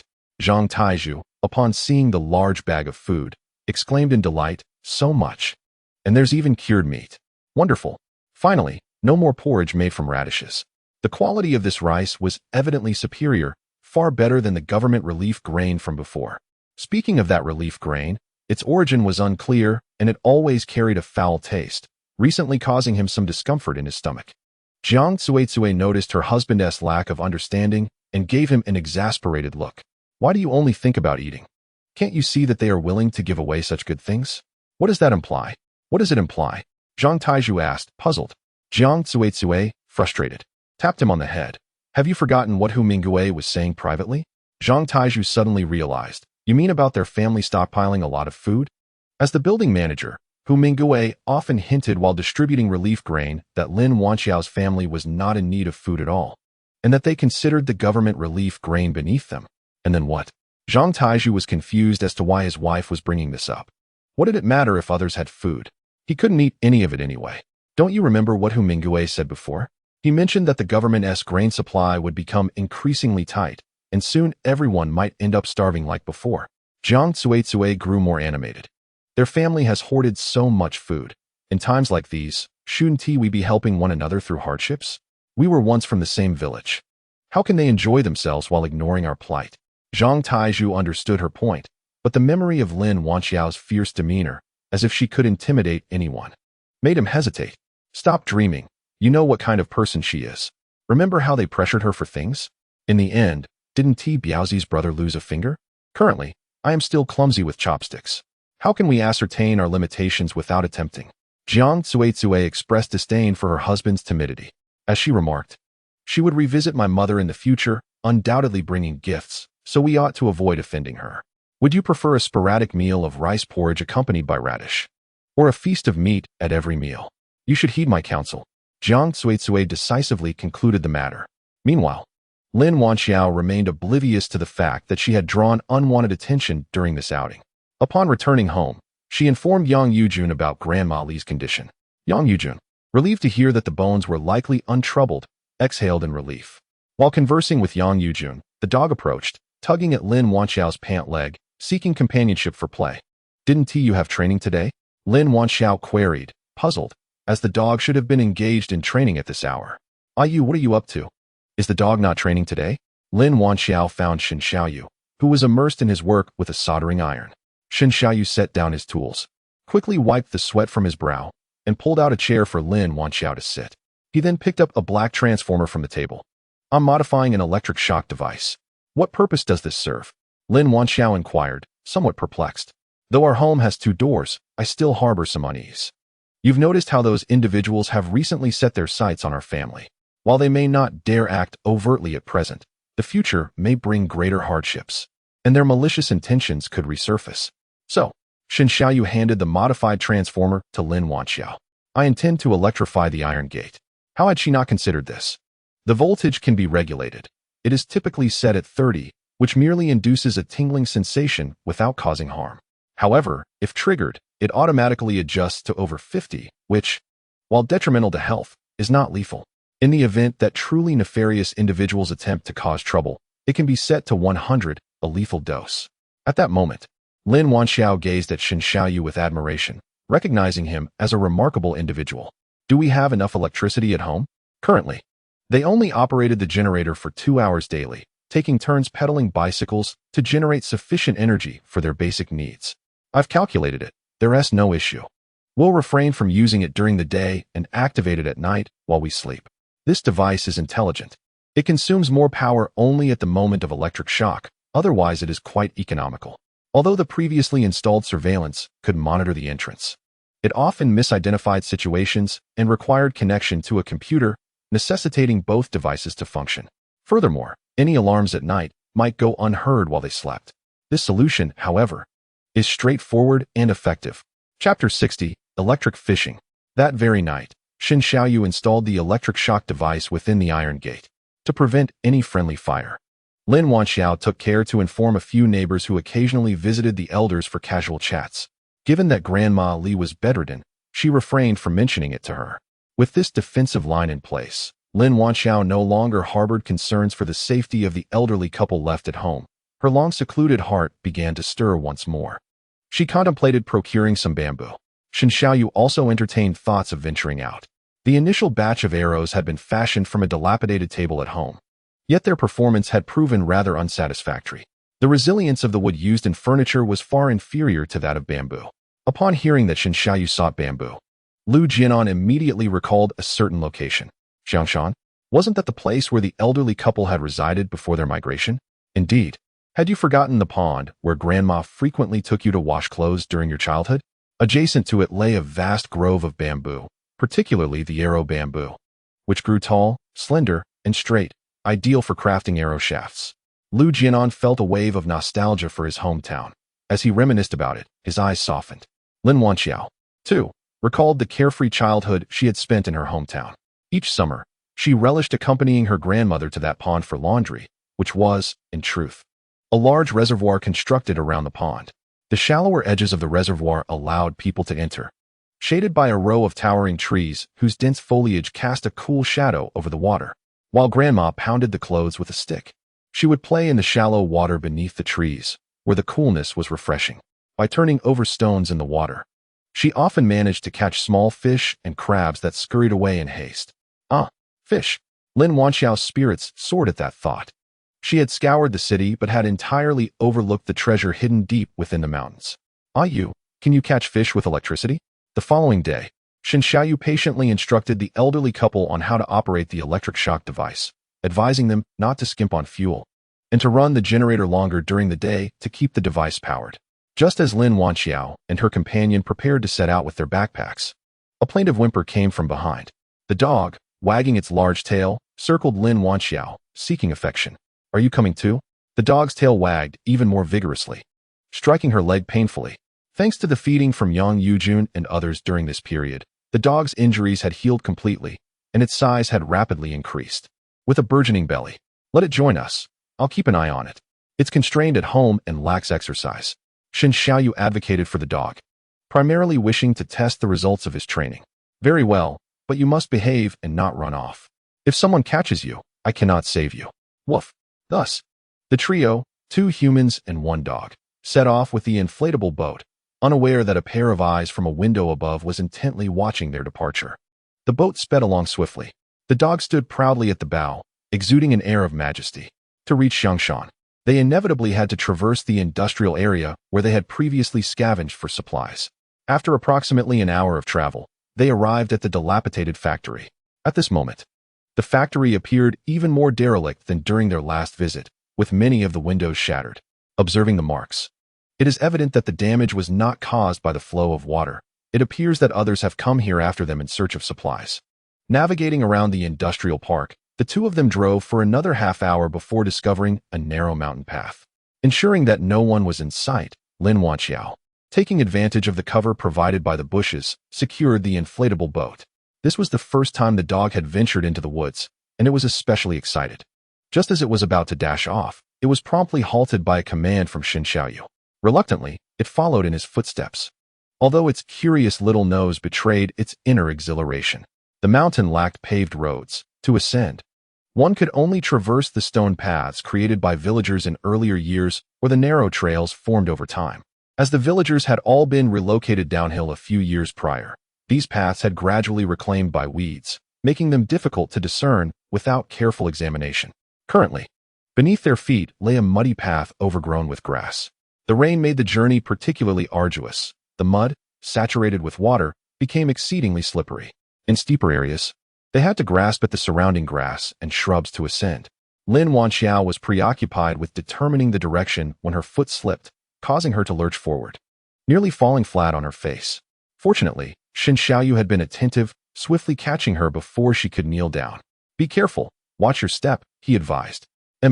After speaking, he did not release her hand, but instead guided Lin Wanxiao, walking ahead of her.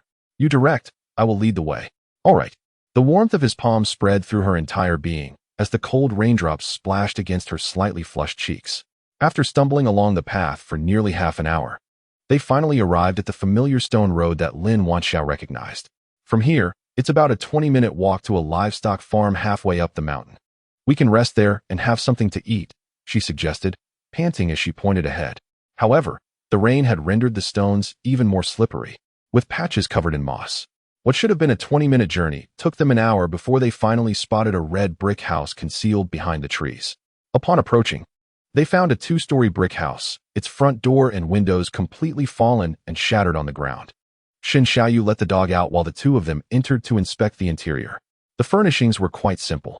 The first floor contained only a dining table and 2 long benches, alongside a wooden cupboard, leading to a cooking area.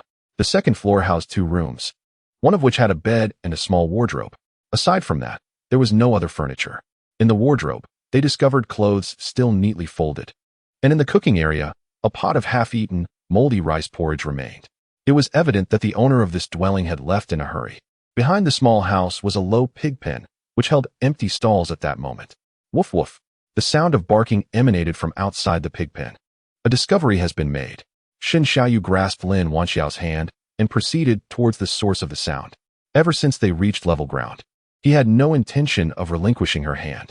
A dog stood at the entrance of a small grass hut, barking excitedly within.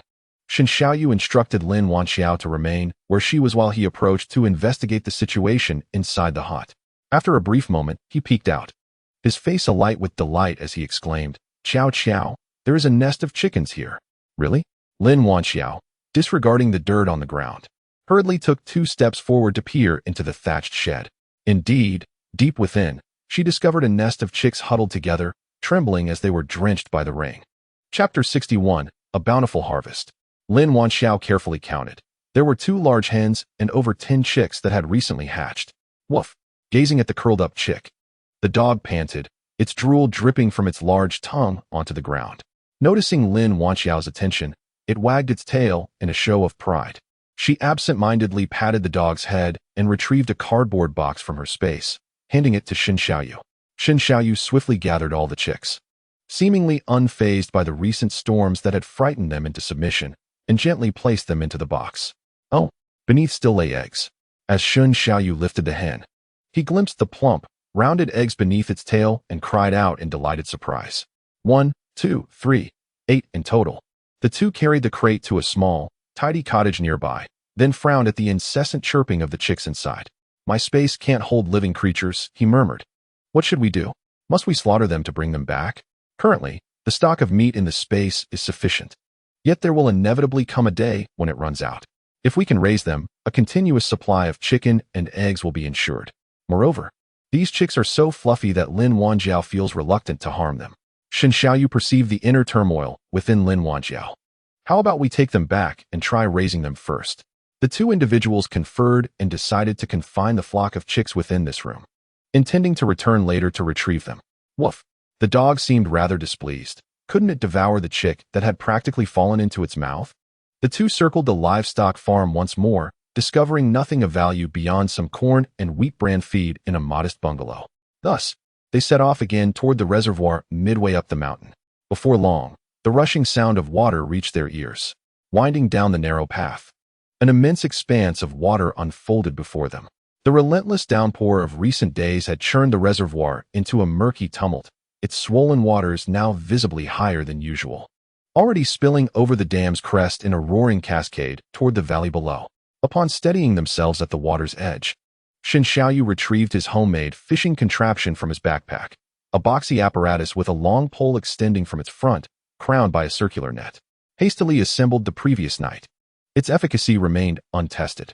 The mechanism of the fishing device operates by emitting ultrasonic waves that stimulate the nervous, cardiac, and respiratory systems of aquatic creatures, inducing a state of severe hypoxia, thereby causing them to rise to the surface for easy capture. However, they regained consciousness after approximately 5 minutes. Lin Wanxiao retrieved the inflatable boat and placed it in the water, and the 2 humans and a dog, boarded the vessel. Shen Xiaoyu adjusted the power settings before submerging the rod, producing a crackling sound as the ultrasound permeated the water. Before long, a large bass floated belly up to the surface. The dog, upon spotting the fish, instinctively barked and attempted to leap into the water, only to be restrained by Lin Wanxiao, who caught its tail, preventing this mischievous creature from plunging into the electrified waters. The commotion startled Shen Xiaoyu, prompting him to lift the rod.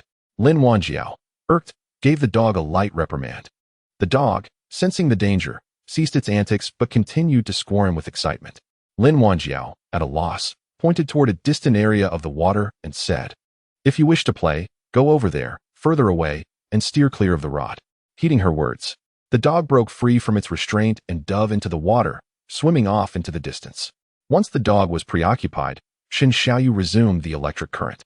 As the rod moved through the water, fish of various sizes began to surface one after another.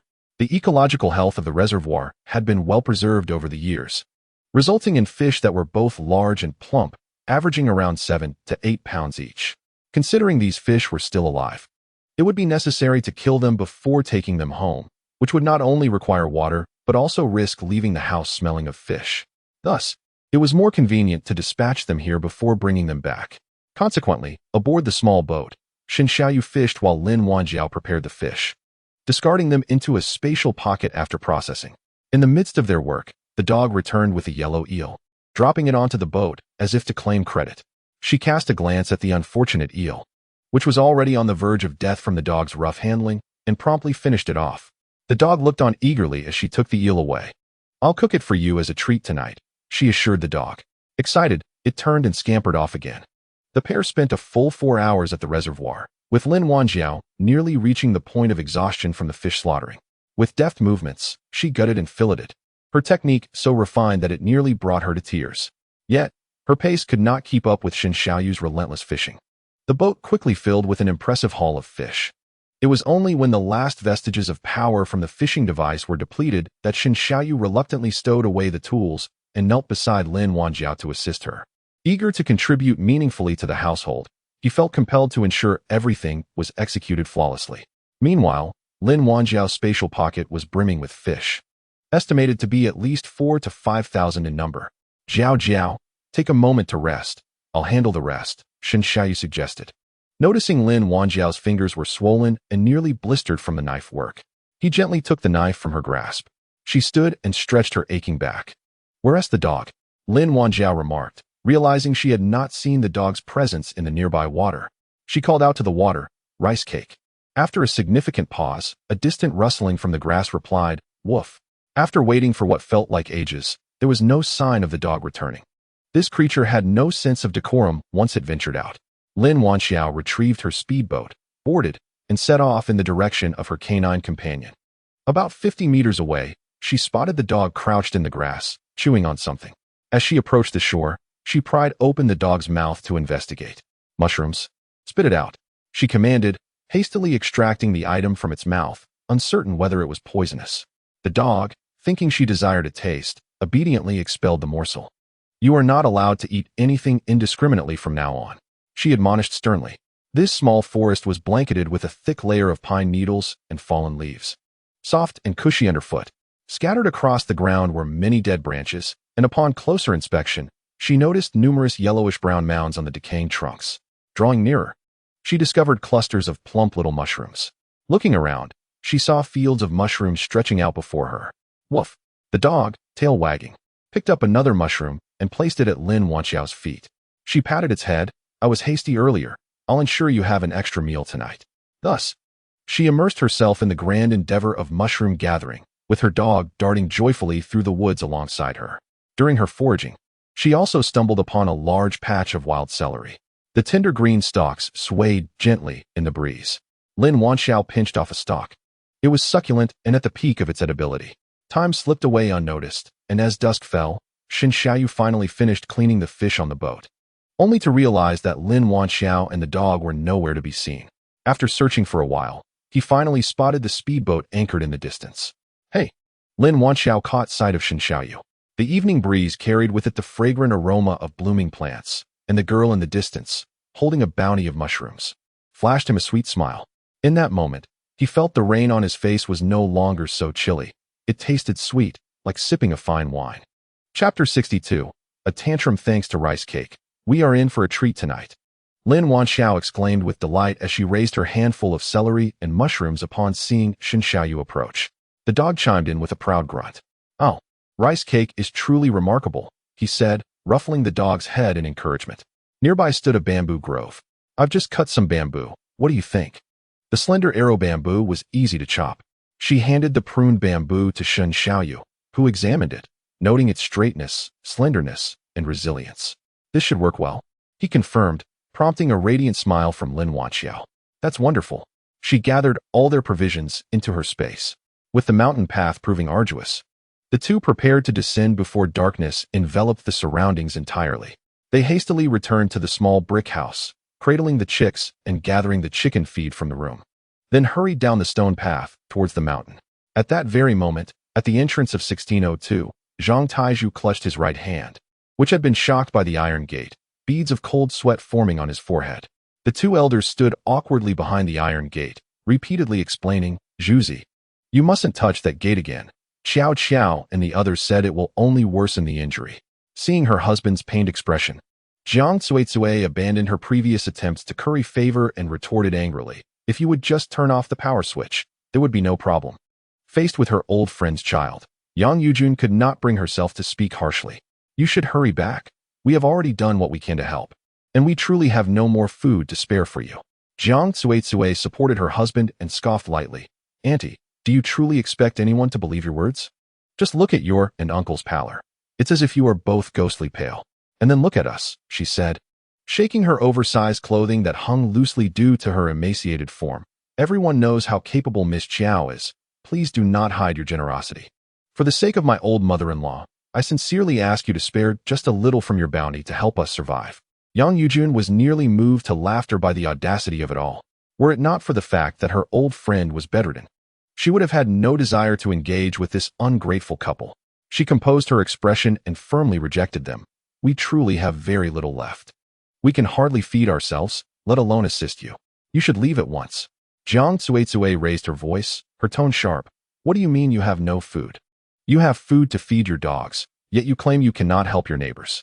I see you are simply intent on watching us suffer.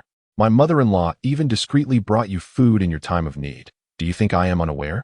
And now you repay kindness with enmity?"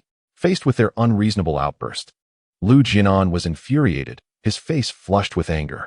He pointed at the silent Zhang Taizhu and exclaimed, "Zhuzi, say something. Do you intend to pressure us, just like your wife?" Zhang Taizhu lowered his head in silence, his lack of denial further aggravating Lu Jianan. "Let me tell you, our dog is treated as a family member. As long as we have food, it will too. Unlike you, an unfilial son, whose mother raised you with great effort and still cares for your children, yet you neglect her in her old age. Two able-bodied young people have the audacity to ask an elder to fetch things from the water. Do you have any conscience? And you dare compare yourselves to our dog?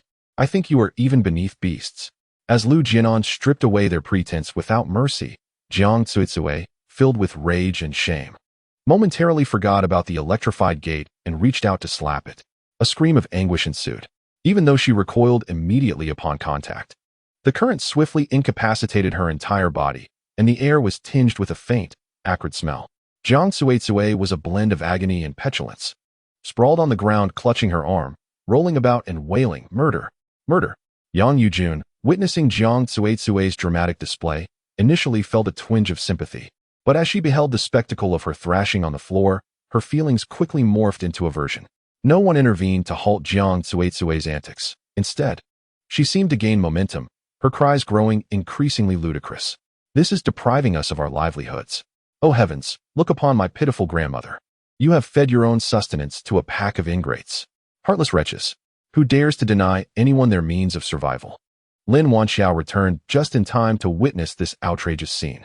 Jiang Cuizue and her companion appeared intimidated by Lin Wanxiao's presence, hastily rising from the ground. The pair recoiled a few steps, gathering their courage to defiantly assert, "Did we say something wrong? What is the harm in sharing some of the food you hoard with the villagers suffering from the mountains?" Lin Wanxiao's countenance hardened to ice as she approached them. Sensing her fierce demeanor, they gulped nervously, retreating further. "Moreover, even if I had an abundance, why should I relinquish the fruits of my labor without recompense? Is it because of your unattractive features?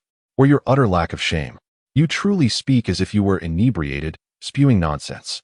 Providing them with food would be an act of kindness. Withholding it was her rightful choice. How dare this couple attempt to morally extort her in her absence? Pressuring her elderly relatives? She brandished a dagger from her pocket, pointing it ominously at their noses, her voice cold and unyielding. "Will you leave or not?" Zhang Taizhu, aware of the dire consequences faced by those who had previously challenged Lin Wanxiao, refrained from confronting her. He merely sought a meal, not a confrontation with death. Jiang Cuizue, upon seeing the gleaming blade aimed at her, trembled uncontrollably. Any attempt to retort was swiftly curtailed as her husband pulled her away. The two fled in disarray. Behind them, Lin Wanxiao's chilling voice echoed ominously, "If they're essay next time, do not blame me for leaving you without a way to live." The couple returned to the 8th floor, hearts still racing. Upon looking up, they found their mother, limping on one foot, leaning against their door, her furious gaze fixed upon them. The elder's face was flushed with anger, her entire body trembling, unable to utter a single word as she pointed at them. Li Guifan could never have anticipated that her son and daughter-in-law would dare to seek food behind her back, and in such a shameless manner. How could she ever face Yang Yujun again? The elder, overwhelmed by rage, suddenly felt darkness engulf her vision. Mother! Mother! What is wrong, mother? Chapter 63. A toast to the unwilling. The elderly couple was evidently deeply upset, particularly Yang Yujun. While she could overlook the transgressions of others, the actions of the son of her close friend cut deeply. Lin Wanxiao and Xin Xiaoyu tried to console her for quite some time, yet their efforts bore no fruit, prompting them to unveil their secret weapon. What do you think this is? Lin Wanxiao opened a box containing chicks. A flock of chicks was startled by her sudden movement, desperately scurrying beneath the hen for refuge. The elderly couple's eyes widened in surprise. Where did these chickens come from? We discovered them at the livestock farm halfway up the mountain. The other poultry must have fled, but these few chicks remained huddled in the grass shed. Thinking you might be bored at home, I brought them back for you to raise. Who knows, perhaps you could even enjoy the freedom of fresh eggs. Lin Wanxiao even thoughtfully produced chicken feed. Some had gotten wet, but drying it out would render it usable. Yang Yujun was overjoyed, instantly casting aside her earlier displeasure as she cradled the fluffy chicks with affection. Lu Jianan's eyes also sparkled with delight. Both were native farmers, their veins flowing with the sweat of labor, and agriculture was inscribed in their very genes. Had it not been for the government's insistence on their relocation from the mountain, they might have never left Xiangshan in their lifetimes. Although they had resided in high-rise buildings for several years, they often shouldered their hoes and traversed the hills to return to the familiar fields to tend to their land. Being confined at home for over 2 months, while they did not lack for food, left them feeling restless. Lu Jianan felt the itch to tend to the small vegetable plot in the attic, while Yang Yujun was simply too bored. Now, with Lin Wanxiao bringing this flock of chicks, she could finally put her skills to good use. Cheerfully, Yang Yujun scooped up a chick and headed to the attic. There was just enough empty space to raise the chickens, making it easy to clean and ensuring the house wouldn't smell. Seeing Yang Yujun dash upstairs, Lu Jianan quickly followed, calling out, "You need to build a fence to separate them. Don't let them ruin my vegetables." The remaining Lin Wanxiao and Xin Xiaoyu exchanged glances, both bemused. "All right, I'll go prepare dinner," Xin Xiaoyu remarked. Today was a bountiful harvest, and he planned to prepare a feast of fish. Poached fish slices, steamed bass, spicy fish heads, fried fish chunks, and garlic-flavored eel were on the menu, accompanied by a plate of fresh wild celery stir-fried with mushrooms. The entire dining area was soon filled with a tantalizing aroma, stimulating everyone's appetites. Although the fish stored in Lin Wanxiao's space was also fresh, it somehow paled in comparison to the flavors of today's banquet. Perhaps it was the superior water quality of the reservoir that nurtured such fine fish. Or maybe the fruits of their labor simply tasted sweeter. Everyone savored the meal, leaving a lingering flavor and a profound sense of satisfaction. Even the dog was treated to a large, succulent fish and a bowl of eel soup, relishing every bite beneath the table. After the meal, the family sprawled on the sofa, patting their round bellies in contentment. "Jojo, Grandma has something to discuss with you," Yang Yujun said cautiously. "What is the matter? You brought back 2 hens and 10 chicks this time. Our home isn't large enough to accommodate so many. So your grandfather and I thought of gifting 2 chicks to Uncle Huang downstairs, and we wanted to know your thoughts." The elderly couple often chatted with Dr. Huang downstairs, who also hailed from a farming background. They shared a good rapport, and over time, a friendship had blossomed. Naturally, they thought of their good friends when good fortune arose. Lin Wanxiao let out a hearty belch and casually remarked, "Why bother discussing such trivial matters with me? You may decide on your own."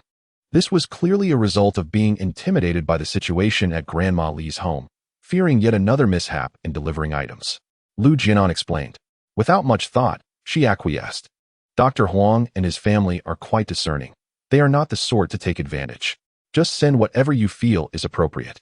However, she noted that they had little chicken feed from their recent acquisition. As long as you believe it's acceptable, feed is not an issue. A single mouthful will suffice for the chicks for a day. Besides, Dr. Huang works at the hospital, so they must have more than enough provisions.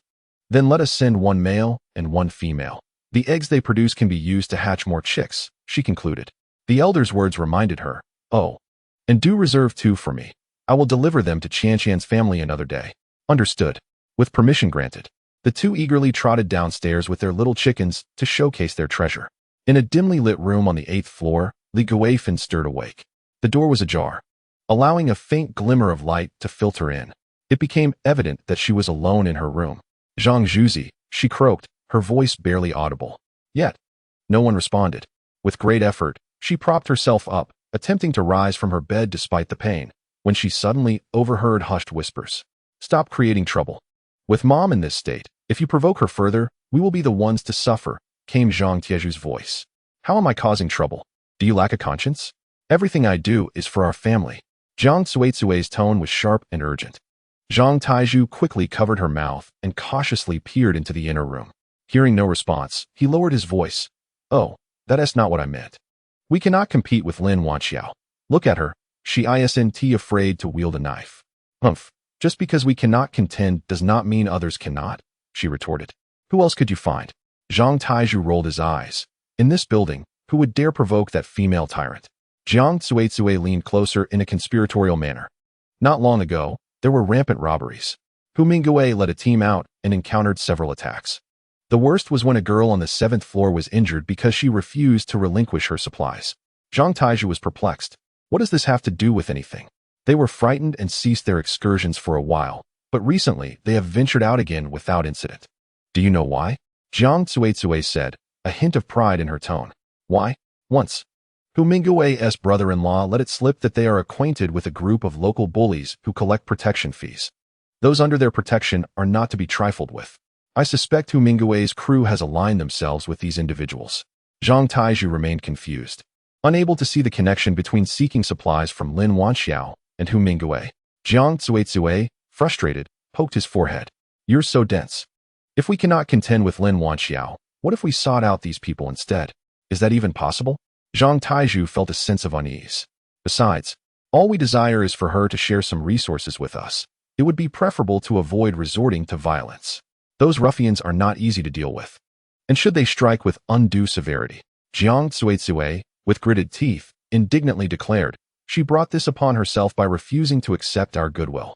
We cannot be blamed for her predicament. Leave this matter to me. I shall inquire with Hu Mingyue. Will Hu Mingyue truly assist us? Zhang Taiju questioned, hesitating. You really are quite naive. Hu Mingyue had his arm broken by Lin Wanxiao and has suffered humiliation at her hands on multiple occasions. I believe he has endured her tyranny for far too long. Just as Zhang Taiju was considering further discussion, he was interrupted by a commotion from the inner room. Turning around, he spotted Li Guifan limping towards the exit. Upon seeing his mother emerge, a chill ran down Zhang Tieju's spine, worried about how much of their conversation she might have overheard. From within the room, separated by a wall, Li Guifan could not hear every word clearly. But she was well aware of the intentions behind the two individuals' plans. She understood her son's cowardly nature all too well. Without Zhang Cuizui's provocation, he would lack both the wit and the courage to act. Leaning on her cane, she warned Zhang Cuizui, listen closely, Zhang Cuizui, I may be aging, but I am not yet dead. Should you dare to incite Taiju to disturb Qiao Qiao and her family, as long as I draw breath, I will ensure my son ends his association with you first. Chapter 64. The wild boar piglet. Yesterday's venture proved quite fruitful. And today Lin Wanxiao and her companion planned to return to Xiangshan once more. Xin Xiaoyu was busy modifying the electric fishing device. The ultrasonic range from yesterday was somewhat limited and required further adjustment. Just give me a moment more, and it will be ready, he assured her. All right. Lin Wanxiao replied in agreement. Glancing around, she noticed the absence of Guzi. Typically, at this hour, he would be eagerly waiting by the door, anticipating their departure. After searching, she eventually found him in the attic, where Lu Jianan and the others had spread out the collected chicken feed on the ground to dry. Concerned that the chicks might escape through the fence and feast on the feed, they had called Guzi to keep watch. Guzi was lying in front of the fence, and upon seeing Lin Wanxiao approach, he merely wagged his tail before returning his gaze to the chicks, drool nearly pooling at his feet. Have I deprived you of meat or something? Why the excessive longing? Lin Wanxiao chuckled softly as she patted the dog's head. Squatting by the fence, she observed the chicks inside. A hen was calmly nestled in a nest made of grass, eyes closed and utterly still. Suddenly, she noticed something beneath the hen. Reaching under, she retrieved an egg, still warm to the touch. The hen showed no signs of agitation at having her egg taken. She merely shifted her position slightly and closed her eyes again. Lin Wanxiao held the egg up to the light streaming through the window for a closer inspection. There seemed to be a faint dark line visible. Could it be a fertilized egg? Given that this egg had only been laid a day prior, Lin Wanxiao felt uncertain. How could two hens possibly produce a fertilized egg? However, these little chicks appeared to have just hatched, indicating that there had indeed been a rooster present earlier. All right. Lin Wanxiao smacked her forehead in realization. She hurriedly retrieved the 8 eggs she had casually placed in her space yesterday, holding them up to the light. She noticed the distinct dark lines on these eggs. All 8 were fertilized. Lin Wanxiao gently lifted the hen and tucked the eggs underneath her. She wondered if the eggs would still hatch after being placed in her space. Meanwhile, Shen Xiaoyu had already repaired the fishing machine and was calling for Lin Wanxiao to set off downstairs. Their second descent to the mountain felt much more familiar. The two quickly arrived at the reservoir, letting the dog run free while they began to work. Since bending over to kill fish was quite laborious, Shen Xiaoyu suggested they switch roles. Lin Wanxiao would operate the machine while he handled the fish on the boat. With the improved sonic range of the fishing device, their efficiency markedly increased. In less than half an hour, the unprocessed fish on the small boat piled up like a small mountain. Lin Wanxiao could only stow the unprocessed fish into her space for the time being. Woof! The dog's eager whines echoed from the shore.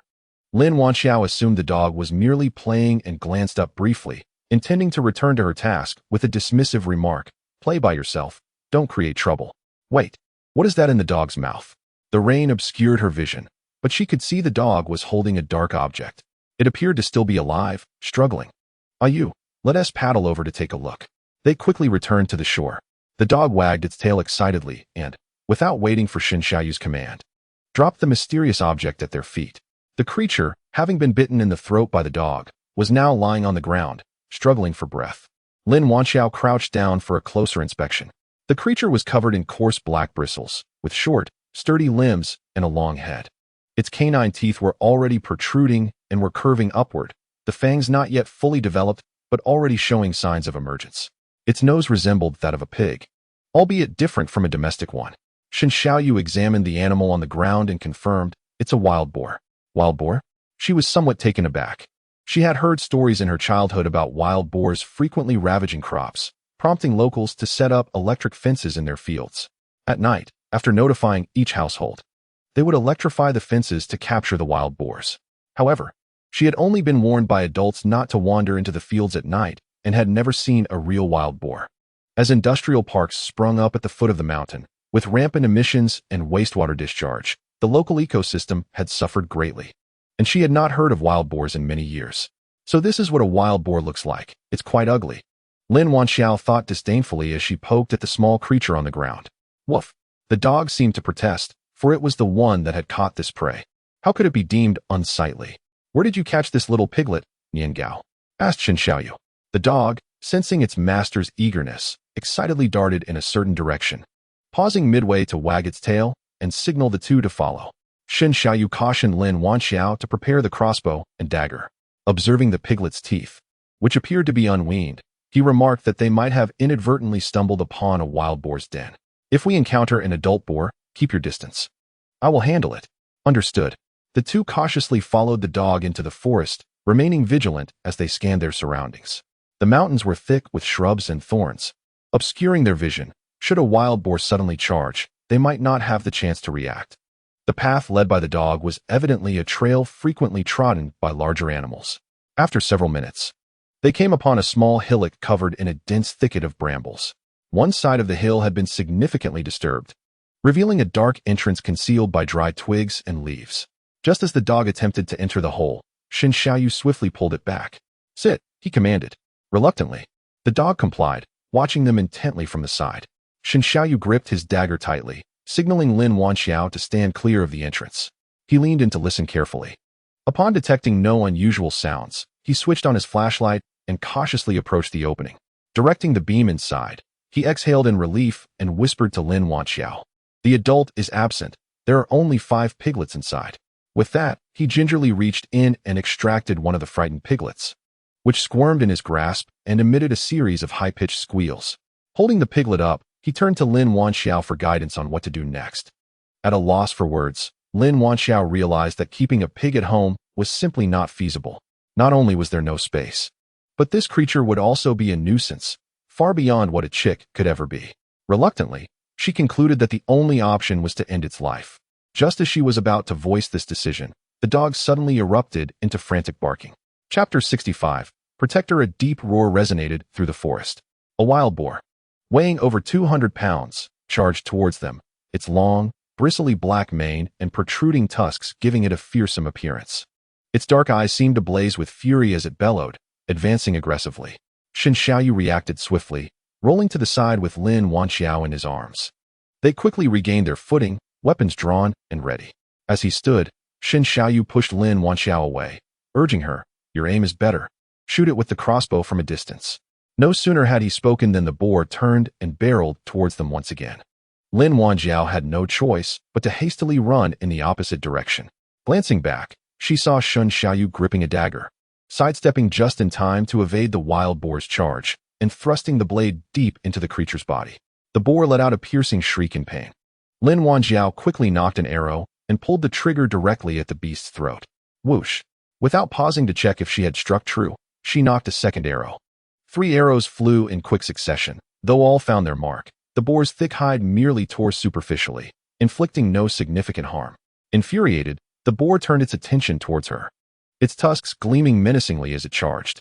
Realizing the danger, Lin Wanxiao hastily lowered her bow and drew her dagger, preparing for close combat. However, the boar's speed far exceeded her expectations. Before she could unsheath her weapon, its massive form loomed dangerously close. From a distance, Shen Xiaoyu, witnessing the boar's assault on Lin Wanxiao, felt a surge of urgency and sprinted towards her. Just as Lin Wanxiao feared for her life, a small figure lunged fiercely at the boar's head. "Ayo, Nyangao!" Lin Wanxiao exclaimed in shock. The dog had clung to the boar, biting deeply into its neck. In agony, the boar thrashed violently, attempting to dislodge the tenacious creature. Shen Xiaoyu arrived just in time, plunging his dagger into the boar's neck and drawing it downwards, causing a fountain of blood to erupt. Before long, the boar collapsed, drained of strength. To ensure the beast was truly defeated, he delivered a final thrust to its heart. The dog, as the boar fell, began to weaken and, after releasing its grip, lay panting nearby. "Nyangao, are you all right?" Lin Wanxiao noticed blood pooling on the dog's fur. She parted the matted hair to reveal a gaping wound, approximately 4 centimeters long, bleeding profusely, most likely caused by the boar's tusk. There was no time for panic. She quickly retrieved alcohol, iodine, gauze, and needle and thread from her backpack. "Ayu, hold it steady while I bandage," she instructed calmly. She disinfected her hands with alcohol, donned medical gloves, and soaked the gauze in iodine for later use. Gently, she opened the dog's wound for a closer inspection. Fortunately, it had not penetrated any internal organs. After disinfecting the area, she exchanged a knowing glance with Shen Xiaoyu, who immediately applied pressure to the dog's body. "Nyangao, bear with me," she comforted the dog. With swift precision, she inserted the needle into the flesh, stitching the wound with her rudimentary sewing skills. The dog lay on the ground, whimpering softly but not resisting. "Good boy," Shen Xiaoyu praised as he affectionately patted the dog's head. "Just a little longer, it will be over soon." Lin Wanxiao encountered the final stitch, tied a knot, and clipped the thread. She then covered the wound with gauze and secured it with a bandage. After tending to the injury, Lin Wanxiao, feeling uneasy, retrieved a rabies vaccine from her storage to administer to the dog. With that, their task was complete, and both sighed in relief. The recent skirmish had left the underbrush scattered, with a dead wild boar lying starkly among the weeds, its round eyes wide open. This was a male boar, and should a female return, it would pose a significant problem. Thus, they decided to depart hastily. Without hesitation, Lin Wanxiao collected the piglets from their den and swiftly dispatched them. The bodies were too numerous to process at the moment, so she simply stored them in her space. She also retrieved the crossbow bolts that had fallen to the ground, preparing to leave the area. To prevent the dog's wound from reopening, Shen Xiaoyu securely tied the dog to his chest with a strip of cloth. They retraced their steps back to the reservoir. With the day still young and the dog seemingly stable, they decided to fish a little longer. This time, Lin Wanxiao was cautious not to let the dog roam freely. She placed it on the boat, provided it with some water and canned food, and instructed it to lie still. By the time they finished with the fish, night had fallen. Since darkness had already enveloped the surroundings, they resolved to dispose of the wild boar carcass as well. One must acknowledge that the meat from the wild boar bore a significantly higher lean meat ratio compared to domestic pigs, being almost entirely lean and remarkably thick, with distinct layers of flesh. Under the starlit sky, they returned to their community. The inflatable boat was empty, deliberately appearing as though they had returned with nothing to avoid attracting envy.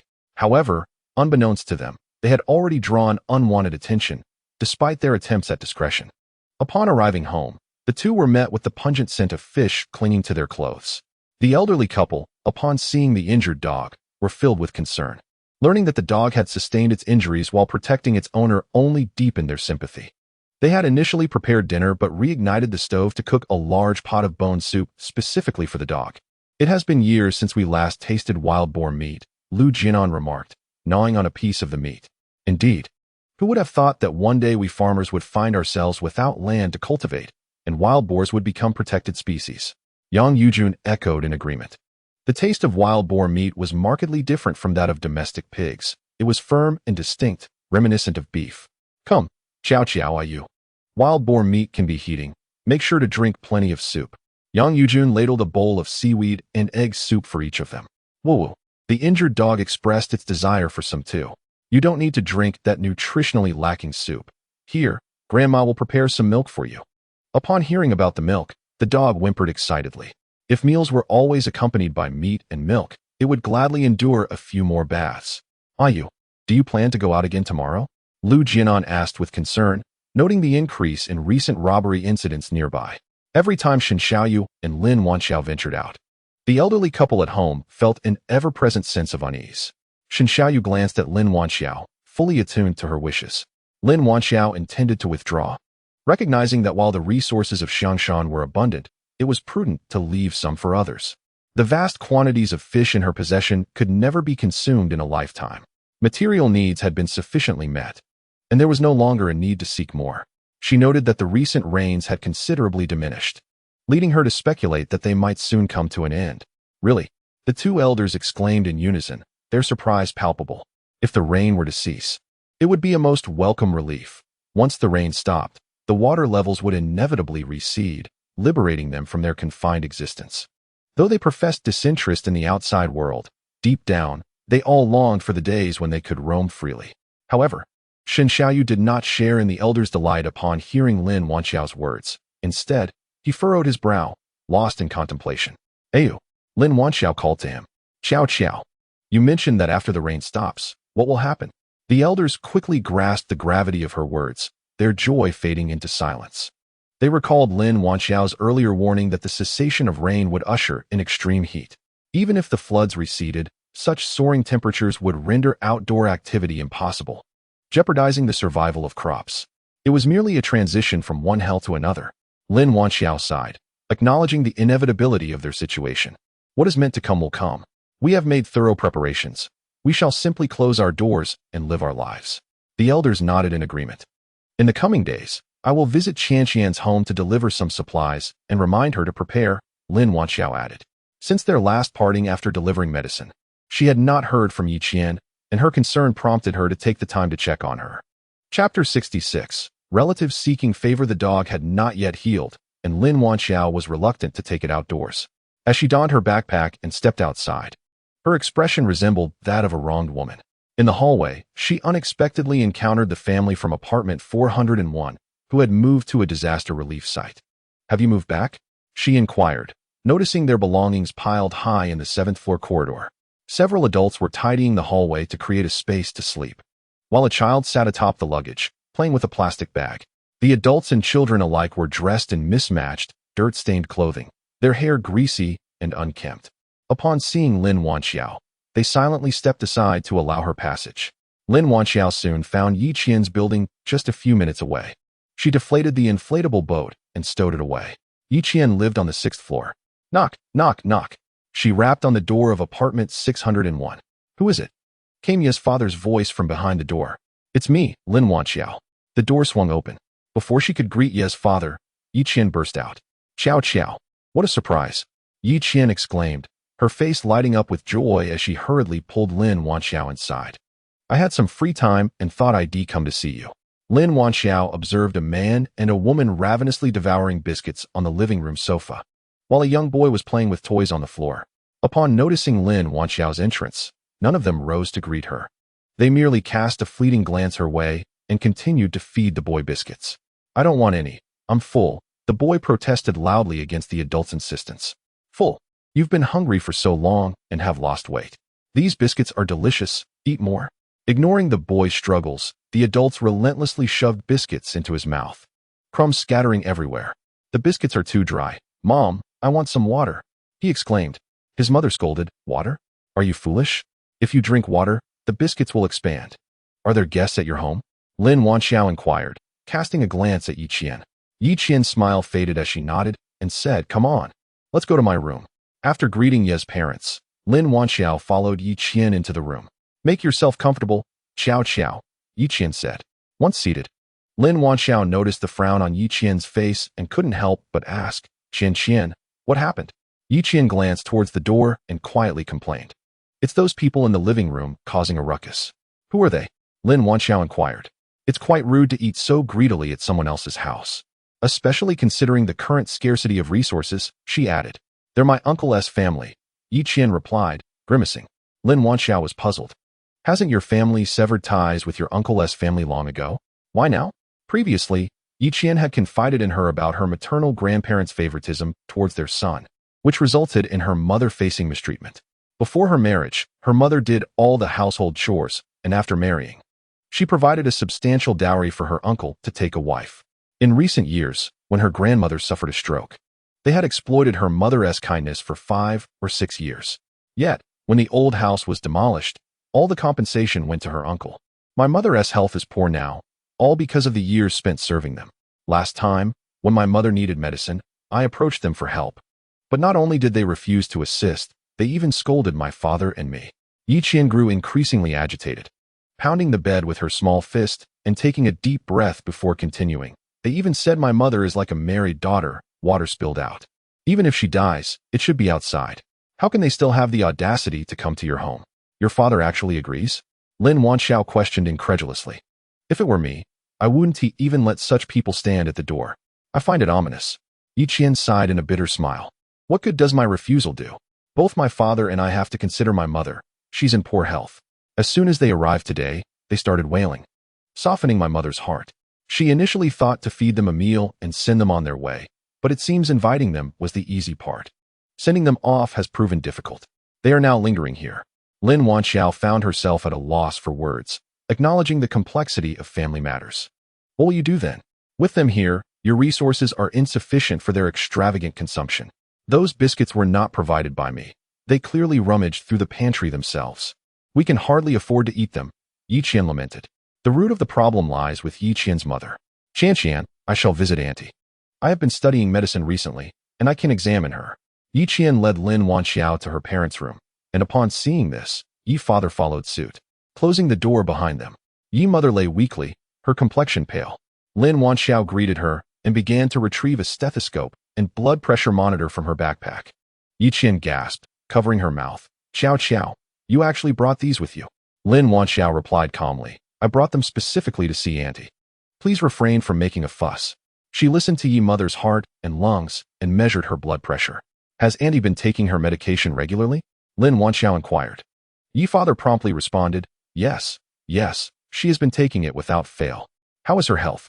he asked anxiously. "At present, it seems acceptable. Her blood pressure is also stable. However, Auntie's nutrition has fallen short. Attention must be paid to improving her diet." Yi father reproached Yi mother. "You see, I told you to eat more, yet you refuse." Deep down, he understood that his wife feigned a lack of appetite to spare him and Yi Qian. Yi mother smiled softly at his words, but chose not to respond.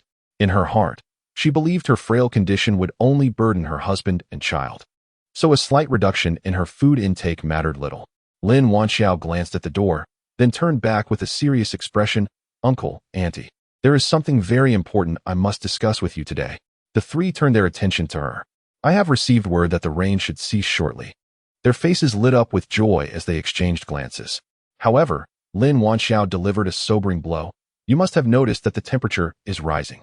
The last person who contacted me mentioned that this year, Temperatures may surpass those of any previous summer, and they will persist for an extended period. Much like this wind and rain. Yi Qian shrugged, unconcerned. Well, if it stops raining, we can manage. We can just turn on the air conditioning when it gets hot. That would be better than the current situation. If it were that simple, I wouldn't have made a special trip to remind you. The individual spoke of extreme heat. It would be prudent for you to prepare early. What should we do then? Yi Qian began to panic. If that day truly arrives, water will undoubtedly be the most critical resource. Lin Wanxiao turned her gaze towards Yi father and Yi mother. Uncle, auntie, my capabilities are limited. I cannot assist you every time. You must also plan for yourselves and Qianqian. Your family is already struggling, if you take in others. Upon hearing this, Yi mother sighed. It is my fault. No, it is not your fault. Yi father reassured her. You are simply too sentimental. Yi mother's eyes glistened with unshed tears, as if she had made a resolution, and said to Yi father, you should ask them to leave. I have repaid the kindness of my parents over the years. I no longer owe them anything. Chapter 67. If you cannot speak, then remain silent. Just as they were engaged in their discussion behind closed doors, the door was pushed open. Sister, where do you keep the milk? Little Bao wants to drink milk. A middle-aged man entered, immediately asking for something. Yi Qian spoke without reservation. At this time, others can't even access clean water, yet they desire milk. There is none. The middle-aged man, his face stern, retorted disapprovingly. Is this how you address your elders? Such disrespect. Sister, how have you raised your child? There is a complete lack of manners. Yi Qian, incensed by his words, was about to argue back, but Lin Wanxiao restrained her with a firm grip. Ye's mother cleared her throat and remarked, Mu. When will you and your younger siblings return? Feng Mu, incredulous, replied, Return? Where to? Sister, are you asking us to leave? It is not ideal for you to stay here. Our parents still need your care. You know my circumstances. Qian, being a girl, cannot be of much help. Your brother-in-law is already struggling to support the family alone and cannot assist you. Before Ye's mother could finish, a woman's voice interrupted, Darling, where is the milk? Feng Mu's wife, Sheng Qin, impatiently tugged her son toward the doorway. My sister says we should go home, Feng Mu informed Sheng Qin. Home? What home? The woman's voice was sharp. She had no desire to return to that wretched place, where not only was there no food or drink, but she also had to care for 2 elderly people daily. Mom, I don't want to go home. I don't want to go home. The little boy burst into tears upon hearing his parents speak of returning home. This place not only provided ample food, but also an endless supply of cookies and milk. With soft, fragrant blankets, he was unwilling to leave. The boy clung to his mother's hand, crying and protesting. Sheng Qin squatted down to comfort her son, soothingly saying, Don't cry, sweetheart. Who said we are going home? We are staying right here. Feng Mu pointed at his wife and child and addressed Ye's mother, Sister. You see for yourself, our family has nothing to eat or drink back in our hometown. You are enjoying your life here. Can you really bear to overlook our plight? Little Bao is your own nephew. Look at how thin he has become. Ye's mother turned her head away, feeling a pang of sadness. This was her own brother. Yi Qian could no longer restrain herself and retorted sarcastically, Enjoying life? Are you unaware of my mother's poor health? When she needed you, you dismissed her as a married daughter who is no longer part of the family. You used her until she was of no more benefit. And now that you cannot manage, you come seeking familial ties. There is nothing more disgusting in this world than people like you. Feng Mu, enraged by Yi Qian's words, raised his hand as if to strike her. However, Ye's father swiftly caught his hand before it could reach her face. What are you doing? He bellowed at Feng Mu. It was one thing to mooch off his hospitality, but to attempt to hit his daughter was intolerable. Feng Mu, feeling humiliated, wore a dark expression and stubbornly declared, What am I doing? I am teaching this child a lesson. She dares to speak disrespectfully to her elders. My daughter is not under your authority. Ye's father forcefully shook off Feng Mu's hand and huffed. Besides, Qian is not wrong, having abandoned your sister before. What right do you have to seek familial bonds now? Feng Mu's face flushed red. He had not anticipated Ye's father would respond so mercilessly, and he pointed a trembling finger at him, rendered speechless. Ye's father bluntly expressed his thoughts. You are all well aware of your intentions. It's time for you to leave politely. If you persist in staying, do not blame me for being ruthless and casting you out. How outrageous. While you indulge in luxury, you watch as my parents and brother's family starve to death. Feng Yu, are you not afraid of divine retribution? Sheng Qin leapt up, pointing at Ye's mother and hurling insults. Among the family, Ye's mother possessed the softest disposition, and Shang-Qin believed she could easily manipulate her.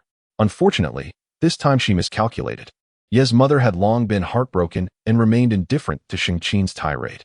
Yi Qian would not allow her mother to be humiliated in such a manner and rushed forward to push Shang-Qin away. Mind your language. The boy witnessed Yi Qian pushing his mother and charged forward, fists raised, ready to strike Yi Qian. Wretched woman, I'll kill you. You give that old woman milk, but not me. I'll make you pay. He had seen Yi Qian sneakily feeding the old woman milk in their room. His mother had remarked that the old woman was useless, bedridden, and a waste of food. Better to reserve the food for them than to waste it on her. The boy's aggression did not cease there. He even attempted to bite Yi Qian's hand. Ah! Yi Qian cried out in pain, shaking her hand violently, causing the boy to lose his balance and fall. Upon inspecting her hand, she discovered deep bite marks imprinted on her palm. Shang-Qin hurried to assist her son, and upon confirming he was unharmed, she sought to pull Yi Qian's hair, cursing, "You filthy whore! How dare you hit my son? I'll make you pay." Feng Mu, witnessing his wife and child being bullied by Yi Qian, rushed forward to retaliate. Originally, this was a family matter for Yi Qian, and Lin Wanxiao did not intend to intervene. However, as the situation escalated, she could not stand idly by while her friend suffered. With a swift motion, she lunged towards Shang-Qin, delivering a forceful kick to her knee. As Shang-Qin fell, Lin Wanxiao mounted her, gripping her hair and forcing her to look up, while delivering a flurry of slaps. The rapid succession of strikes left the onlookers in shock. As Feng Mu regained his senses and attempted to seize Lin Wanxiao, Ye's father swiftly restrained him. Years of labor had endowed Ye's father with a physical advantage over the relatively weaker Feng Mu. The boy, who had previously boasted of his aggression, now cowered in fear, shrinking away from Lin Wanxiao's intimidating demeanor. The woman, her face swollen from the slaps, venomously cursed Lin Wanxiao. "You filthy bitch! How dare you strike me? Let me go, or I'll find some rough men to deal with you." Undeterred by her foul language, Lin Wanxiao's fury ignited. She withdrew a dagger from her pocket and stabbed it into the woman's mouth. Ah! The woman's scream was deafening, blood oozing from her mouth. "Since you cannot speak properly, perhaps you should refrain from speaking at all," Lin Wanxiao remarked nonchalantly. Yi Qian gazed at Lin Wanxiao with an almost worshipful glimmer in her eyes, astonished that her dear friend could appear so strikingly handsome. "Are you leaving or not?" Lin Wanxiao demanded, the blade of her knife pressed against the woman's throat. The woman, tears and snot streaming down her face, whimpered and nodded frantically. Lin Wanxiao then turned her attention to Feng Mu, who was restrained by Yi's father. "What about you?" Realizing she was at a disadvantage, Feng Mu could only concede with a nod. Upon hearing this, Lin Wanxiao released Shang-Qin but kept her dagger aimed at her. Seeing this, Yi Qian hurriedly dashed into a room and emerged carrying a pile of clothes and several bundles, which she threw onto the living room floor. "Take your things and leave." The couple, holding onto the boy, hastily gathered the scattered garments and stuffed them into bags, fleeing as if pursued by ghosts. Chapter 68. Another one starts to tempt fate. The door was shut once more, restoring tranquility to the world. Lin Wanxiao turned to face Ye's parents. Although the situation had been urgent, these individuals were still their kin, and she feared that her harsh actions might provoke thoughts of resentment. To her surprise, she was met with 3 pairs of eyes filled with admiration and gratitude. "Xiao Xiao, you were incredible," Yi Qian exclaimed, stars in her eyes. Reminiscing about how Lin Wanxiao had transformed that detestable woman into a sight to behold, Lin Wanxiao felt somewhat speechless. She had not displayed fear, having brutally silenced the woman. "All right, Qian Qian, while we have driven them away today, there's no telling if they might return, or worse, seek revenge. I cannot always be here to protect you. You must learn to stand strong on your own." "Xiao Xiao is right," Ye's father concurred. "We must remain clear-headed. If calamity strikes again, being soft-hearted will only lead to our downfall." Having achieved her purpose, Lin Wanxiao prepared to take her leave. "Wait." Yi Qian suddenly recalled something and quickly called out to Lin Wanxiao. She dashed back to her room and shortly returned, clutching a bulging plastic bag. "You mentioned you adopted a dog, right?" she said, opening the bag. "I don't have much to give you, but since you once praised my knitting, I thought I'd cut up some old clothes to make a few outfits for your pup." She scratched her head sheepishly. "Don't mock me. They're not exactly professional, but you can take them back for your dog to have fun with." Lin Wanxiao examined the garments Yi Qian had crafted. They were charmingly made, and there was even a raincoat. The dog had always been wrapped in plastic bags during outings, and it would surely be overjoyed to wear these. Oh, I almost forgot. I have something for you as well. Lin Wanxiao began to rummage through her backpack, producing 2 boxes of medicinal liquid, a 10-kilogram bag of rice, 3 fish that Yang Yujun had cured over the past few days, and a small cardboard box with a hollow center. Yi Qian's eyes widened as she watched Lin Wanxiao pull out item after item. Wait, Xiao Xiao, your bag doesn't look that big. How can it hold so much? Lin Wanxiao, feeling somewhat guilty, opened the cardboard box to reveal its contents. Chickens. At this moment, Ye's parents were astonished, their eyes wide in disbelief. They had received a male and a female, capable of laying eggs and hatching chicks once raised. Ye's parents hastily declined, asserting that such valuable gifts were far too precious for them to accept. Lin Wanxiao, not one to linger on pleasantries, directly stated that she could no longer accommodate them at her home.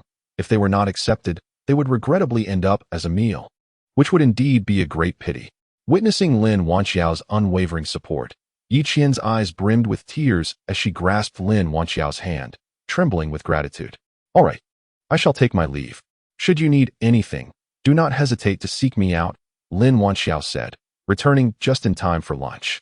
Upon her arrival, she noticed the dog waiting patiently at Yang Yujun's feet, holding its food bowl in its mouth. The clothes Yi Qian had gifted today were merely a playful attire for the dog, yet they served as a reminder that she had yet to prepare proper winter wear for it. While she could manage a knife, threading a needle proved to be a more daunting task. From her storage, she retrieved a set of women's winter clothing, offering it to Yang Yujun, hoping she could fashion it into a suitable coat for the dog. Upon hearing it was for the dog, Yang Yujun cheerfully accepted it. Granny, remember to make it a bit larger. The dog seems to be growing, Lin Wanxiao kindly advised. As if I need your instructions. Yang Yujun replied with a hint of pride as she departed. As days passed, the dog's wounds gradually healed, the scabs steadily falling away to reveal tender, new flesh beneath. Just 2 days prior, the government had delivered this week's supplies. This time, they had replaced the soaked rice with compressed biscuits, and drinking water was now allocated per household rather than per individual. This change incited an uproar among the residents. While they could manage to tighten their belts to cope with hunger, the lack of drinking water was a dire concern that could lead to fatal consequences. However, despite the uproar, the government was unable to provide additional supplies. Subsequently, Hu Mingyue received directives to visit each household, instructing them on how to construct makeshift filters for rainwater. With no alternative, the residents reluctantly complied. Yet, the materials available for burning were scant. Much of the furniture had been repurposed for cooking. Now, with the added necessity of boiling water, resources were stretched thin. Consequently, many chose to drink the filtered water without boiling it, hoping for the best. Soon, the community was rife with cries of distress. Initially, some sought treatment at the hospital, only to find it overwhelmed with patients suffering from diarrhea and vomiting due to tainted food, and tragically, the pharmacy had long run out of medication. Eventually, they had no choice but to endure the suffering at home. Some even approached Dr. Huang's residence, hoping to exploit her professional connections for medication. Thankfully, Dr. Huang was typically at work, leaving only 2 elderly individuals at home. They were ill-equipped to help, lacking even basic literacy. Moreover, Lu Jinan frequently descended to assist, occasionally offering a few words of support to those who dared to ask. Gradually, the visits ceased. Perhaps the residents grew accustomed to their ailments, and the community began to return to its previous tranquility. However, such tranquility was soon shattered one afternoon. The dog barked lightly at the entrance. Someone was approaching. Lin Wanxiao alerted the few individuals in the house. The dog, accustomed to the familiar footsteps of the residents who frequently passed by, would not have reacted in such a manner. Lin Wanxiao called for Shen Xiaoyu. Peering through the peephole, they clearly observed several burly men gathered at their iron gate. Scrutinizing it intently, Lin Wanxiao pressed her ear against the door. Chigu, the voltage tester hasn't lit up. It seems to be out of power. One of the bald men remarked to another who was smoking beside him. Try testing it again, but don't focus on just one spot. Check the sides as well. The bald man was convinced there was no electricity in the gate. There truly isn't, Chigu. With that, he removed his rubber gloves and reached for the doorknob. Seeing this, Chigu took a final drag from his cigarette and nonchalantly discarded the butt. What are we waiting for? Open it quickly. At his command, the bald man and 2 others retrieved tools from their pockets and began to pick the lock. Lin Wanxiao and her companions observed everything clearly from inside. The faces of these men were unfamiliar, and tattoos were faintly visible beneath their clothing, indicating they were not residents of the community.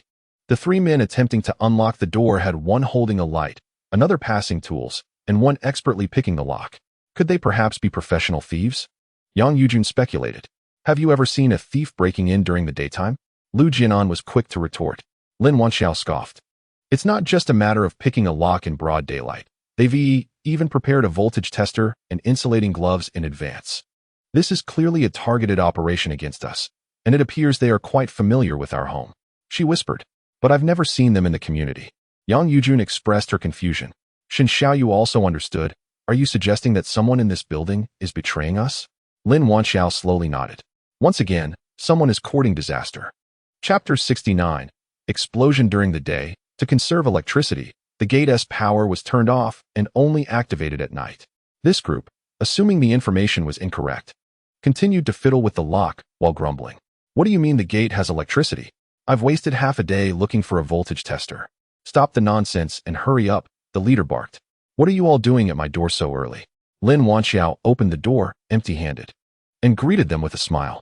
Shen Xiaoyu felt a chill run down his neck. Her cheerful demeanor signaled doom for the intruders. Realizing they had been discovered by the homeowner, rather than feeling any shame, they grew even bolder. One of the shorter men shouted at Lin Wanxiao. We're here to collect protection fees. Open the door quickly. Protection fees? Lin Wanxiao inquired innocently. So this area is now under Qi Ji's jurisdiction, and everyone must pay for protection? How do you intend to protect us? The bald man, exhibiting an air of impatience, retorted casually. In this area, as long as it falls under our brother Qi's jurisdiction, who would dare to lay a finger on you? Stop hesitating and open the door. Why should I trust you? What if you collect protection fees but fail to deliver? The bald man, quick with his words, replied. Why? Ask the person across from you. They can only thrive because our boss provides them shelter. In a matter of moments, Hu Mingue was sold out. All right, how much is the protection fee? 10 jin of rice per person and 5 jin of pork. Lin Wanjiao feigned difficulty. That's quite a lot. We can't possibly produce so much. The bald man banged on the iron door with a resounding clang. What are you pretending for? High-quality rice is given away freely, and even the dogs are well fed. Surely, you can spare this little? Very well. Lin Wanjiao had discerned who had betrayed them and decided to drop the pretense. She coldly mocked the men across. If you have the ability, come in and take it. With a signal directed at the anti-theft door, Shen Xiaoyu received the cue, and the power switch was abruptly pulled down to its lowest setting. In a rage, the bald man and the shorter man began to violently dismantle the lock. In an instant, the sound of sizzling electricity filled the air, surging through the iron door and striking the two men resting their hands upon it. They were instantly overwhelmed by a powerful electric shock, their bodies convulsing uncontrollably, as if magnetically drawn to the door, their grips tightening. The remaining two henchmen instinctively attempted to pull them back, but were halted by Brother Qi's firm grasp. Don't move. Put on gloves before you pull them back. Lin Wanjiao raised an eyebrow. At least one among them possessed a modicum of sense. Unfortunately, by the time they clumsily donned gloves to retrieve their comrades, it was too late. The two men collapsed lifelessly onto the ground, their fingers turned to a ghastly gray, devoid of vitality.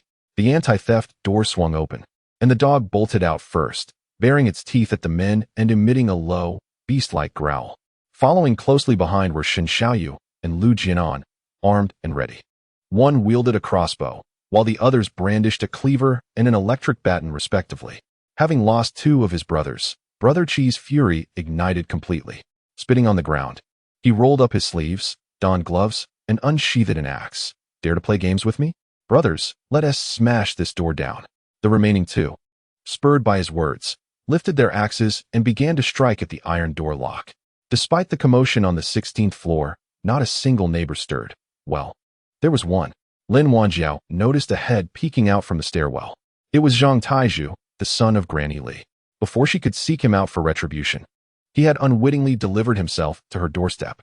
Yet, at this moment, she lacked the energy to deal with this scoundrel. The immediate situation demanded her attention. Shen Xiaoyu steadied his crossbow, aiming intently. As he released the tension, an arrow shot through the crack of the iron door, striking one man squarely in the left shoulder. Damn, that hurts like hell, the man exclaimed, writhing in pain. Shen Xiaoyu felt a wave of disappointment wash over him. He replaced the arrow and recalibrated his aim, determined to fire a second shot. However, at that moment, the lock malfunctioned. The iron door swung open. Whoosh! The second arrow flew forth, finding its mark in the heart of the first thug who charged in, causing him to collapse, clutching his chest in agony. Chi Gu was taken aback by the formidable combat prowess of this family, having lost 3 of his brothers in mere minutes. Supporting another injured thug, he retreated behind the fire door in the hallway, hesitant to advance. Spotting Zhang Taizhu, who was also observing the unfolding conflict, an idea sparked in Qi Ji's mind. "Come here," he commanded, seizing Zhang Taizhu and positioning him as a shield. The axe pressed threateningly against his neck as he stepped out from behind the door. "Drop your weapons, or I'll kill him." Qi Gu threatened Lin Wanxiao and the others. "Excuse me?" Lin Wanxiao chuckled, clearing her ears. "What did you say? Kill who? Quit stalling and toss your weapons over here. Otherwise, I swear I'll do it," Qi Gu insisted, his tone menacing. Lin Wanxiao shrugged nonchalantly. "Oh, then go ahead and do it. You, how can you disregard your neighbor's life?" Qi Gu was nearly driven to madness. These people were behaving unpredictably. If he were to perish, how could they explain it later? Lin Wanxiao boldly revealed her stance. "Why should I care about his fate? Do you think I'm unaware that you're all in cahoots? Go ahead and kill him, or I might have to intervene myself, saving me the trouble." Realizing that Lin Wanxiao's bravado was merely a tactic to extract information, Qi Gu tossed Zhang Taizhu aside, retrieving a dark object from his pocket. Raising it as if to throw, "I don't believe you're not afraid of a bomb." Shen Xiaoyu's muscles tensed as he recognized the object in Qi Ji's hand. It was indeed a grenade. Lin Wanxiao also grasped the gravity of the situation. This was no mere bluff. An explosion here could devastate not just them, but the entire building. Seeing their trepidation, Qi Gu laughed triumphantly. "Are you scared now? If so, obediently drop your weapons." He then kicked a thug, ordering him to fetch rope for binding them. 2 long lengths of rope were tossed over. Shen Xiaoyu and his companions dared not act rashly, reluctantly relinquishing their weapons. "Now, against the wall, squat," Qi Gu commanded, and they complied. "Go on, bind them," he instructed his thugs and Zhang Taizhu. As the thugs approached with the rope, Shen Xiaoyu whispered imperceptibly to Lin Wanxiao, "In a moment, I'll grab the grenade. You take the elderly and hide inside." Lin Wanxiao subtly shook her head. "It is exceedingly perilous, absolutely unacceptable. Should the grenade detonate, the consequences would be dire." Shen Xiaoyu flashed a reassuring smile at Lin Wanxiao, proclaiming, "Do not worry. Everything will be fine." In the blink of an eye, Zhang Taizhu and his companion approached with a rope. Upon noticing that Lin Wanxiao and her companions had surrendered, Brother Qi prepared to lower his arm that clutched the grenade. In an instant, Shen Xiaoyu sprang into action, reaching for the grenade. It was evident that he was undeterred by danger. The underling, who was poised to bind Lin Wanxiao, halted his movements and rushed to assist his leader, leaving only Zhang Taizhu, who stood dumbfounded beside Lin Wanxiao, holding the rope. Lu Jianan seized an electric baton and delivered a forceful jab to Zhang Taizhu's abdomen. As Zhang Taizhu fell to the ground in pain, Lu Jianan shouted to Lin Wanxiao, "Hurry and help Ayu. We can handle things here." Shen Xiaoyu was entangled in a fierce struggle with Brother Qi, both of them gripping the grenade tightly, unwilling to relent. Seeing that he could not separate them, the underling picked up an axe, aiming to strike Shen Xiaoyu. Lin Wanxiao's eyes widened in fury. She swiftly advanced, snatching the axe from the underling's grasp and delivering a powerful kick to his chest. The impact was so severe that the sound of shattering bones echoed within him. He subsequently coughed up blood and collapsed, clutching his abdomen while emitting a harrowing wail. The sound of a heavy object crashing to the ground was particularly jarring. Lin Wanxiao turned to see Brother Qi staring in horror at the still-attached pin. In the next moment, he bolted down the corridor of the 16th floor like a startled rabbit. In his frantic haste, he misstepped, tumbling down the stairs. "Run!" Shen Xiaoyu kicked the grenade away and, turning to grasp Lin Wanxiao's hand, urged her to flee into the room. Lin Wanxiao understood that in such a narrow corridor, an explosion could obliterate the entire building. To run was to invite death. She was uncertain if her spatial abilities could withstand such a blast. Yet, she had no choice. She shook off Shen Xiaoyu's grip and reached for the falling grenade. "No!" Shen Xiaoyu's eyes widened in horror. "Xiao Qiao!" The elders, witnessing Lin Wanxiao's reckless action, nearly fainted. Just as Lin Wanxiao's hand brushed against the grenade, it exploded in an instant. A deafening roar filled her ears, and a sharp pain surged from her head throughout her body, rendering her consciousness blank. Shin Xiaoyu watched helplessly as her body crumpled to the ground like a rag doll. Chapter 70. I release you. Shin Xiaoyu rushed to Lin Wanqiao's side, supporting her and checking for her breath, listening intently to her heartbeat against his chest. The elders were tense, scarcely daring to breathe. How is she? Yang Yuchuan's voice trembled. Shin Xiaoyu carefully lifted Lin Wanqiao and carried her home, the elders trailing closely behind. He gently laid her on the bed, ensuring her comfort before recalling Yang Yuchuan's question. Her heart rate is normal. She should be all right. Grandfather, grandmother, please take care of Qiao Qiao and secure the door, he said before turning to leave. Lu Jianan rushed out to grasp his arm, inquiring, "You, where are you headed?" The look on his face suggested he was intent on confronting the fleeing individuals. Shin Xiaoyu radiated an aura of rage. His eyes tinged with a blood-red hue. He subtly pried Lu Jianan's hand away and coldly replied, "I must deal with this. If they escape today, the complications to follow will be countless." Lu Jianan understood that his pleas would be in vain and could only urge him to exercise caution with deep concern. Shin Xiaoyu nodded, exiting to retrieve the bow and dagger that lay on the ground, then hurried down the stairs. Initially believing that they had delayed too long and the adversaries had fled, he was taken aback when Qi Ge and his companions, hearing no explosion during their descent, assumed it was merely a silent detonation and returned to investigate. In the corridor on the 15th floor, they encountered Shin Xiaoyu head-on. "You seek your own demise."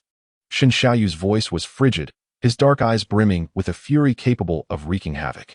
Veins bulged as he threw a series of punches, the force of his blows creating a whistling wind, each strike aimed mercilessly at Qi Ji's face. Caught off guard, Qi Gu absorbed several blows, staggering backward. Yet, as he stumbled, the staircase loomed behind him, causing his body to tilt dangerously. Just as he was about to fall, Shin Xiaoyu swiftly seized his collar. His grip like a vice, lifting Qi Gu effortlessly and slamming him against the wall. Qi Gu collided with the wall, nearly coughing up blood. But before he could voice his pain, Shin Xiaoyu's hand tightened around his throat, rendering him breathless. Qi Gu clawed desperately at Shin Xiaoyu, attempting to pry his grip away. "You damn it, let go. Be careful, or I'll have someone kill you." Qi Gu remained audacious to the end. Shin Xiaoyu pressed his lips together, his eyes a vivid crimson, regarding Qi Gu with the chilling gaze one might reserve for a corpse. A flash of cold steel glinted, swift and decisive. Warm blood splattered across Shin Xiaoyu's refined features, yet his expression remained unperturbed as he discarded Qi Gu like refuse onto the ground. Gasping, Qi Gu lay supine, blood frothing from his mouth, the crimson torrent spilling into his trachea, his muffled cries sounding like desperate gasps for help.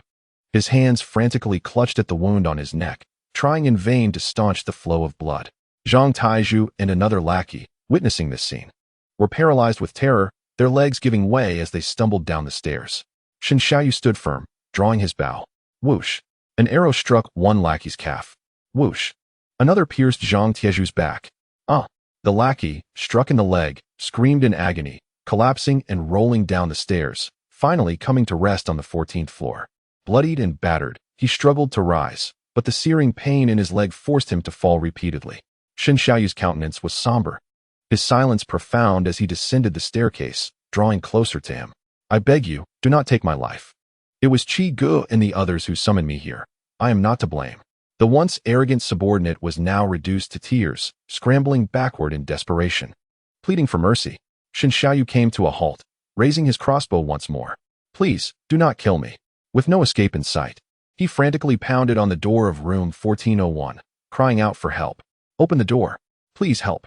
There's been a murder." Alas! His cries were met with an abyss of silence. Whoosh! This time, the arrow found its mark, piercing directly into the heart. The subordinate collapsed, lifeless upon the ground. Shin Xiaoyu continued his descent, finding no sign of Zhang Taizhu.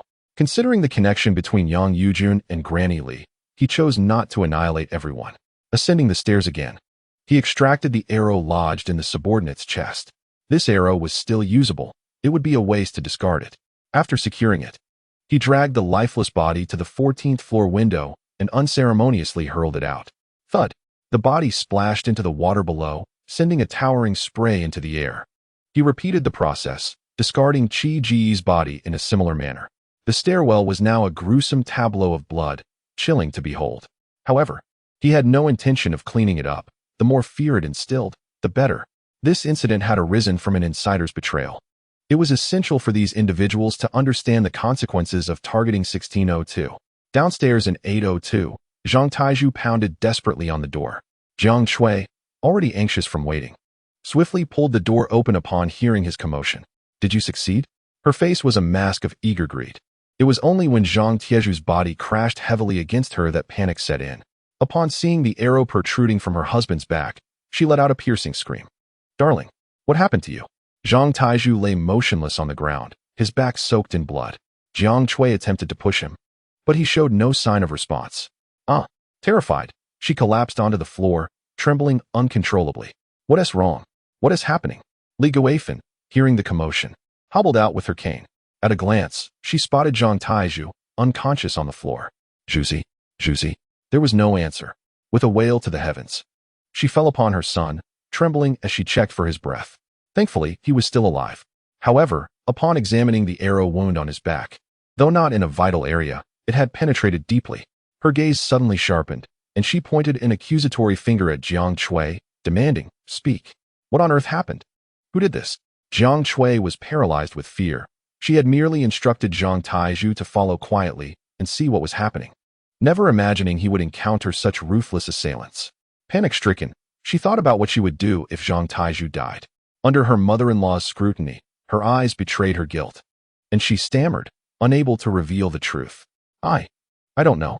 Li Guifan, upon observing her daughter-in-law's expression, instantly grasped half of the situation. Undoubtedly, she had been incited by that woman to act in some manner. Enraged, she seized her cane and aimed a fierce blow at Jiang Shui. However, with one foot injured, she lost her balance and tumbled to the ground. Ignoring the intense pain in her leg, she pointed an accusatory finger at Jiang Shui's face, her fingertips trembling with fury. I shall divorce you. Chapter 71. The emergence of Spring Lin Wanxiao awoke amidst a throbbing headache. Upon opening her eyes, she was met with an oversized canine visage. Whimpering with joy, the dog twirled in excitement, eagerly licking her face. No licking, no licking. Lin Wanxiao protested against the fervent affection of the dog, wiping away the drool on her cheek. Ugh, so foul, how disgusting. Woof. You're awake. Shen Xiaoyu, adorned in an apron and wielding a spatula, stood at the doorway. Brimming with delight, Lu Jianan squeezed in from behind. Xiao Qiao, you're awake. He called out to the kitchen. Yujun, hurry, Xiao Qiao has awakened. The family gathered around her bedside, exchanging warm inquiries. Yang Yujun gently patted Lin Wanxiao's head and asked, Xiao Qiao, do you feel unwell anywhere? Lin Wanxiao smiled and shook her head. Although she had experienced a slight headache upon waking, it had considerably improved. Yang Yujun took Lin Wanxiao's hand, inspecting her closely. Are you truly fine?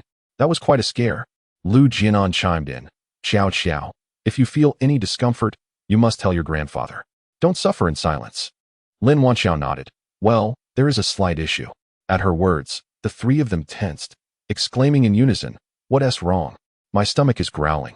She feigned a distressed expression, rubbing her belly. The trio sighed in relief. Yang Yujun playfully swatted Lin Wanxiao's hand. Stop fooling around. You nearly frightened your grandparents to death. You must be hungry. You've been asleep for an entire day and night. Lin Wanxiao was astonished at how long she had been unconscious. Dinner will be ready shortly. I'll bring it to you, Shen Xiaoyu promised. No, I'm truly fine. I can eat in the dining room, Lin Wanxiao insisted, promptly bouncing out of bed to demonstrate her good health. Seeing her lively demeanor, the three of them relaxed. The weather was stifling, and she had not bathed since yesterday. Feeling rather unclean, Lin Wanxiao rose to shower. As her clothes slipped away, she gazed at the woman in the mirror. Her long, inky hair framed a youthful visage, with rosy lips and white teeth, contrasting sharply with her eyes that spoke volumes. Her gaze drifted to the jade pendant resting on her chest. The pendant emanated a soft, ethereal glow, accentuating her fair complexion like glistening snow. Summoning her courage, she tentatively ventured into her inner space. She had braced herself for devastation, having carelessly tossed a grenade into the area yesterday without the chance to select a location. She was prepared for the worst, expecting all her supplies to be obliterated. Unexpectedly, the space remained remarkably unchanged from before, with the stored supplies neatly arranged. Only the area where the fish from the reservoir were piled had been devastated. Yet only a quarter of the fish meat was destroyed. Ah, what incredible fortune! Lin Wanxiao exclaimed in excitement. What is wrong, Xiao Qiao? Outside, Shen Xiaoyu, hearing the commotion, rushed in, pulling open the bathroom door, fearing something had happened to Lin Wanxiao. She had forgotten to lock the door. Both stood frozen in shock. Ah, this time, she truly screamed. Shen Xiaoyu, realizing the situation, quickly turned crimson and shut the door behind him. I'm so sorry, I didn't mean to. He stammered. His face flushed like a child caught in a mistake, continually apologizing while facing away from the door. Inside the bathroom, Lin Wanxiao felt heat rise from her neck to her forehead, her whole body ablaze. She lost the will to continue her wash, hastily rinsing off and grabbing a towel to dry herself before dressing. Stay calm, it's nothing serious. We are adults now, Lin Wanxiao reassured herself, taking deep breaths to compose her thoughts. Once she felt steadied, she opened the door and stepped out. Shen Xiaoyu had not left. He stood with his back turned, reacting instinctively to the noise and turning around. At that moment, Lin Wanxiao was clad in a simple nightgown, her hair still damp and dripping. Water droplets cascaded from her delicate neck, sliding down her collarbone and soaking into her garment. The thin fabric clung to her form, accentuating her youthful figure. Having initially managed to control his emotions, Shen Xiaoyu was now overwhelmed, a wave of heat surging through him, leaving his mind blank. I'll go eat, Shen Xiaoyu stammered, making a hasty retreat. In the kitchen, the elderly couple remained blissfully unaware of the unfolding drama, calling out, "Dinner is ready, Xiao, you, come eat." Lin Wanxiao returned to her room to wrap a scarf around her hair, only to find her clothes dampened by her wet hair, prompting her to change again before heading to the dining room. Shen Xiaoyu sat stiffly at the table, mechanically scooping rice into his mouth. The elderly couple noticed his awkward demeanor, reminiscent of his first visit, and encouraged him to eat more vegetables. Seeing Shen Xiaoyu in such a state, Lin Wanxiao felt a sense of release. After a day and night of hunger, eating was paramount. As she filled her mouth with food, she inquired about the situation with those people from the previous day. The elderly couple turned to Shen Xiaoyu, realizing he was the one who had dealt with them, as they had been too preoccupied with Lin Wanxiao's safety to ask for details. Shen Xiaoyu set down his bowl and cleared his throat. I've taken care of all of them. Only Zhang Taizhu remains unharmed, but he is certainly injured. He scrutinized Lin Wanxiao's expression, uncertain if his unilateral decision would displease her. To his relief, Lin Wanxiao expressed approval, saying, "You did the right thing. These individuals are utterly malevolent and must not be allowed to return alive. Otherwise, we shall only face a more ferocious retaliation in the future. As for Zhang Taizhu, we have already shown considerable leniency towards Granny Li, provided he does not provoke us again. We shall regard this incident as though it never occurred and continue to coexist peacefully." Yang Yujun's expression was complex. She and Li Guifan were not only fellow villagers who had immigrated together from Xiangshan, but also close friends for over 20 years. Such a bond cannot be severed in an instant. It was evident that her son had disclosed their family's information, leading the villains to them. Otherwise, how could they have known about their supplies and the presence of dogs, and why were they the only ones to have been shocked by the electric gate? If it were not for Qiao Qiao's miraculous spatial abilities, their family might have perished at the hands of the thieves long ago. Alas, let this be a repayment for the years of support she had offered. From now on, it would be best to avoid any interaction. I fear Zhang Taizhu alone could not have orchestrated such a grand scheme. At this moment, Shen Xiaoyu had regained his composure and joined the conversation. Lin Wanxiao nodded in agreement. Indeed, I cannot fathom how someone like Zhang Taizhu would be acquainted with such individuals. Did you not hear them say that Hu Minggui is also under their protection? I suspect this incident is closely tied to him. Lu Jianan exclaimed indignantly, Hu Minggui, that relentless specter, is always instigating trouble from the shadows. Yet, we lack the evidence to hold him accountable. Evildoers will eventually meet their fate. We shall bide our time, Lin Wanxiao murmured softly. Chapter 72. Receiving relief grain the following morning, the iron gate of 1602 was rapped upon. Lin Wanxiao, still bleary-eyed, went to answer the door. It was Granny Li. Upon seeing Lin Wanxiao, Li Guifan offered a somewhat awkward smile. Qiao, is your grandmother at home? Yang Yujun was busy preparing breakfast in the kitchen and, upon hearing Li Guifan's voice, set aside her tasks and approached. Guifan, you've come. Yang Yujun replied in a neutral tone. Observing her old friend's demeanor, Li Guifan realized that she was bearing the brunt of her resentment. Yujun, I have come to apologize. My son, lacking ambition, has created great trouble for you all upon the instigation of his wife. It is I who failed to educate him properly. Li Guifen's face flushed with embarrassment as she offered her sincere apologies. Unable to face Lin Wanxiao for treatment, she had instead personally removed the arrow lodged in Zhang Taiju's back and provided a simple bandaging. Last night, Zhang Taiju had awakened, and through him, Li Guifen learned the entire sequence of events. Regarding her unscrupulous daughter-in-law, Jiang Chui, she had initially firmly insisted that her son divorce her. Upon hearing Li Guifen's demand for Zhang Taiju to part ways with her, Jiang Chui had immediately descended into a melodramatic lament, recounting her years of toil in the Zhang household, enlisting their grandchildren to plead on her behalf. Seeing his wife's pitiful demeanor, Zhang Taiju softened. He knelt before Li Guifen and implored her to forgive Jiang Chui for the sake of their children. A tear fell from Li Guifen's murky eyes as she reached out to grasp Yang Yujun's hand, only to have Yang Yujun evade her touch with subtlety. Yujun, your unwillingness to forgive me is entirely understandable. She wiped away the tears from her eyes and continued, I am left with no choice. The two children are still so young, and at my age, if I were to drive that woman away, there would be no one to care for the two of them. I would die with my eyes wide open. Yang Yujun, having shared a long-standing friendship with Li Guifeng, did not wish to dwell on the past at this moment. She calmly stated, Guifeng, let bygones be bygones. For your sake, I will not trouble Jiang Chui and her family. From now on, let our two families each live their own lives behind closed doors. Tears streamed down Li Guifeng's face as she realized that this marked the end of their friendship. Your legs are weak. Do not linger here. Return home. Take care of yourself, Yang Yujun said, then took Lin Wanxiao's arm and turned to leave. Li Guifeng watched the door close before her, remaining silent for a long while before sighing and gradually making her way back home, supporting herself against the staircase. Since that day, Lin Wanxiao's family enjoyed a prolonged peace. In the past, when they ventured downstairs, neighbors would approach them with questions. But now it was as if the mice had spotted a cat. Everyone hit upon seeing them. Lin Wanxiao was quite pleased.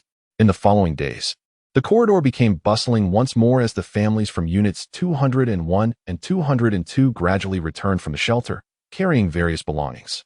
Several families also welcomed relatives seeking refuge. It was said that the shelter was now overcrowded. Only those who had arrived early managed to secure decent spots, while newcomers were left to squeeze into corners of the passage. Some even had their bedding sprawled at the restroom door. Had it not been for the need for privacy, they might have found themselves sleeping in the restroom. The cramped conditions were one reason for their return to the building's corridor. But the dire living environment at the shelter was another significant factor. Although the government provided ready meals daily to stave off hunger, the inability to cook, bathe, or wash clothes resulted in an unbearable stench clinging to everyone from head to toe, making their existence akin to that of pigs in a sty. Those with relatives to turn to had left early, unwilling to endure such hardship. Units 201 and 202, after some discussion, decided that since the government was distributing relief grain, they might as well return to the corridor. Several families divided the high-rise corridor into sections and settled in once more. On one occasion, when Lin Wanxiao went downstairs, she found that the bloodstains from days prior had been cleaned up and the space was cluttered with tables, chairs, pots, and other sundry items. The residents, accustomed to her presence, simply shifted to make way for her. As July came to a close, the weather grew increasingly oppressive, with indoor temperatures soaring to 35 degrees Celsius. Lin Wanxiao's generator, which had previously operated for 2 hours a day, was now running for 4. At that moment, she lay comfortably on the polished floor in short sleeves, a book in one hand and a popsicle in the other, thoroughly enjoying herself. Chow chow. Today is the day for distributing relief grain. Your grandmother is busy. Could you please go down and collect it? Yang Yujun called from the loft. All right, Lin Wanxiao replied. She set aside the book in her hands and stuffed the remaining popsicle into the mouth of the dog, which had been drooling copiously nearby. Stepping out of her home, a wave of heat enveloped her. The few households residing in the corridor had shut their windows tight to prevent the rain from entering, leaving only a narrow gap for ventilation. As a result, the entire hallway became damp, stifling, and permeated with a sour odor, making Lin Wanxiao feel slightly nauseous after lingering too long. She hastened her pace to the 5th floor, where a group of people had gathered, passionately arguing about something. Why is it that we have no share? Indeed, the person who had just delivered the supplies had stated that it was 1 portion per person. How had it suddenly changed for them? The dissenters were a few newcomers who had recently sought refuge. Hu Mingue found himself encircled, and no matter how he attempted to explain, the crowd remained unconvinced. The government distributes supplies according to registered household numbers. Since your household registrations are not here, naturally you receive none. One person protested indignantly. What are we supposed to do then? Are we to be ignored? What good is arguing with me? The government has not provided you with supplies, and I am powerless to change that. If you wish to complain, why did you not confront the government officials earlier? Hu Mingui subtly gestured to Shouho and a few of his underlings. Several men positioned themselves in front of the supplies, glaring fiercely, while the leading instigators hesitated to confront them directly. As they spoke, Hu Mingui and Xiao Zhao began to tally the supplies, counting according to the number of individuals in each household. Each time a household was called, they stepped forward to collect their share. Someone with keen eyes quickly noticed a discrepancy. Wait a moment. How can they claim 5 portions? The accusatory finger nearly poked Lin Wanxiao in the eye. Yes. I recall that only 2 elderly individuals resided in their home. If the distribution is based on household registration, then how could there possibly be 5 individuals on their records? Another queried. Hu Mingui's expression faltered as he deliberately refrained from responding. Lin Wanxiao raised an eyebrow. This was clearly intentional. Normally, supplies were distributed from lower to higher floors. But today the process seemed reversed. Chapter 73. A minor retaliation. Lin Wanxiao directly addressed Hu Mingui. Am I entitled to a larger portion? Well, the household registration for 1,602 indicates 3 individuals. The reason they are allocated 5 portions is that when the government initially conducted the tally, there were already 4 people in their home, so they reported the data accordingly. But that still leaves an extra portion. They provided a rubber boat for everyone's use. And that extra portion is to be considered as rent offset. Someone with a sharp mind seized upon the inconsistency in Hu Mingui's words. Hold on. You just said the government distributes supplies based on household registration. Thus, we outsiders have no claim.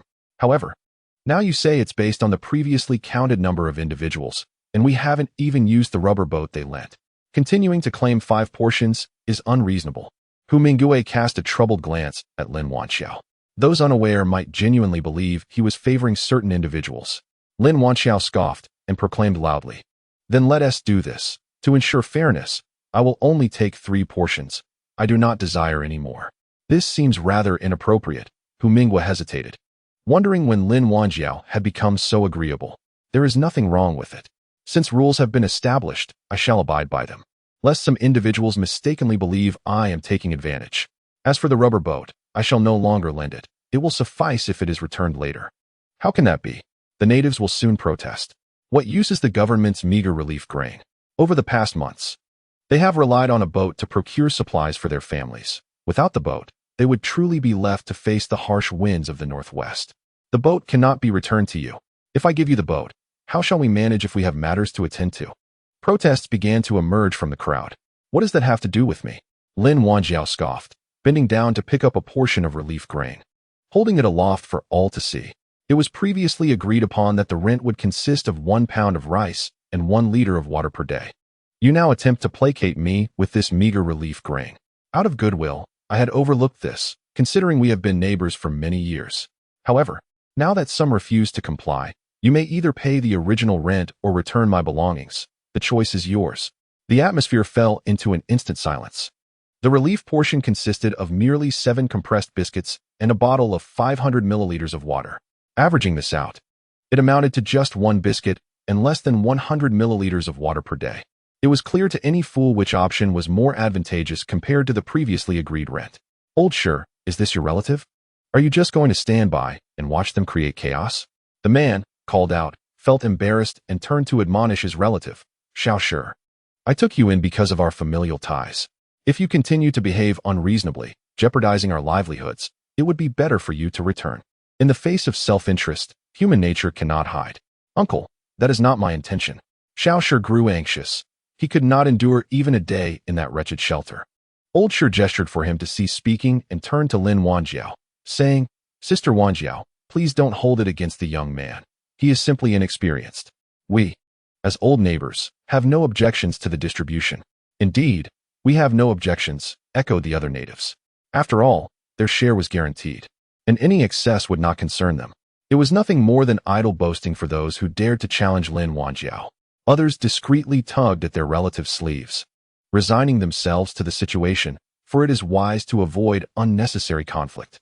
Seeing that everyone had quieted, Hu Minghua could only chuckle and urge the thin monkey to promptly hand over Lin Wanjiao's portion. Sister, here are your 5 portions. The thin monkey said with a sycophantic smile. Lin Wanjiao, arms crossed behind her back, did not reach out to accept them. Instead, she solemnly stated, I have already made it clear, since there are rules in this building, I shall also adhere to them.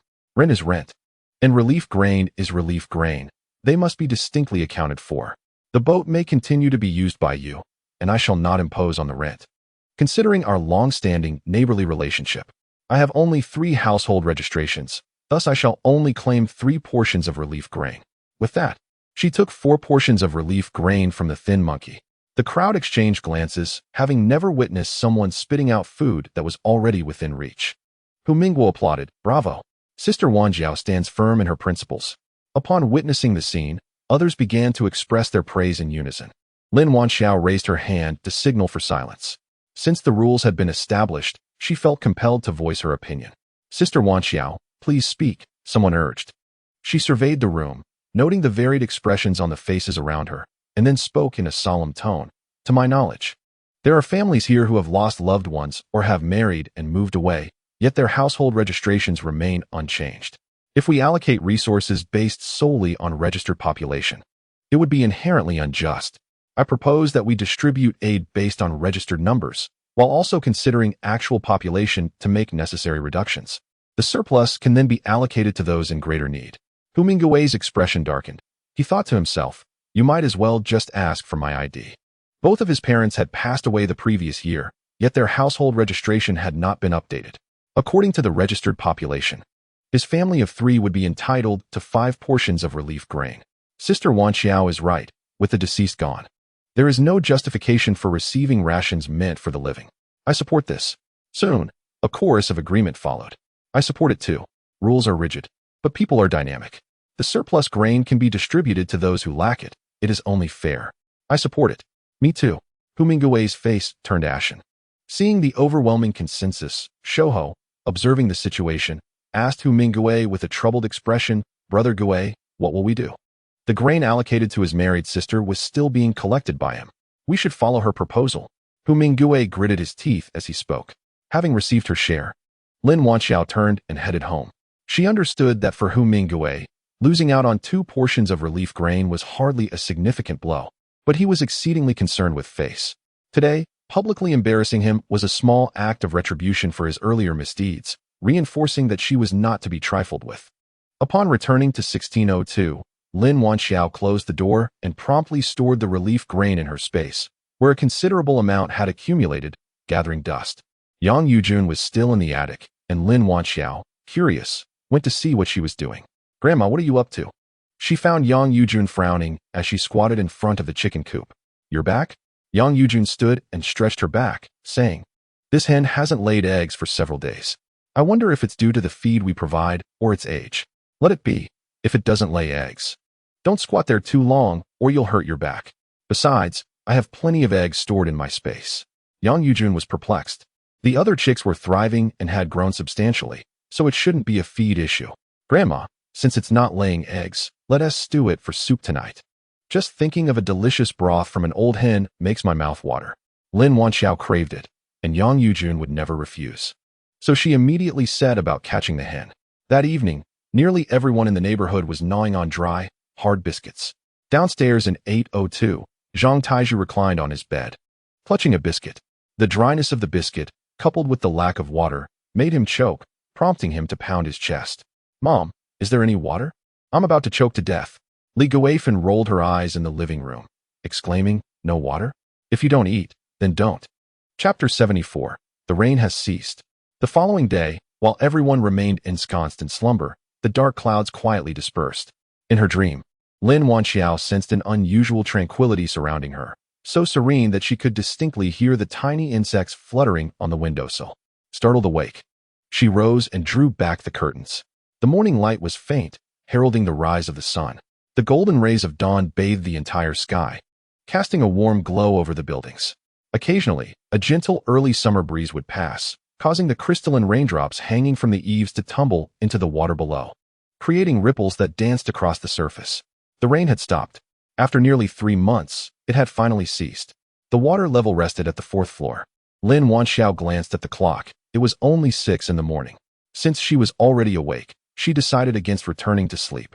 She dressed and made her way to the bathroom to freshen up. The others remained asleep, and the house was enveloped in silence. Having not cooked in quite some time, she suddenly craved century egg and lean pork congee. Checking the battery level, she noted that there was still 20 left, which should suffice for a meal. Lin Wanxiao entered the kitchen, donned an apron, and began her breakfast preparations. First, she rinsed the rice thoroughly and soaked it in water for later use. Then, she set about preparing the ingredients, chopping scallions, ginger, and wild boar meat, and dicing the century eggs. She turned on the induction cooker, sauteed the pork with scallions, ginger, and garlic until fragrant, then poured in cold water. Once the water boiled, she added the rice, covered the pot, and let it simmer for 30 minutes. While she busied herself in the kitchen, her family began to wake one by one. The enticing aroma wafting from the kitchen astonished Lu Jianan and the others, who were incredulous at the sight of Lin Wanxiao up early to prepare breakfast, so much so that they hardly noticed the rain had ceased outside. "Grandpa, Grandma, the congee is ready. Let us eat together," Lin Wanxiao called out. Lifting the lid, a wave of fragrance enveloped her as she added the century eggs to the pot, finishing with salt, white pepper, and a drizzle of sesame oil, stirring it all together before serving. "How delightful!" Shen Xiaoyu rubbed his eyes as he entered the living room. "You're up. Come have breakfast." Qiao Qiao made it herself. Yang Yujun winked at Shen Xiaoyu, sharing a knowing glance. Lin Wanxiao ladled out bowls for everyone, including a portion for the dog. The steaming congee was too hot for the dog, causing its tongue to curl, yet it could not resist licking it eagerly. The family sat together at the dining table, savoring their bowls of congee alongside their homemade pickled radish, a scene of blissful harmony. Just then, a commotion arose outside, as if a multitude was shouting. "What is going on out there?" Yang Yujun craned her neck to peer out the window. Calmly sipping her congee, Lin Wanxiao remarked, "Perhaps it's because the rain has stopped." "What? The rain has stopped?" The three were taken aback. Yang Yujun was the first to rush to the window, a look of delight illuminating her face as she nodded towards the others in the dining area. "It truly has stopped." Lu Jianan and Shen Xiaoyu also set aside their breakfast, hurrying to the window. Indeed, not a single drop of rain remained. The sun, absent for nearly 3 months, had re-emerged, radiantly suspended in the sky. Numerous heads poked out from windows on other floors, some joyously waving their arms and shouting, "The rain has ceased. The rain has stopped. Look, the rain has stopped. Oh, merciful heavens, it has finally come to an end." Some clapped their hands, tears mingling with laughter, exclaiming, "How wonderful. We have endured. Is it really sunny now? My clothes can finally dry. After wearing these damp undergarments for so long, they might sprout mold." Yet, the water had not receded. "You simpleton, the rain has stopped. The water will recede in due time. Normalcy is finally on the horizon." Oh my. At that moment, I found myself inexplicably nostalgic for the days of a 9-to-5 work life. Once the waters recede, I shall feast on hot pot, barbecue, and crawfish, ensuring a week, no, a month, without repetition. People embraced, jumping and sharing their thoughts, releasing the accumulated gloom of recent days. In an instant, the entire community was enveloped in a joyous atmosphere. The government also dispatched personnel in speedboats, traversing the streets while broadcasting announcements. "Dear residents, please remain calm and avoid taking unnecessary risks.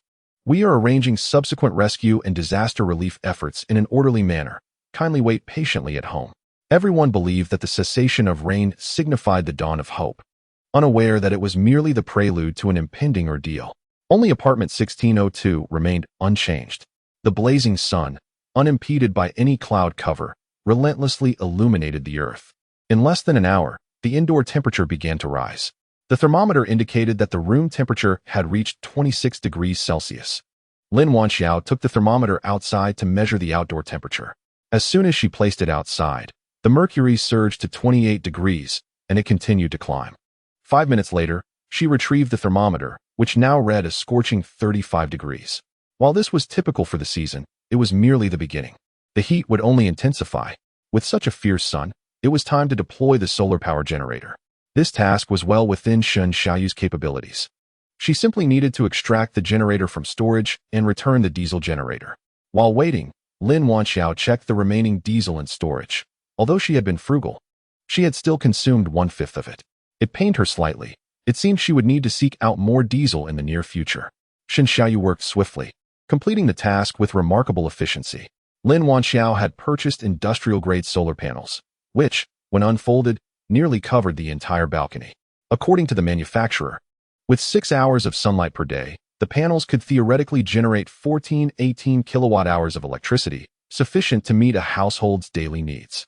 Due to the space allocated for the panels, the chicken coop had to be relocated to the living room balcony.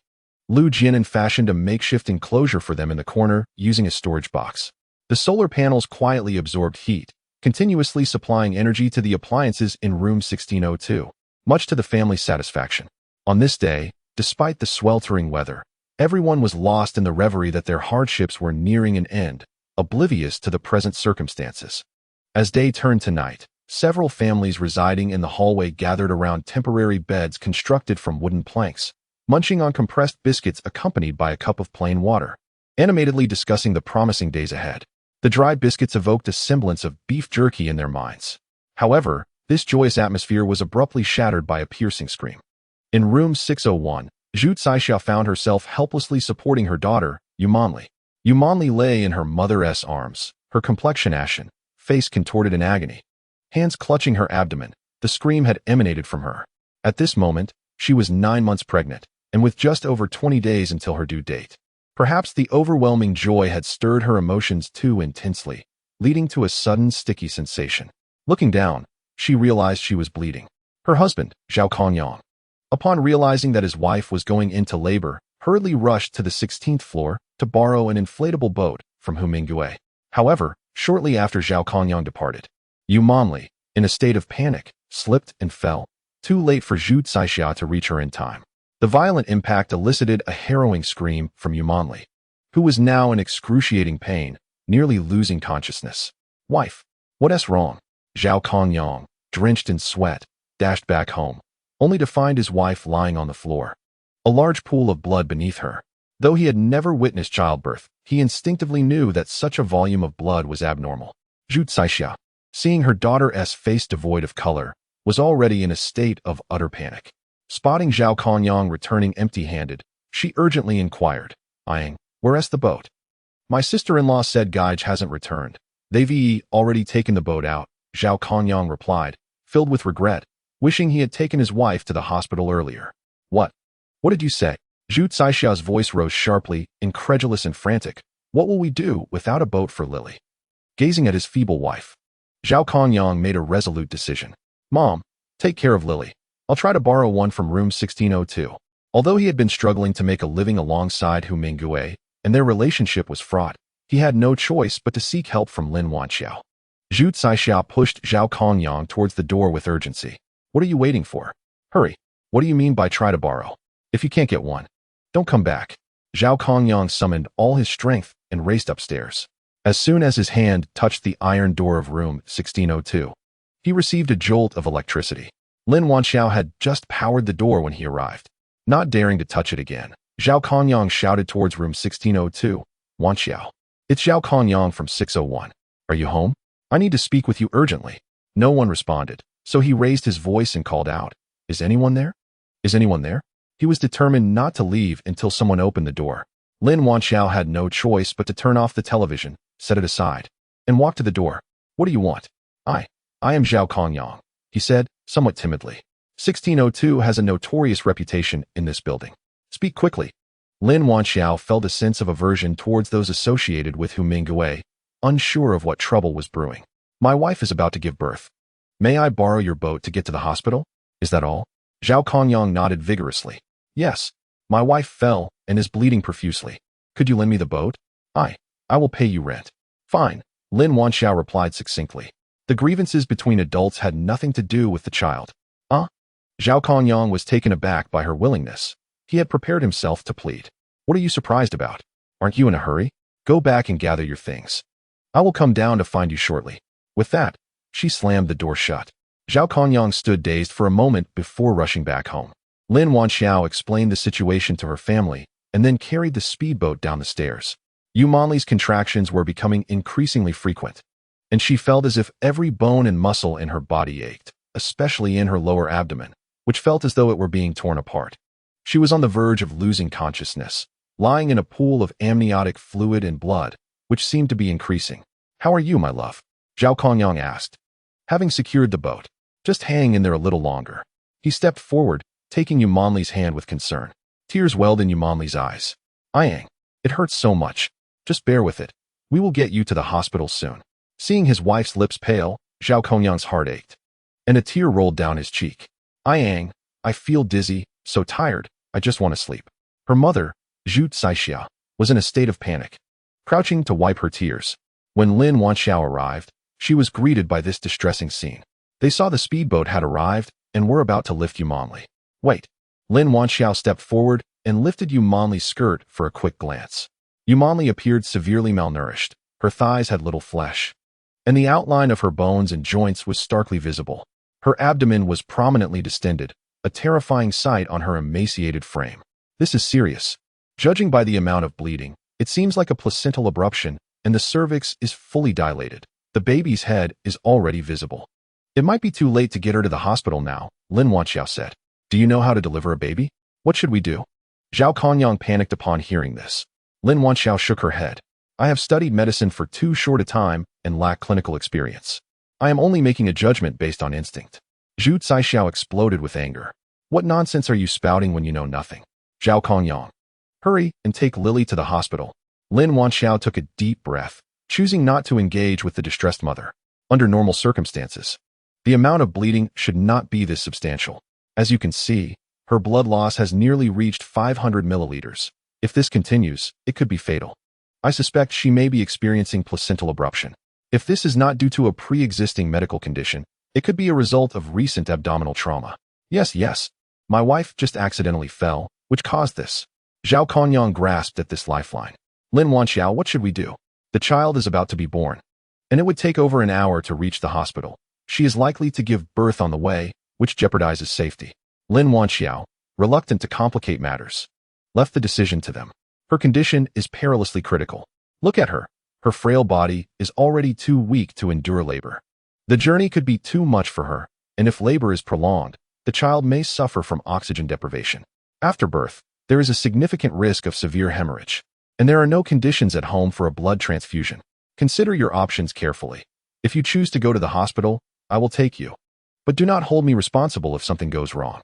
I don't know." Zhao Kongyang looked to his mother-in-law. "Mom, what should we do?" Zhu Caixia was equally alarmed. At this moment, Yu Manli had slipped into unconsciousness, unresponsive to calls. But, little girl, she has already fainted. How can she give birth now?" Zhu Caixia was on the verge of tears. Lin Wanxiao shook her head. "I can only try. Perhaps I can rouse her a bit. But there's no guarantee." "Then please hurry. Let us be clear. If anything goes wrong, I cannot be blamed." Zhao Kongyang nodded vigorously. "Lin Wanxiao, just do your best. Life and death are fated. Regardless of the outcome, I will not hold you accountable." He then turned to Zhu Caixia, who, having run out of options, ultimately nodded in agreement. With their assurance, Lin Wanxiao retrieved acupuncture needles from her bag and began to apply them to the acupoints she recalled from memory. Her hands trembled slightly. After all, she had only practiced on herself before, and her confidence was shaky. The first needle was inserted obliquely into the philtrum. The second needle was used to draw blood from the 10 fingers, swiftly pricking each fingertip to release blood. Theoretically, she should have awakened by now. However, after finishing, she looked at Yu Manli, who remained unresponsive. Taking a deep breath, Lin Wanxiao removed her shoes and continued to draw blood from her 10 toes, ultimately inserting a needle into the Yongquan point. A soft gasp escaped Yu Manli's lips. Chapter 76. Severe Hemorrhage, She is Awake. Zhao Kongyang exclaimed with immense joy. "Wife, how are you?" Yu Manli weakly lifted her gaze. "Do we have any energy drinks or chocolate at home?" "She needs something high in calories," Lin Wanxiao suggested. Zhu Caixia quickly inquired, "Will brown sugar water suffice?" Lin Wanxiao nodded. "That will do." Immediately, she instructed Zhao Kongyang to transfer Yu Manli to a clean bed. "Ayong, I'm in so much pain." Yu Manli grasped Zhao Kongyang's hand tightly, her eyes brimming with tears. "It's all right. You'll feel better soon," Zhao Kongyang reassured her. "The brown sugar water is here." Zhu Caixia briskly approached, carrying a bowl of freshly brewed syrup, and fed it to Yu Manli. Once Yu Manli had consumed the last drop, Lin Wanxiao instructed her, From this moment on, remember to take a deep breath during the contractions, directing the air to your abdomen, exerting yourself as if you were relieving yourself. When the contractions cease, you must also stop. Do not scream. Yu Manli nodded faintly. However, when the next contraction hit, she could not suppress a scream of pain. Don't scream, push harder. Zhao Kongyang, hold her hand to give her strength. All right. Zhao Kongyang immediately complied.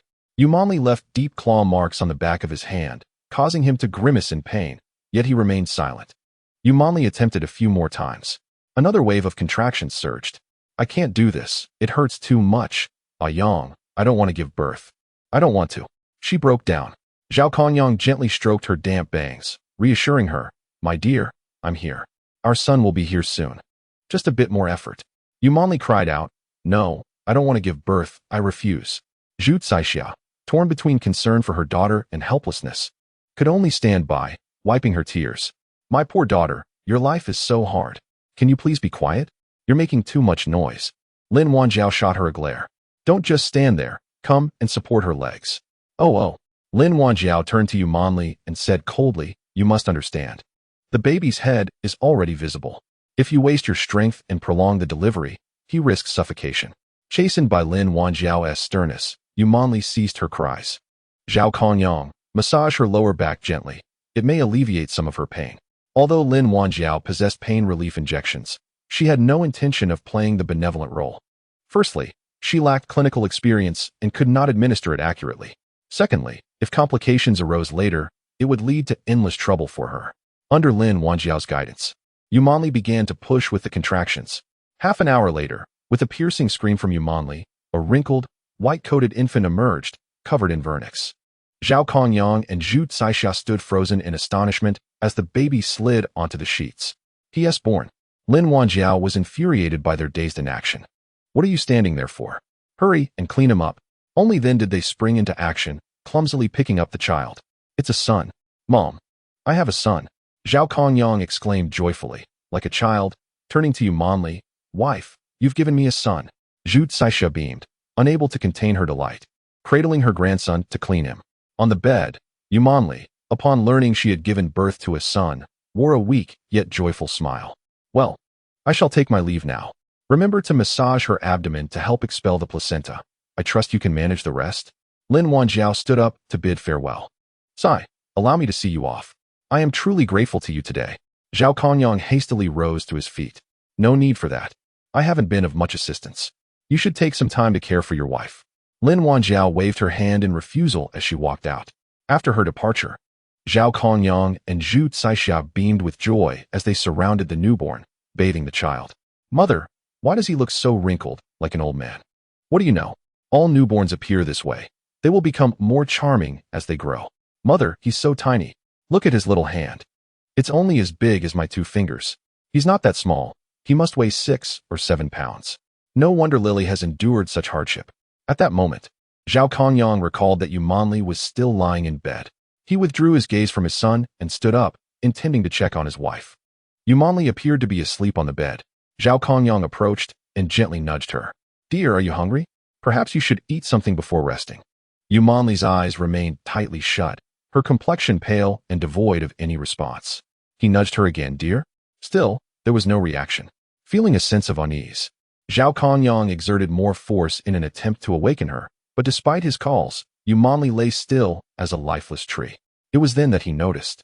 At some point, the sheets beneath her had become soaked with a large patch of blood. Panic set in for Zhao Kongyang. Mother, come quickly. Lily is not well. Zhu Caixia set down her grandson and hurried over.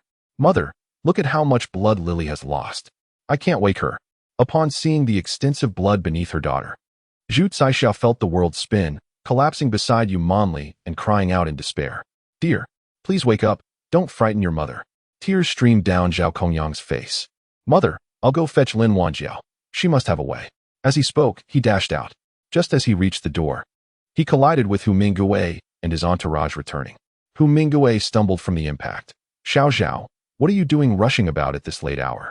Zhao Kongyang, too anxious to explain, attempted to ascend the stairs in search of Lin Wanjiao, but Hu Mingyue grasped his arm. What's the matter? Speak to me. Zhao Kongyang could not ignore him, and Hu Mingyue felt a surge of frustration. Brother Gui, my wife is in labor and now experiencing severe hemorrhaging. I must hurry to find Lin Wanjiao to save her. Hu Minggui's eyes widened in alarm. What good will finding her do in this situation? You need to get her to the hospital immediately. Brother Gui, you don't understand. She has some medical knowledge. It was she who assisted when my wife was giving birth. She will surely be of help. What can her limited knowledge possibly achieve? Would you entrust your wife's life to her? Do you believe in her or in me? Hurry, take her to the hospital at once. The boat is still downstairs. And I will accompany you. Seeing no other option, Zhao Kongyang reluctantly stepped back inside. Zhao Kongyang, where is she? Zhu Caixia inquired as she noticed her son-in-law enter alone. He swiftly lifted Yu Manli in his arms and said to Zhu Caixia, Mom, I haven't had the chance to find Lin Wanjiao yet. But I ran into Gaige on his way back. He is going to help us take Lily to the hospital. Hurry and grab the baby. We must set off. Hu Minggui and his companions hurriedly boarded a rubber boat, making their way to the hospital through the night. Chapter 77. Enemy? Benefactor? That evening, the entire building was roused by a chorus of anguished cries. What is happening? Whose family is mourning? Someone leaned out of the window, shouting. Why are you crying in the middle of the night? It's unbearable. It seemed to be coming from the 6th floor. Should we go check? What is there to see? Just go back to sleep. Lin Wanjiao was also awakened by the commotion. She turned on the light and approached her door to listen closely. The voice sounded like Zhu Caixia's. Could something have happened in 601? She pondered. The other 3 members of her household had also awakened and emerged to inquire. What is going on? Who is crying? It seems to be Zhu Caixia from 601, Lin Wanjiao replied. What? Didn't her daughter already give birth? Is the child in trouble? Yang Yujun speculated. Grandpa and Grandma, I'm going down to take a look. You all should rest, Lin Wanjiao declared. Grabbing a flashlight and preparing to open the door. I'll go with you, Shin Xiaoyu quickly offered. Together, they followed the sound of the cries to the door of 601, where the hallway was already crowded with onlookers. Upon seeing Lin Wanjiao and Shin Xiaoyu descend, the crowd parted to let them through. The door to 601 was wide open, and Zhu Caixia's heart-wrenching cries echoed from within. What happened? Lin Wanjiao asked the crowd. Before anyone could respond, the neighbor, Yu Posey from across the hall, chimed in. I heard that Zhu Caixia's daughter has passed away. Yu Manli has died. Although Lin Wanjiao was somewhat taken aback, she was not entirely surprised. Given Yu Manli's frail health and lack of proper nutrition, it was not unexpected that she might not survive the ordeal of childbirth, especially after losing so much blood. A gossiping neighbor added. I heard she was already in critical condition earlier in the night and was rushed to the hospital, but she didn't make it there. They just brought her back now. Since Yu Manli's child was delivered by her, Lin Wanjiao felt compelled to go in and see for herself. Upon entering 601, she saw Yu Manli lying on the bed, pale and devoid of life, while Zhu Caixia was bent over her, wailing in despair. Zhao Kongyang sat in a corner, his expression one of utter desolation, his gaze fixed vacantly on Yu Manli. Upon noticing Lin Wanjiao's entrance, Zhu Caixia lifted her head and, seeing her, sprang up and raised her hand as if to strike her. What are you doing? Shin Xiaoyu swiftly intervened, blocking Zhu Caixia's hand. Zhu Caixia screamed, attempting to grab Lin Wanjiao with her other hand, her mouth filled with curses. It's all your fault. You killed my daughter. If you hadn't refused to take us to the hospital, my daughter wouldn't have died. You wicked person. Lin Wanjiao frowned, questioning what her involvement was. Zhu Caixia, restrained by Shin Xiaoyu, kicked fiercely at him in retaliation. Shin Xiaoyu was caught off guard and received a sharp kick from her. Ouch! Zhu Caixia's kick was no mere trifling matter. Shin Xiaoyu winced in pain, drawing in a sharp breath. Lin Wanjiao, with her left hand, forcefully pushed Zhu Caixia away, and with her right hand delivered a resounding slap to her face. Zhu Caixia, covering her face, exclaimed, How dare you hit me? You, a murderer. Still have the audacity to strike me. I will fight back. With that, she lunged forward once more. Mom, please stop. Zhao Kongyang, who had been sitting on the ground, finally regained his senses and crawled over, clutching his mother-in-law's leg in a desperate plea. Zhao Kongyang, let go of me. You share half the blame for Lily's death. Get away. Without hesitation, she delivered a swift kick to Zhao Kongyang's chest, sending him sprawling to the ground. He quickly scrambled back to his feet and clung to Zhu Caixia's leg, weeping, Mom, please stop this. The baby is still here. Please, just stop. Zhu Caixia pointed at Zhao Kongyang and shouted, You useless scoundrel. My daughter followed you, and not a single day of happiness did she experience before losing her life. And you dare not avenge her. You coward. The onlookers, listening to Zhu Zaixiao's tirade, cast furtive glances at Lin Wanjiao, whispering amongst themselves. It seemed they spoke of how the Zhao family had intended to send someone to the hospital for childbirth, but 1602 had refused, instead giving misguided instructions, leading to excessive bleeding. Later, Hu Mingue discovered the situation and rushed them to the hospital, but it was too late for salvation. Is that true? Then 1602 is truly to blame. Without the proper means, how could they handle such a delicate situation? This was a precious life. One who had previously been dealt with by Lin Wanjiao scoffed. A life? When have they ever cared about lives? They are so brazen, yet fear no repercussions.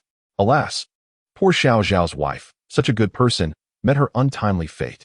Indeed, Zhu's husband has long passed, and she had only this one daughter to rely on. Now that daughter is gone, it's truly pitiful. These individuals, emboldened by their numbers, spoke without regard for volume, their words reaching Lin Wanjiao's ears with clarity. Seeing the crowd rallying to her support, Zhu Zaixiao struggled fiercely to free herself from Zhao Kongyang's grasp, her face contorted with rage. Lin Wanjiao, you wretched woman. Return my daughter to me.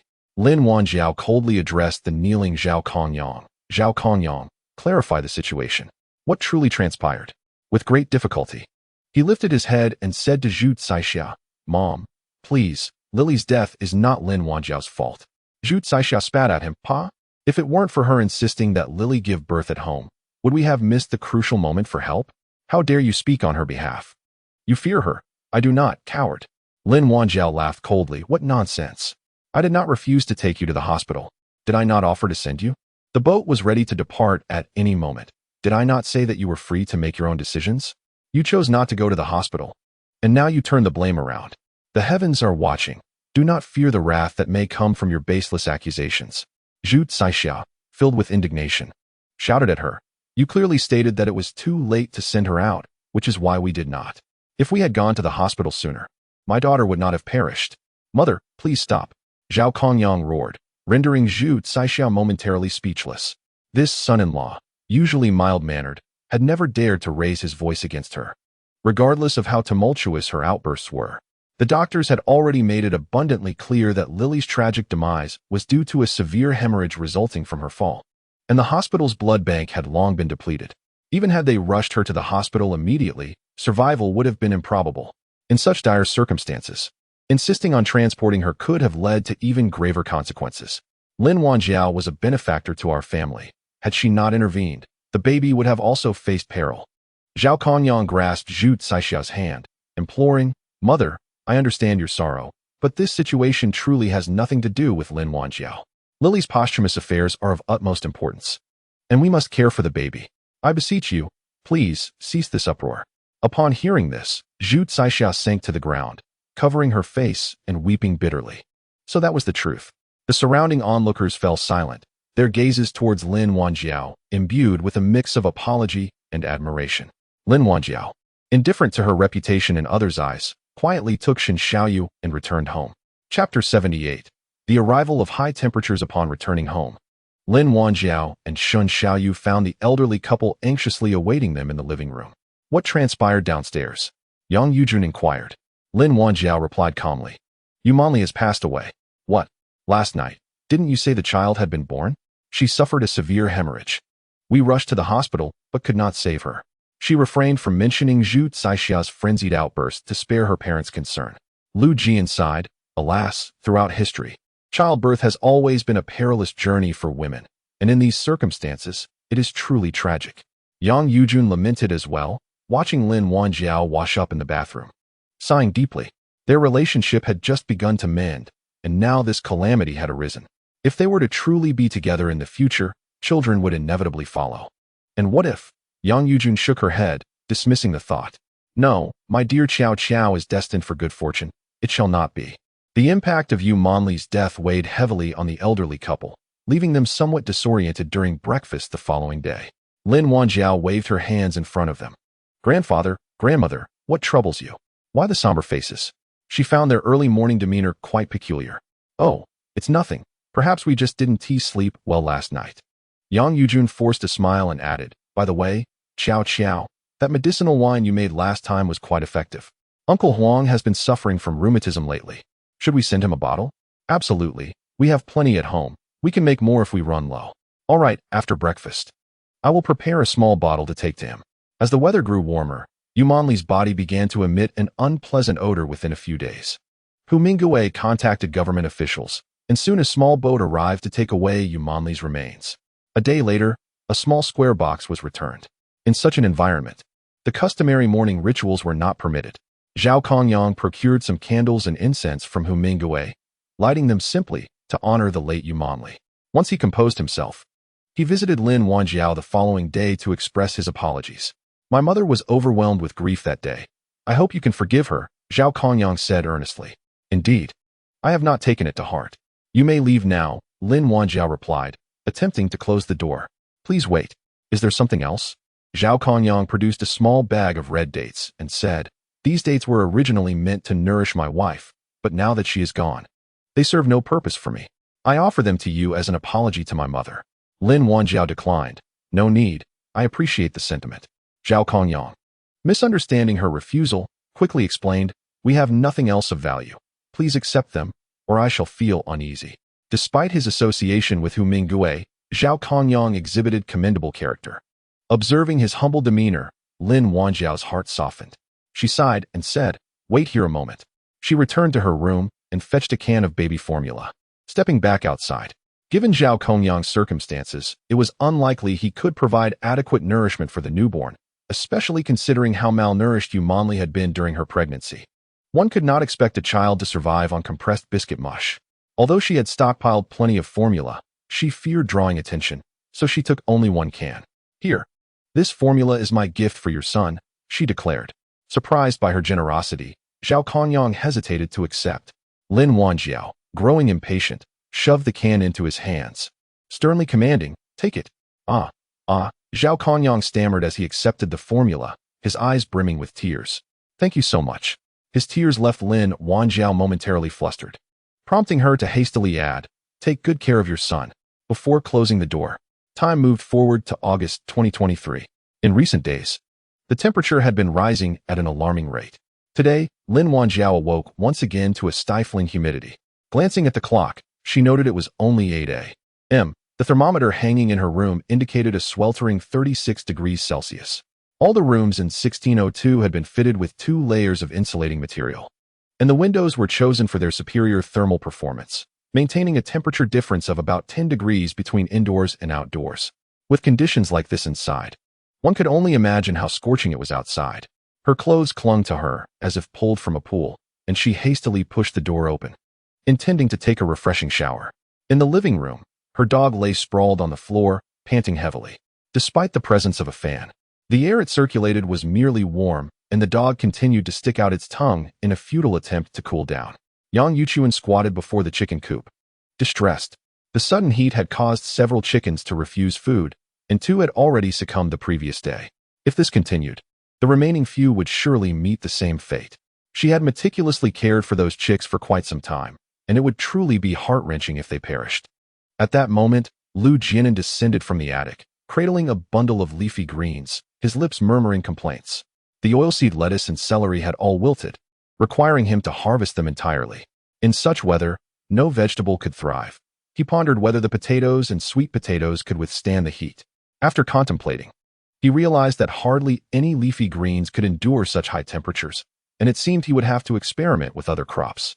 Shen Xiaoyu emerged from the kitchen, carrying a tray. Grandfather, grandmother, Xiao Xiao, come and enjoy some chilled fruit juice. Where did the ice come from? Lin Wanjiao asked in astonishment, as she could not recall retrieving any ice from her storage. Guess, he replied, handing her a cup of snow pear juice. This juice can moisten the lungs and alleviate dryness. I noticed you've been coughing a bit, so drink up. Lu Jianan took the juice and gulped down a hearty mouthful. Upon seeing the ice cubes, a look of realization washed over his face. No wonder I saw you tinkering with some machine early this morning. You fixed the ice maker. The ice maker is repaired? Indeed, Shen Xiaoyu nodded.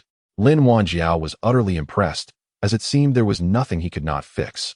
Yang Yuchuan praised Ayu. You are truly capable. Xiao Xiao is indeed fortunate, possessing such discerning taste. Shen Xiaoyu scratched his head tactically, feeling bashful. Woof. What about mine?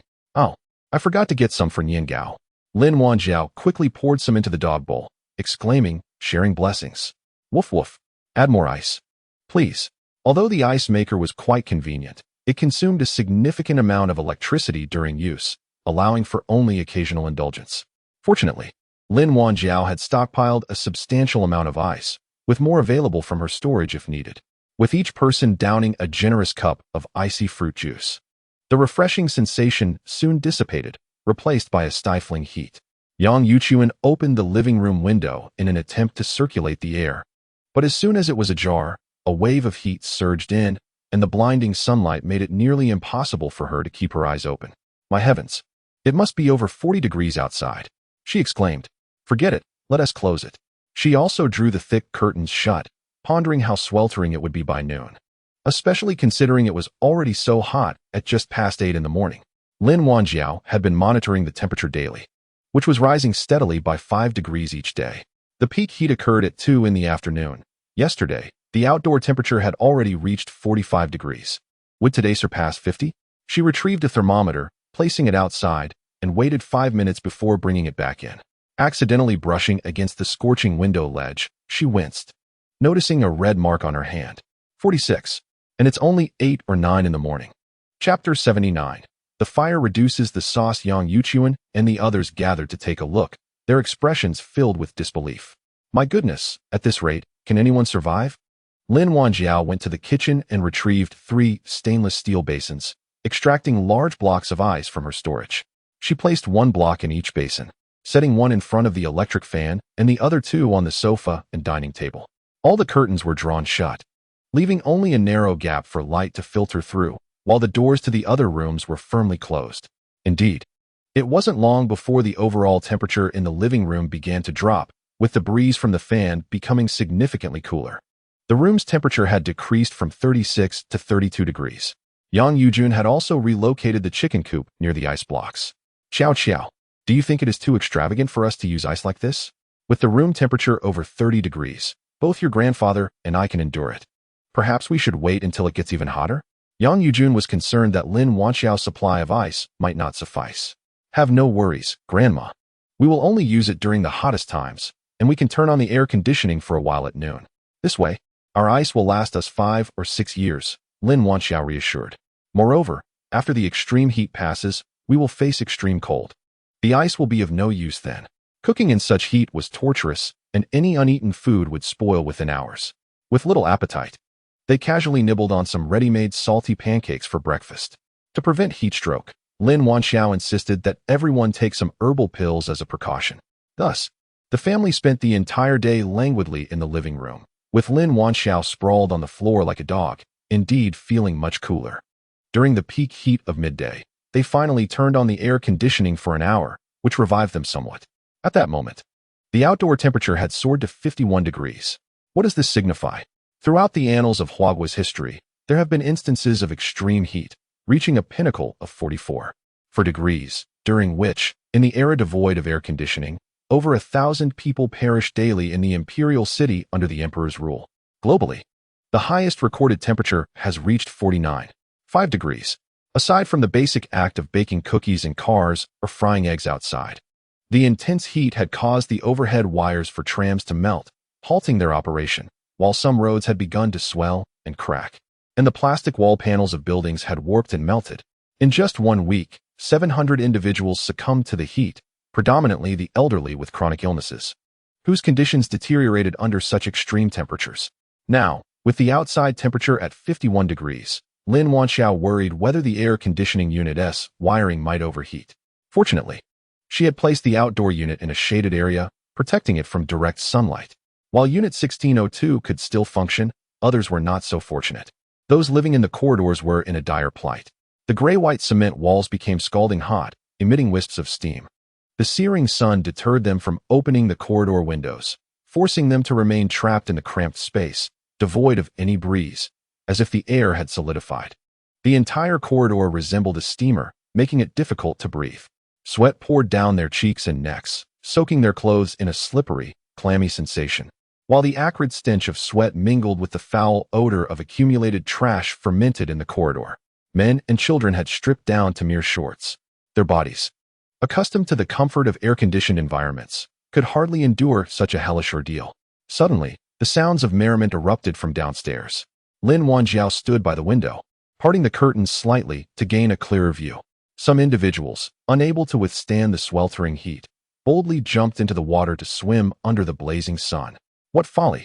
Although the water may be refreshing at this moment, prolonged exposure to the sun can lead to skin dehydration and dryness, making one susceptible to sunburn.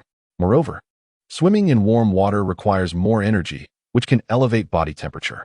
In an effort to cool down, the skin's blood vessels dilate, potentially resulting in insufficient blood supply to vital organs. Simultaneously, the body sweats profusely to lower its temperature, which can lead to dehydration. Presently, their daily water intake barely meets the standard, and failing to replenish fluids in time could likely result in heat exhaustion. Not to mention, the murky water conceals an unknown number of bacteria and viruses. The immediate enjoyment they experience will surely be followed by dire consequences. They will reap what they sow. As some onlookers witnessed the revelers having fun, they too could not resist the temptation, shedding their clothes and leaping into the water. The more prudent ones sought refuge in the shade of the building, soaking in the cooler air. Lin Wanjiao scrutinized the scene further and noticed that the water level appeared to have receded. Previously, it had reached the 4th floor. But due to the days of high temperatures, it had now fallen to the 3.5 floors. This was indeed good news. Haha. When Xin Xiaoyu approached and observed the scene below, reminiscent of dumplings being boiled, he burst into laughter. What is so amusing? Lin Wanjiao asked, puzzled.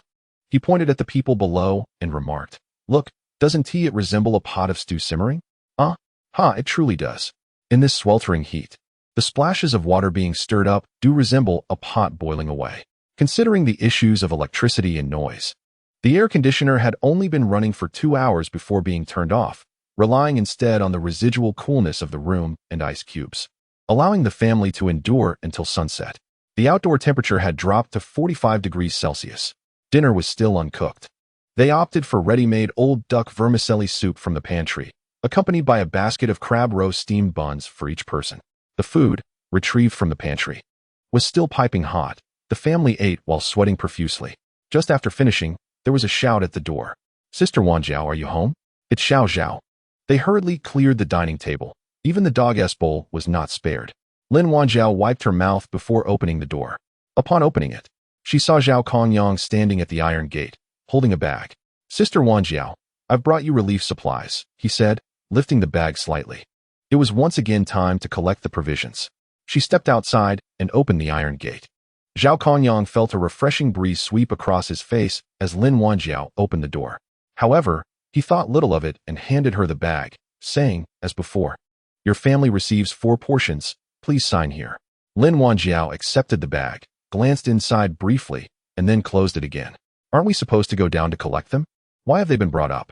Zhao Kongyang scratched his head and said, Since I have nothing better to do and noticed no one from your family was around, I thought I would bring this over.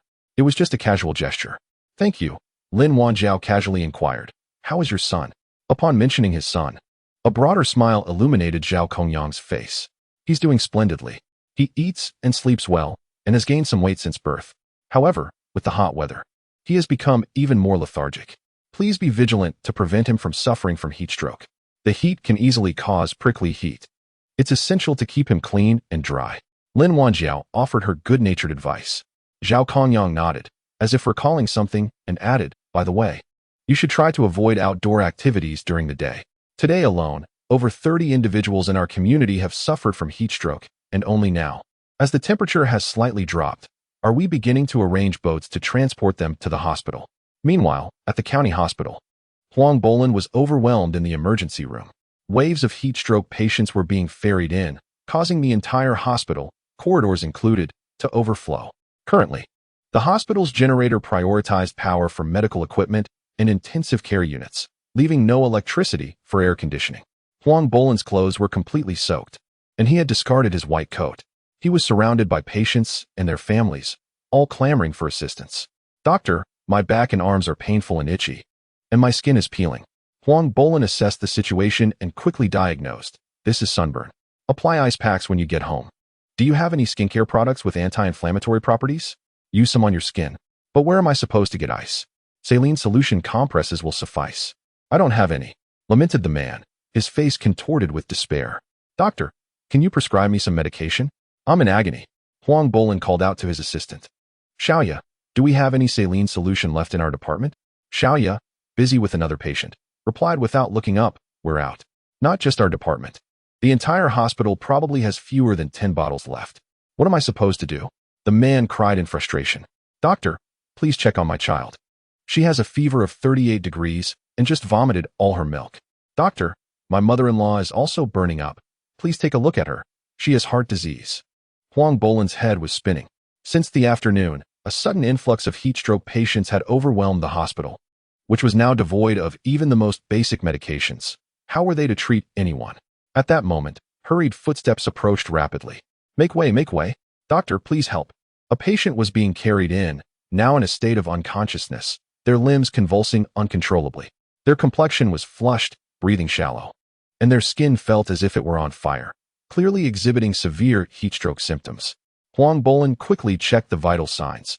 Temperature at 41 degrees, pulse rapid, and blood pressure dropping. Family members, elevate the patient's head and apply wet towels to cool their forehead. The relatives who had brought the patient in were frantic, like ants on a hot pan. "It's useless, doctor. We tried that at home, and it did nothing. This afternoon, they could still speak, and now they won't respond at all." Huang Bolin retrieved a towel from a nearby bucket and hastily applied it to a patient.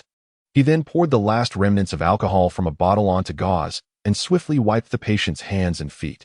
Our supply of alcohol had been exhausted, leaving us with no choice but to resort to physical cooling methods. He called out to his assistant, "Xiaoya, bring some saline to administer." Assistant Xiaoya lifted a bowl of saline, attempting to administer it to the patient, but his jaw was clenched tightly, resisting any effort to open it. Saline spilled across the floor as the family members rushed to pry open the patient's mouth, laboring for a while before managing to get a small bowl's worth inside. Huang Bolin then administered an injection, turning to the family with a stern reminder, "We are currently short-staffed. The blood pressure monitor is here. Please check the patient's blood pressure every 10 minutes. In the meantime, keep the towel damp and continue to wipe his body. If his blood pressure does not improve within half an hour, call for me, and I will transfer him to intensive care." He continued to work tirelessly until midnight, with patients arriving in a steady stream. It was only when the oncoming shift arrived that he found a moment to sit in his office and catch his breath. "Dr. Huang, you haven't eaten all day. Here, have some bread." Xiaoya offered a small piece to him. "Thank you," he replied, taking a bite, only to find it dry. Reaching for the water jug on the table, he discovered it was empty and had no choice but to chew and swallow the dry morsel. Xiaoya sat quietly beside him, nibbling on her own piece of bread. In the corridor, several patients cried out in agonizing pain, while relatives mourned the loss of loved ones with heart-wrenching wails. "The patient we sent to intensive care this afternoon just passed away," Xiaoya suddenly remarked. Huang Bolin turned to her, aware of the grim reality. In just half a day, the skin had deteriorated, and acute organ failure due to high temperatures combined with infection led to a painful demise. She paused, then continued, "Today alone, over 80 have died." Huang Bolin understood all too well. The toll of death was rising, surpassing the previous days. Most patients were beyond saving upon arrival. And even if he were a legendary healer, without medicine or water, he could only watch helplessly as lives slipped away. The hospital had become akin to a funeral parlor, unable to treat or save, its only function to expedite death certificates. This cursed weather. Just as we hoped for the rain to cease, the heat returns. "It seems the heavens have no desire for our survival," Xiaoya lamented. "Dr. Huang, when will this end?" Huang Bolin did not respond. He too was uncertain, resigned to face each day as it came. "By the way, Dr. Huang, I collected your salary earlier." Xiaoya pointed to a box on the table. "You should be able to rest at home now, right?" "Indeed, it's quite late. I shall head back now," he replied, quickly finishing his bread, grabbing the box from the table, and bidding Xiaoya farewell as he exited the office. It was past 9 in the evening, and to conserve electricity, only a single light illuminated the corridor, casting a dim and somber atmosphere. Huang Bolin cautiously navigated through the crowd, where many patients, having endured a day of torment, were now slumbering against the walls. Upon hearing a commotion nearby, they merely fluttered an eyelid before succumbing back to their deep slumber. An hour later, Huang Bolin returned home. Knowing his son was on leave that day, Huang's father had waited up, unable to sleep. Huang Balan set down his bag and first checked the temperature and blood pressure of the two elderly members of his family, only relaxing once he confirmed their well-being. Opening the bag, he revealed a neatly arranged assortment: a small bag of potatoes, 2 packets of compressed biscuits, a pack of instant noodles, 2 chocolates, 4 bottles of mineral water, and a small vial of medicinal pills. This constituted his earnings for the month. While at the hospital, his meals and lodging were covered. These items were merely extras. "Dad, the hospital has been incredibly busy these past few days, and I must return tomorrow. Please take these," Huang Balan said. His father, feeling a pang of concern for his son, noted that each time Huang Balan returned, he appeared to have lost weight. "Your mother and I lack for nothing at home. Take these back for yourself. I worry not about hunger while at the hospital. You should keep them. Mom's health is poor. And I worry about you both being alone at home," Huang Balan replied, anxiety creeping into his voice as the number of patients suffering from heat stroke at the hospital increased. Huang's father patted Huang Balan's shoulder reassuringly, saying, "Focus on your duties. Your mother and I are fine. Besides, Uncle Lu and Aunt Yang frequently come to check on us. We look out for one another, so there's no need for concern." With his father's words alleviating his worries, Huang Balan took out the vial of medicinal pills, poured out half, wrapped it in paper, and planned to deliver it to Lin Wanjiao's family the following day. Chapter 81. The Mutant Cockroach. Upon Huang's return, Lin Wanjiao seized the opportunity to seek guidance. "Your perceptiveness is remarkable. Your theoretical knowledge surpasses that of many medical students. What you lack is merely clinical experience." Huang Balan expressed his astonishment at Lin Wanjiao's progress. Lin Wanjiao, dismissing the compliment, humbly replied, "You flatter me. I am not merely complimenting you. The incident involving Xiao Zhao's wife is well known in our hospital. Had you not promptly administered acupuncture to assist her in childbirth, both mother and child may have perished on the way to the hospital," Huang Balan stated earnestly, genuinely admiring Lin Wanjiao. He continued, "Our department head, Dr. Qi, expressed admiration for the fact that a self-taught individual like you was able to assist in such a critical moment. He lamented that he no longer takes apprentices. Otherwise, he would have been very supportive of you." Lin Wanjiao, however, was not inclined to seek mentorship, as her aspirations lay elsewhere. She found satisfaction in acquiring enough knowledge to benefit her family, and the circumstances did not permit further study. After elucidating the complexities, Huang Balan retrieved a neatly packaged medication from his drawer and handed it to Lin Wanjiao. Before she even opened it, the familiar scent of the medicinal pills wafted towards her. "Teacher Huang, what is this?" she inquired. "This is what our hospital distributes. I received but a small vial. Please take some. With the heat, it's wise to have preventive medicine," Huang Balan urged, though Lin Wanjiao felt she had ample supplies and hesitated to accept. As such, she placed it on the table and said, "Thank you, Teacher Huang, but I still have some at home. Please leave this for Uncle Huang." Upon hearing this, Huang Balan did not press the matter further. Lin Wanxiao had barely spent half an hour at Huang Balan's residence before breaking into a sweat, after exchanging pleasantries. She hurried back to her own home as if her behind were on fire. The moment Lin Wanxiao opened the door, a refreshing breeze greeted her, prompting a sigh of relief. Home felt so comfortable. Without comparison, there would be no pain, although the temperature inside was still a sweltering 36 degrees Celsius. It felt like heaven compared to the hellish conditions outside. "Chow chow, come have some lotus seed and tremella soup." "All right, did you add ice cubes?" "Of course. But since you always have your monthly discomfort, you should consume less ice." While she leisurely enjoyed her chilled soup in apartment 1602, a sudden shriek erupted from a household on the 5th floor. Shortly thereafter, sounds of clattering objects echoed from the neighboring residence. "What on earth are these? Oh my God, cockroaches. They're cockroaches. Whose place has such giant creatures?" A dense army of brownish cockroaches surged forth from the sewer, their sizes exceeding normal proportions, each nearly as thick as 3 adult fingers, almost rivaling rats in size. Some scuttled up the cabinets and began feasting on unwashed dishes, while others spread their dark wings and took flight, landing on the dining table. "Am I imagining things? Are the cockroaches flying?" Lin Wanxiao gasped. "Where did so many cockroaches come from? It appears they crawled up from the sewer. Hurry, find something to block it." In addition to those emerging from the sewer, some cockroaches even managed to bite through the window screen, squeezing through the gaps. These cockroaches seemed impervious to heat, ascending along the scalding pipes and walls. The entire community fell into chaos, with screams and the sound of slippers slapping against the floor echoing throughout. Meanwhile, apartment 1602 remained oblivious, its windows tightly shut and air conditioning running, having undergone soundproofing.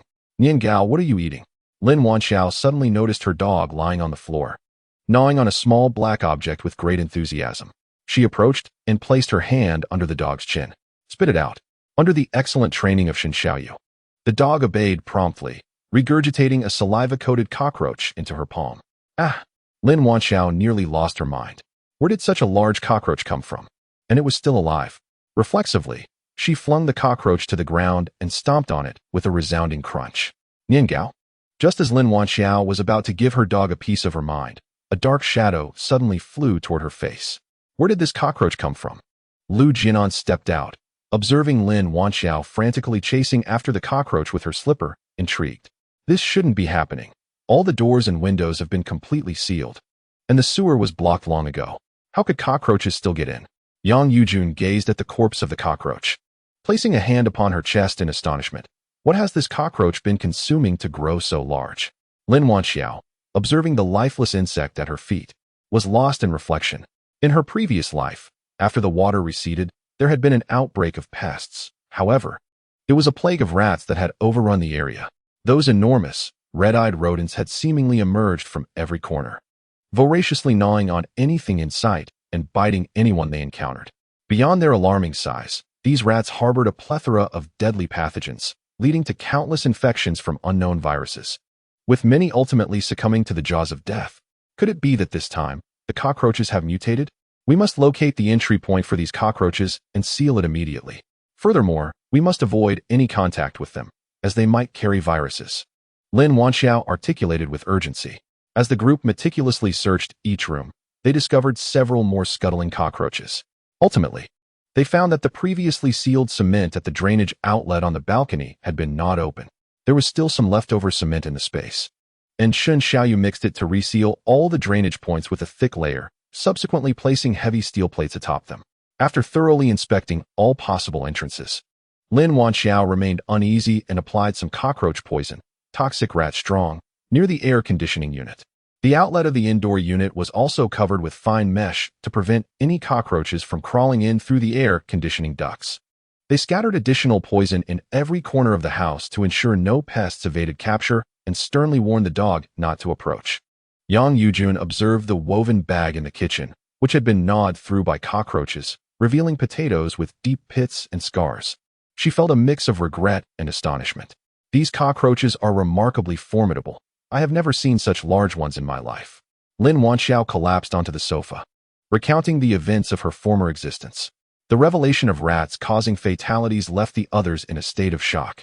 They had only heard tales of rural folk waking to find their ears nibbled by rats, and had dismissed them as mere folklore, never believing such horrors could be true.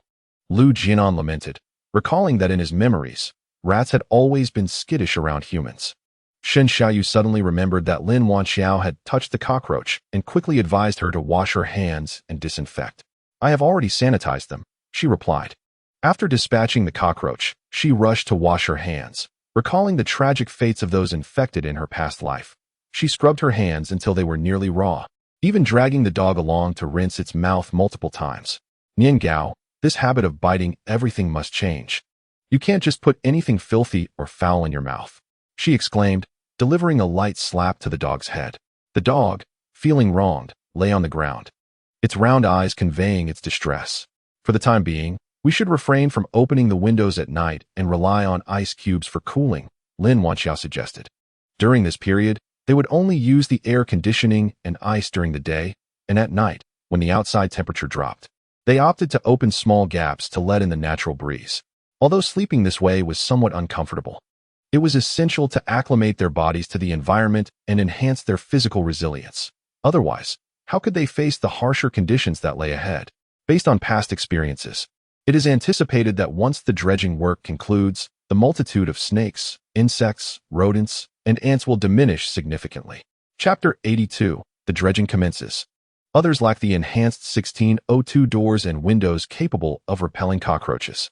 Some attempted to temporarily block the drains with rags, only to have them gnawed through in no time. Additionally, The glass windows of certain homes shattered during the typhoon, allowing an incessant influx of mutated cockroaches to crawl through the walls into the rooms. That night, anguished screams echoed through the dark sky. The following day, Lin Wanxiao learned that several individuals had been bitten. As she had surmised, these large cockroaches, akin to the mutated rats from her previous life, harbored a plethora of deadly pathogens. The initial symptoms for those bitten were merely swelling and itching at the wound site, which soon swelled to the size of a bun. Within hours, the wounds began to fester and ooze pus. Even washing with soap and applying anti-inflammatory ointments could not halt the relentless deterioration. Soon, high fevers and coughing would arise, leading to severe body aches and joint pain, with those of weaker constitutions experiencing difficulty in breathing. At this juncture, the outdoor temperature soared to 56 degrees. Some contemplated using inflatable boats to transport the afflicted to the hospital, but under such extreme heat, not only could humans not endure it, but the boats themselves also showed signs of melting. Consequently, those who had been bitten were left to endure their suffering at home, waiting for the night when temperatures would cool enough to venture to the hospital. However, after a prolonged delay of a day and a night, the extreme heat exacerbated the conditions, and several individuals who barely made it through the hospital doors perished moments later. Even those who reached the hospital did not receive effective treatment, as the county hospital had succumbed to chaos, with many hospitalized patients and even medical staff having sustained bites. Remembering how Huang Bolin had entrusted them with the care of the elderly, Shen Xiaoyu and Lin Wanxiao arose early, armed with the remaining barbed wire from their home, to offer assistance downstairs. The stairwell was teeming with cockroaches, crawling densely across the floor and walls. Rather than scurrying away upon seeing humans, they boldly flew towards them, their hard wings creating gusts of wind as they flapped. To her astonishment, these cockroaches remained unfazed by the sweltering outdoor temperatures. In a state of fright, Lin Wanxiao quickly retrieved 2 stainless steel containers from her space, one for each person, and swatted away the oncoming cockroaches. The brief journey from 1602 to 1502, akin to setting off firecrackers, resulted in the demise of no fewer than 100. After a night of battling cockroaches, Mr. and Mrs. Huang were utterly exhausted. Their gratitude was palpable when Lin Wanxiao and others arrived to assist. They used the barbed wire to seal off all the gaps in the windows and left behind some cockroach bait. Afterwards, the Huang couple insisted on offering chocolate to Lin Wanxiao as a token of their appreciation. A neighbor, having witnessed through the peephole Lin Wanxiao aiding the Huang family with their cockroach dilemma, rushed out to 1502, shamelessly requesting some barbed wire. With none left, Lin Wanxiao unhesitatingly declined. "I distinctly saw 2 large pieces in your backpack, yet you refused to share." The neighbor, filled with indignation, expressed, "Indeed, I do not wish to give." Lin Wanxiao admitted, "I am not a saint, and I do not dispense charity to anyone." The neighbor, infuriated, pointed an accusatory finger at Lin Wanxiao, ready to unleash a torrent of insults. However, Shen Xiaoyu cast a sharp glare in their direction. Recalling the bloodstains in the hallway that had yet to be cleaned, the neighbor's impending curses were softened. "You are exceedingly stingy. What harm is there in sharing a little of your surplus?" Lin Wanxiao retorted with a scoff. "You are akin to a bat adorned with chicken feathers. What are you, in this day and age, still scheming to gain an advantage? If you desire something, you must offer food in exchange." She was confident that the neighbor would not dare to barter food. After all, with a modicum of caution, these cockroaches posed no mortal threat. But a lack of food would be catastrophic. Indeed, though the neighbors simmered with rage, they dared not provoke them further. Storming back home and slamming the door with a resounding thud, the infestation of cockroaches had already caused numerous injuries and fatalities. The government could no longer remain passive. 3 nights later, specialized personnel arrived with spray guns, methodically clearing the cockroaches from each residence. As the flames of the spray guns flickered, a deluge of blackened cockroach corpses rained down from the air, releasing an unexpectedly appetizing aroma. One individual, upon inhaling the scent, gulped and inquired, "Can these cockroaches be eaten? Are you out of your mind? What nonsense are you spouting?" Another retorted, looking at him as if he were a fool. The former chuckled awkwardly, "Just a joke. Just a joke. Don't you think these cockroaches would taste rather good once roasted?" Indeed, there was a certain allure. But they were still cockroaches. Who knew how many viruses they harbored? To consume them would be akin to hastening one's demise. After the initial spraying, there was a brief respite. Yet within half a day, the cockroaches emerged anew from unknown crevices. It was a mere temporary fix, not a solution. Fast forward to August 15, 2023. Early in the morning, as dawn broke, the floodwaters had fully receded. The ground was thickly coated with sludge, rising as high as a story. Among the brown muck lay a hodgepodge of debris, furniture swept away from homes, animal carcasses, and months' worth of household waste, even excrement. Under the sweltering heat, a foul stench wafted through the air. The sludge was teeming with cockroaches and maggots, crawling relentlessly, enough to make one's skin crawl.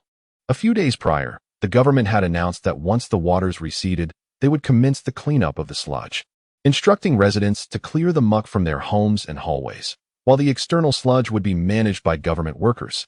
Early that morning, the sound of bulldozers rumbled to life. Lin Wanxiao and Shun Xiaoyu descended to witness the spectacle.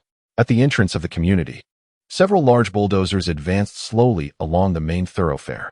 With each scoop, the sludge was effortlessly lifted and the truck bed shifted direction, depositing the muck on either side of the road as the bulldozer continued its relentless progress, followed closely by smaller bulldozers and trucks.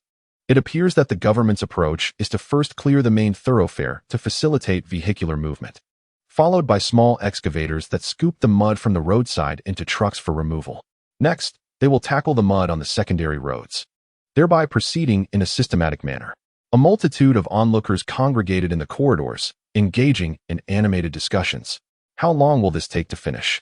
You remarked. "I feel like I'm withering away at home." Indeed, spending the entire day facing the fierce visage of my house's matriarch feels akin to living a nightmare. Ha ha ha. Upon reflection, the office seems to be a realm of happiness. At that moment, someone with keen eyes pointed at the excavator's bucket and exclaimed, "Look, what is that?" "Old Luo, why are you so startled? Your finger is nearly poking my eye out." The person, however, was too preoccupied to banter. "Quick, look. In the front excavator's bucket. It seems there is a person." Chapter 83.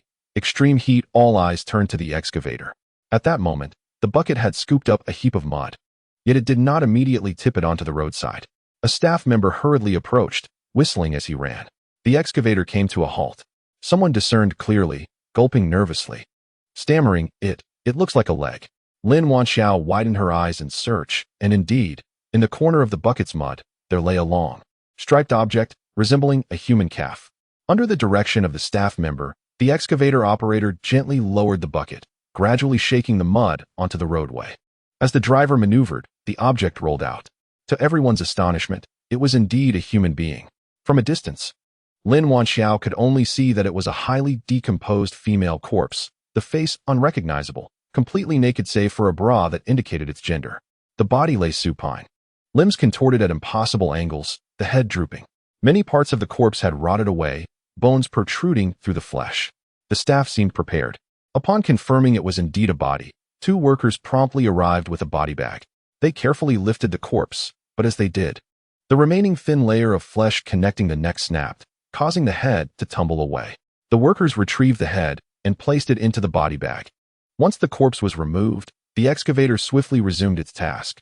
Alas, one wonders who the unfortunate soul was to have met such a fate here. It is a pity. I wonder if they will be able to locate the deceased family. Given the state of the body, it seems unlikely. The excavator continued to work diligently, clearing the roadway as if the discovery of the corpse had been merely an interlude. After merely half an hour of observing, Lin Wanxiao and her companions felt the temperature rising, beads of sweat forming, thus losing interest in continuing to watch. Upon returning home, she quenched her thirst with 2 large gulps of ice water. Home is indeed a comfort. She sighed contentedly. During this period, Lin Wanxiao has been using ice cubes with unwavering resolve. If not now, then when? With the insulation well executed, the temperature inside her home is a mere 26 degrees, while outside it has already soared to 38 degrees, and it is still not yet 7 a.m. The efficiency of the excavators in clearing the sludge is remarkable. After 2 hours, when Lin Wanxiao pulls back the curtains, the road at the entrance of the community has revealed its dark asphalt surface. 2 small excavators are preparing to enter the community for further clearing. Many individuals have gathered spontaneously to remove the mud accumulated on the first floor. Those with tools wield shovels and spades, while those without carry basins. In theory, it seems unreasonable for Unit 1602 to merely observe without lending a hand. However, given the sweltering temperature outside, Lin Wanxiao cannot allow Shen Xiaoyu and the others to venture down. After careful consideration, She takes 10 bottles of mineral water and hands them to Shun Xiaoyu to distribute among the workers, offering water in lieu of labor.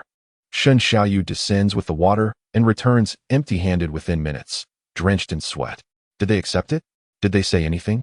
He asks, wiping his face with a damp towel. Yes, they accepted it. They couldn't possibly have objections. There are already enough hands, and we haven't diminished their number. Clean drinking water is a scarce commodity now. Who wouldn't want it? They were happy to receive it, as long as there was no dispute. However, the work is undeniably arduous. Shun Xiaoyu washes the towel and hangs it up. Upon digging, he finds an abundance of snakes, insects, and rodents, akin to disturbing a nest of pests. For those with a fear of clusters, that scene would be enough to send shivers down their spine. And the odor, my goodness, it's far worse than a latrine that has been sealed for a month. Lin Wanxiao is more concerned about the risk of heat-related illnesses from working in such high temperatures. Although the morning is still bearable, the temperature rises at a rate of 3 to 4 degrees per hour during the day. She fears the insidious effect of warm water boiling a frog, whereby one may not realize the risk of heat stroke until it is too late. Yet, that is not her primary concern. Having already provided water as a substitute for labor, Lin Wanxiao finds solace in enjoying her time at home. With the doors and windows shut, the rumble of the excavators and the chatter of people are completely muted. As the sun grows increasingly fierce, the temperature inside the house climbs swiftly, and the once large ice cubes have dwindled to the size of a fist. The dog has resumed its prone position, resting its head on the ice basin with its tongue hanging long, its tip dipping into the icy water. Yet it still pants heavily. Why is it even hotter today? Just yesterday, it was tolerable without the air conditioning at this time. If the temperature continues to rise, we might suffocate, Yang Yuchuan complains, continuously wiping the sweat from her neck with a damp towel. The thermometer at home has already reached 45 degrees, prompting Lin Wanxiao to decisively turn on the air conditioning. With a soft beep, a cool breeze gently envelopes her. Are they still down there working? Yang Yuchuan suddenly inquires. This temperature is no laughing matter for prolonged outdoor exposure. Lin Wanxiao peeks through a crack in the curtains. Astonishingly, several excavators are still hard at work.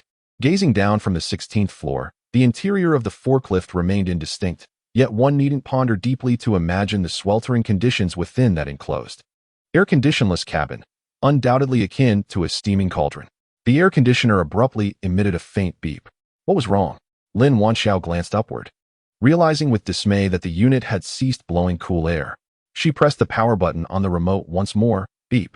Though the startup tone sounded, no breeze followed. Shun Xiaoyu took the remote from her hands, fetched a chair, and stood upon it to inspect the unit meticulously. The power supply seemed intact, and the indoor unit appeared functional. Could the outdoor unit have malfunctioned? Descending from the chair, he strode toward the equipment balcony, the others trailing behind. If the air conditioner had indeed failed, the ensuing discomfort would be unbearable. As the balcony door swung open, a scorching wave of heat assaulted them, momentarily dazing their senses. The searing intensity against their skin felt as though licked by flames. No, it's too hot. The elderly couple hastily retreated. Lin Wanxiao, gritting her teeth, remained in place. The outdoor unit sat motionless, its fan blades long stilled.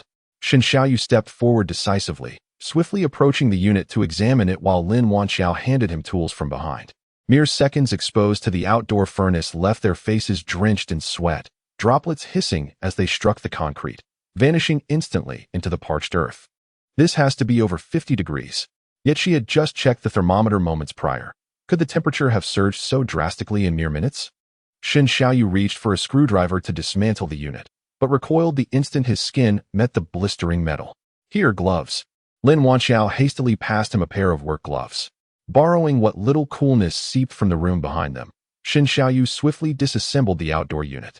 After a thorough inspection, he turned to Lin Wanxiao with a grim shake of his head. The heat is overwhelming. This unit's maximum tolerance is 55 degrees Celsius. Beyond that, its radiator fails. In other words, the outdoor temperature had already exceeded 55 degrees. Even through her slippers, Lin Wanxiao could feel the ground scalding her soles. A rush of blood seemed to surge to her head, dizziness clouding her thoughts. Lingering any longer would undoubtedly spell disaster.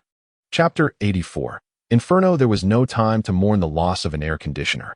Lin Wanxiao urgently beckoned Shun Xiaoyu back inside. He hastily removed the radiator, reassembled the unit, gathered the tools, and sealed the balcony door shut once more. Freed from the suffocating heat, their bodies gradually eased. How could the temperature spike so drastically in just minutes? The apartment, having absorbed the outdoor furnace's breath through the open door, now simmered at nearly 38 degrees.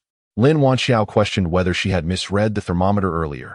How could 45 degrees escalate beyond 55 in such a fleeting span? Yang Yujun handed them towels chilled in ice water. Quick, wipe yourselves down. As Lin Wanxiao pressed the cloth to her face, even the slightest contact stung sharply. In just a brief moment, the skin was scorched by the searing air, ironically, even on the shaded balcony where sunlight couldn't reach. Ignoring the stinging pain on her face, she turned to Shen Xiaoyu and asked, "Hey you, I still have 2 brand new air conditioners in my space. Should we replace them?" Shen Xiaoyu examined the retrieved radiator, flipping it over repeatedly, then delivered a crushing blow. The radiator isn't damaged either. It's likely the air conditioner's overheating protection kicked in. Even if you install a new one, the result will be the same. The elderly couple was at a loss.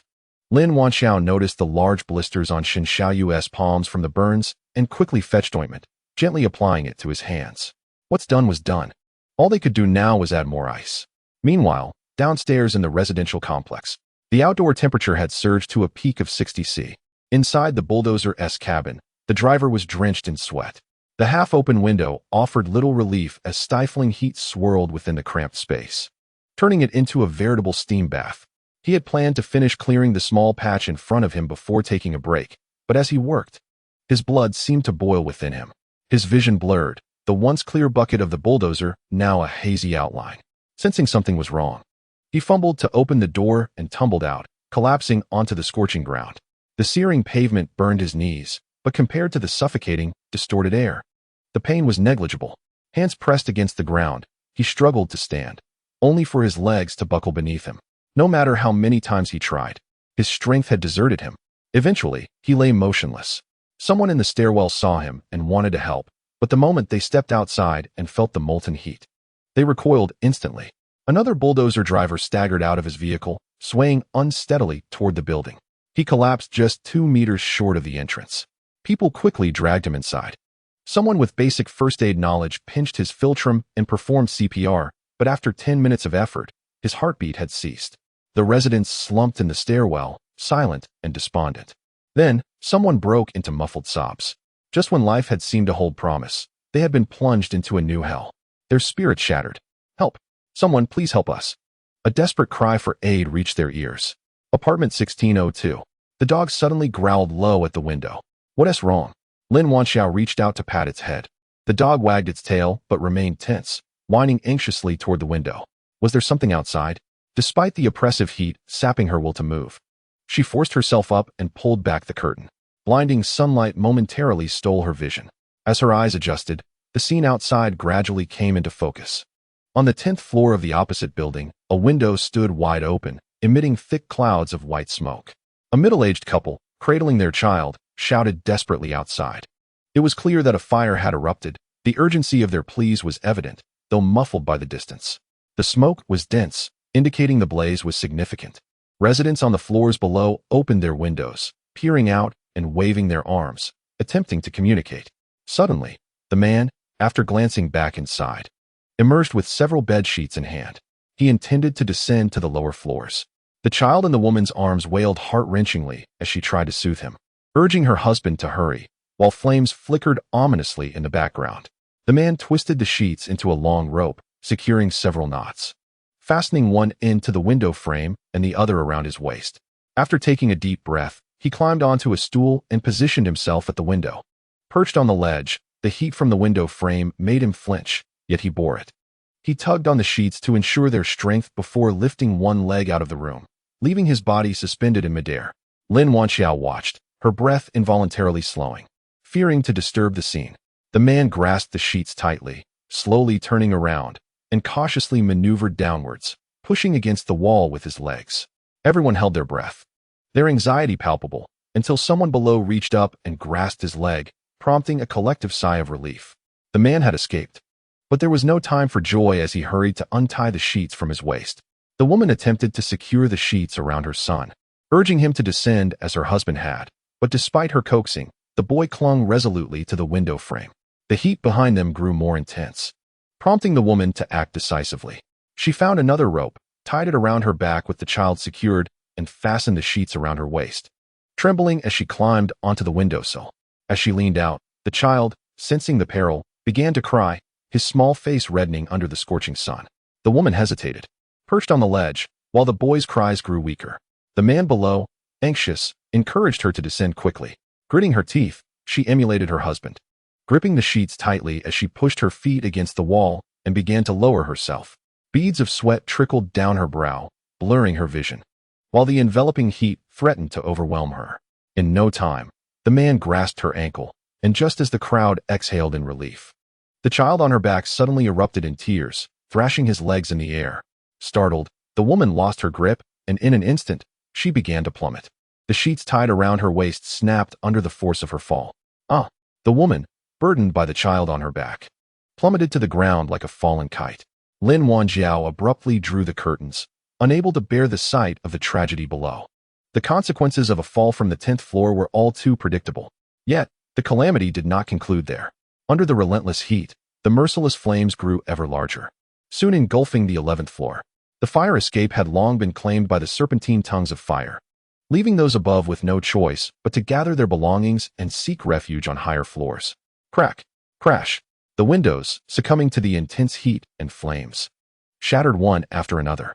Shards of glass rained down upon the ground with a cacophony. My eyes, my eyes! Someone cried out, struck by the flying debris, blood seeping through their fingers. Those in the adjacent buildings could only watch helplessly as the inferno ascended from the 10th floor to the 11th, and then to the 12th and 13th. All those trapped in the upper floors were forced to flee to the rooftop. They waved their arms frantically, calling for help from above. But at that moment, even the hope of a fire truck arriving felt like a distant fantasy, let alone the possibility of making a call for help. On the unprotected rooftop, they were not only at risk of being consumed by the flames, but also of succumbing to the scorching sun. Despair clouded their eyes. Some turned to leap down, preferring a desperate gamble over waiting for death. Others stripped off their clothes to shield their heads, huddling in corners to conserve energy.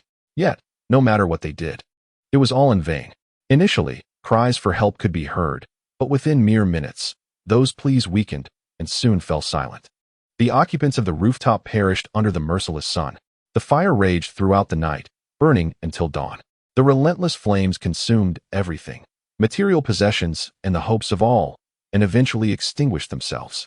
Those who lost their homes and loved ones in this inferno had no time to dry their tears. They were thrust into the struggle for survival. With no resources and no shelter, they could only seek refuge in the narrow, stifling corridors, waiting for rescue or death. The sympathy for the tragedy lingered only briefly in the form of fleeting words, as people reflected on how little better their own situations were, struggling to endure until evening. The temperature finally dropped to 40 degrees. They could finally venture out.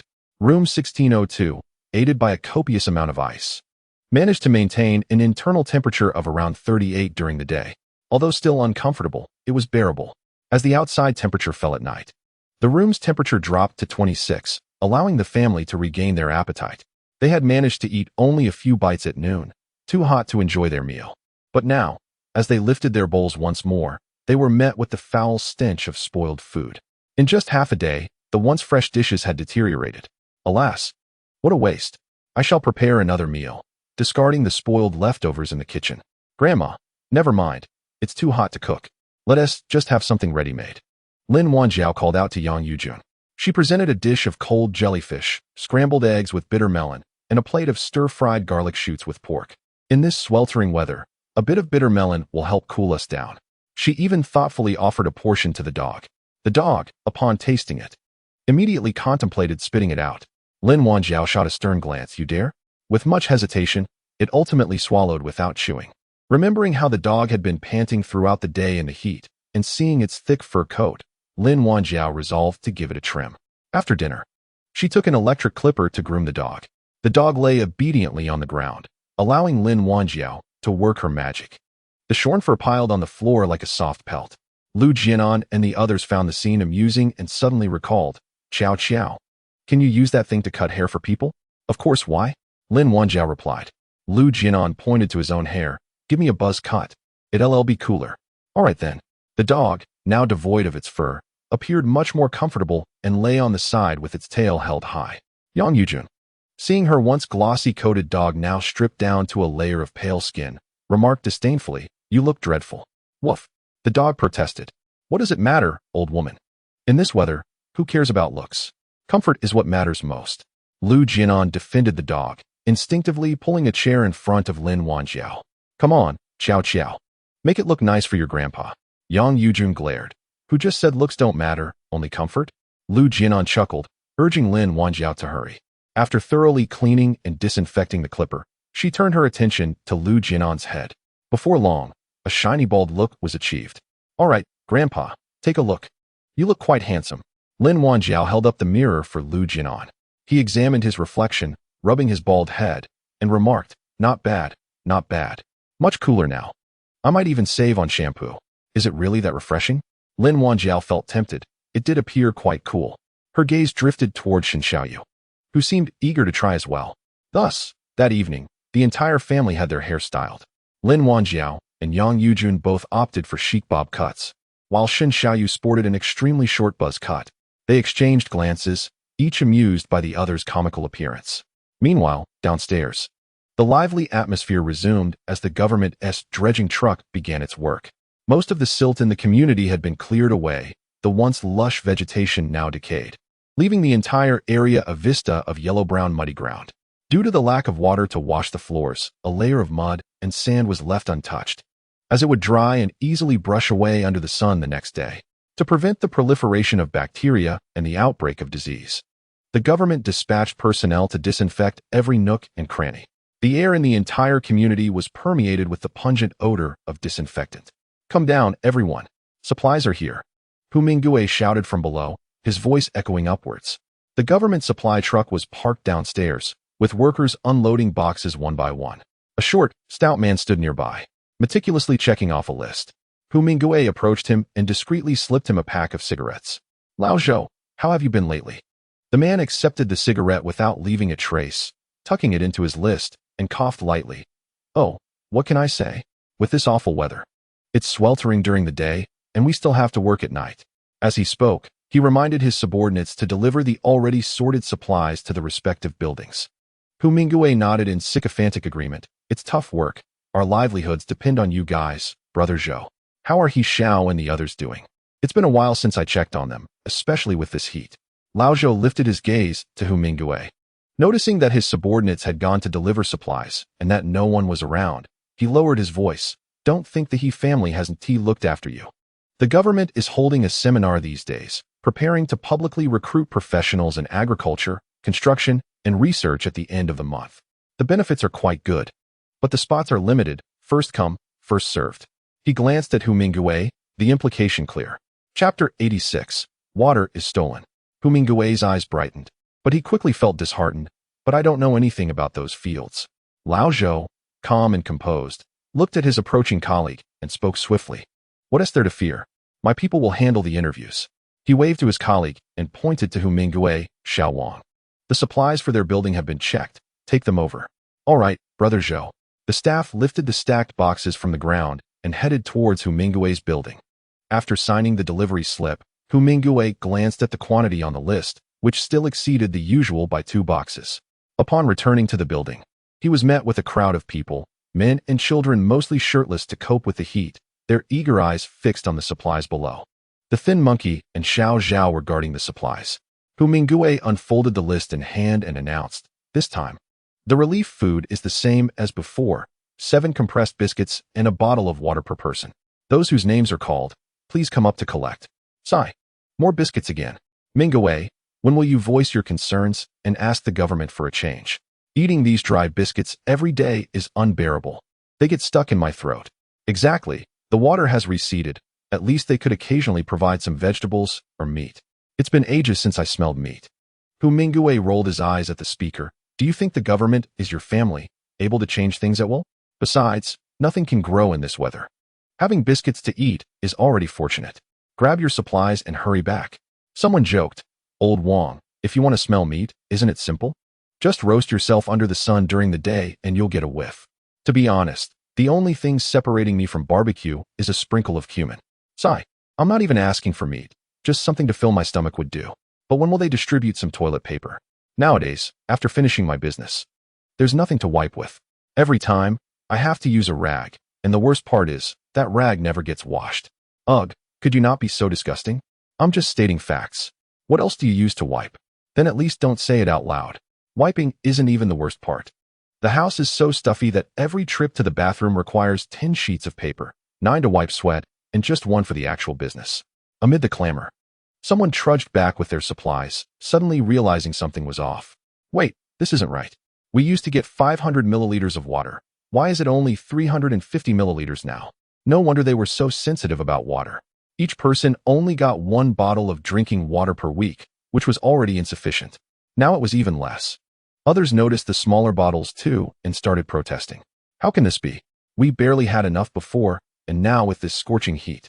This little water won't even last a day. Back then, we could at least collect rainwater. Now there's nothing. How are we supposed to survive? Yeah, I don't even have any pee left. The crowd's bickering gave Hu Mingwei a headache. He raised his hands to quiet them. I know life is hard for everyone, but this is the government's decision. I can't do anything about it. Instead of arguing here, why not think of a solution ourselves? What solution? It's too hot to even step outside. Hu Mingwei sighed at his stubborn neighbors. Sure, it's hot, but at least nights are bearable. Our county has so many rivers and lakes. Surely we can find some water somewhere?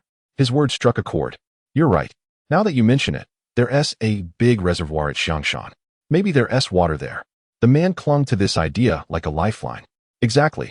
And it's been protected for years. The water must still be drinkable. There's also the Nanjiang River, even closer. Just 5 miles north. I used to swim there all the time. As if discovering a new world, everyone buzzed about where to fetch water. Hu Mingwei hurriedly distributed the remaining supplies to send them on their way. When it was the turn of the young woman from Unit 701, whose paralyzed boyfriend left her as the only one to collect supplies, a snot-nosed boy suddenly broke free from an adult-esque grip, snatched the 2 water bottles from Skinny Monkey's hands, and bolted. You little brat, give those back.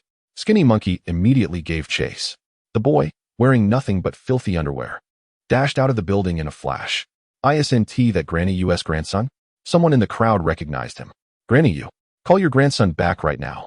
Hu Mingwei, displeased with the presence of Yupozi, who was desperately trying to diminish her visibility among the crowd, called out. Yupozi feebly shouted twice, Dodo, come back quickly, or I will spank you. Her gentle tone was transparently feigned, and anyone with discernment could see through it. A little boy would have to be quite gullible to fear her. Outside, a lanky boy chased after the child, panting heavily, sweat quickly soaking his clothes.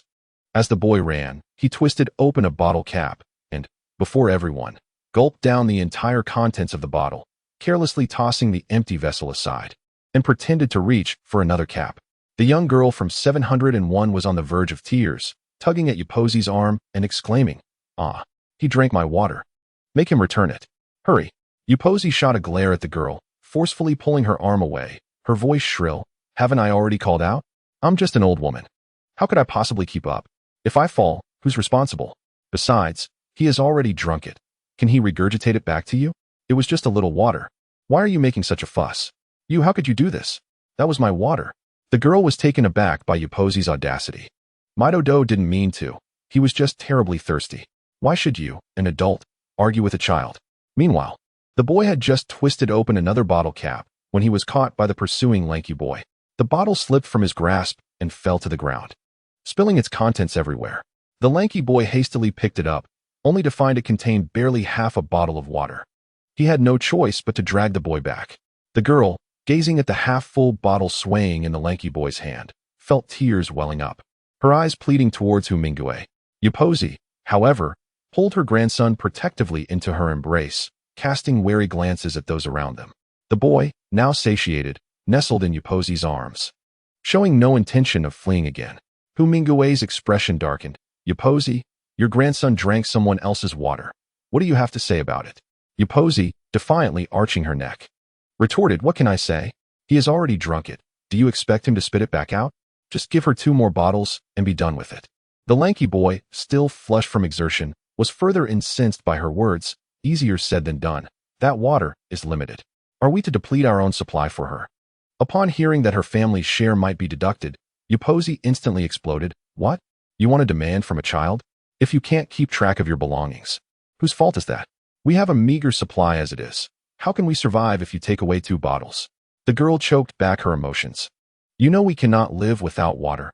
Is this not a matter of life and death? But there's still half a bottle left. How is half a bottle enough for 2 people? Uposi retorted with a sense of entitlement. Why should it be insufficient? Why does your better-than family need so much water? You, a girl, cannot possibly drink that much. I might give you half a bottle more, but that is my limit. You. The girl was utterly speechless, having never encountered such shamelessness. Uposi, having noticed that 701 only had 1 girl in charge, felt emboldened to bully the vulnerable. Enough! Hu Mingui shouted sternly. Granny, you failed to discipline your own child. One must take responsibility for their actions. These 2 bottles of water will be deducted from your family's ration. Take the remaining half bottle back with you. He gestured for Skinny Monkey to hand Granny Yu her remaining share. Upon hearing this, Granny Yu let out a wail, plopping onto the ground as she began wiping her tears. Heavens above, how is this old woman supposed to survive? You're driving me to my grave. I might as well die. The boy, seeing his grandmother like this, burst into loud sobs as well. The onlookers remained silent, inwardly sneering at her misfortune. The Yu family had always been notorious for taking advantage of others. During previous collective supply runs, they were the laziest, yet when it came to distributing resources, they pushed to the front. Serve them right. No one paid attention to the weeping grandmother and grandson. The distribution continued, with each household quietly collecting their share before swiftly leaving, clutching their supplies tightly, and giving the pair a wide berth, lest they be robbed again. By the time Hu Mingui finished distributing the supplies, Granny Yu was still howling on the ground, though not a single tear remained to squeeze out. Enough! You're wailing 1 tea change anything, Hu Mingui said coldly. Keep a tighter leash on your boy from now on. In a few days, we'll all be heading out to search for water sources. Make sure you pull your weight. You 1 tea die of thirst. Brother Gue. Apartment 1602 hasn't tea come to collect yet, Skinny Monkey reported after checking the list. Granny Yu scrambled up from the ground. Mingui, that 1602 is never eager to collect relief supplies. They must not need them. Why not give their share to me? And how exactly would I explain that to them? Hu Mingui scoffed in disbelief. Just tell them this is all there was. They never leave their apartment anyway. They want to find out. Granny Yu muttered guiltily. Seems your memory is failing in your old age. Have you forgotten how Lin Wanxiao kicked you down the stairs? You still dare to cheat her? Hu Mingui's words dredged up Granny Yu's long-buried terror, and her body trembled involuntarily. With that, he ignored her further, tilting his chin at Skinny Monkey to carry the remaining supplies back. Brother Gue, I'll deliver apartment 1602's share, Xiao Zhao offered as they walked. Hu Mingui gave him a long, inscrutable look, but said nothing. Xiao Zhao scratched his head. He knew Hu Mingui and Lin Wanxiao didn't get along. But principles were principles. He could still distinguish right from wrong. Lin Wanxiao had done him a great favor. Surely Brother Gue would understand. Hu Mingui handed Xiao Zhao both his and 1602's rations. The government's supplies are tight this time. There's no extra, only these. Take them. Normally, the distribution staff would set aside a few extra portions as a courtesy to Hu Mingui, allowing Xiao Zhao to benefit as well. Yet Skinny Monkey, who had clearly seen surplus rations in the box, watched as Hu Mingui gave Xiao Zhao only the standard allotment. Just as he was about to question it, a sharp glance from Hu Mingui silenced him. Xiao Zhao, unsuspecting, took the supplies and bid them farewell before heading upstairs. Hu Mingui watched his retreating figure, his gaze dark and unreadable. As soon as Xiao Zhao's figure vanished, the slender monkey spoke up. Brother Gue, there was clearly a chance today. Why did you not give it to Xiao Zhao? I truly believe he harbors no ulterior motives towards you. I have treated him fairly. Yet he cannot even discern whose side he is on. The day he truly betrays me will be too late. Hu Mingui shot a glance at the slender monkey. You wouldn't be like him, would you? The slender monkey hastily waved his hands, nearly losing grip on the box he held. No, Brother Gue. I absolutely would not. My brother and I have grown up alongside you, and now we rely on you for our daily bread. Betrayal? I would have to be weary of life to even consider that. It simply does not exist. Hu Mingui merely intended to intimidate the slender monkey, then said, at the end of the month, there's a recruitment fair organized by the government. I've already made arrangements for you and your brother to sign up. The benefits are quite good, and the work is easy, allowing you to bring something back for your family. The slender monkey responded with delight. That sounds great. What about Xiao Zhao? Hu Mingwei was aware he was inquiring about Xiao Zhao. He will not be going. I have other plans for him. Additionally, I will provide you with a list later. Take everyone on that list and register under my name when you arrive.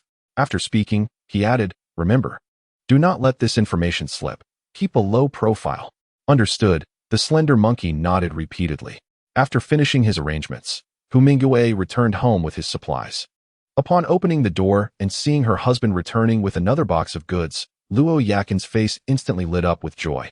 She hurriedly took the box and placed it in the kitchen, then emerged to gently offer him a prepared damp towel to wipe away his sweat.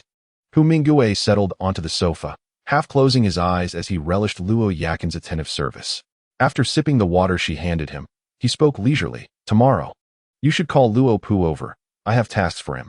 Luo Pu is Luo Yakin's younger brother, Hu Mingwei's brother-in-law. Luo Yakin promptly agreed. Ever since her brother began associating with Hu Mingwei, their family's circumstances had improved significantly. Reclining on the sofa, Hu Mingwei reflected on the words spoken by Lao Zhou earlier. Lao Zhou's implication was quite clear. The few underlings around him were certainly aiming to secure their positions, and the remaining slots should not be squandered on others. Unused quotas might as well be sold. The slender monkey, lacking in intellect despite his brute strength, had also been reminded by Xiao Zhao's wavering loyalty that such matters were better entrusted to Luo Pu, someone from his own circle. Across the hall in room 1601, Xiao Zhao was knocking on the door of room 1602. Lin Wan, upon seeing Xiao Zhao delivering the relief supplies, accepted them with a thank you and began to close the door. Oh wait. Xiao Zhao quickly caught the door, as if fearing an electric shock, then promptly released it. Feeling somewhat embarrassed, he hesitated for a moment before speaking up. I wanted to ask, my son has been spitting up milk frequently lately. I'm not sure what to do about it. There are numerous reasons for spitting up milk, including an oversized nipple hole, prolonged feeding time, or milk being too hot, cold, or diluted. Lin Wan, unfamiliar with the specifics of his son's situation, could only recall theoretical knowledge from her readings and responded in a formal manner. Do not let the child eat too hastily. Feed them small amounts frequently. While feeding, as well as after they are satiated, it is essential to ensure they burp. You may hold the child upright or elevate their back, maintaining a tilt for approximately 30 minutes. Xiao Zhao diligently took notes and expressed gratitude to Lin Wanxiao. No need to thank me, she replied. By the way, you need not go out of your way to deliver supplies to my home.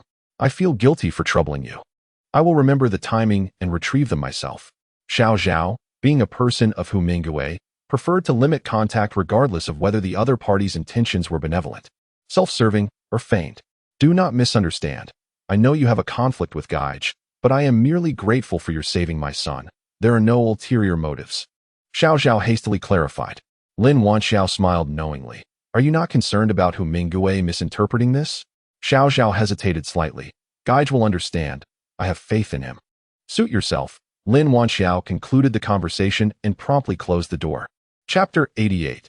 The desire to apply for a job. Lin Wanxiao intended to casually toss the compressed biscuits into her storage space, but was halted by Yang Yujun's raised hand. Confused, Lin Wanxiao looked at her. A few days ago, I fed these biscuits to the chickens, and they thrived, becoming quite plump. Today, 2 of them even began to lay eggs. Since we do not consume these ourselves, it seems more fitting to use them to feed the chickens, Yang Yujun explained. So that was the case. With rice and meat available at home, Lin Wanxiao initially thought that Grandma had grown tired of rich dishes and might crave something different. Lu Jianan was currently carrying a foam box filled with crops up to the attic. He had replaced the crops with a new batch, specifically selecting heat-resistant varieties such as potatoes, sweet potatoes, eggplants, and peppers. Lately, during the hottest part of the day, he would move the foam box to the living room to cool it down, then return it afterward, making several trips each day. Despite his meticulous care, the potato sprouts still appeared withered due to insufficient sunlight. Noticing his furrowed brow, Lin Wanxiao suggested it was unnecessary to worry, as her storage was brimming with vegetables that they could not possibly consume all. Lu Jianan's reason for gardening was not due to a lack of food. Rather, he was simply bored at home and sought to engage in some activity. Coming from a farming background, he was well versed in tending to crops. Upon hearing that the lack of sufficient light was due to the cooling temperature, Shen Xiaoyu tentatively inquired, would simulating sunlight work? Lu Jianan smacked his thigh. Of course. How could I have forgotten about that? We could use supplemental grow lights. However, The flicker of hope he felt was quickly extinguished. They did not have any grow lights at home. I can make one. I received a few bulbs previously, and their wavelength should be between 400 to 600 nanometers. Ideal for simulating red and blue light from sunlight, Shen Xiaoyu stated calmly, dropping a bombshell. Really? Lu Jianan exclaimed, nearly jumping with excitement. Shen Xiaoyu nodded with a smile. Lin Wanxiao patted his shoulder, giving him an encouraging look. Does that light consume a lot of electricity? Lu Jianan was concerned that the grow light would consume too much electricity if left on for extended periods. Although his household had a sufficient supply of electricity, it was only just adequate. He did not wish to create unnecessary trouble for his family merely to indulge in a personal hobby. Not at all. That light has a low power output and won't consume much electricity, came the reassuring response. Moreover, our solar panels generate surplus energy daily. Even our power banks remain fully charged without being utilized. Shen Xiaoyu provided Lu Jianan with a dose of comfort. That's wonderful, Lu Jianan exclaimed with joy, his spirits lifting as he moved with a newfound lightness. Shen Xiaoyu acted swiftly, having the light ready by the following afternoon. Lu Jianan treated it like a treasured find, immediately directing its glow onto the verdant seedlings in the living room. All right, enough fiddling. Come here and lend a hand, Yang Yujun called from the loft.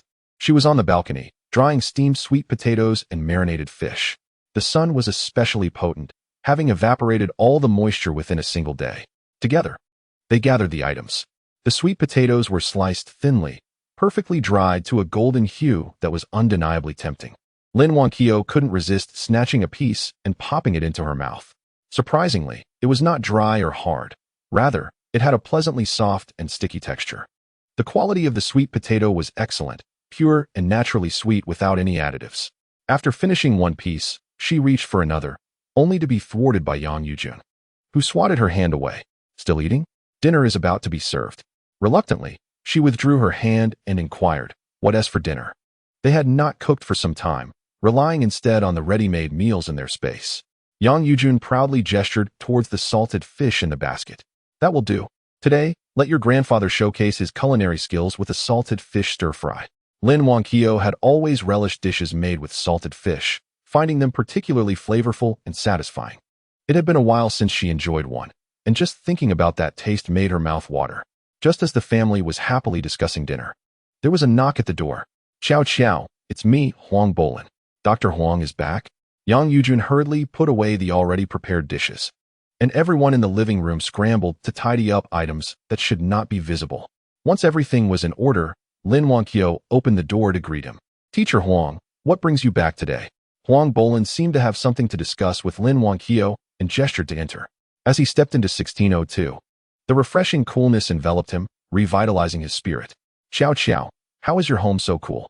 Huang Bolin found it quite remarkable that despite being just one floor apart, the temperature difference was so pronounced. Lin Wanqiao felt a twinge of guilt. How could it not be cool when half a tank of ice water was currently stored in her space? Perhaps it's due to the quality of the glass used during the renovation, combined with our curtains being drawn all the time, which provides some insulation, she mused. Touching her nose sheepishly, Yang Yujun brought a small cup of water to Huang Bolin. Dr. Huang, please sit and chat. Huang Bolin, having rushed back from the hospital, was genuinely thirsty and did not hesitate as he accepted the cup and gulped it down in one go.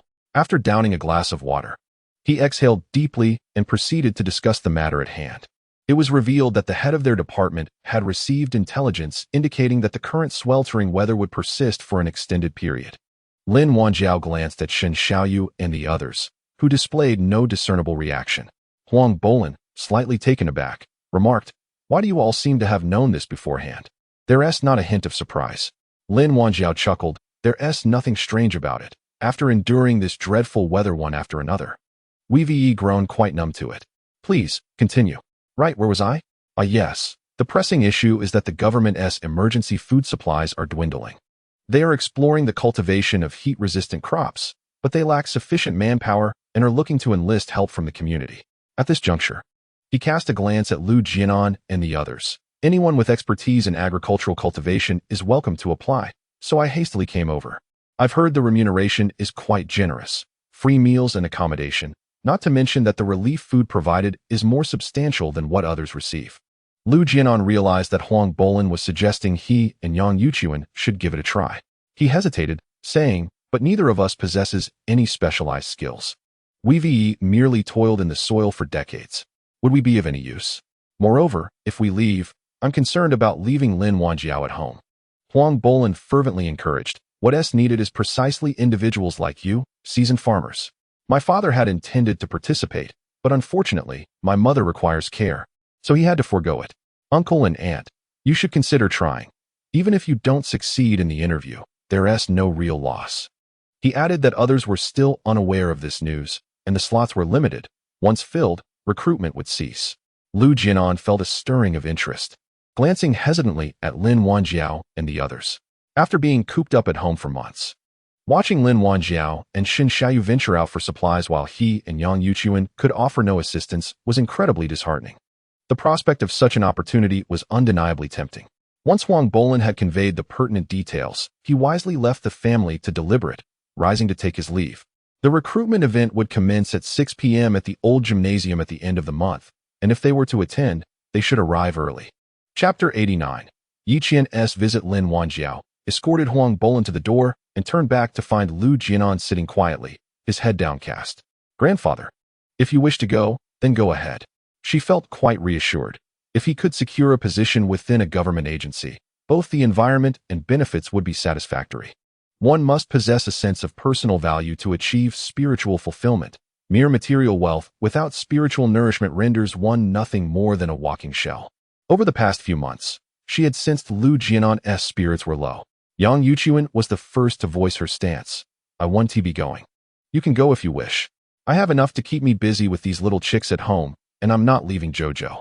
Upon hearing Yang Yuchuan's opposition, Lu Jianan immediately lost his resolve, fidgeting with his hands before finally murmuring, "Well, then I suppose I want to go either." Xin Xiaoyu, however, was quite supportive. "Grandfather, with both Jojo and me at home, there's no issue. You needn't worry about that. Besides, the workplace isn't far from home, so returning would be convenient." Lin Wanjiao nodded in agreement. Indeed. Your farming skills are exceptional. If you could truly develop heat-resistant crops, it would be a blessing for all humanity, a virtuous deed." In her previous life, the government had indeed succeeded in cultivating heat-resistant potatoes and sweet potatoes. However, research only began in October when the prolonged high temperatures showed no signs of relenting. By the time these resilient crops were fully developed and put into production, it was already December. Tragically, shortly after their development, the extreme cold arrived. The first batch of potatoes in people's homes had not even been harvested before they were all frozen to death.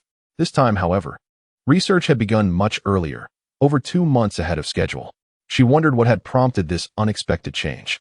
Seeing Lin Wanjiao and Xin Xiaoyu's enthusiasm, Lu Jianan also felt reassured. "Well, let us give it a try. There's no guarantee we'll be selected anyway." A week before the end of the month, Yi Qian arrived. She brought with her 8 freshly laid eggs, still smeared with chicken droppings. "How impressive, right?" Yi Qian beamed as soon as she stepped inside, proudly boasting about her homegrown eggs.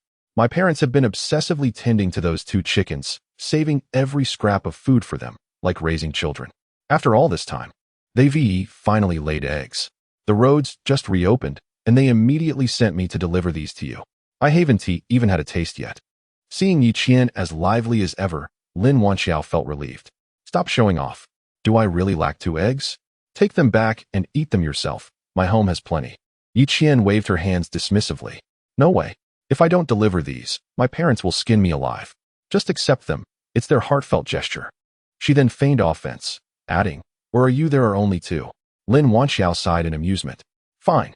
Seeing Yi Qian's puffed cheeks and round face, she could tell she was doing well, certainly not in need of these eggs. "Stay for dinner before you leave. It's been a while. I'd love to catch up." Yi Qian grinned. "I was planning to freeload a meal even if you didn't offer." As a stranger entered the house, the dog curiously sniffed her hand. Yi Qian sprawled on the sofa as if it were her own home, stroking the dog's head while sighing wistfully. "Your place is so comfortable. Last time you warned us about the extreme heat, we prepared, but my place still feels like a sauna. Everyone has to hide in the basement during the day." "Basement?" "Yeah, the basement. Our neighborhood recently cleaned out the underground parking garage during the cooler nights. The temperature difference between inside and outside is over 10 degrees. Still hot, but better than being roasted alive at home." Yi Qian grew animated, teasing, You should ve seen it. All those cars buried in mud. BMWs, Mercedes, nothing but scrap metal now. Cleaning them was such a hassle. At times like these, a simple cargo tricycle is far more useful.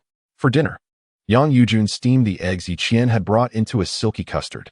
Without fresh minced meat, she sprinkled dried shrimp for umami. Each person received a generous bowl.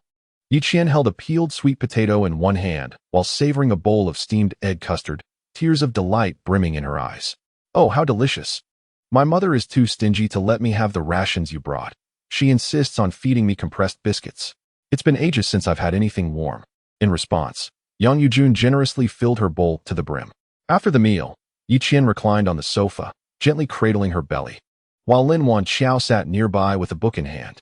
Qiao Qiao, reading at this hour, aren't you worried about straining your eyes?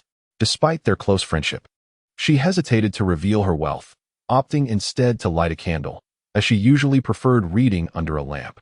It was indeed a tad strenuous to read under such dim lighting, and with a decisive snap, she closed the book and gently urged Yiqian to leave. We chatted and dined. Aren't you heading home? Yiqian feigned sadness. You're kicking me out. Oh, how heart-wrenching. Enough with your theatrics. If you have any last words, speak now. I can't afford to waste the candle. Yiqian tucked away her cheerful demeanor, sitting up straight to address Lin Wanqiao. Actually, I wanted to discuss something with you. Lin Wanqiao perked up, eager to listen.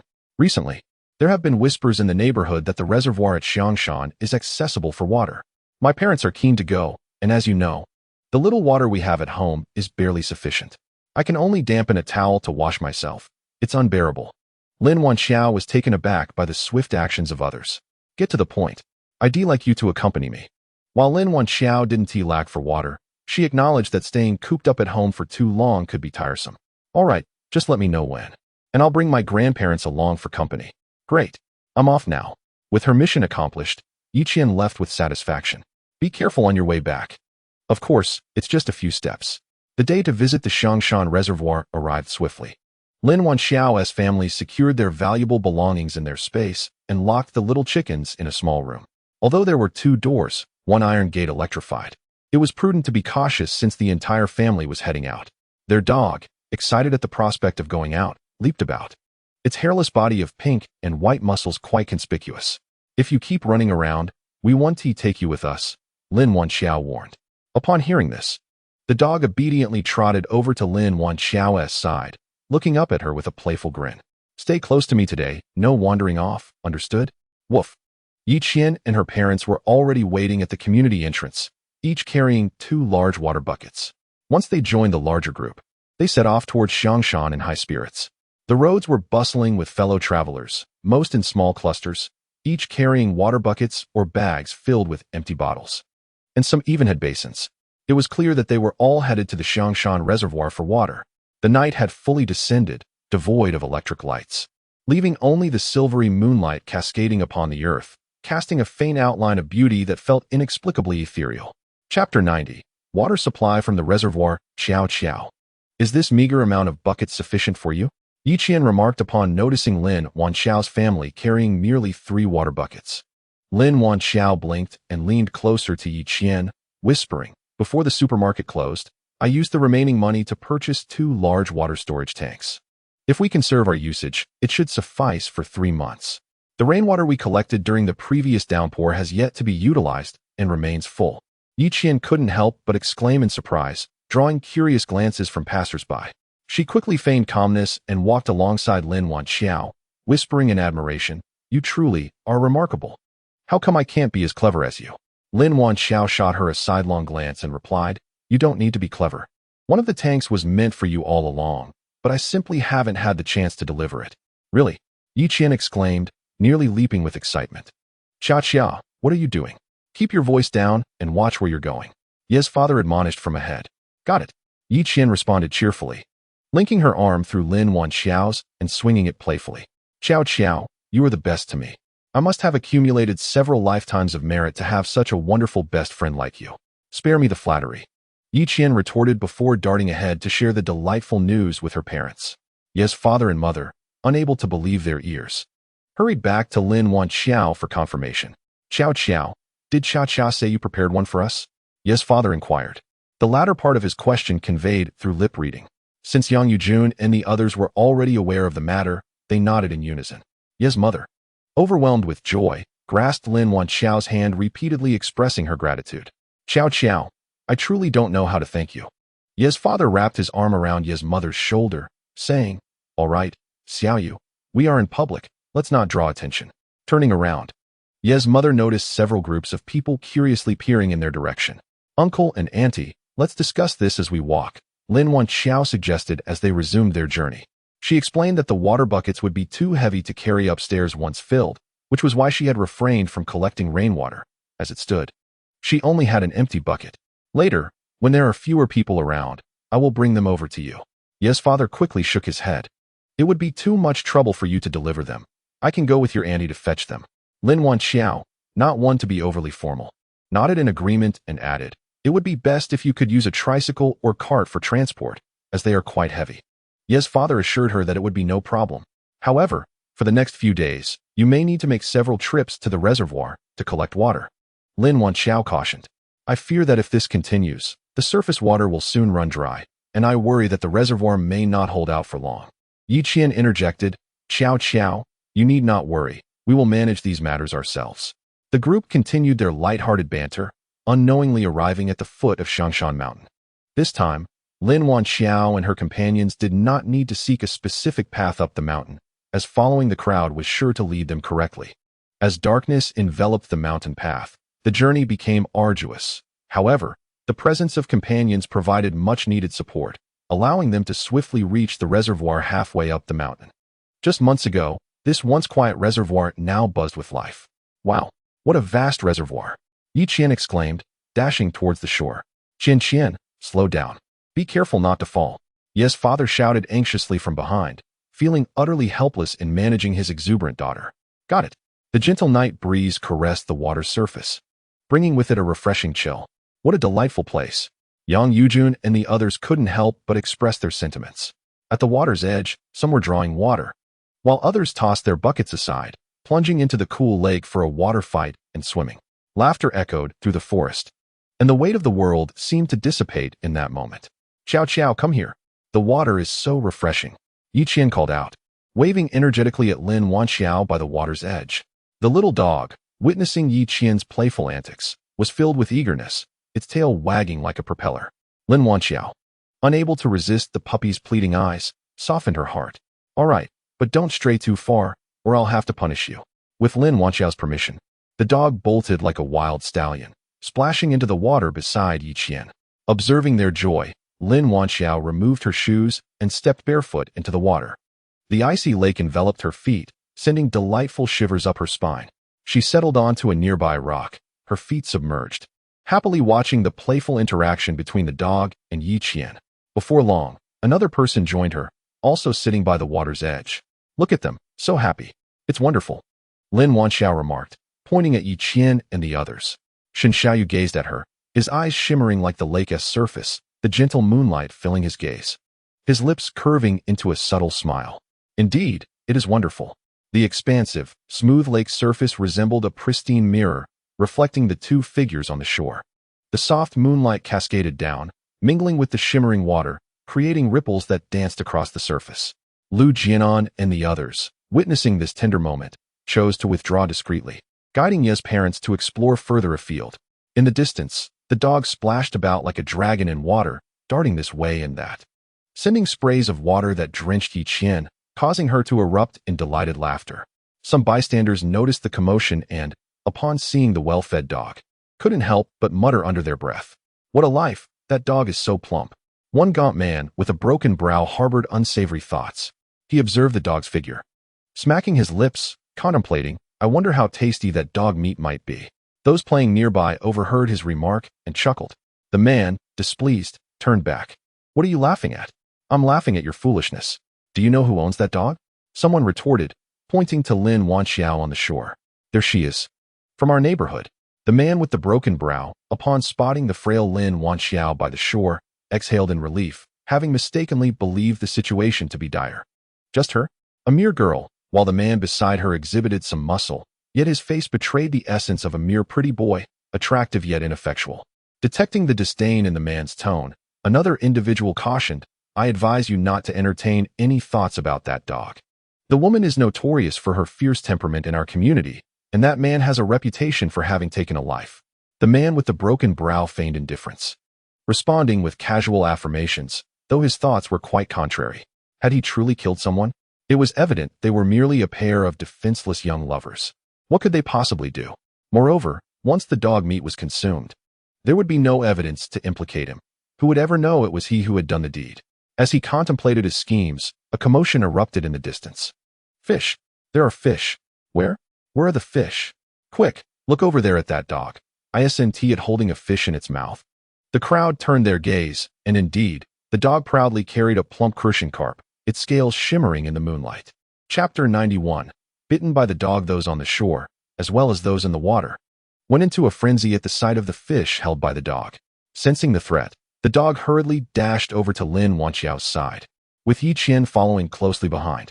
Lin Wanxiao took the fish from the dog's mouth, which was still wriggling, and casually tossed it into the bucket she had brought. Little sister, could we take a look?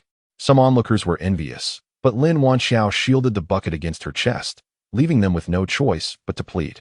What is the big deal? It's just a fish, not something we've never seen before, Lin Wanxiao retorted. Discontent arose among some, who criticized. Why are you so unfriendly, young lady? We're merely curious. There's no need for such a tone. Woof! The dog, displeased by the man who pointed at Lin Wanxiao, growled in protest. Someone attempted to mediate. Let us keep it civil. Little sister, where did your dog catch the fish? Let it catch a few more for us, or at least tell us where we might find some. Surely we could share the bounty. Yes, just tell us. Don't keep it all to yourself, the crowd echoed. Aware of the overwhelming number of people and wishing to avoid trouble, Lin Wanxiao turned to the dog, Nian Gao. Why don't you show them again where you found the fish? The dog, thrilled by its owner's encouragement, eagerly plunged back into the water. It swam straight towards a patch beneath some bushes and soon emerged with another catch, this one even larger than the last, the fish thrashing about in its mouth, causing a ruckus. As Lin Wanxiao accepted the fish, she addressed the eagerly watching crowd. Did you see? Now go and catch your own. With a unified cheer, the crowd hastily rushed towards the aquatic vegetation. Lin Wanxiao sighed, pouting in exasperation. With such a commotion, all the fish would surely have fled. Yi Qian proudly patted the dog's head, exclaiming, Nian Gao, you are truly impressive. Woof! Little did Lin Wanxiao anticipate that, before long, someone would indeed catch a fish. The reservoir erupted in excitement, reminiscent of Zhu Beiji frolicking with the spider spirit, as white, glistening figures splashed in and out of the water. The dog, receiving accolades, was all the more eager to plunge into the depths. Go on, but don't wander too far, Lin Wanxiao chuckled. Qianqian, keep an eye on things. I'm off to find Grandpa and Grandma. Yang Yujun and the others had ventured into the woods behind and had yet to return. Lin Wanxiao and Shun Xiaoyu strolled leisurely in search of them. Grandma, is that you? What are you up to? In the pitch-black forest, Lin Wanxiao spotted two torches flickering, revealing vague silhouettes that resembled her grandparents. Yang Yujun waved at Lin Wanxiao. Xiao Xiao, come quickly. We've discovered a bounty of wild amaranth here. Let us gather some. As she approached, she saw the four of them squatting on the ground, diligently harvesting the gray-green wild plants. The two buckets beside them were nearly overflowing. Upon closer inspection, it was not mere wild grass. The underside of the leaves was dusted with a fine powder, unmistakably wild amaranth. Lu Jianan and the others joked as they picked. At home, I toil endlessly tending to a few seedlings that barely thrive, yet here, unattended, they flourish abundantly. Indeed, perhaps the water and shaded woods contribute to their growth. Hurry, let us gather some to enhance our meals. Without lifting his head, Yifu focused intently on the task at hand. Yang Yujun, carefully navigating over fallen branches while holding a torch, approached Lin Wanxiao and produced a handful of bright red fruits from her pocket, placing them in Lin Wanxiao's palm. Here, try this. What is it? Lin Wanxiao asked, peering down to discover raspberries. Yang Yujun pointed in a direction, saying, I spotted a small cluster of these berries over there. Tasted one, and it was delightful. I picked them all for you. Hurry, eat them before they lose their flavor. Lin Wanxiao popped a berry into her mouth, savoring its sweet and tart essence. She opened her palm for Shun Xiaoyu to taste as well. Shun Xiaoyu smiled and shook his head. I'm not fond of them. You enjoy. Once Lin Wanxiao finished the raspberries, she knelt down to join the brigade harvesting wild amaranth. The plants grew in abundance, far beyond what the buckets could contain, and she discreetly tossed the gathered greens into her space under the cover of night. While the group busily collected wild vegetables, the dog, having had its fill of fun, climbed ashore, shaking off the droplets of water from its fur, only to realize it had lost its coat. Glancing around for Lin Wanjiao and not spotting her, it sniffed the air and began moving towards the distant woods. A shadow stealthily followed in its wake. Engrossed in the scent of Lin Wanjiao, the dog remained oblivious to the approaching figure behind it. The man raised a heavy stone, ready to strike the dog's head. Unfortunately, just as he lifted his arm, the dog sensed something amiss and turned around. The stone veered off course and landed heavily on its paw. Ow! The dog howled in pain, realizing it had been discovered. The man abandoned pretense and lunged towards the dog, his massive form poised to crush it. The dog, having been meticulously trained by Shen Xiaoyu, instinctively leaped out of the man's grasp upon encountering such a situation, turning fiercely to sink its teeth into the man's arm. A piercing scream escaped the man's lips as he desperately flailed his arm, attempting to dislodge the dog, but its grip was steadfast, its fangs deeply embedded in his flesh, refusing to let go despite his efforts.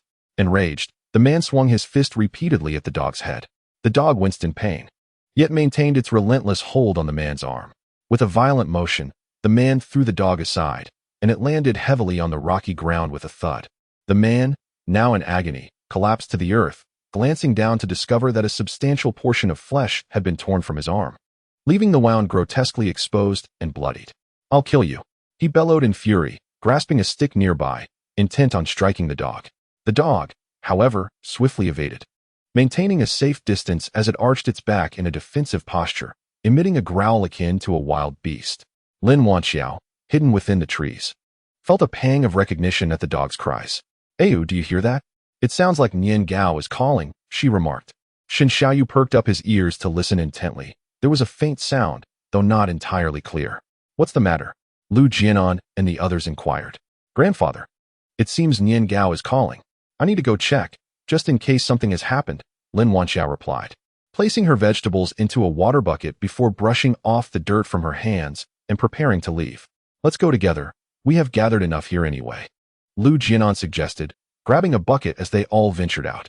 As Lin Wanxiao emerged from the woods, she witnessed a man sprawled on the ground, a long stick discarded nearby, while the dog frantically attacked him, its teeth sinking into the flesh of his lower leg as he writhed in agony. "Nian Gao?" Shen Xiaoyu whistled to the dog, which promptly released the man and dashed to his side.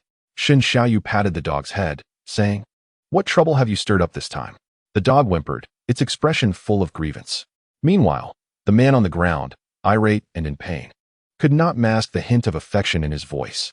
As he attempted to rise, the injury to his ankle caused him to grimace in pain, forcing him back down. Lin Wanxiao retrieved a large machete from her bag, advancing step by step toward the man. Shen Xiaoyu also drew a crossbow from his backpack. The dog would never attack unprovoked, and given the remoteness of their location, it was evident that the man had sinister intentions in coming to such a secluded spot alone. Upon seeing Lin Wanxiao's grim demeanor and her immediate draw of a weapon, the man finally felt fear. "What are you doing? Don't come any closer," he stammered, bracing himself on the ground and inching backward, trying to maintain his bravado. "Your dog bit me, and now you plan to kill me?" Lin Wanxiao retorted with a cold laugh. "Then perhaps you could explain why you found it necessary to come here without cause. My dog does not bite indiscriminately. It only bites you." The man stammered, "I can come and go as I please. This is not your home. Besides, it was your dog that chased me and tried to bite me. Is there no sense of reason here?" "Woof. What slander?" In the distance, Yi Qian rushed over, breathless. "Ah, Nian Gao, you're really here. You left without a word, and I've been searching for you for ages. I'm so relieved you're all right." She noticed the unfriendly crowd surrounding the man on the ground. "What is going on here?" Lin Wanxiao seized upon Yi Qian's words and asked, "What do you mean by you're all right?" Yi Qian took a breath and explained, "Just now, when I turned around, it disappeared. I searched everywhere, and then a neighbor told me it came this way, followed by a suspicious man who said something about wanting to eat dog meat. I was worried it might be in trouble, so I hurried over." Realization struck her as she finally saw the man on the ground, clutching his arm. Her eyes widened in shock as she pointed at him, exclaiming, "That suspicious man was you." The man vehemently denied it. "Don't say such things. How can you prove it was me in this darkness?" At his words, Lin Wanxiao's gaze sharpened, her expression darkening ominously. "You wish to harm my dog." She brandished a cleaver, advancing toward him. "And no, not me. Don't come any closer." The man, terrified, disregarded his injuries and scrambled to his feet, fleeing toward the reservoir while shouting, "Murder! Help!" The sight of his injuries was particularly chilling, but since the dog was unharmed, Lin Wanxiao refrained from pursuing him. She called out to his retreating figure, "My dog has rabies. Be afraid of what might happen to you if you dare to consume it." "Woof! Who is sick? Was that man bitten by Nian Gao?" Yi Qian laughed heartily, showering praises on her dog. "Our Nian Gao is truly remarkable. It can do anything." The man limped away at a rapid pace, not daring to relax until he reached a crowded area, fearful that Lin Wanxiao and the others might pursue him. He fled down the mountain. Lin Wanxiao and her companions returned to the water's edge, where others were still fishing. Those who had not yet caught anything were tirelessly plunging into the water, refusing to rest despite their exhaustion. Meanwhile, those who had successfully caught fish joyfully chopped wood, preparing to return home to cook. Lin Wanxiao and her group packed the porcelain they had gathered into their backpacks, with some still remaining. Shen Xiaoyu and Lu Jianan removed their jackets to bundle up their catch before they finished loading. Their water buckets brimmed, and they chatted and laughed as they descended the mountain together. Perhaps due to their bountiful harvest, the weight of the water did not seem burdensome, and they soon arrived at the entrance of their community. After a discussion among Lin Wanxiao and Lu Jianan, they decided to bring the water back to Yi Qian's family, as their own supply was ample. The porcelain and the 2 fish they had caught would be shared equally. The Yi family, touched by their generosity, expressed their gratitude profusely, having only gathered a small handful of porcelain themselves and refusing to accept any more. "Qiao Qiao, we'll borrow a cart and come back for you." Yi Qian waved goodbye to Lin Wanxiao. Lin Wanxiao and her family returned home, and the entrance remained unchanged, just as it was when they left. It was a relief that no one had been waiting for them. After a long night of travel, they collapsed onto the sofa, feeling utterly exhausted. "Let us not cook. Let us eat something ready-made." "All right," came the consensus. Shen Xiaoyu emptied the bag, spilling the tender green leaves of the gray vegetable onto the floor. A heap of delicate tips. Concerned that the vegetables might wilt, Lin Wanxiao swiftly stored them in the space for preservation. Yang Yujun got up and took a small handful from her. "This vegetable is easy to prepare. Just blanch it in water, and we can enjoy it fresh." The simplest way to prepare gray vegetable is to serve it cold. One can pinch the tender tips, blanch them in boiling water. Then mix a small amount of minced garlic, salt, sugar, vinegar, sesame oil, and black pepper to make a dressing, drizzling it over the top. At dinner, the family savored their bowls of rice accompanied by the refreshing gray vegetable, relishing every bite. After clearing the table, they lounged at home for another 2 hours. And it wasn't until 11 in the evening that Yi Qian arrived. "My parents were afraid of crowds, which is why they came so late," Yi Qian explained. Lin Wanxiao nodded in understanding. She had already placed the water tank at the entrance of the hallway. Ye's mother stayed downstairs to watch the car, while Ye's father and Yi Qian came up to carry it. Shen Xiaoyu pushed Yi Qian aside, saying, "This is too heavy for you. I'll help your uncle." Yi Qian smiled sweetly. "Thank you, brother-in-law." Lin Wanxiao's face flushed with embarrassment as she retorted, "Stop saying such nonsense." "It's true," Yi Qian mumbled, looking down. The 2 men worked together to awkwardly maneuver the water tank down the stairs and placed it on the flatbed cart. At this point, the community was devoid of activity, enveloped in silence, as the cart rattled along the path, producing a gurgling sound. Once they reached Yi Qian's home, Shen Xiaoyu ensured the tank was transported inside before preparing to head back. Before leaving, Lin Wanxiao informed Ye's family about the job fair at the end of the month. Ye's father, a farmer, was excited about the possibility of being selected, as it would give him a chance to work alongside Lu Jianan. Upon hearing this news, Ye's father was overjoyed and promptly made plans to attend together. From that day forward, Yi Qian's family visited the reservoir daily, and whenever Lin Wanxiao had the time, she accompanied the elderly couple, not only to help fetch water, but also to engage in some physical activity, which was beneficial. However, they never encountered that man with the broken eyebrow again. In truth, after returning home, the man recalled Lin Wanxiao's warning about rabies in dogs, which filled him with dread. He rushed to the hospital, only to be informed that the vaccine was no longer available. They merely cleaned his wound with saline and advised him to keep it clean at home to prevent infection. However, he had left his water bucket by the reservoir in his haste, and now there was none at home. In the sweltering heat, he could only lie in bed, helplessly watching as the wound festered, oozing with pus and blood, accompanied by intermittent sharp pains, which further solidified his fear that he had contracted rabies. The deterioration of the wound infection led to an increasing frailty in the man's body, and coupled with his overwhelming fear, he ultimately succumbed to the terror he inflicted upon himself. By the time the neighbors broke down the door, drawn by the foul odor, the corpse had already begun to decay and was infested with maggots. Chapter 93. The interview. Lin Wanxiao recalled Yi Qian's earlier mention of utilizing the basement for cooling during the summer, when gathering supplies the following week.